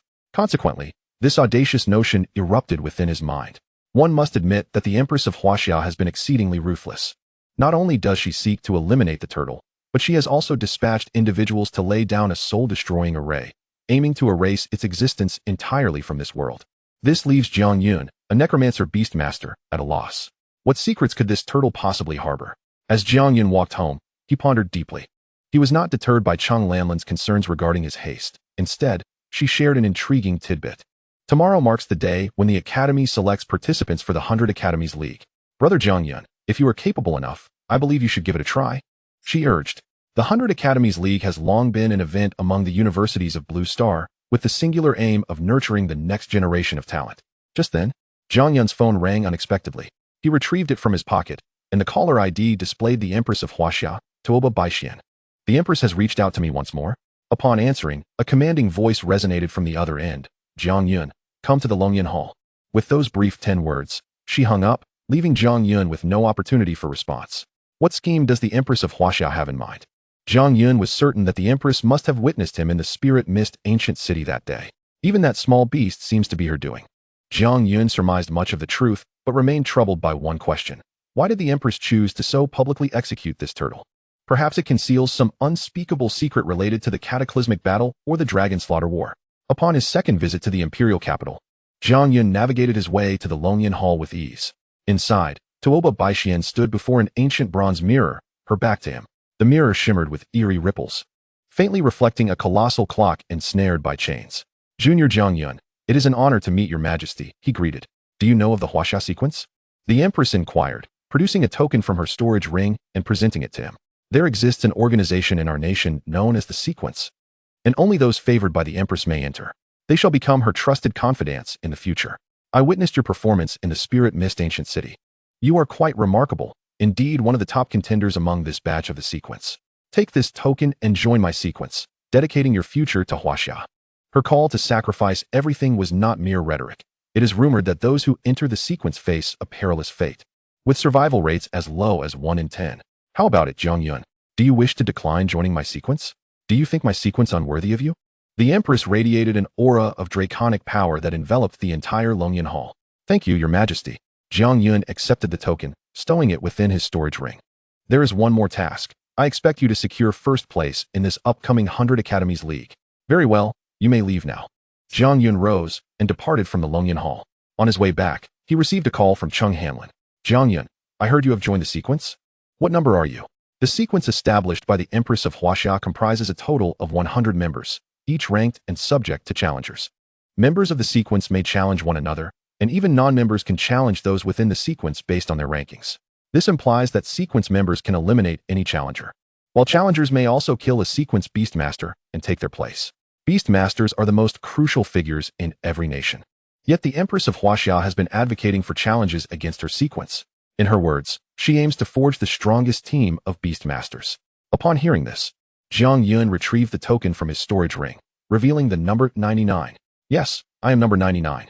This ranking signifies that Jiang Yun may face challenges from other sequence members or beastmasters at any moment. Cheng Hanlin exhaled a sigh of relief. Jiang Yun, if you wish to discard this token, I shall return it to the Empress. At this pronouncement, Jiang Yun felt as though the world had fallen silent. To reject the Empress of Huaxia's decree? This was beyond his wildest imaginings. What truly transpired during the cataclysmic battle? What story lies between Cheng Hanlin and his father that grants him such audacity? No need, Principal Cheng.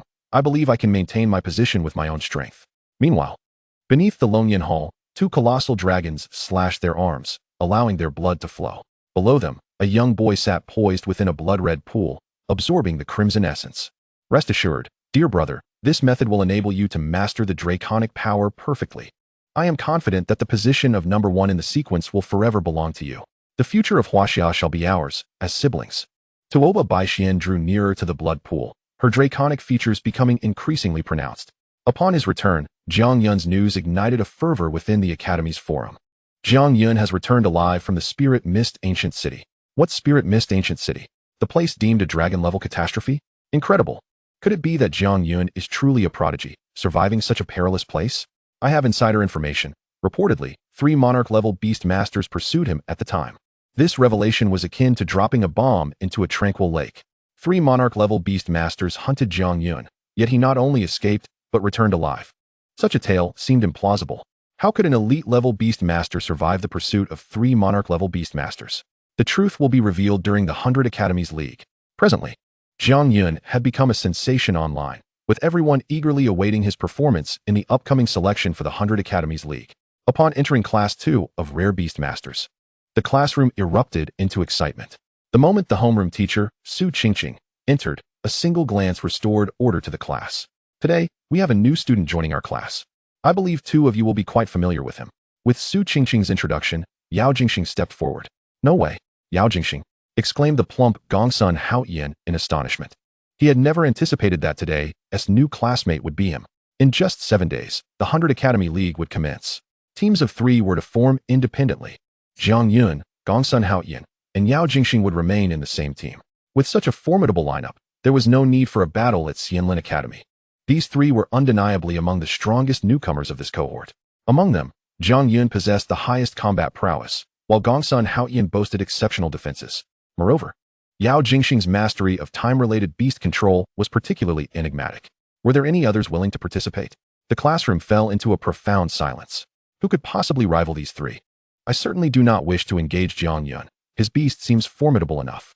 Without any dispute, Jiang Yun and his comrades would represent Xianlin Academy in this year's 100 Academy League. The trio dispatched from the Institute of Craftsmanship and Creation also became a topic of discussion online. Who would prevail in a confrontation? Peng Kai from the Institute of Craftsmanship and Creation or Jiang Yun from Xianlin Academy? It was said that Peng Kai also commanded a giant-type beast, yet it remained uncertain who would emerge as the stronger. Was this even a question? Clearly, Peng Kai from the Institute of Craftsmanship and Creation was the stronger contender. Are you familiar with Situ Jun from the Situ family? He couldn't withstand a single exchange. The duel between the 2 had become the most anticipated spectacle among the other Beast Masters. Now, with just 2 hours remaining until the execution of the Entropy Turtle, Jiang Yun's time was running perilously short. When shall we make our move? Jiang Yun summoned a skeletal warhorse from the river of Hades. Now, the skeletal steed moved swiftly, its four hooves ignited with ghostly blue flames, emblematic of the phantom fire from the river of Hades. Bearing Jiang Yun like a streak of black lightning, it raced towards the naval headquarters, the buildings along the way rapidly retreating from view. As he approached within 50 kilometers of the execution site, Jiang Yun came to a halt. Subsequently, he retrieved a mask from his storage space and donned it. At this moment, the array at the naval headquarters had been established. Even from such a distance, Jiang Yun could still discern the colossal turtle. In the Dragonflame Hall, Tuoba Baixian entwined her fingers with blood-red threads, observing everything at the execution ground through an ancient mirror. Today would finally bring an end to it all. From this day forth, the truth behind the dragon-slaying war would be known solely to me. Each recollection of that battle conjured the image of a single person in Tuoba Baixian's mind. Within the river of Hades, Situ Ran was strategizing with Jiang Yi on their course of action. They had a mere 30 seconds, within which they had to accomplish 3 objectives. First, at the moment of the entropy turtle's execution, Jiang Yun was to draw its spirit into the river of Hades. The second task involved evading pursuit. With only 30 seconds at their disposal, they had never faced such a precarious endeavor before. Yet, this was not the crux of the matter. The paramount concern was how to conceal their identities. Chapter 60, The Battle Against Gongsun Ming. These individuals had all been seen before. If they simply charged in, it would be blatantly obvious that Jiang Yun was among them. He had long been prepared for this eventuality. His river of Hades had recently awakened an additional skill, the ability to generate unique masks based on the contracted beasts. These masks served to alter the user's very essence. His form and voice, even his awakened talents, could be transformed. With this tool at his disposal, Jiang Yun's mission gained a heightened feasibility. When shall we proceed, Jiang Yun? Jiang Yi was fully prepared. Situ Ran had made even more extensive preparations, having meticulously planned 3 escape routes. Jiang Yun, this operation may prove far more perilous than the last. The success of their endeavor hinged on whether the Cloud Sea could obstruct them. Situ Ran had just conceived a strategy that would allow Jiang Yun to execute his plan and safely retreat. That was the Cloud Sea of alien beasts, a realm perpetually shrouded in dense fog, rife with creatures of various levels. Should luck not favor them, they might encounter a king-tier beast upon entry. This was Situ Ran's contingency plan. If they ultimately could not escape, he would lead Jiang Yun to the Cloud Sea of alien beasts. Time ticked away, second by second. With only half an hour remaining until the execution, Jiang Yun's phone incessantly buzzed. All the calls were from Gongsun Haoyan. Ding! A message arrived on Jiang Yun's phone. Jiang Yun, the Empress will arrive at our academy in 2 hours. She has specifically requested to meet with us 3. Where have you run off to? Upon reading this message, Jiang Yun felt a wave of unease wash over him. 2 hours? He stared at the phone screen, his fingers instinctively tightening. 2 hours implied that the Empress was not at the execution site. This likely meant that only the naval generals remained at headquarters. Initially, Jiang Yun had been apprehensive about the Empress's potential presence. However, Gongsun Haoyan's message instilled a measure of confidence. But how could Jiang Yun return to Xianlin Academy? There was no time for further consideration. Merely 5 minutes remained until the execution commenced. At the execution ground, Admiral Gongsun Ming stood with his hands clasped behind his back, his gaze icy as he scrutinized the entropy turtle bound by chains. The time imprints on the turtle's shell flickered with a faint glow, as if silently lamenting. Time is up. Commenced the execution. With Gongsun Ming's command, 4 naval beast masters simultaneously summoned their respective beasts. 4 imposing soul-rending eagles, Tier 3, emerged. The sharp beaks of these colossal eagles glinted menacingly, aimed directly at the entropy turtle's neck. Attack! The already weakened entropy turtle stood no chance against immediate execution. The soul-rending array activated. At the moment the array was initiated, the shadows surrounding the execution ground suddenly distorted. Stop! A tempest of death energy surged forth from the distance. Simultaneously, 3 figures donning peculiar masks leaped from the sea. Jiang Yun, Jiang Yi, and Situ Ran. Who goes there? Gongsun Ming roared, unleashing a holy-grade pressure. As a long spear entwined with lightning emerged from his storage ring, summoning his beast, the Thunder Spirit Turtle. Thunder roared. Jiang Yi reacted swiftly, enveloping one hand in stone and launching a punch. Boom!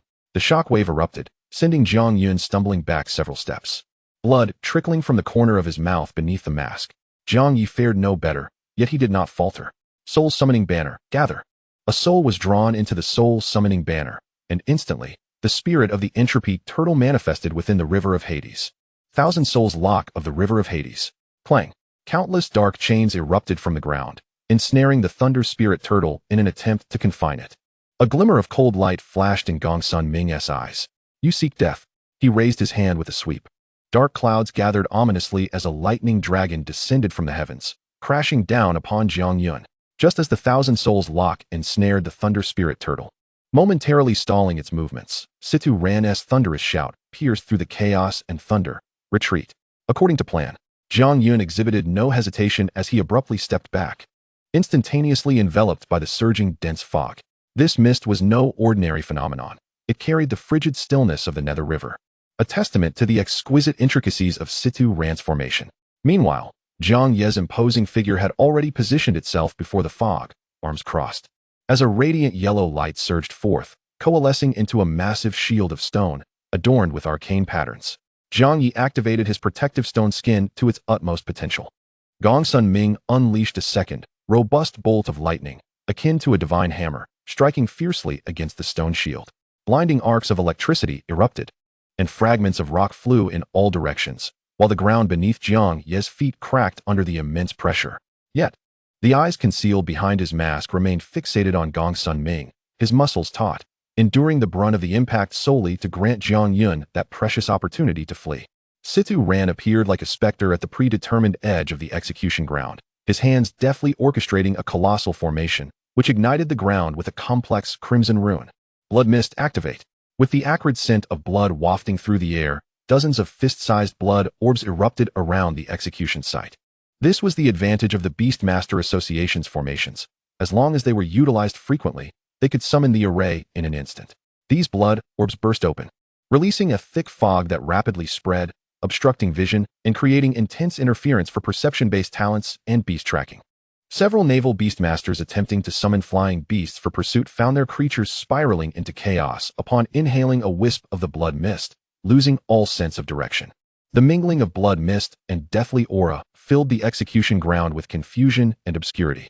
"Now," Situ Ran commanded sharply, "Jiang Yun, northwest. This blood mist will last only 10 breaths. You wish to escape? Utter folly." Gongsun Ming's roar resonated like thunder, his body crackling with lightning as he forcefully shattered portions of the dark soul chains that ensnared the Thunder Spirit Turtle. The oppressive aura of a saint-level powerhouse manifested like a tangible tsunami, sweeping across the execution ground. Even with the blood mist obscuring their senses, it created a suffocating weight upon all present.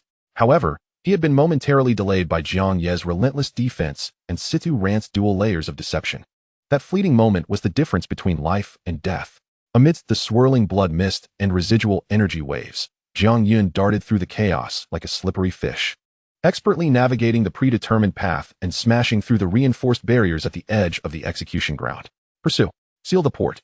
Aerial units, take to the skies and search." "I refuse to believe he can escape." Gongsun Ming's furious bellow echoed behind him, laced with incredulity and wrath at being provoked by an insignificant ant. Everything had transpired too rapidly, not exceeding 20 seconds. Such an incident had never occurred in the realm of the Huaxia Kingdom, if not handled appropriately. The repercussions would be beyond Gongsun Ming's capacity to bear. Thus, his singular focus became the elimination of that masked individual. Chapter 61. Life Hanging by a Thread. With these events unfolding, Gongsun Ming had no choice but to report to the Empress. "Your Majesty, the soul of that turtle." "What happened?" The voice of Empress Tuoba Baixian turned increasingly frigid. "It was taken from us." "Useless." In her fury, Tuoba Baixian crushed her phone. Who could it possibly be? Could it be him? Impossible. I recall he had lost the ability to summon beasts. Tuoba Baixian mentally sifted through potential suspects. It couldn't be him, could it? She patted the dragon beneath her. "We must head to the First Academy immediately." Although she doubted Jiang Yun possessed such strength, the prowess he had displayed in Linglong Ancient City did not align with that of a mere C-grade beastmaster. Hence, only one possibility remained. Jiang Yun's talent had undergone a mutation. This was the only conclusion Tuoba Baixian could conceive. If this were indeed the case, it was conceivable that Jiang Yun could be the one. Talent mutations were exceedingly rare occurrences. Throughout the history of beastmasters, few had achieved such a feat meanwhile. Within the confines of the naval headquarters, Jiang Yun was fleeing with all his might atop a skeletal warhorse. "Jiang Yun, we must head to the Beast Cloud Sea, otherwise, we won't shake off these soldiers." Situ Ran called anxiously from behind.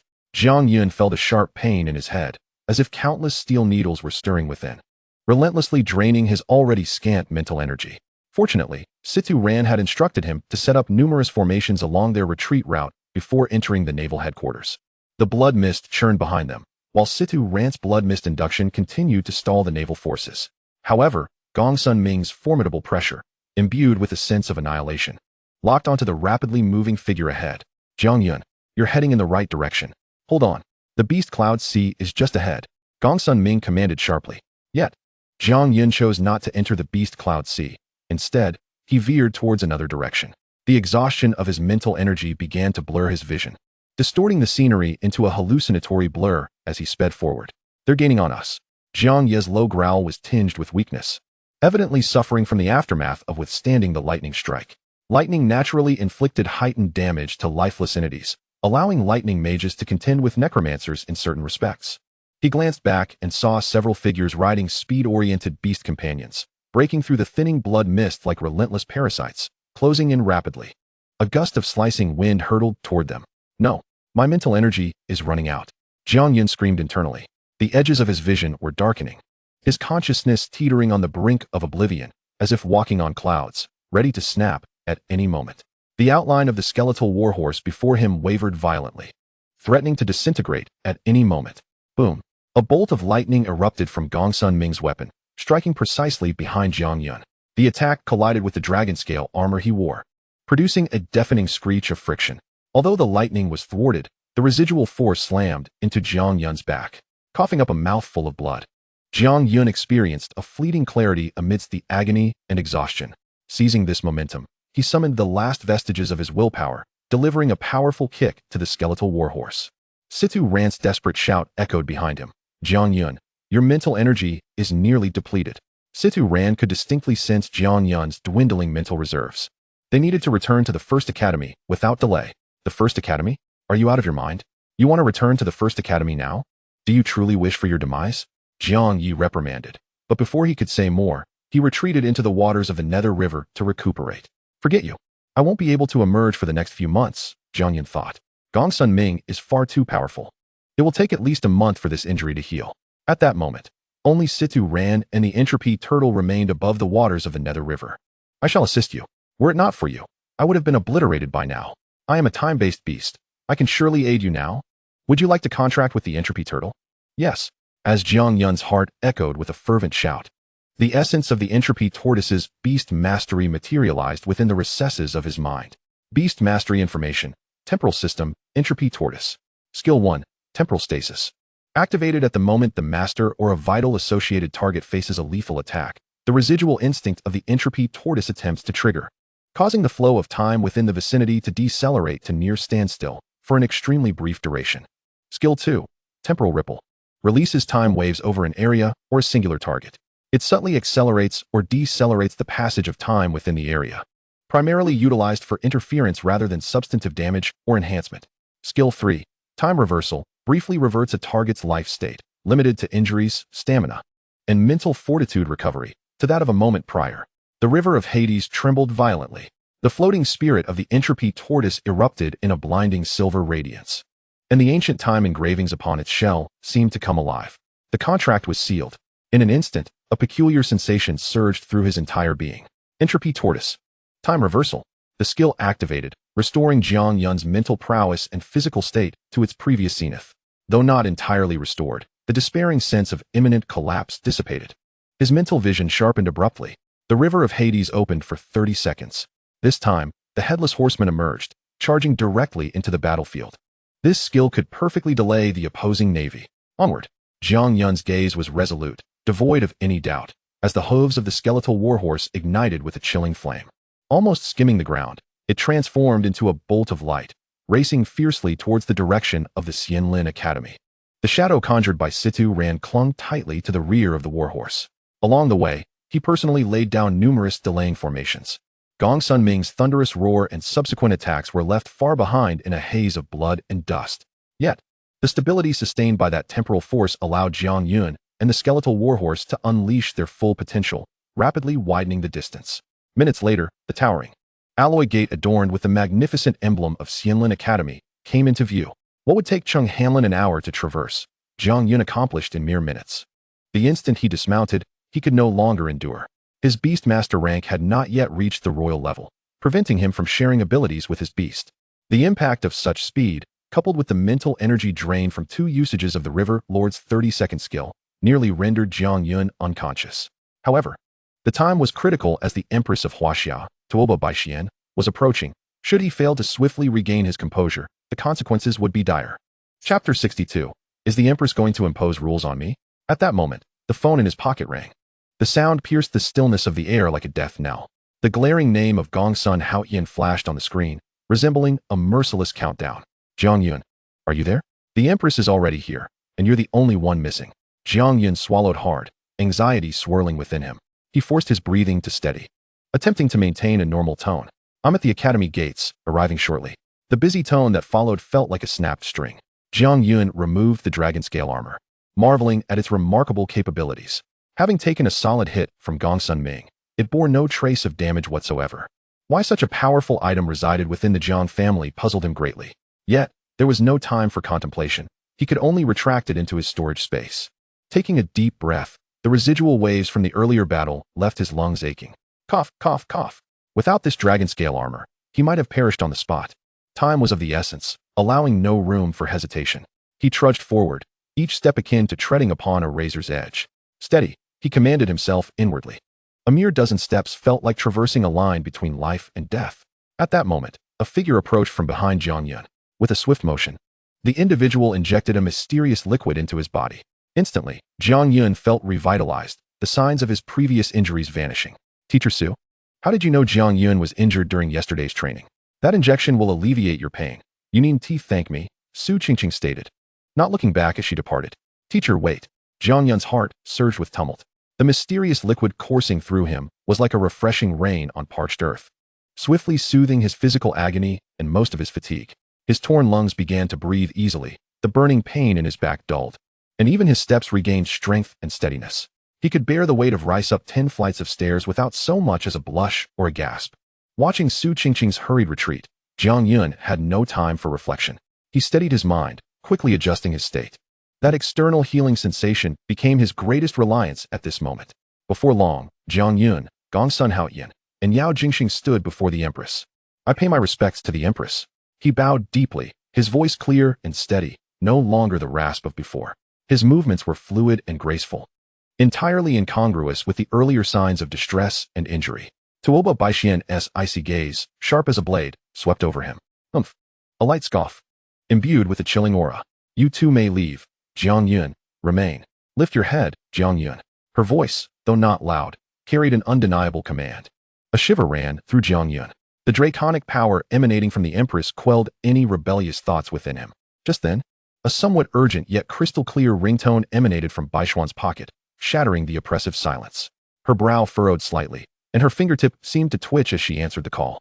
Reporting to the Empress. The individual utilized a prearranged, intricate formation and a powerful inner armor for protection. Amidst the chaos, they seized the last moment of confusion to plunge into the beast cloud sea. My subordinates pursued with all their might. But the depths of the cloud sea are shrouded in strange mist, obscuring perception. Furthermore, the beasts within are wildly chaotic. Ultimately, they escaped. The voice, though subdued, brimmed with fear and anger. Yet Jiang Yun, close at hand, gleaned valuable insights through Situ Rant's formidable perception within the river of Hades. Formation, inner armor, cloud sea. Among these 3 crucial clues, only the first 2 aligned. However, the lightning struck that individual squarely. The one bearing injuries on their back must be the one who escaped from the law enforcement. Gongsun Ming's final words dripped with venomous hatred. Tuoba Baixian's fingertip flickered as she terminated the call. Her icy gaze had not once strayed from Jiang Yun's face, as if she intended to freeze his very soul. Her gaze slowly descended, finally resting on the slight arch of his back. Jiang Yun felt acutely the pressure of her scrutiny. Cold sweat threatened to seep through his inner lining, and thankfully, Su Qingqing's miraculous potion allowed him to momentarily escape pain. Thus, he managed to maintain an outward semblance of composure. Jiang Yun. The voice of Tuoba Baixian was devoid of discernible emotions, yet it exuded a disquieting certainty. The younger generation is present. Jiang Yun's throat tightened as he bowed in response. Turn around and remove your clothing. Her command was straightforward and unequivocal. A jolt coursed through Jiang Yun's heart. His pulse thundered in his chest, almost leaping from his throat. Turn around. Disrobe. Although there might be guards outside, The atmosphere was far too delicate. An absurd yet profoundly shocking thought instantaneously filled his overwhelmed mind. Could it be that she intended to engage in some illicit arrangement? Was it solely due to my exceptional handsomeness and remarkable demeanor? His youthful visage paled in an instant, yet his gaze remained resolute. Your Majesty, please remain calm. Your Imperial Highness, your character is slipping. I am an entertainer, not a commodity. Cold sweat gushed forth as if a fire hydrant had been opened, instantly drenching his back. Tuoba Baixin observed the young man's rapidly shifting and spectacular expressions. Deep within her originally cold and sharp dragon-like eyes, a flicker of minute confusion seemed to pass. His reaction appeared to diverge from her anticipated feelings of guilt, resistance, or fear of exposure. Tuoba Baixin furrowed her brow in mild impatience. What are you hesitating for? I command you to turn around and disrobe. Her tone intensified with imperial authority. Why, Your Majesty? Jiang Yun's voice cracked, resembling a rooster caught by the throat. This cannot be allowed. He instinctively clutched the front of his clothing, as if it were an invaluable chastity lock. What cannot be allowed? Tuoba Baixin's voice was as sharp as an icicle. Turn around. With a deep breath, Jiang Yun seemingly made an extraordinarily tragic decision. Yet he could not acquiesce so easily. Your Imperial Highness, I have a beloved in my heart. In this life, I wish to be wholly devoted. A forcibly twisted melon is not sweet, Your Majesty. His fervor grew with each word, as if he were on the verge of prostrating himself to prove his innocence. Silence reigned, a silence 100 times more profound than before. For the first time, cracks of disintegration appeared on Tuoba Baixin's icy expression. Chapter 63, The 100 Academy League. Do you know the content of my earlier phone call? Jiang Yun feigned ignorance, shaking his head. A renowned necromancer stole the soul of the entropy turtle in broad daylight. He managed to escape, but Gongsun Ming left a mark on him. Anyone bearing that mark is the primary culprit. Jiang Yun naturally displayed shock upon hearing this. Your Majesty, you cannot possibly mean me? I am merely an elite beast master. The Empress Tuoba Baixin fixed her dragon-like gaze firmly upon Jiang Yun. You are indeed an elite beast master. However, those beasts in your spatial realm, even a king-level beast master might not be able to vanquish you. Exposed by the Empress's words, Jiang Yun's mental fortitude remained unshaken. In that case, Jiang Yun removed his upper garment, presenting his entire back to Tuoba Baixin. Your Majesty, please take a look. Indeed, there was not a single wound on Jiang Yun's back. When he turned back around, the 8 sculpted abdominal muscles coupled with his handsome visage elicited the first blush upon the Ice Queen's face. Put your clothes back on. How can you present yourself in such a manner? Jiang Yun was taken aback. You were the one who commanded me to disrobe, and now you admonish me about decorum? It felt as though the Empress was a person who would not acknowledge their actions after pulling up their trousers. Yet in the next moment, Jiang Yun's heart began to race uncontrollably. Indeed, every remedy has its side effects, and the injection given by Teacher Su was no exception. Jiang Yun realized he might not be able to endure much longer. At that moment, the Empress Tuoba Baixin seemed disinclined to linger. If not for Jiang Yun, it was indeed possible that it could have been that individual.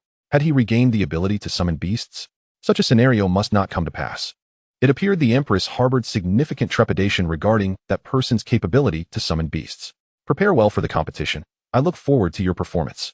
With that, the Empress departed the Xianlin Academy without a backward glance. As long as Cheng Hanlin remained, the Empress would not linger in this academy any longer. After bidding farewell to the Empress, Jiang Yun concocted a casual excuse to return home. The moment he arrived, a wave of excruciating pain engulfed him. Pooh! A mouthful of fresh blood spewed forth as Jiang Yun collapsed onto the floor. After an indeterminate period, he finally regained consciousness. Upon opening his eyes, he discovered he was lying in bed, his school uniform replaced with sleepwear. You're awake? Jiang Yun noticed his homeroom teacher, Su Qingqing, standing at the threshold of his bedroom. Teacher Su, what brings you here? His astonishment at Su Qingqing's presence was undeniable. While at school, I noticed your pallor was poor, so I suspected you had overtrained. When I arrived at your home and knocked for quite some time without a response, I peeked through the window and saw you collapsed on the ground.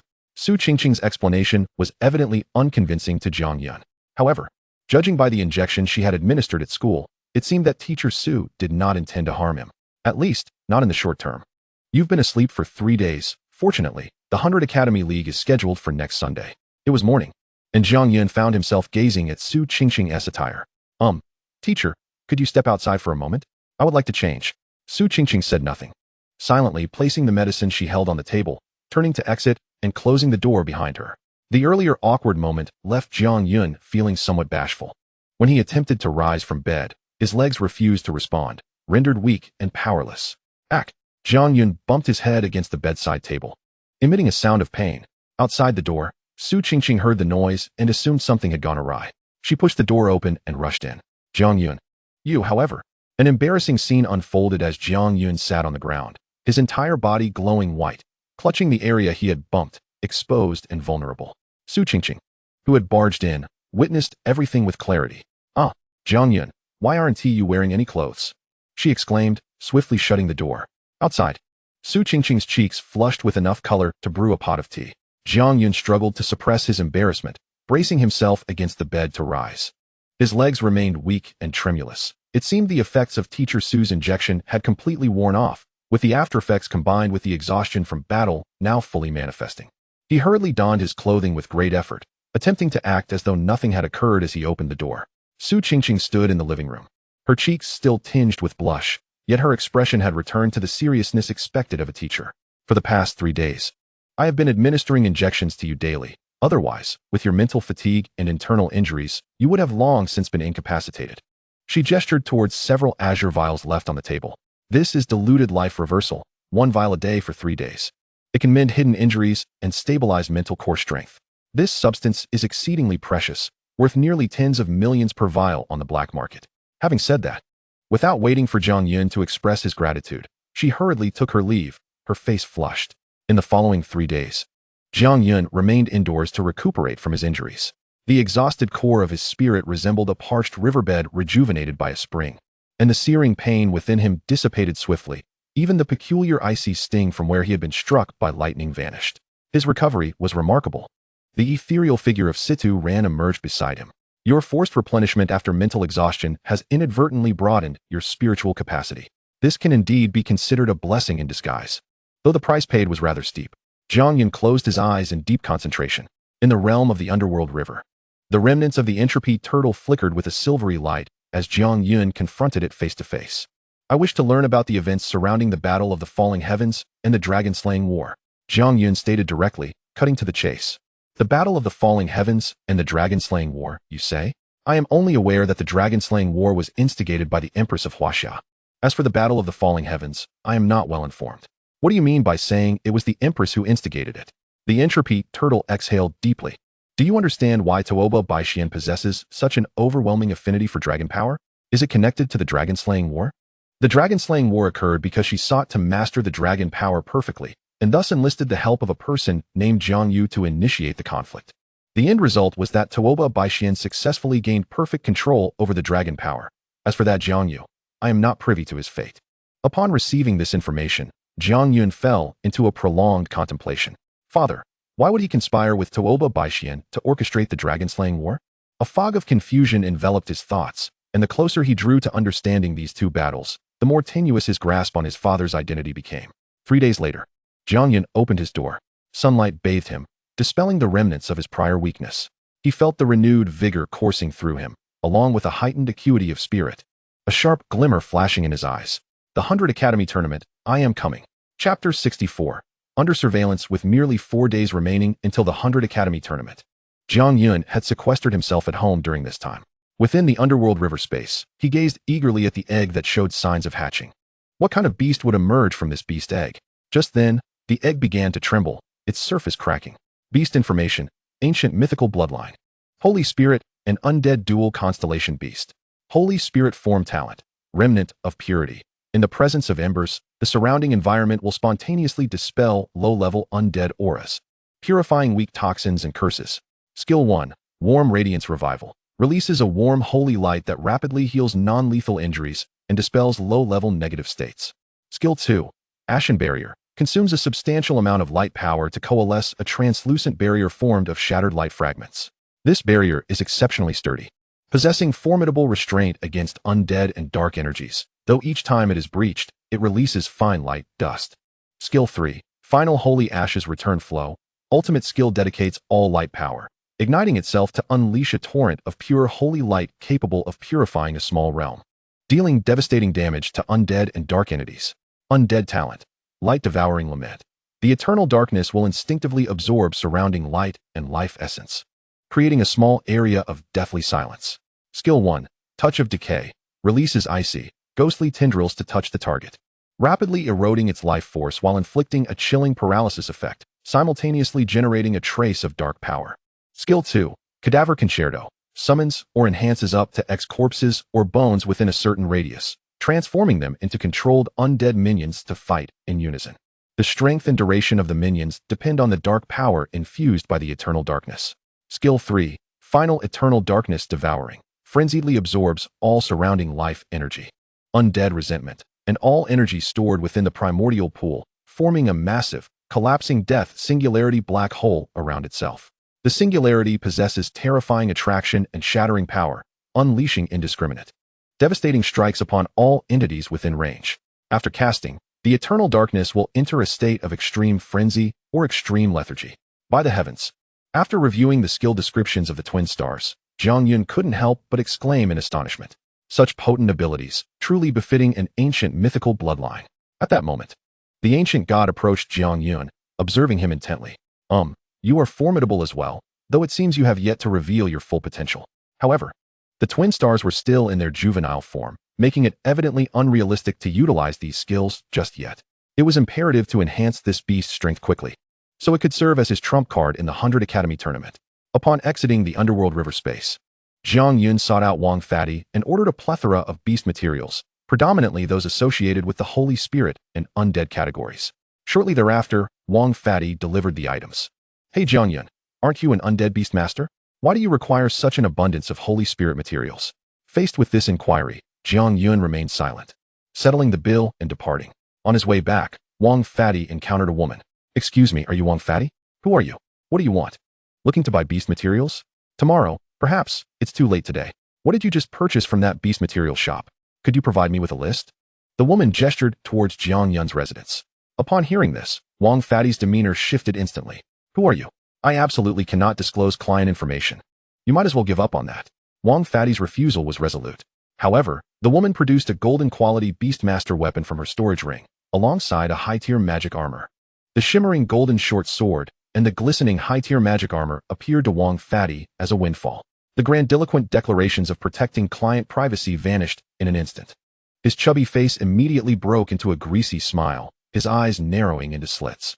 Rubbing his hands together, he said, if only you had mentioned your needs earlier. Providing precise matching services for clients is my motto. Please, wait a moment. Without hesitation, Wang Fatty retrieved his chat records with Jiang Yun, along with a list of all materials purchased not long ago, especially the valuable Holy Spirit herbs, top-tier Holy Spirit recovery materials, and undead crystals, pure undead energy crystals. The woman took note of these 2 items. With an impassive expression, she waved her delicate hand, and the golden dagger and magic armor were smoothly delivered into Wang Fatty's arms by an unseen force. Wang Fatty, enamored with these treasures, nodded eagerly, assuring her, rest assured. You are always welcome to return. Clutching the equipment as if they were rare jewels, he scampered away. Meanwhile, the mysterious woman did not spare him a glance. Her figure flickered and melted into the night, vanishing without a trace. At Jiang Yun's residence, he unceremoniously deposited a wealth of Holy Spirit and undead materials into the underworld river space. The flow of time within the underworld river differed from the outside world. While months might pass here, only an hour could elapse beyond its confines. During this period, Jiang Yun feverishly procured beast materials and diligently trained the twin stars within the underworld river space. After several months of silence within the underworld river, the metamorphosis had finally occurred. The ace in the hole was ready. 100 Academy tournament, await my arrival. In the hidden corners, the woman had already delivered the gathered information to the Institute of Heavenly Craft. Young master, this is the information you sought. Peng Kai examined the data he had collected over the past few days. What could a necromancer possibly want with such an abundance of sacred spirit materials? A nascent thought sparked in his mind. Could he be attempting to cultivate a beast that embodies both sacred spirit and necromancy? The notion was swiftly dispelled. It was utterly implausible.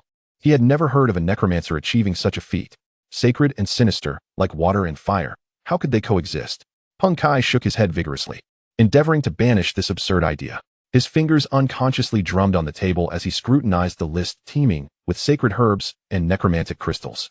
An elite necromancer acquiring such a vast array of top-tier dual-element materials was decidedly unusual. A glimmer of determination ignited in his eyes, overturning his initial dismissal. Unless, perhaps, he had truly stumbled upon an unprecedented variable, intense skepticism was supplanted by profound curiosity and a tinge of covert vigilance. Peng Kai fixated on the name Jiang Yun. The 100 Academy League, was it not timely? Regardless of what secret weapon you are concocting, I shall devise a way to unveil it in the glaring spotlight. He raised his gaze and coldly instructed his awaiting subordinate, send someone to closely monitor every battle Jiang Yun partakes in during the league. Particularly, pay attention to any beasts he may summon that do not belong to the necromantic category, those that are unknown or appear peculiar. Report any anomalies immediately. He was eager to discern what scheme Jiang Yun was truly nurturing. Chapter 65, Defeated. The twin stars of the underworld river had already mastered the art of seamlessly switching souls. Jiang Yun, this sacred spirit beast emerging from such an egg, was simply unprecedented. Even the well-versed Situ Ran confessed he had never encountered such a phenomenon. However, the commencement of the 100 Academy League was swiftly approaching. The students from the 4 major academies of the Institute of Heavenly Craft had gathered here. Today's objective was to draw lots to determine which academy they would compete against. The captains of the 4 teams from Huaxia Academy stepped forward to draw lots. Jiang Yun reached into the box, and upon grasping something, he withdrew it abruptly. To his astonishment, it was the Tengu Academy of the Sakura Empire. What the hell? We're up against Sakura's finest academy right off the bat. It seemed that the first academy was in for a significant ordeal. Yet, Jiang Yun remained unfazed. He even hoped to encounter students from the Little Sun Academy in every subsequent duel. Shall we commence with a thorough thrashing of the Little Sun? How intriguing. Yet, there was an odd sensation that accompanied each of these encounters, a sense of enhancement. Shortly thereafter, the Institute of Heavenly Craft also took their turn to draw lots. Astonishingly, they drew the Samurai Academy of the Sakura Empire. Peng Kai gazed at the iron disc bearing the academy's name in his hand. The Samurai Academy? Why had such mediocrity not perished yet? Amidst the astonished gazes of the crowd, he hurled the disc to the ground, crushing it underfoot. Baka, what was he doing? How dare he treat our Samurai Academy with such disdain? These words reached Peng Kai's ears. If this were not in the Institute of Heavenly Craft, you would have been dead the moment you uttered them. Below the stage, Gongsun Haoyan grasped Jiang Yun's arm. Holy cow, Brother Jiang. This Peng Kai is even more pretentious than you. Jiang Yun turned to meet Peng Kai's gaze. First in the Institute of Heavenly Craft? I wonder if you have ever tasted defeat? Jiang Yun was acutely aware that someone capable of standing in the foremost academy of Huaxia could not be an ordinary individual. However, he was also confident that he would not falter against him. Time hastened, and the hour of the grand competition arrived. The first match was between the First Academy and the Tengu Academy. At the commentary table, a beautiful host held a microphone. This first match features the 4th-ranked team of Huaxia Academy facing off against the 1st-ranked team of the Sakura Empire. Beside her sat a distinguished analyst. Master, who do you think will emerge victorious in this match? The master chuckled softly. Are you familiar with the concept of a handicap race? This battle will be no exception. This statement undoubtedly swayed the fate of the First Academy in his favor. Ha ha ha. It seems the master and I are of one mind.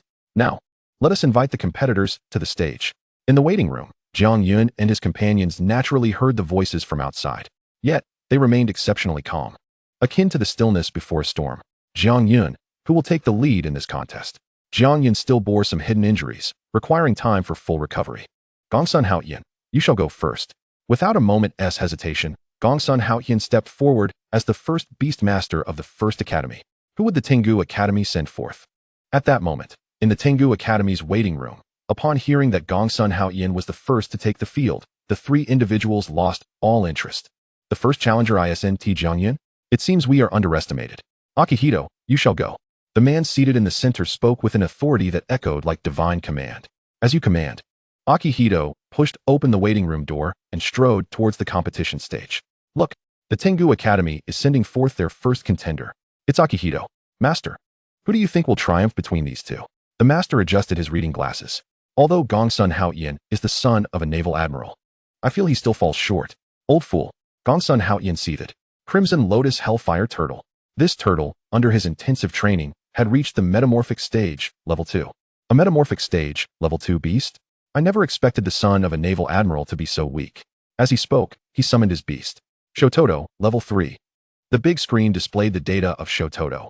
Beast information, Shototo, an ancient mythological bloodline, possesses fire and poison attributes.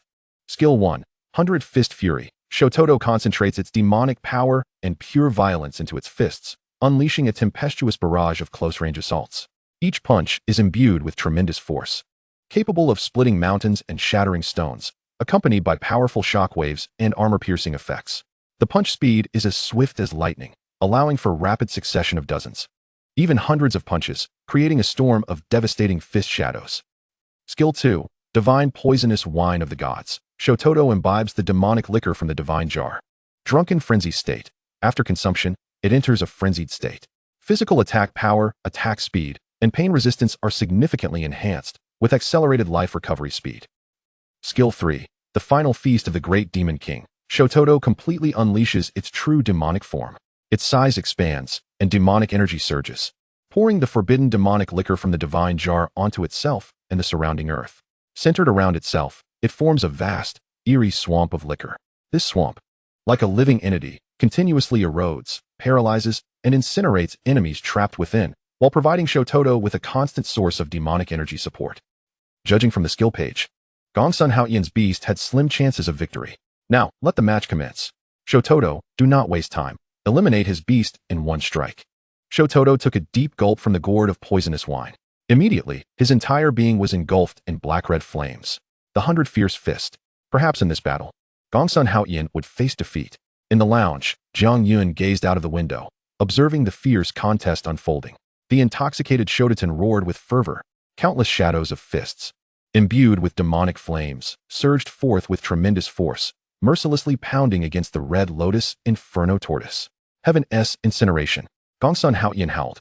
The shell of the Red Lotus Inferno Tortoise instantly blazed crimson, dripping with heat. A frenzied pillar of red-hot flames erupted from the core of its shell, searing like a volcanic eruption, attempting to counterattack that terrifying rain of fists. Boom! The shadows of fists collided violently with the infernal flames.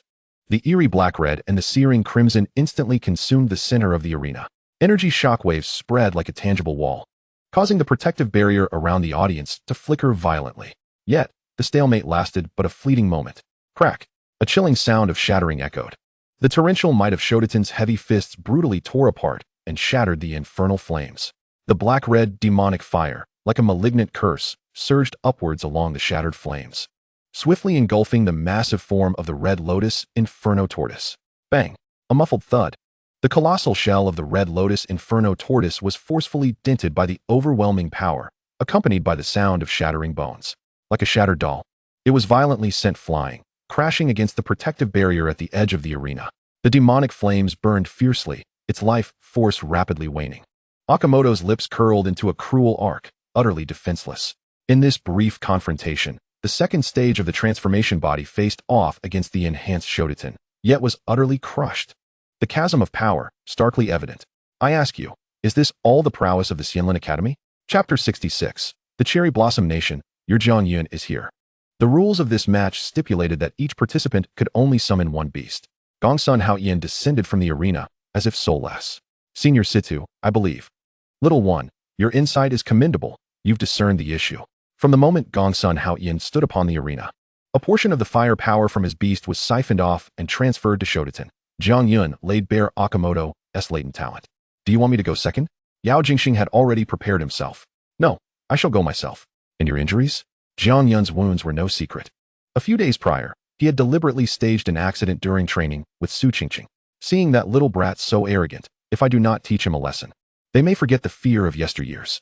Jiang Yun kicked open the lounge door. Little brat, your Jiang Yun is here. Jiang Yun's demeanor was exceedingly brazen. This audacity caused Chung Hanlin, seated at the main position, to spit out the tea he had just sipped. Could this kid not be a bit more low-key? The beautiful host, microphone in hand, was visibly excited. Jiang Yun, he is from Xianlin Academy. He is one of the dark horses in this tournament. But will he be able to defeat Akamoto? Master, what are Jiang Yun's chances? The master adjusted his glasses atop his nose. 50-50, Jiang Yun 4, Akamoto 6. Jiang Yun's beast also possessed an ancient mythic bloodline, but compared to the already enraged Shototan, it might be somewhat inferior. Upon hearing this, Chung Hanlin in the lounge felt discontent. His gaze, sharp as a blade, fixated on the commentator. Are you suggesting my ancient god is inferior to his Shototan? Jiang Yun let out a cold laugh. He had previously thought this master had some merit, being able to discern the outcome of the match between Gongsun Haoyan and Akamoto. But now, he realized, this was no master at all, merely a fool seeking eggs. As he descended the steps of the arena, with each footfall, the river of Hades solidified behind him. Ancient God. Beast information. Ancient God. Mature body. Giant class. Supreme. Stellar class. Skill 1. Stellar force. The ancient god can draw power from the stars, condensing star points. Star points gather above its head, enhancing the ancient god's attack speed, strength, agility, and physical form. Skill 2. Ancient Goddess Roar. All stable or unstable energy structures within range, shields, energy attacks, magical auras, suffer catastrophic damage. It can easily find and synchronize with their core frequencies, causing violent oscillations, leading to self-destruction and annihilation. Skill 3. Ancient Goddess Finger. The ancient god concentrates all its power into a single finger and charges towards the target. This move is known as the strongest spear. Skill 4. Grip of Annihilation. The ancient god's colossal hand channels the pulling force of the stars, its fingers spreading like a miniature stellar cage, grasping fiercely from afar. The space surrounding the target is instantly locked by terrifying gravity, collapsing inwards. Skill 5. Stellar Core Overpressure. The ancient god slightly bends, its internal star core operating at peak performance, magnifying its own terrifying mass and gravity multiple times. Centered around it, an ultra-heavy gravitational field covering hundreds to thousands of meters forms instantly. On the surface, Jiang Yun's beast hardly resembled a giant class. Giants typically exhibit human characteristics, yet his beast, as it advanced, increasingly resembled a ferocious beast. I have long heard tales of your formidable beast, yet your talent is sorely lacking. Huh, is there no one at Xianlin Academy? Sending a wounded waste onto the field? And your beast? Okamoto pointed at the imposing yet inhuman ancient god, its skin resembling a solidified nebula. Such a pitiful sight, unable to maintain a human form. It must be a failure, right? It seems your methods of cultivating beasts in Huaxiao are quite lacking. Waste. Failure? Jiang Yun, furious, laughed coldly, his gaze piercing. If I am not mistaken, your talent must be ability sharing. But do you dare utilize my ancient goddess stellar force? How dare you critique your ancestors? His voice, though soft, resonated clearly throughout the arena, carrying an icy chill. The reason only the ancient god race can wield stellar force is due to their formidable physical form. Should a beast lack the requisite strength, it shall never harness this power. Shototen, Okamoto, enraged, bellowed. I will render Gongsun Haoyan's royal turtle utterly defeated. Your beast shall be no exception. Let this hideous beast witness what true power is. 100 Fierce Fist.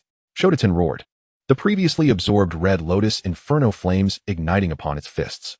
Jiang Yun's gaze sharpened, without the need for verbal commands. His thoughts directed the ancient god's colossal arm, covered in starry patterns, to rise instantly. No flames, no dazzling effects, only a primal and unadulterated force. The ancient god would directly confront his beast with sheer power. Jiang Yun relished the prospect of defeating his opponent in their area of expertise. Isn't your beast fond of fist fights? Then let my ancient god compete with your Shototen. Okamoto laughed maniacally. A direct confrontation? Seeking death. In the next heartbeat. The bizarre black-red demonic fists collided with the colossal fists imbued with pure stellar might. Amidst the collective breath-holding of the crowd, the alloy arena emitted a deafening roar. Cracks spider-webbing across its surface. The ancient god remained rooted in place, while Shototen was sent stumbling back several meters. This, an unexpected turn of events. The beautiful host, filled with fervor, rose to her feet. That was merely a glimpse of Shoto's true power. The master continued, squinting his eyes. On the competition stage, the infernal black and red flames that enveloped Shoto's fists were instantaneously extinguished upon contact with the ancient god's formidable punch. In disbelief, Shoto downed another generous gulp of sake, igniting an even more vigorous blaze upon his form.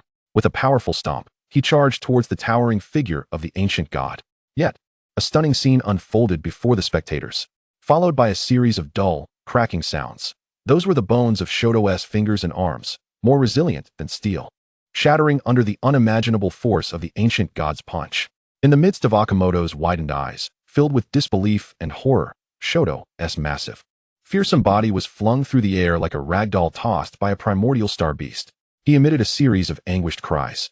His entire arm contorted at a grotesque angle. His colossal form spiraled out of control, hurled away by the overwhelming might of the ancient stars. He transformed into a black shooting star, crashing heavily into the protective barrier 100 meters away. The entire arena trembled. Okamoto's eyes glinted with ferocity. Shoto, unleash your final devastating technique. Chapter 67. I stake my life for Jiang Yun. As a beast master of ancient mythic lineage, Shoto was not so easily vanquished. With a thunderous roar, Shoto, having been slammed against the wall, entered a state of frenzied wrath. His body swelled, and a vortex of demonic energy formed around him. Even the arm that had been broken by the ancient god was restored to its former glory. Jiang Yun, did you not wish to witness my beast wielding the power of the stars? Then behold, Akamoto's talent, as Jiang Yun had surmised, lay in his ability to siphon the power of an opponent's beast and transfer it to his own. A beam of light fused with Shoto's body, augmenting his attack power, speed, and damage resistance at an astonishing rate. No wonder Gongsun Haoyan fell to you. Had I not discerned your ability, I too might have faced some adversity. However, my beast lacks for nothing in the realm of star power. As Jiang Yun spoke, his ancient god's form continued to expand. The star power accumulated over years. Even if Akamoto could absorb it, how much could he truly take? Jiang Yun's beast seemed to have surpassed Akamoto's Shoto in sheer momentum. Master, what is your perspective on this unexpected turn of events? At that moment, the master was drenched in cold sweat. He had heard whispers of Jiang Yun's prowess, but had dismissed them. To him, Jiang Yun was merely a provincial boy. Even upon entering the Academy of Proficiency, he was but a trivial figure. Yet, witnessing Jiang Yun's performance firsthand, observing Shoto being sent flying only to rise again in a frenzy, and seeing the ancient god's escalating aura, the master was drenched in sweat, beads rolling down his temples. He pulled out a handkerchief, wiping vigorously, forcing down the trepidation within him. When the microphone was brought to his lips, he resumed his authoritative tone, though his voice was slightly strained. Mere theatrics. A facade of bravado. The master raised his voice, nearly puncturing the screen with his finger aimed at the ancient god's form. Everyone, take note. The ancient god appears formidable, its strength surging, yet this precisely exposes its greatest weakness, superficial might with an unstable foundation. This sudden surge of power does not belong to it. It is merely a reckless overextension of potential, even a sacrificial dark art. Observe Jiang Yun's pale visage. This is undeniable evidence of backlash from dark energy. Such self-destructive methods cannot endure. With those words, Jiang Yun was thrust into the spotlight. What? Did Jiang Yun employ some forbidden technique? I never imagined him to be of such ilk. So, he was able to defeat so many opponents through dark sorcery. The master ignored the ancient god's lineage of mythic blood, continuing his soliloquy. In contrast, Akamoto and his Shoto were a testament to steadfastness and gradual accumulation of strength. Utilizing power was merely a tactical maneuver. The essence lay in their solid foundation and astonishing recovery. This frenzied state was merely the onset of their true potential. Jiang Yun? Humph, his tricks are nearly exhausted. Once this ephemeral fire subsides, his beast shall collapse, leading to utter defeat. These remarks provoked a restless stir among the audience, particularly in the subjective seating where Cheng Hanlin could no longer remain seated. Damn it, who brought this old fool here? Jiang Yun is without fault. I will vouch for him. I stake my life on his behalf. Cheng Hanlin's words resonated powerfully, cutting through the clamor of the crowd. The declaration of one of the four great beast masters of Huaxiao vouching for Jiang Yun sent shockwaves through the venue, overwhelming the master's microphone with its resonance. The weight of his pledge was like 1,000 tons, striking each heart with gravity. All were taken aback. Cheng Hanlin, a towering figure in the Beastmaster community, was resolute in his defense of a young student. Who, exactly, was Jiang Yun? Had the master truly erred? The color drained from the master's face, sweat beads cascading down his forehead, his lips quivering, unable to utter a word. He longed to retort, to question, yet under the fiery gaze of Cheng Hanlin, any attempts at rebuttal seemed feeble and absurd. He felt as though he had been nailed to a pillar of shame. All previous critiques had become a cacophony of discordant noise. The collective gaze of the audience bore down upon him, filled with skepticism, disdain, and even pity. He realized that his authority had crumbled utterly with that statement. Meanwhile, Akamoto was similarly shaken by Cheng Hanlin's declaration. Cheng Hanlin vouching for Jiang Yun? Shoto, after siphoning a portion of the ancient god's star power, had grown to nearly 10 meters in height. Yet, Jiang Yun's ancient god also unveiled its true star power. A star point coalesced at his brow. Baka, mere bluster. Akamoto stifled his fear, attributing his unease to Cheng Hanlin's interference. You must fall here today, Shoto. Ultimate. Great River Ghost Feast. With a thunderous roar, Shoto released a heart-wrenching howl that shattered the clouds. He raised the enormous divine vessel of poisonous wine high, pouring forth its contents wildly. The sound reverberated like the opening of the gates of hell, a dark mist swiftly enveloping much of the arena, boiling with menace. The alloy floor corroded at a visible rate, emitting horrendous sounds and a noxious smoke. In the center of this wine swamp, Shoto's form expanded once more, his aura becoming even more feral and menacing, his crimson demon eyes fixated on the ancient god and Jiang Yun at the edge of the arena. In this ghost feast, I am the king. Your beast shall become the first offering at this banquet. Die for me. Akamoto howled like a madman. directing Shoto to charge at the seemingly insignificant ancient god. The hearts of the audience were in their throats. The power displayed was far beyond that of the previous confrontation with Gongsun Haoyin. The master, witnessing the formidable presence of Shitoku, felt the suppressed flames of his own spirit igniting once more, poised to regain some dignity. Behold, this is true depth. In the face of absolute strength, all tricks and deceit are rendered futile. Yet, before he could finish his thought, the words caught in his throat.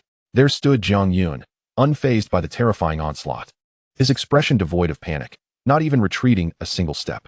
He raised a finger, not to point at the attack, but rather to casually gesture at the frenzied Okamoto Masaru, a cold, bone-chilling smirk curling at the corners of his mouth, reminiscent of an ancient, unfathomable cosmic mockery.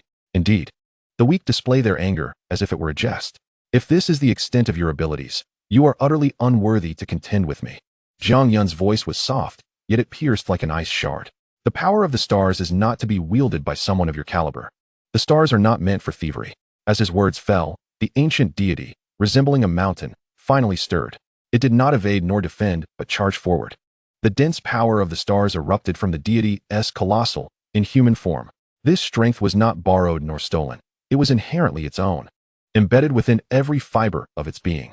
With a roar, the ancient god's fists, imbued with the chill of the river of Hades, unleashed a torrential flurry of punches upon Shitoku, each strike landing with a visceral impact that had the surrounding spectators gasping in exhilaration. The deity's primal ferocity rendered Shitoku utterly defenseless, akin to a strict father chastising a disobedient child. Shitoku was firmly suppressed. And why was it snowing in the sky? The beautiful host, filled with excitement, stood atop the commentary platform. The chilling aura emanating from the deity's fists had caused snow to fall heavily upon the recently autumnal Tiangong Kai Wu Academy. Boom, boom, boom. Shitoku's once proud demon form, under the sheer force of the colossal star power and the absolute cold, shattered like frozen wood subjected to relentless hammering. The sound of it being overwhelmed echoed painfully. The once ascending momentum was now obliterated. The frenzied demonic flames had long extinguished, its hardened bones fracturing, and its fierce roars devolving into pitiful whimpers. It resembled a helpless punching bag, battered into the air by the god's brutal strength, crashing back down, leaving behind massive, frost-covered craters on the already ravaged arena. This was nothing short of an overwhelming massacre. The audience fell into a stunned silence, save for the sound of collective gasps. It was not a contest of skill, nor an exchange of energy, but a sheer, suffocating display of raw violence. Moreover, it appeared that Jiang Yun's ancient deity had yet to unleash its full might. The atmosphere remained still, yet Jiang Yun's expression betrayed his discomfort. The sky, once gently snowing, now unleashed a tempest of feathers. The bitter wind howled as a thick layer of snow rapidly accumulated on the arena. At this moment, Shitoku's massive form had become encased in ice, his struggles growing feebler with each passing moment. Each strike was accompanied by the ominous sound of cracking bones. Through this battle, Jiang Yun aimed to unequivocally convey to the world that a new power had risen in the land of Huaxia.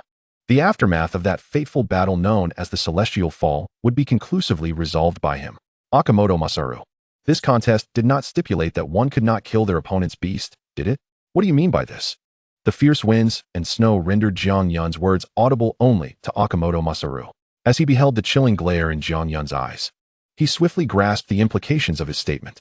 Just as Okamoto Masaru was about to signal for the referee to halt the match, boom, with a final, thunderous impact, Shitoku was forcefully embedded into the arena by the ancient god's last punch, silencing him completely, his life force dwindling to the brink of extinction. Okamoto Masaru, having lost his beast, fell into unconsciousness, swiftly carried away like a rag by the staff at the edge of the arena. The victor was declared, Jiang Yun of the Xianlin Academy. The referee's voice rang out, laden with incredulity, through the loudspeaker. After a brief silence, the audience erupted into a tsunami of cheers. Chung Hanlin finally exhibited a relieved smile, giving a thumbs up towards Jiang Yun. However, before the cacophony of applause could subside, a far more sinister and chilling aura than that of Okamoto Masaru seeped from the entrance of the Tengu Academy's resting area, akin to a venomous serpent. A figure emerged slowly, clad in pure white ceremonial garb reminiscent of a priest, wielding a pitch-black feather fan, a stark contrast to the swirling white snow. His visage was hauntingly beautiful, almost otherworldly, yet the most terrifying aspect was that his entire scara was a ghostly white. He disregarded the referee, ignored Jiang Yun below, and instead cast his frigid, soulless gaze upon the weakened Okamoto Masaru, who was being assisted off the stage. Then, in a voice that was calm yet cut through the noise like a death sentence, he proclaimed, "Akamoto-kun, your lack of skill has shamed the empire. Upon your return, you shall commit seppuku. The Samurai Academy has no place for such weak students. Had I known you were this feeble, I would not have brought you along. You cannot even handle a minor character like Jiang Yun." The crowd gasped in shock. The chilling intent mingled with the snow transformed the recently warm atmosphere to one of icy dread. With a mere phrase, he was condemning a compatriot who had just fought valiantly to death. His eerie gaze finally shifted to Jiang Yun, who stood resolute upon the snowy arena. "Jiang Yun?" Watanabe Kyuhei's eyes gleamed coldly, as if regarding an intriguing plaything. "Very well, your life, along with that of your ferocious beast, will serve as a paltry compensation for Akamoto Masaru's ineptitude, and I, Watanabe Kyuhei, shall accept it." He lightly gestured with his black feather fan towards the door of the resting area. Next, before his words could fully escape his lips, the door to the Tengu Academy's resting area swung open once again. A girl emerged, clad in a cherry-pink kendo uniform, her high ponytail contrasting with her ice-like pure visage yet exuding a sharp, sword-like intent. She bore no umbrella, and the delicate snowflakes fell upon her dark hair and shoulders. Ignoring everyone, her cold gaze pierced through the storm, directly locking onto Jiang Yun and the ancient deity. "Miyamoto Sakuko, please enlighten me." She bowed to Jiang Yun like a true warrior. "In this contest, I may dismember your beast. I hope you can bear with it." The beautiful host's eyes sparkled upon witnessing the entrance of the second contestant. This was a descendant of the Miyamoto family. Miyamoto Sakuko. Could her beast be as formidable as that of her ancestor? Miyamoto Musashi, one of the greatest beast masters of the Sakura nation, had been slain in battle against Huaxia, his head displayed as a trophy in the Chung family. "Jiang Yun had heard that you were Chung Hamlin's most prized disciple. Then let this battle today resolve the grievances of yesteryears." Jiang Yun's battle could only end in victory, not defeat. Chung Hamlin's voice resonated once more in Jiang Yun's ears. "Rest assured, Principal Chung, I shall not falter in facing the challenges of this fleeting existence." Immediately, an aura of pure and formidable sword intent emanated from Miyamoto Sakurako, starkly contrasting the previous ferocity of Shoto. Watanabe Keihei, observing Sakurako's advance, furrowed his brow ever so slightly, a hint of dissatisfaction flickering across his features, yet he refrained from intervening. A sinister smile crept onto his lips as he withdrew a step, wielding his black-feathered fan, seemingly relishing the impending slaughter that was about to unfold. Jiang Yun inhaled the frigid air deeply, feeling the icy breath alleviate the hidden injuries within his lungs. His gaze sharpened like that of a hawk, perfectly poised. Whether it be one ancient deity or 10, the outcome remains unchanged. Moreover, nothing pleases me more than vanquishing fleeting lives. Come forth, let me witness the strength of the scion of the Miyamoto clan. Behind Jiang Yun, the ancient deity slowly straightened its towering form. This giant, nearly 15 meters tall, opened its cavernous maw and roared at Miyamoto Sakurako. It seemed to regard the previous Shoto as nothing more than a mere child, still wet behind the ears. Chapter 69. Do you seek to erase your disgrace? Allow me to impart some news. After clashing with my beast, not a single one remains whole. And I have another piece of information for you. I, Jiang Yun, possess a habit when battling beast tamers like yourselves. I take something in return, as exemplified by the recent encounter with Akamoto Masaru. The audience, even from a distance, could palpably sense the palpable tension between the two combatants. It appeared that one of them was destined to suffer grievously in this confrontation. Who would it be? The formidable Jiang Yun from the Xianlin Academy, or the illustrious Miyamoto Sakurako? The match commenced at the host's command, and Miyamoto Sakurako initiated her summoning with her beast, Yukichimaru. Her voice, seemingly touched by the icy elements, turned chillingly frigid. In her eyes, Jiang Yun represented the perfect target for avenging her family. Despite the lingering injuries upon his form, he could not afford to lose in this battle, as per Principal Cheng's admonitions. When both parties possess an unwavering resolve to triumph, this clash shall devolve into an unyielding struggle to the death. A summoning array illuminated behind Miyamoto Sakurako, accompanied by subtle tremors in the space around them. An intensely piercing coldness erupted forth. The spectators nearest to the arena involuntarily shuddered. Emerging from the summoning array was a figure whose visage remained obscured. This beast stood approximately 8 meters tall, wielding a colossal sword of equal height upon its back. Beast information: Yukichimaru mature form, second stage, ancient mythical bloodline, sword spirit type. Frost element, phantom element. Skill 1, formless ice crystal. Its body exists between the tangible and intangible, easily impervious to non-physical attacks, with the ability to rapidly restore any damage it sustains. Skill 2, instant cold domain. When it moves, it generates a localized extreme cold zone, freezing air currents and slowing all approaching energies and materials. Skill 3. Soul-cutting icy spirit. The blade harbors the power to freeze souls, with physical attacks infused with extreme cold, deceleration, and soul-rending effects. Its core technique can momentarily freeze space, achieving an absolute zero/. Skill 4. Shadow ambush. At the moment of utilizing its skill, the beast's form becomes ethereal, not merely invisible, but merging with the shadows like ink dispersing in the night. As soon as Ukichimaru materialized, its hollow gaze beneath the hood fixated upon the giant ancient deity. It emitted no roar, silently placing its hand upon the massive sword behind it. Then it moved. Its form transformed into a fleeting streak of light, surpassing even the previous Shoto's speed. Far swifter. Simultaneously, Jiang Yun's expression turned grave. This opponent was leagues beyond Okamoto Masaru. The ancient deity roared. Responding to its command, it unleashed a full-throated bellow towards the front. The resonance of its roar caused the defensive barrier before the audience to tremble violently. This low, resonant growl was unlike any other. Then, the deity's fingers coalesced with the power of the stars. Miyamoto Sakurako's thoughts raced. Facing this opportunity to redeem her family's honor, she lost her former composure. Shadow ambush. Soul-cutting icy spirit. What she must do now is to resolve this battle with a single decisive strike. This scene did not escape the watchful eyes of Watanabe Keihei in the resting area. Baka. Miyamoto Sakurako, you are blinded by vengeance. Do you think Jiang Yun is so easily dealt with? Yet, such words were lost on Sakurako, who, consumed by fury, could hardly maintain her calm.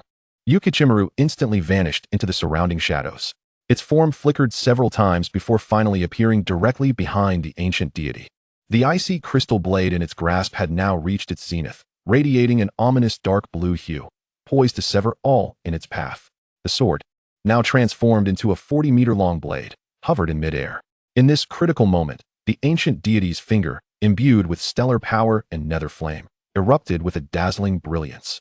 Ukichimaru, channeling its icy spirit power through the 40-meter blade, descended with a vengeance, fueled by the animosity of its clan. Its target, the relatively vulnerable juncture of the ancient deity's neck. Miyamoto Sakurako envisioned victory beckoning her.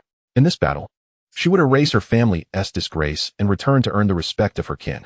However, the anticipated decapitation did not transpire. Clang. Crash. A thunderous sound echoed as the icy crystal shattered. The ancient deity's fingers, charged with the power of stars and nether fire, did not merely block. They twisted at an uncanny angle to stab at the 40-meter-long blade. Boom. Crack. It was not the sound of a blade piercing flesh, but rather the sound of Ukichimaru's very essence being violently torn asunder. A wail, raw and uncontainable, erupted from the depths of the soul. Before the astonished gazes of the onlookers, that 40-meter-long blade, emblematic of the Miyamoto clan's supreme swordsmanship and Ukichimaru's life, disintegrated under the ancient deity's seemingly casual gesture. The residual force did not dissipate. The ancient deity's hand, shimmering with stellar light, casually waved, deftly clasping the remnants of the colossal blade, now reduced to mere debris. Without granting Miyamoto Sakurako and Ukichimaru any time to react, the remnants of the shattered sword began to plummet. Buzz. Boom. The severed blade descended like a meteor from the heavens. Its target, Principal Chum. Principal Chum. It seems your household is destined to acquire yet another weapon from the Miyamoto clan as a trophy. A suffocating silence enveloped the arena. All present were rendered speechless by this unfathomable and brutally violent spectacle. Just moments ago, it was Miyamoto Sakurako's divine technique. In an instant, it was obliterated by a mere finger, as her sword was discarded like refuse before her enemy. What a profound humiliation. What sheer terror. Pooh. Miyamoto Sakurako could no longer withstand the overwhelming backlash to her spirit and the harsh reality she faced. The lamentations of Ukichimaru and the fall of the severed sword seemed to drain her of all strength and pride. Her body trembled violently, and a torrent of crimson blood erupted from her mouth, splattering upon the cold arena like spilled ink. Her vision blurred, the world around her dimmed, her body swayed precariously, sustained only by the last vestiges of her willpower, preventing her from collapsing on the spot. In those once cold and haughty eyes, only shattered sword light and endless bewilderment remained. She had lost so utterly, so disgracefully. Not only had she forfeited victory, but she had also relinquished the proud emblem of her ancestral beast. She dared not raise her gaze to the broken sword embedded before Chung Hanlin. Jiang Yun's frigid voice pierced the oppressive silence of the arena, echoing clearly in every corner. Do you see? This is the honor you were meant to reclaim for your family. His eyes swept over the pale, despairing face of Gong Baningzi, ultimately resting upon Watanabe K, who stood at the entrance of the lounge. Clean your neck, it's your turn. Chapter 70. Do you think you can defeat me? Watanabe K waved the black feather fan in his hand. Jiang Yun, I wonder how long your remaining spiritual energy can sustain your beast? Detiengo. Ancient mythical bloodline beast. Detiengo, mature form, tier 3, storm element. Skill 1, Yada no Kagami. The wings of Detiengo unleash a violent storm, merging its form into the frenzied airflow, transforming into a spear of wind god that tears through space. A super high-speed linear thrust, disregarding physical barriers and low-level energy shields, leaving behind a continuous cutting vacuum wind blade. Upon impact, it triggers an internal storm explosion. Skill 2, Shinny Eye Arisher. Detiengo raises its mighty feather fan, summoning the winds and clouds of heaven and earth. It conjures a colossal whirlwind that reaches the thunderclouds above and the earth below in the target area. Skill 3, Kegar no Yuzu. Detiengo unfolds its ultimate domain, the whirlpool of calamity, causing the surrounding space to rapidly darken and twist, forming a storm-eye region. Jiang Yun and Watanabe K stood at opposite ends of the arena, flanked by their respective beasts, one emanating a profound star power, the other enveloped in a tempest upon its emergence. Their battle commenced in the blink of an eye. Under Watanabe K's command, Detiengo resembled a true god of disaster. Each invocation of Shinny Eye Arisher seemed intent on tearing the entire arena asunder. The immense form of the ancient god was incessantly sliced and battered, its starry skin marred by intersecting cracks and charred marks, dark golden blood flowing forth. Jiang Yun's face turned as pale as parchment, cold sweat rolling down his cheeks like beads. The previous injuries, compounded by the relentless intensity of battle, especially the earlier clash with Gong Baningzi's snow cut and the exertion of star power, had drained what little spiritual energy he had left, placing him at a disadvantage against Watanabe K. For the first time, the scene before him began to blur, his body swaying slightly, sustained only by an indomitable will that kept him from collapsing. The ancient god's movements also grew noticeably sluggish, its connection to the star power no longer as fluid as before. Look, Jiang Yun can't hold on any longer. The sweet voice of the female commentator crackled with excitement from the commentary booth. Watanabe K's Detiengo is unstoppable. The Shinny Eye Arisher has completely sealed off the ancient god's movement space. Jiang Yun's spiritual energy fluctuations have plummeted into the danger zone. Faced with absolute power, fleeting luck and chance will ultimately be rendered futile. It seems this miraculous reversal will be concluded by Detiengo of the Sakura Empire. The ace of Xianlin Academy is likely to fall here. Even now, there were still fools questioning the authenticity of Jiang Yun's strength. In the audience, Jiang Yun's heart raced to his throat, filled with anxiety and despair. Even Chung Hamlin clenched his fists, knuckles turning white, his eyes brimming with concern. Watanabe K elegantly waved the black feather fan, conducting a symphony destined for victory. It's time to end this. The wretched souls shall be utterly obliterated beneath the might of the god of calamity. Kegar no Yuzu. The whirlpool of calamity unfolds. This is bad. That Detiengo's ultimate skill. Chung Hamlin gasped in shock. Kong Xiangchen and the others also turned pale. If Jiang Yun could not withstand this attack, the champion of this battle might indeed slip from the grasp of Xianlin Academy. Jiang Yun was on the verge of being crushed by that terrifying pressure, his consciousness teetering on the brink of oblivion. In that final moment of despair, deep within the river of the underworld, the ancient entropic tortoise bearing the scars of time recovered from the aftereffects of its previous skill. Without any earth-shattering commotion, nor any energy leakage, it activated time reversal. Outside, Jiang Yun, on the verge of being engulfed by the calamity whirlpool, suddenly jolted. His face, once as pale as a ghost and drenched in cold sweat, instantly flushed with vitality. The dullness in his eyes transformed into a fierce brilliance. Most astonishingly, his nearly extinguished spiritual energy surged back to its peak state in the blink of an eye. What? Watanabe K's cold smile froze upon his face. Controlling Detiengo, he was intimately connected to it, and he sensed it clearly. Just a second ago, Jiang Yun's spiritual energy, akin to a candle flickering in the wind, erupted astonishingly at the moment the whirlpool was about to touch him. This completely overturned his understanding, yet it also bore risks. If the entropic tortoise, sought after by Empress Tuoba Baixian, were to be discovered within Jiang Yun's river of the underworld, it was inconceivable. The beautiful commentator lost her composure, nearly dropping her microphone as she cried out, his spiritual energy, it's surging. No, it feels more like a reversal?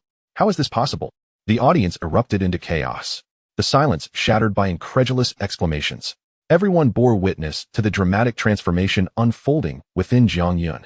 That vitality and momentum surging from the depths of hell to the heights of the heavens could not be feigned. Ancient God. Jiang Yun's voice resonated through the heavens and earth, no longer exhibiting an ounce of weakness. Roar. The ancient god, once suppressed by the whirlpool and heavily injured, now resonated with its master's resolve. Though the formidable whirlpool indeed possessed great power, its annihilating force required time to unfold. And now, that process was abruptly interrupted for a fleeting moment. Star power, ancient god, a single finger. Jiang Yun's eyes sparkled like lightning as he pointed fiercely towards the Tiango. Go. Another finger from the ancient god. This was the move Jiang Yun had used to defeat many. This skill, bearing the title of the strongest, shone brilliantly in this match. In the next instant, boom, thunderous rumbling. The Tiango's chest, as solid as a divine mountain, was pierced by the ancient god's finger, leaving a wound the size of a bowl. For the first time, the Tiango emitted a mournful cry akin to a collapsing mountain. Its wings, adorned with metallic sheen, convulsed violently. One of the Magatama behind it, symbolizing divinity, emitted a sorrowful wail of being overwhelmed. With a crack, it shattered. Uffed. Watanabe K was struck by the backlash from the demise of his beast. A mouthful of blood erupted forth, and the black feather fan slipped from his grasp. The bond connecting him to the Tiango was violently severed by this blow. He clutched his chest in horror, his gaze fixed on the now weakened Tiango. In stark contrast, he beheld Jiang Yun, exuding an aura reminiscent of a celestial being, and for the first time, fear surged within Watanabe K's heart. The reversal occurred in an instant. Initially, he thought the foremost academy of the Sakura Nation would provide a more thrilling challenge. Humph. Who would have thought they were nothing more than a group of mediocrities? Jiang Yun stood with his hands clasped behind his back, looking down upon the kneeling and bloodied Watanabe K. Your beast is indeed formidable, but my beast is no weakling either. Did you truly believe that a war of attrition could vanquish me? How foolish. Today, you have lost not only your beast, but also your laughable arrogance. Jiang Yun's gaze swept over the shattered feather fan, each word piercing the suffocating silence like a dagger. In this battle, Jiang Yun unequivocally conveyed to the entire world of beast masters that the necromancy class is far from weak. Students emerging from the Academy of Primordial Awakening are not inferior to those from any other institution. Little did they know, the Empress of Huaxia, Tuobo Baixian, was well aware of everything transpiring here. Are you suggesting that Jiang Yun's mental energy was instantly restored to full capacity at the very last moment of the competition? And subsequently, he defeated this year's top beast master from the land of cherry blossoms? Precisely. Tuoba Baishuan's slender fingers tapped rhythmically on the nearby table, her gaze unwavering. Indeed. Your Majesty. In the lounge, as soon as Jiang Yun arrived, the hidden injuries on his body flared up instantly. Damn it, this young beast master truly possesses remarkable skills. Had it not been for the entropic tortoise at the last moment, this battle might have yielded a different outcome. To have fought consecutively against 3 beast masters of ancient mythological lineage is an achievement sufficient to elevate Jiang Yun above his peers, just as gold will inevitably shine. It is not an exaggeration to liken a beast master participating in the 100 Academy League to a treasure trove. Today's battle has also sounded an alarm for Gongsun Haoyan. With his current strength, his aspirations to join the Navy and ascend to the rank of admiral are but a fanciful dream. However, Gongsun Haoyan is not the sort to resign himself to mediocrity. This reflects a pressing issue currently faced by Huaxia. Some capable beast masters, hailing from prominent families, become complacent due to their privileged backgrounds. Once they attain a modicum of strength, they begin to lose their ambition, naively believing that the older generation will continue to shield them from danger. They have been overly protected by the aftermath of the Celestial Fall War. Jiang Yun, after this competition, I may need to depart for a while, Gongsun Haoyan stated solemnly. Jiang Yun had anticipated this outcome. In this battle, Gongsun Haoyan had already lost a beast, a blow that weighed heavily upon him. Witnessing Gongsun Haoyan's despondent silhouette stirred a sense of unease within Jiang Yun. Are you heading to the naval headquarters? How did you know? Jiang Yun retrieved a chilled bottle of Baisher from the refrigerator and tossed it to him. Your thoughts are practically written on your face. Gongsun Haoyan belonged to that rare breed of individuals unable to conceal their emotions. If he were to learn some news, it would not take 5 minutes for it to become common knowledge. Yet, he is the kind of person who recognizes his shortcomings and strives to catch up. Thus, Jiang Yun felt no surprise at his decision to head to the naval headquarters. The subsequent battles became a pure showcase of Peng Kai's martial prowess at the First Academy. His very existence seemed to epitomize the meaning of overwhelming dominance. Peng Kai's combat efficiency was astonishing, his destructive power formidable, revealing a despairing chasm in ability. He scarcely engaged in tactical maneuvering, opting instead to crush his opponents with sheer strength and defense. Each match concluded with either the severe injury or death of his adversary's beasts. Throughout, Peng Kai maintained a stoic expression, acknowledging his victories with merely a slight nod. His formidable strength, coupled with an air of aloof superiority, rendered the name of the First Academy even more imposing. As the 100 Academy League unfolded with fervor, the ancient city of Tiangong Kaiwu, a fusion of scholarship and commerce, flourished even further. During a break in the league, Jiang Yun ventured into the city's most renowned establishment, the Wanbao Pavilion, catering exclusively to elite beast masters and high-grade materials. He hoped to procure some rare herbs to expedite his recovery and materials essential for enhancing necromantic beasts. Jiang Yun casually selected a shop and stepped inside. The offerings here were far more comprehensive than those at Wang Pengzi's store. The items Jiang Yun sought included the Black Death Vine and the Holy Light Grass. Both of these commodities commanded exorbitant prices on the market. The Black Death Grass possesses the ability to prolong a beast's life, while the Holy Light Grass is indispensable for the advancement of sacred spirit-type beasts. Jiang Yun's gaze scoured the crystal display cases, ultimately honing in on two rare materials exuding entirely contrasting auras. To the left lay the Black Death Vine.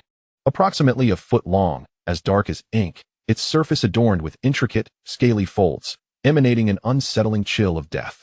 To the right, the Holy Light Grass was encased in a specially crafted translucent jade box, its vibrant green leaves cradling a budding platinum-colored flower. The value of these two items was substantial. "Please retrieve these," Jiang Yun instructed the shop attendant, pointing at his selections. The attendant, a slender middle-aged man, was currently preoccupied with arranging items on a nearby counter. He glanced at Jiang Yun's chosen goods, then briefly surveyed Jiang Yun's slightly pale, weary appearance, clad in ordinary casual wear. A flicker of disdain and indifference passed through his eyes. "Oh, the Black Death Vine and Holy Light Grass, is it? The price list is on the wall over there. Take a look yourself. Once you've made your selections, come to the counter to settle your bill." His tone was flat, devoid of the enthusiasm one would expect for high-end materials. Jiang Yun furrowed his brow but patiently perused the price list. The total cost for both items nearly depleted his entire savings, including the funds that Xiuqing had surreptitiously given him. But for the sake of beast evolution, for the ancient gods and the twin stars, it was worth it. Without further hesitation, he returned to the counter. "Let us finalize the purchase. I want both of these." "Both?" The attendant's voice rose slightly in surprise, seemingly taken aback that this unassuming young man could afford such expenses. He slowly moved to retrieve the items. Just then, a commotion erupted at the entrance of the shop. A throng of people surrounded a young man clad in extravagant attire. Adorned with the emblem of the Tianyu Xian Snake Guild, his face exuding arrogance. This individual radiated an air of distinction, accustomed to behaving with impunity. Beside him, a woman who appeared to be a shop manager was drenched in sweat, her complexion pale, bowing and apologizing profusely. "Miss Chen, I shall reiterate. That batch of soul-binding Xian steel that our guild ordered must arrive today." The guild steward pointed fiercely at the rotund man, her sharp, caustic voice capturing the attention of everyone in the store. "The delay in reforging our Grand Steward's Nether Tiger's claws is unacceptable. You will owe us tenfold if there is any further delay." "Calm down, young Master Wang." Qinyasi maintained a forced smile, trying to appease him. The batch of soul-binding Xian steel encountered an unforeseen incident on the road. It was intercepted by a band of wild raiders. "We are diligently pursuing the matter and are contacting alternate suppliers. At the latest, it will be delivered to you the day after tomorrow. I assure you." "The day after tomorrow?" "Humph." Wang Hao scoffed, his face twisted with disdain and fury. "By then, the golden flowers will have wilted. I perceive that your Wanbao Pavilion is merely a large establishment that bullies its customers, showing no regard for our Tianyu City's second guild." He slammed his palm against the adjacent counter, causing the items atop it to rattle ominously. "If you do not provide me with an explanation today," or, as he spoke, Wang Hao's gaze roamed over Jiang Yun's recently selected items, lingering particularly on the chest and posterior areas of Qinyasi. Qinyasi trembled, taking several steps back, her eyes burning with fury as she glared at Wang Hao. Particularly, when the radiant and pure luminescence of the Holy Light Grass caught his eye, his gaze instantly brightened. Holy Light Grass. Although its rank cannot compare to the soul-binding Xian steel, it is nonetheless an exceedingly rare material of the Holy Spirit category. The value is not excessively disparate, and crucially, it is right before him. He could obtain it immediately. Even if given another day, this herb would belong to him. "If you add to that your company for one night, I shall not pursue this matter further." "What?" Jiang Yun's expression darkened abruptly. The middle-aged shop assistant evidently heeded Wang Hao's words more, immediately attempting to return the Holy Light grass Jiang Yun had just procured to its original place. Wait. Jiang Yun's voice was not loud, yet it was chillingly cold. He stepped forward, restraining the assistant's hand that was reaching for the holy light grass. All eyes turned towards him. Wang Hao, interrupted, and noticing the unfamiliar young man clad in ordinary attire, immediately wore a face of impatience and disdain. At that moment, Chen Xia stepped in front of Jiang Yun, attempting to explain. Perhaps you should let him have it. He is the son of Wang from the Xian Snake Guild in Tianyu City. He is not someone you can afford to offend. Wang Hao also cast a sidelong glance at Jiang Yun, scoffing derisively as if looking at a stray dog. Who is this little shrimp? Get lost. This is not your place to speak. His entourage behind him erupted into scornful laughter. Chapter 72. Let Cheng Hanlin bow. Jiang Yun's stance was resolute. Back in Weiyang City, he was the one who bullied others, let alone now that he was in the right. I arrived first, chose the goods, and am ready to check out. Rules are rules. The item is mine. No one can touch it. Moreover, this lady clearly does not wish to have any further dealings with you. Are your eyes blind? What did you say? I tell you, there are plenty of women who would line up to share my bed. Wang Hao laughed in anger, infuriated by this impudent youth who knew not the height of heaven or depth of earth. In front of the Xian Snake Guild, what value do your petty rules hold? Go home and have your family patriarch come here to bow and apologize. Besides, I am a distinguished guest of the Wanbao Pavilion. You want to buy? Fine. Wait for the next shipment. Now, let go of your hand and put it down.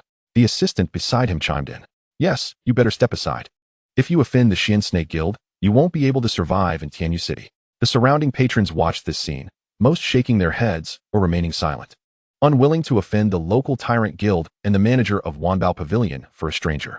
Unable to survive, Jiang Yun, filled with rage, laughed ironically. After just bringing glory to Huaxia, fighting through a thrilling national war, he returned to purchase some healing medicine and had to endure such humiliation, gazing at the pure and radiant holy light grass pinned beneath his hand, then at the pompous faces of Manager Chun and the arrogant Wang Hao. A surge of resentment, mixed with the fury of being belittled, suddenly rose from within. He ceased all further discourse. His left hand still pressed down on the assistant attempting to reclaim the holy light grass, while his right hand swiftly dove into his clothing. Under the astonished gazes of Manager Chun, Steward Wang, and all the onlookers, Jiang Yun produced an object. It was neither a bank card nor a VIP card. It was a palm-sized token, not made of gold or jade. He carelessly slapped the token onto the counter, the sound not loud. Yet it resonated like a heavy hammer striking the hearts of everyone present. The once arrogant Wang Hao's smile abruptly froze. He stared fixedly at the token, his pupils constricting to the size of pinpricks, as if his heart were gripped by an invisible hand. The one who merely wished to advise Jiang Yun, Chen Xia, upon seeing the token, turned ashen, devoid of color. He understood better than Wang Hao the weight this token represented. He had seen a similar emblem in the secret chambers of the core executives of Wanbao Pavilion. This was an organization personally established by the Empress of Huaxia. This organization supersedes all guilds. It can even mobilize the military if necessary. This is the sequence. Wang Hao's legs weakened. Had he not been gripping the counter, he would have collapsed on the spot. A wave of immense fear and regret washed over him, causing his vision to darken. Cold sweat pouring down his forehead like a waterfall. It's over. I've really done it this time. What have I just done? The entire shop seemed to have been pressed on pause. All sounds abruptly ceased. Jiang Yun gazed at the pale-faced Chen Xia and Wang Hao, his voice calm and unwavering. Now, according to my rules, the items, please pack them. With remarkable speed, Chen Xia hastily packed the items, delivering them into Jiang Yun's hands. I apologize for my earlier rudeness. Jiang Yun placed the items into his storage ring. However, he did not retract the token. Instead, he retrieved his phone from his pocket. His gaze swept over the trembling Wang Hao. But I distinctly remember your words, young Master Wang, demanding my family patriarch to come here and bow an apology. Upon hearing this, Wang Hao felt as if struck by lightning, warmth flooding his trousers. Jiang Yun disregarded them, directly dialing Cheng Hanlin's number. The call connected almost instantaneously. Hello? Principal Cheng, Jiang Yun spoke in a nonchalant tone, as if engaging in casual conversation. I am at the third floor of the Wanbao Pavilion's rare materials section. Could you please make the effort to come here? Someone has specifically requested to meet my family patriarch, naming you directly, to bow and apologize in person. What? The voice on the other end rose by several octaves, filled with incredulity and a hint of absurd rage. Which blind fool dares to demand that? Bow. Can he afford it? Just wait. I want to see who has the audacity. Hold the position for me. I'll be there in a minute. Cheng Hanlin, a top figure among the 4 great beast masters of Huaxia, had just concluded an important meeting when he received this call. Hearing that someone dared to humiliate Jiang Yun in such a manner, and specifically insult him by name. His anger surged. Jiang Yun, clad in a sharply tailored blue-black coat, strode in with a face as dark as thunder. "Young man, what happened?" Jiang Yun first scanned Jiang Yun from head to toe to confirm he was unharmed, before directing his icy, piercing gaze at the quaking Wang Hao, nearly falling apart on the ground. "This little brat wants me to bow?" Wang Hao, upon seeing the legendary Jiang Yun materialize before him, felt as if his very soul had been frightened away. He finally understood the gravity of the situation. The token was real. Jiang Yun had come in person. I didn't know, I wouldn't dare," he stammered, lost in a sea of boundless terror, devoid of even a shred of his earlier arrogance. Jiang Yun pointed at the prostrate Wang Hao, his tone remaining flat. "He, the young Master Wang of the Shin Snake Guild in Tianyu City, forcibly attempted to take the holy light grass I had first set my eyes on and paid for. Then, upon disliking my demeanor, issued threats to return home and have his family patriarch come to bow and apologize." Yes, that was his exact wording. Upon hearing this, Jiang Yun laughed in furious irony. "Huh, well, what a guest demanding that I bow." He slowly approached the crumpled Wang Hao, who had soiled himself, and slightly bent at the waist, his voice low. "Young man, you have some nerve, demanding that I, as your elder, bow to you? Do you want me to kneel right now and give you a bow?" No, I am doomed. I am blind to the greatness of Mount Tai. Principal Chung, spare me. Young Master Jiang, have mercy." Wang Hao wept bitterly, disregarding all semblance of dignity and image, as he frantically prostrated himself upon the ground, his forehead instantly bloodied. I bow to myself. I was wrong. I shall never dare again. Spare me this time. Treat it as a mere trifle." The patrons inside the establishment held their breath, not daring to utter a sound. Jiang Yun snorted coldly, ignoring the despondent Wang Hao, and turned to Jiang Yun with irritation. "What are you still dawdling for, you wretched brat? Is it worth getting worked up over trifles from such a wretched place? Gather your belongings and return with me. I shall ensure this matter is handled properly." The ominous undertone in Jiang Yun's words rendered Wang Hao a quivering mass on the ground, his face ashen. The handling referred to by this formidable general was evidently far more severe than a mere apology. The Shin Snake Guild had undoubtedly encountered a formidable obstacle today. "By the way, your next opponent has been announced. It is from the Nordic Academy, and reportedly has some connection to that Nordic exchange student who previously bested you." Chapter 73, The North. Should I also eliminate his beast? Jiang Yun expressed a peculiar fondness for Jiang Yun, who possessed a rather sanguine disposition. "Ha! Jiang Yun, proceed as you see fit. Should anything arise, I shall stand by you." This proclamation undoubtedly provided Jiang Yun with a sufficient incentive to act with audacity. "Then I extend my gratitude to Principal Chung." Jiang Yun's kindness towards Jiang Yun remained unwavering, perhaps tinged with a sense of indebtedness towards Jiang Yun. Nonetheless, he could engage with Jiang Yun with a clear conscience. Jiang Yun's subsequent competition would take place in the north, and with only 10 days remaining, the time was fleeting. Typically, the 100 Academy League spanned a lengthy duration, allowing participants ample time for rest or to heal their beasts. Although Jiang Yun's internal injuries were nearly healed, the skirmish of the day had inflicted further harm. Each time he harnessed the power of the entropy tortoise, it felt as though he was losing something vital from within. This perplexity was something Jiang Yun intended to clarify at a later time. However, the immediate priority remained the evolution of the ancient god and the twin stars. In the depths of the Nether River space, Jiang Yun pondered over the information panels of his two beasts. "What are you contemplating, Jiang Yun?" Noticing Jiang Yun's unusual demeanor, Situ Ren approached his side. Upon realizing that Jiang Yun was focused on the evolution of the two beasts, Situ Ren seemed to grasp the essence of the matter. He moved closer, following Jiang Yun's grave gaze. "Are you considering the balance between their two souls?" "Situ, you are indeed well informed." This was precisely Jiang Yun's greatest quandary at present. Should he resolve this dilemma, he could potentially elevate the twin stars to a higher tier. However, the pendulum of fate does not pause for the tribulations of individuals. 7 days later, the exclusive airship of the Huaxia League pierced through the skies above the North Atlantic. The once bright sunshine outside was replaced by an expanse of boundless silvery white. The landscape below gradually came into view. No longer a bustling metropolis, but a glacial continent ruled by millennia-old ice and howling winds. The clamor and heat of the Heavenly Craft Institute were utterly isolated. What awaited Jiang Yun and his companions was the unique harshness, desolation, and biting cold of the north. The airship finally hovered above a temporary base on a vast ice field. Below, a camp constructed from insulation materials and special alloys had already been erected. They had arrived at the Heimdall Glacier Coliseum in the Nordic region. The team leader's grave voice resonated through the loudspeakers. "Take precautions against the cold. Upon landing, swiftly enter the designated base for rest. Tomorrow's first battle is against the Second Academy of the North. After a brief respite, the following day dawned. The competition venue was not a warm indoor arena, but rather an enormous outdoor glacier coliseum. No wonder the odds seemed to favor the Nordic participants whenever the 100 Academy competitions were held in their territory. Such treacherous weather could only be endured by those from the north. Moreover, their beasts possessed formidable cold resistance. Jiang Yun, can your ancient god withstand this?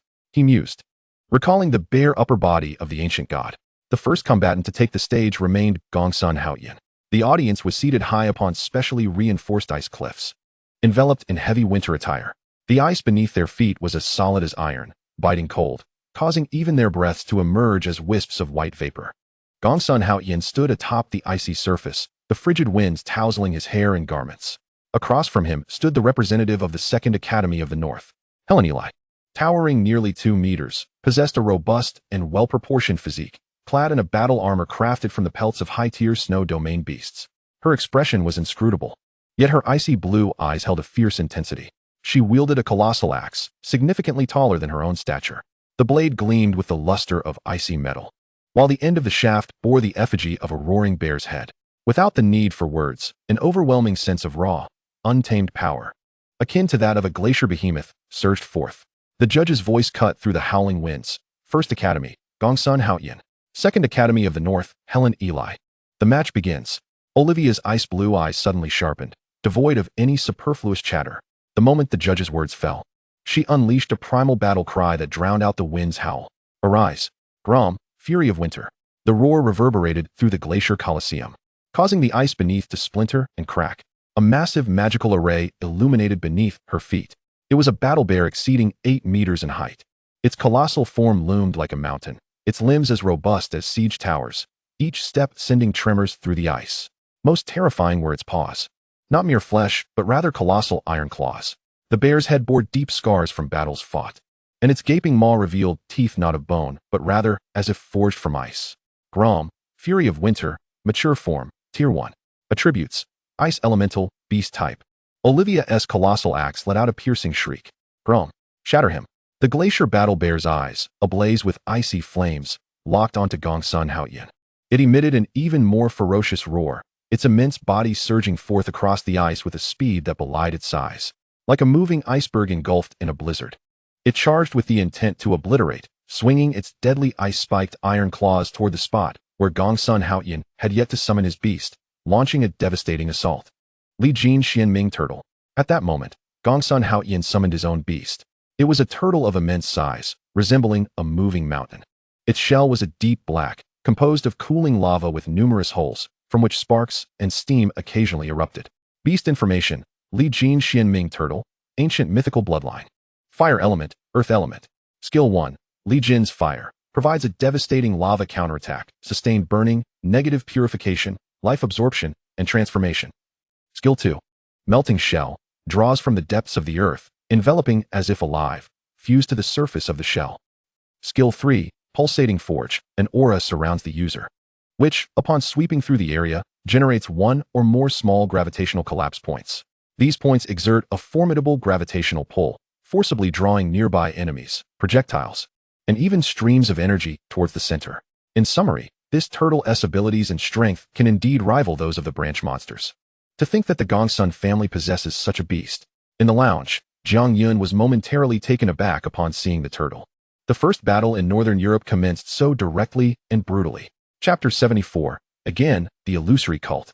In this inaugural fight, Gongsun Haoyin won the match without a hint of suspense. The subsequent 2 matches saw the Second Academy of Northern Europe suffer a disastrous defeat, being swept aside by Gongsun Haoyin's triumph of 1-3. However, Jiang Yun felt that the victory came too easily. If the upcoming matches against them maintained such intensity, he could consider returning to the Primordial Academy ahead of schedule. That night, a banquet was prepared for Jiang Yun and his companions. Yet, Jiang Yun's unease began to surface during this very feast. At that moment, the girl from earlier approached him, holding a glass of wine. I hear you are Jiang Yun. Faced with someone a head taller than himself, it was instinctive for everyone to step back a pace. Jiang Yun was no exception. Hello, I am. His reply was succinct. I've heard of your achievements. It's a pity we didn't face off today. Would you indulge me in a duel? It would fulfill a personal wish of mine. Under normal circumstances, Jiang Yun would have readily agreed to such a request. It was merely a friendly sparring session, devoid of any oddities. However, on this day, Jiang Yun declined. Not only did he refuse, but he also desired to retreat to his room, as everything around him stirred an unsettling feeling. Kid, be cautious. I sensed just now that the guards here seem to have increased in number. Moreover, I cannot shake the feeling that one of the newly added guards carries a strikingly familiar aura. These words undeniably corroborated Jiang Yun's suspicions. Senior Situ, I too have felt something amiss here. However, Principal Chung did not accompany them this time, leaving only Kong Xianchen in the lounge. Jiang Yun's vigilance had allowed him to evade numerous dangers. Just then, before he could finish speaking, whoosh, whoosh, whoosh, several shadowy figures, swift as phantoms, descended upon the banquet. Their presence was nearly imperceptible, almost impossible to detect amidst the clamor, had it not been for Situ Ran's warning. Illusory cultists. Their target was unmistakably Jiang Yun. Come forth, skeletal warhorse. Jiang Yun bellowed. The realm of the river of the underworld opened instantly, and he mounted the skeletal warhorse, urging it to gallop away. No confrontation could occur here, otherwise the casualties would be immense. Block him. The pursuing illusory cultists shouted in fury, attempting to give chase. Among them was one clad entirely in black, yet unlike the others, he bore no insignia. What made Jiang Yun's pupils constrict was the half-visible face beneath the hood, marked by a grotesque scar that twisted from the corner of his eye down his cheek like a hideous centipede, gleaming ominously in the dim light of the banquet. That scar, those venomous, snake-like eyes, Jiang Yun would never forget. Linglan Ancient City, the leader of the illusory cult who nearly beheaded him. In that fleeting moment of eye contact, the man made a gesture across his throat.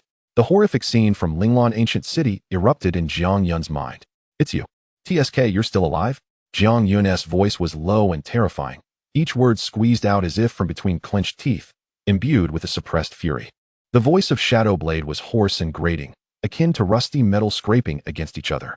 Had I not utilized the substitution ability of the withered wood bird, I would have perished right there. However, if you slip away again this time, I, Shadowblade, shall no longer linger in this world.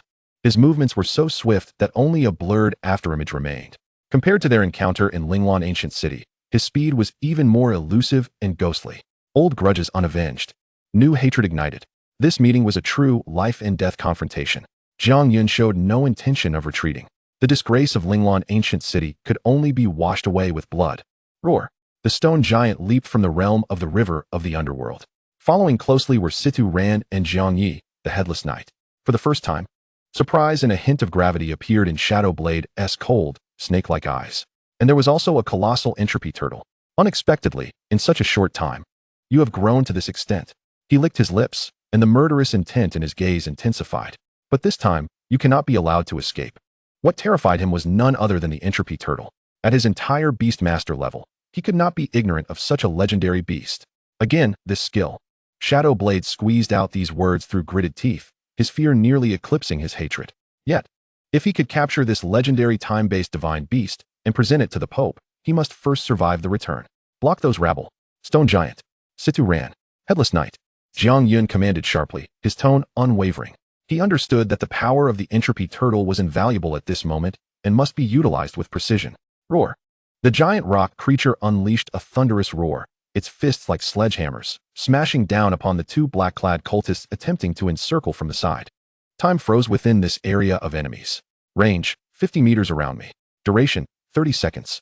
Jiang Yun manipulated these powerful beasts through his mental energy. However, the immense mental strain exacerbated his already pale complexion, causing blood to seep from the corner of his mouth. Ugh! The massive form of the entropy turtle shuddered slightly, as the gray time patterns on its shell suddenly glimmered with blinding silver light. In an instant, the four pursuing black-clad cultists became rigid. Their bodies remained poised for the charge, their murderous intent still visible on their faces. Yet their movements were as if the pause button had been pressed. Even the energy glimmers emanating from their clothing and weapons froze in the air. The entire battlefield resembled a bizarre static painting. The power of time stagnation is indeed formidable. Damn the power of time. Shadowblade cursed inwardly. This is the opportunity. The only chance Jiang Yun has seized. The immense form of the entropy turtle swayed slightly, its luminous glow dimming significantly, and the time essence it emitted rapidly waned. Executing such a large-scale, multi-target temporal strike exacts a tremendous toll on it. 5 seconds is the limit. However, these 5 seconds coincide with Jiang Yun activating the 30-second duration of the Lord of the Underworld. This opens up infinite possibilities. 5 seconds. Every millisecond is invaluable. Kill. Jiang Yun's mental command resonated. Situ Ran's eyes flashed with a chilling light as he wielded the soul-devouring bone scythe, relentlessly reaping heads upon the battlefield. The Headless Horseman unleashed the formidable control skill known as dreaming back to the ancient times. Boom. The earth trembled, and the mountains quaked. The stone giant roared as it leapt high into the air, its fists clenched like meteors, crashing down with immense weight. Debris scattered like shrapnel, sweeping across the surroundings. Chapter 75, Discovery. This time, Jiang Yun successfully evaded the assassination attempt. However, he was compelled to take refuge in a cave. This information was relayed to Huaxia's Cheng Hanlin through Kong Xianchen's message. At that moment, Cheng Hanlin was still engaged in a meeting with the heads of the other 3 academies. Just as news of Jiang Yun reached his ears, several elder gentlemen stood up, stating, "Some young brats have become impatient with life. I shall handle it." Cheng Hanlin, the president of the Academy of Heavenly Craft, slammed the table, rising to his feet. "We are in a meeting. Can you not behave so lawlessly? Do you truly believe no one can rein you in?" The atmosphere in the room grew tense and charged. "I have already wronged that child's father. I do not wish to remain indebted to their family," Cheng Hanlin stated, a palpable sense of desolation emanating from him, reminiscent of an elder's lament for past regrets. "If anything happens, you can take my head." With that, Cheng Hanlin stormed out. "Grandpa Cheng, you cannot just leave like this." Cheng Hanlin felt powerless against his grandfather's obstinate behavior. "Come, I shall take you to Northern Europe." Right now? 10 hours later, Cheng Hanlin and Cheng Lanlan arrived at the Second Academy in Northern Europe. There, they encountered the Academy's president, Garen York. "Garen York, you have done exceptionally well. You allowed someone from the illusory cult to infiltrate, and even took away my designated heir. What do you intend to do about this?"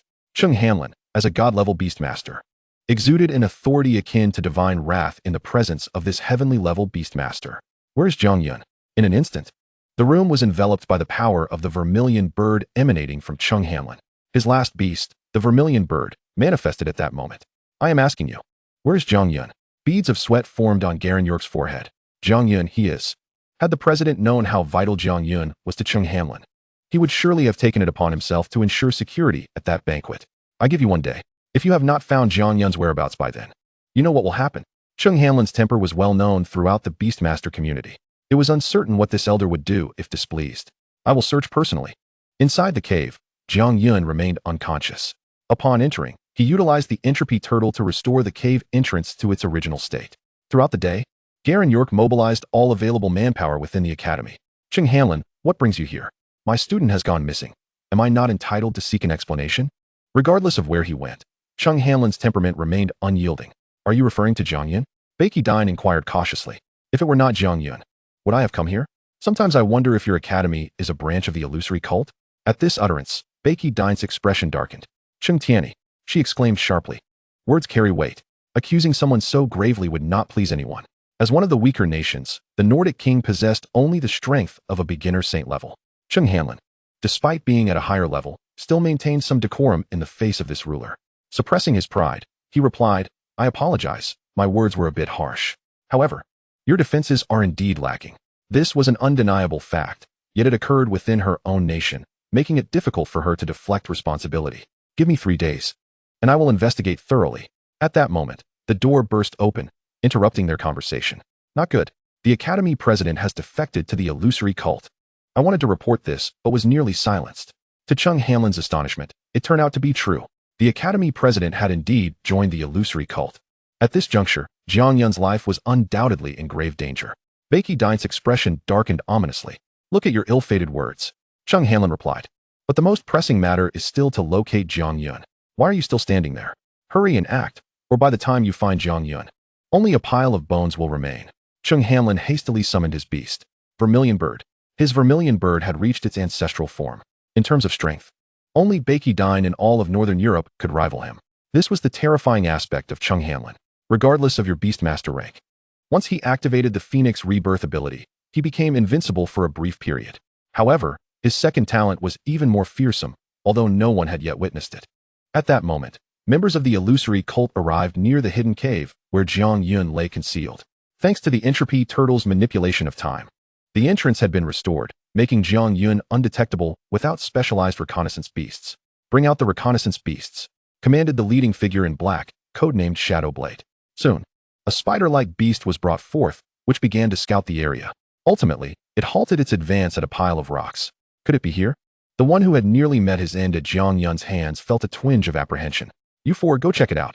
The responsibility fell upon a newcomer who had just joined the illusory cult. Indeed, it seemed that rank and authority could crush anyone. The singled-out individual cautiously approached the pile of stones, summoning his beast to clear away the debris. Having witnessed Jiang Yun's power, he knew that even those who could defeat him within the cult had suffered grievous losses at Jiang Yun's hands. What chance did he, a mere novice, stand? Turning back, he caught Shadowblade's murderous gaze, and with gritted teeth, he tentatively approached. Once the rubble was cleared, a cave was indeed revealed. Report, boss. There is something unusual here. Go inside and take a look. Shadowblade ordered. If Jiang Yun is inside, kill him without hesitation. His hatred for Jiang Yun was palpable. You caused me to lose 2 beasts. If I do not eliminate you now, my heart will not find peace. Had it not been for my awakened talent allowing me to use my beasts' lives to shield myself from fatal wounds, I might have perished in Linglan Ancient City. However, you were also rendered unconscious at that time, which only proves your skill is indeed formidable. Chapter 76, Homecoming. Save me. Those 2 words instantly galvanized the individuals outside, especially the one known as Shadowblade. Summon the beasts and concentrate fire. Without the slightest hesitation, he instinctively reacted with the primal urge to slay Jiang Yun. He roared, as if this was the only way to release the anguish festering within his heart. 2 beasts. Those 2 beasts had fought alongside him through thick and thin, yet now they lay slain at the hands of a single individual. Had that individual been a formidable beastmaster, he might have accepted the loss. The crux of the matter was that this person was Jiang Yun, merely an elite beastmaster. How could a sovereign-level beastmaster allow an elite-level master to kill him twice? Such humiliation could only be assuaged by the death of Jiang Yun. After 10 minutes of relentless assault, he finally commanded his subordinates to cease. You, go inside and take a look. He pointed at one of his men, who, like the others before him, dared not show any defiance. Cautiously, he approached the shattered entrance, peering through the cracks. In an instant, a blaze shot skyward. I never expected you to strike so ruthlessly against an elite beastmaster. You truly are worthy of admiration. However, I am quite curious. How did you manage to survive? This aged voice was known to every beastmaster. Chung Hanlin. Indeed, it was Chung Hanlin. His presence invigorated those at the scene. What brings you here? You question my presence? I, too, wonder why you insects have strayed from your deluded sect. Do you think I have grown too old to move? Chung Hanlin's arrival caught them off guard. Yet, the subsequent appearances were even more significant. Shadowblade, you were once a key subject of cultivation in my Nordic nation. I kindly let you go back then, only to realize it was a grave error. Today, you shall not escape. You will stay. The next to appear was none other than King Bekidian of the Nordic realm. In an instant, Shadowblade transformed from hunter to prey. Yet, he had no intention of surrendering. Chung Hanlin, you old scoundrel, I have longed for a duel with you, and now the opportunity has arisen. He summoned the Sky Vault Azure Python. Sky Vault Azure Python beast information. Mythical bloodline, not an ordinary serpent, but one containing a trace of true dragon blood. An ancient being coexisting with the elements of wind, clouds, thunder, and lightning. Attribute, Thunder, Serpent. Skill 1, Azure Sky Glide. The Sky Vault Azure Python's body radiates a brilliant azure light, instantly merging with the surrounding storm clouds. Its speed reaches the utmost limit, transforming its form into an elusive streak of azure light that melds into the flowing clouds, vanishing from sight. It leaves behind a lingering azure arc of electricity with a mild paralyzing effect for several seconds. Skill 2, Wind Binding Heavenlock. The dragon horns of the Sky Vault Azure Python shine intensely as swirling clouds gather rapidly around it. Countless chains, composed of highly compressed, tangible azure winds, are generated out of thin air. Skill 3, Thunder Dragon Pearl. The Sky Vault Azure Python opens its jaws, revealing a dazzling Thunder Dragon Pearl. The skies darken instantly as turbulent thunderous power is summoned downwards. Vermilion Bird. Beast information, one of the 4 divine beasts. The Vermilion Bird possesses fire attributes. Ultimate. Skill 1, Pillar of Heavenly Fire. The Vermilion Bird's burning eyes lock onto a singular target, instantly identifying the sins buried deep within the soul, delivering divine retribution of fire. Skill 2, Holy Domain of Leaf Fire. The Vermilion Bird spreads its tail feathers, flowing with the leaf fire of the southern main, creating a vast swirling vortex of flames that continuously restores its vitality. Skill 3, Ignition of the Ruins. The Vermilion Bird accumulates the life, energy, and fire essence scattered across the battlefield. When on the brink of death or upon its own choosing, it can ignite all accumulated fuel, triggering the ignition of the ruins, instantly restoring to peak condition. Skill 4. Judgment of the Burning World. The vermilion bird fully unleashes its divine essence as the guardian of the south. Its form transforms into a colossal blazing vermilion sun, charging straight towards its enemies. Cheng Hanlon's patience had evidently worn thin. He did not even summon the ice crystal phoenix, but opted instead to call forth his strongest beast, the vermilion bird, as one of the 4 holy beasts. The vermilion bird inherently possessed a natural advantage over such low-tier beasts. The holy beast's wrath commenced. The entire area transformed into an extension of the vermilion bird's will, rendering final judgment upon the most heinous of sinners. Cheng Hanlon became the judge of this realm. When you pursued Jiang Yun, you ought to have foreseen this day. Today, I, Cheng Hanlon, officially declare war on the deluded sect. From this day forth, whenever I encounter a member of the deluded sect, I shall slay them. This news would undoubtedly spread throughout the Beastmaster world in no time. As one of the 4 divine Beastmasters of Huaxia, openly declaring war on the deluded sect was enough to shake the entire Beastmaster community. Yet, Cheng Hanlon cared not for such matters.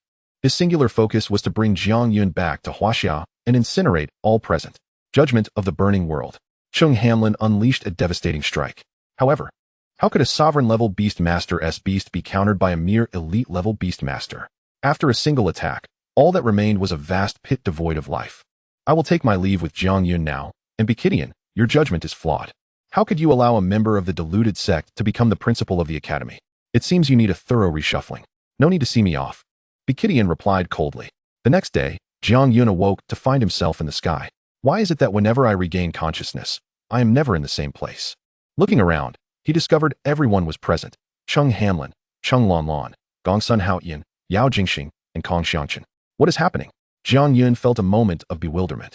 He vaguely recalled being pursued by the deluded sect. How had he awakened on the back of Cheng Hanlon's beast? Yet, it seemed he had never seen this beast before. Jiang Yun, you nearly met your demise, do you understand? Had it not been for your grandfather finding you in time, you would have been reduced to nothing but ashes. As he touched the fiery red feathers, Jiang Yun felt a continuous warmth emanating from beneath him. Thank you, Principal Cheng. A sense of inexplicable reluctance filled Jiang Yun as he faced the elder. However, he remained unaware of the true events of that fateful battle of the Heavenly Fall and why Cheng Hanlon had journeyed so far to find him. These mysteries would soon unveil themselves. Jiang Yun, do you believe yourself invincible? Do you think no one can kill you?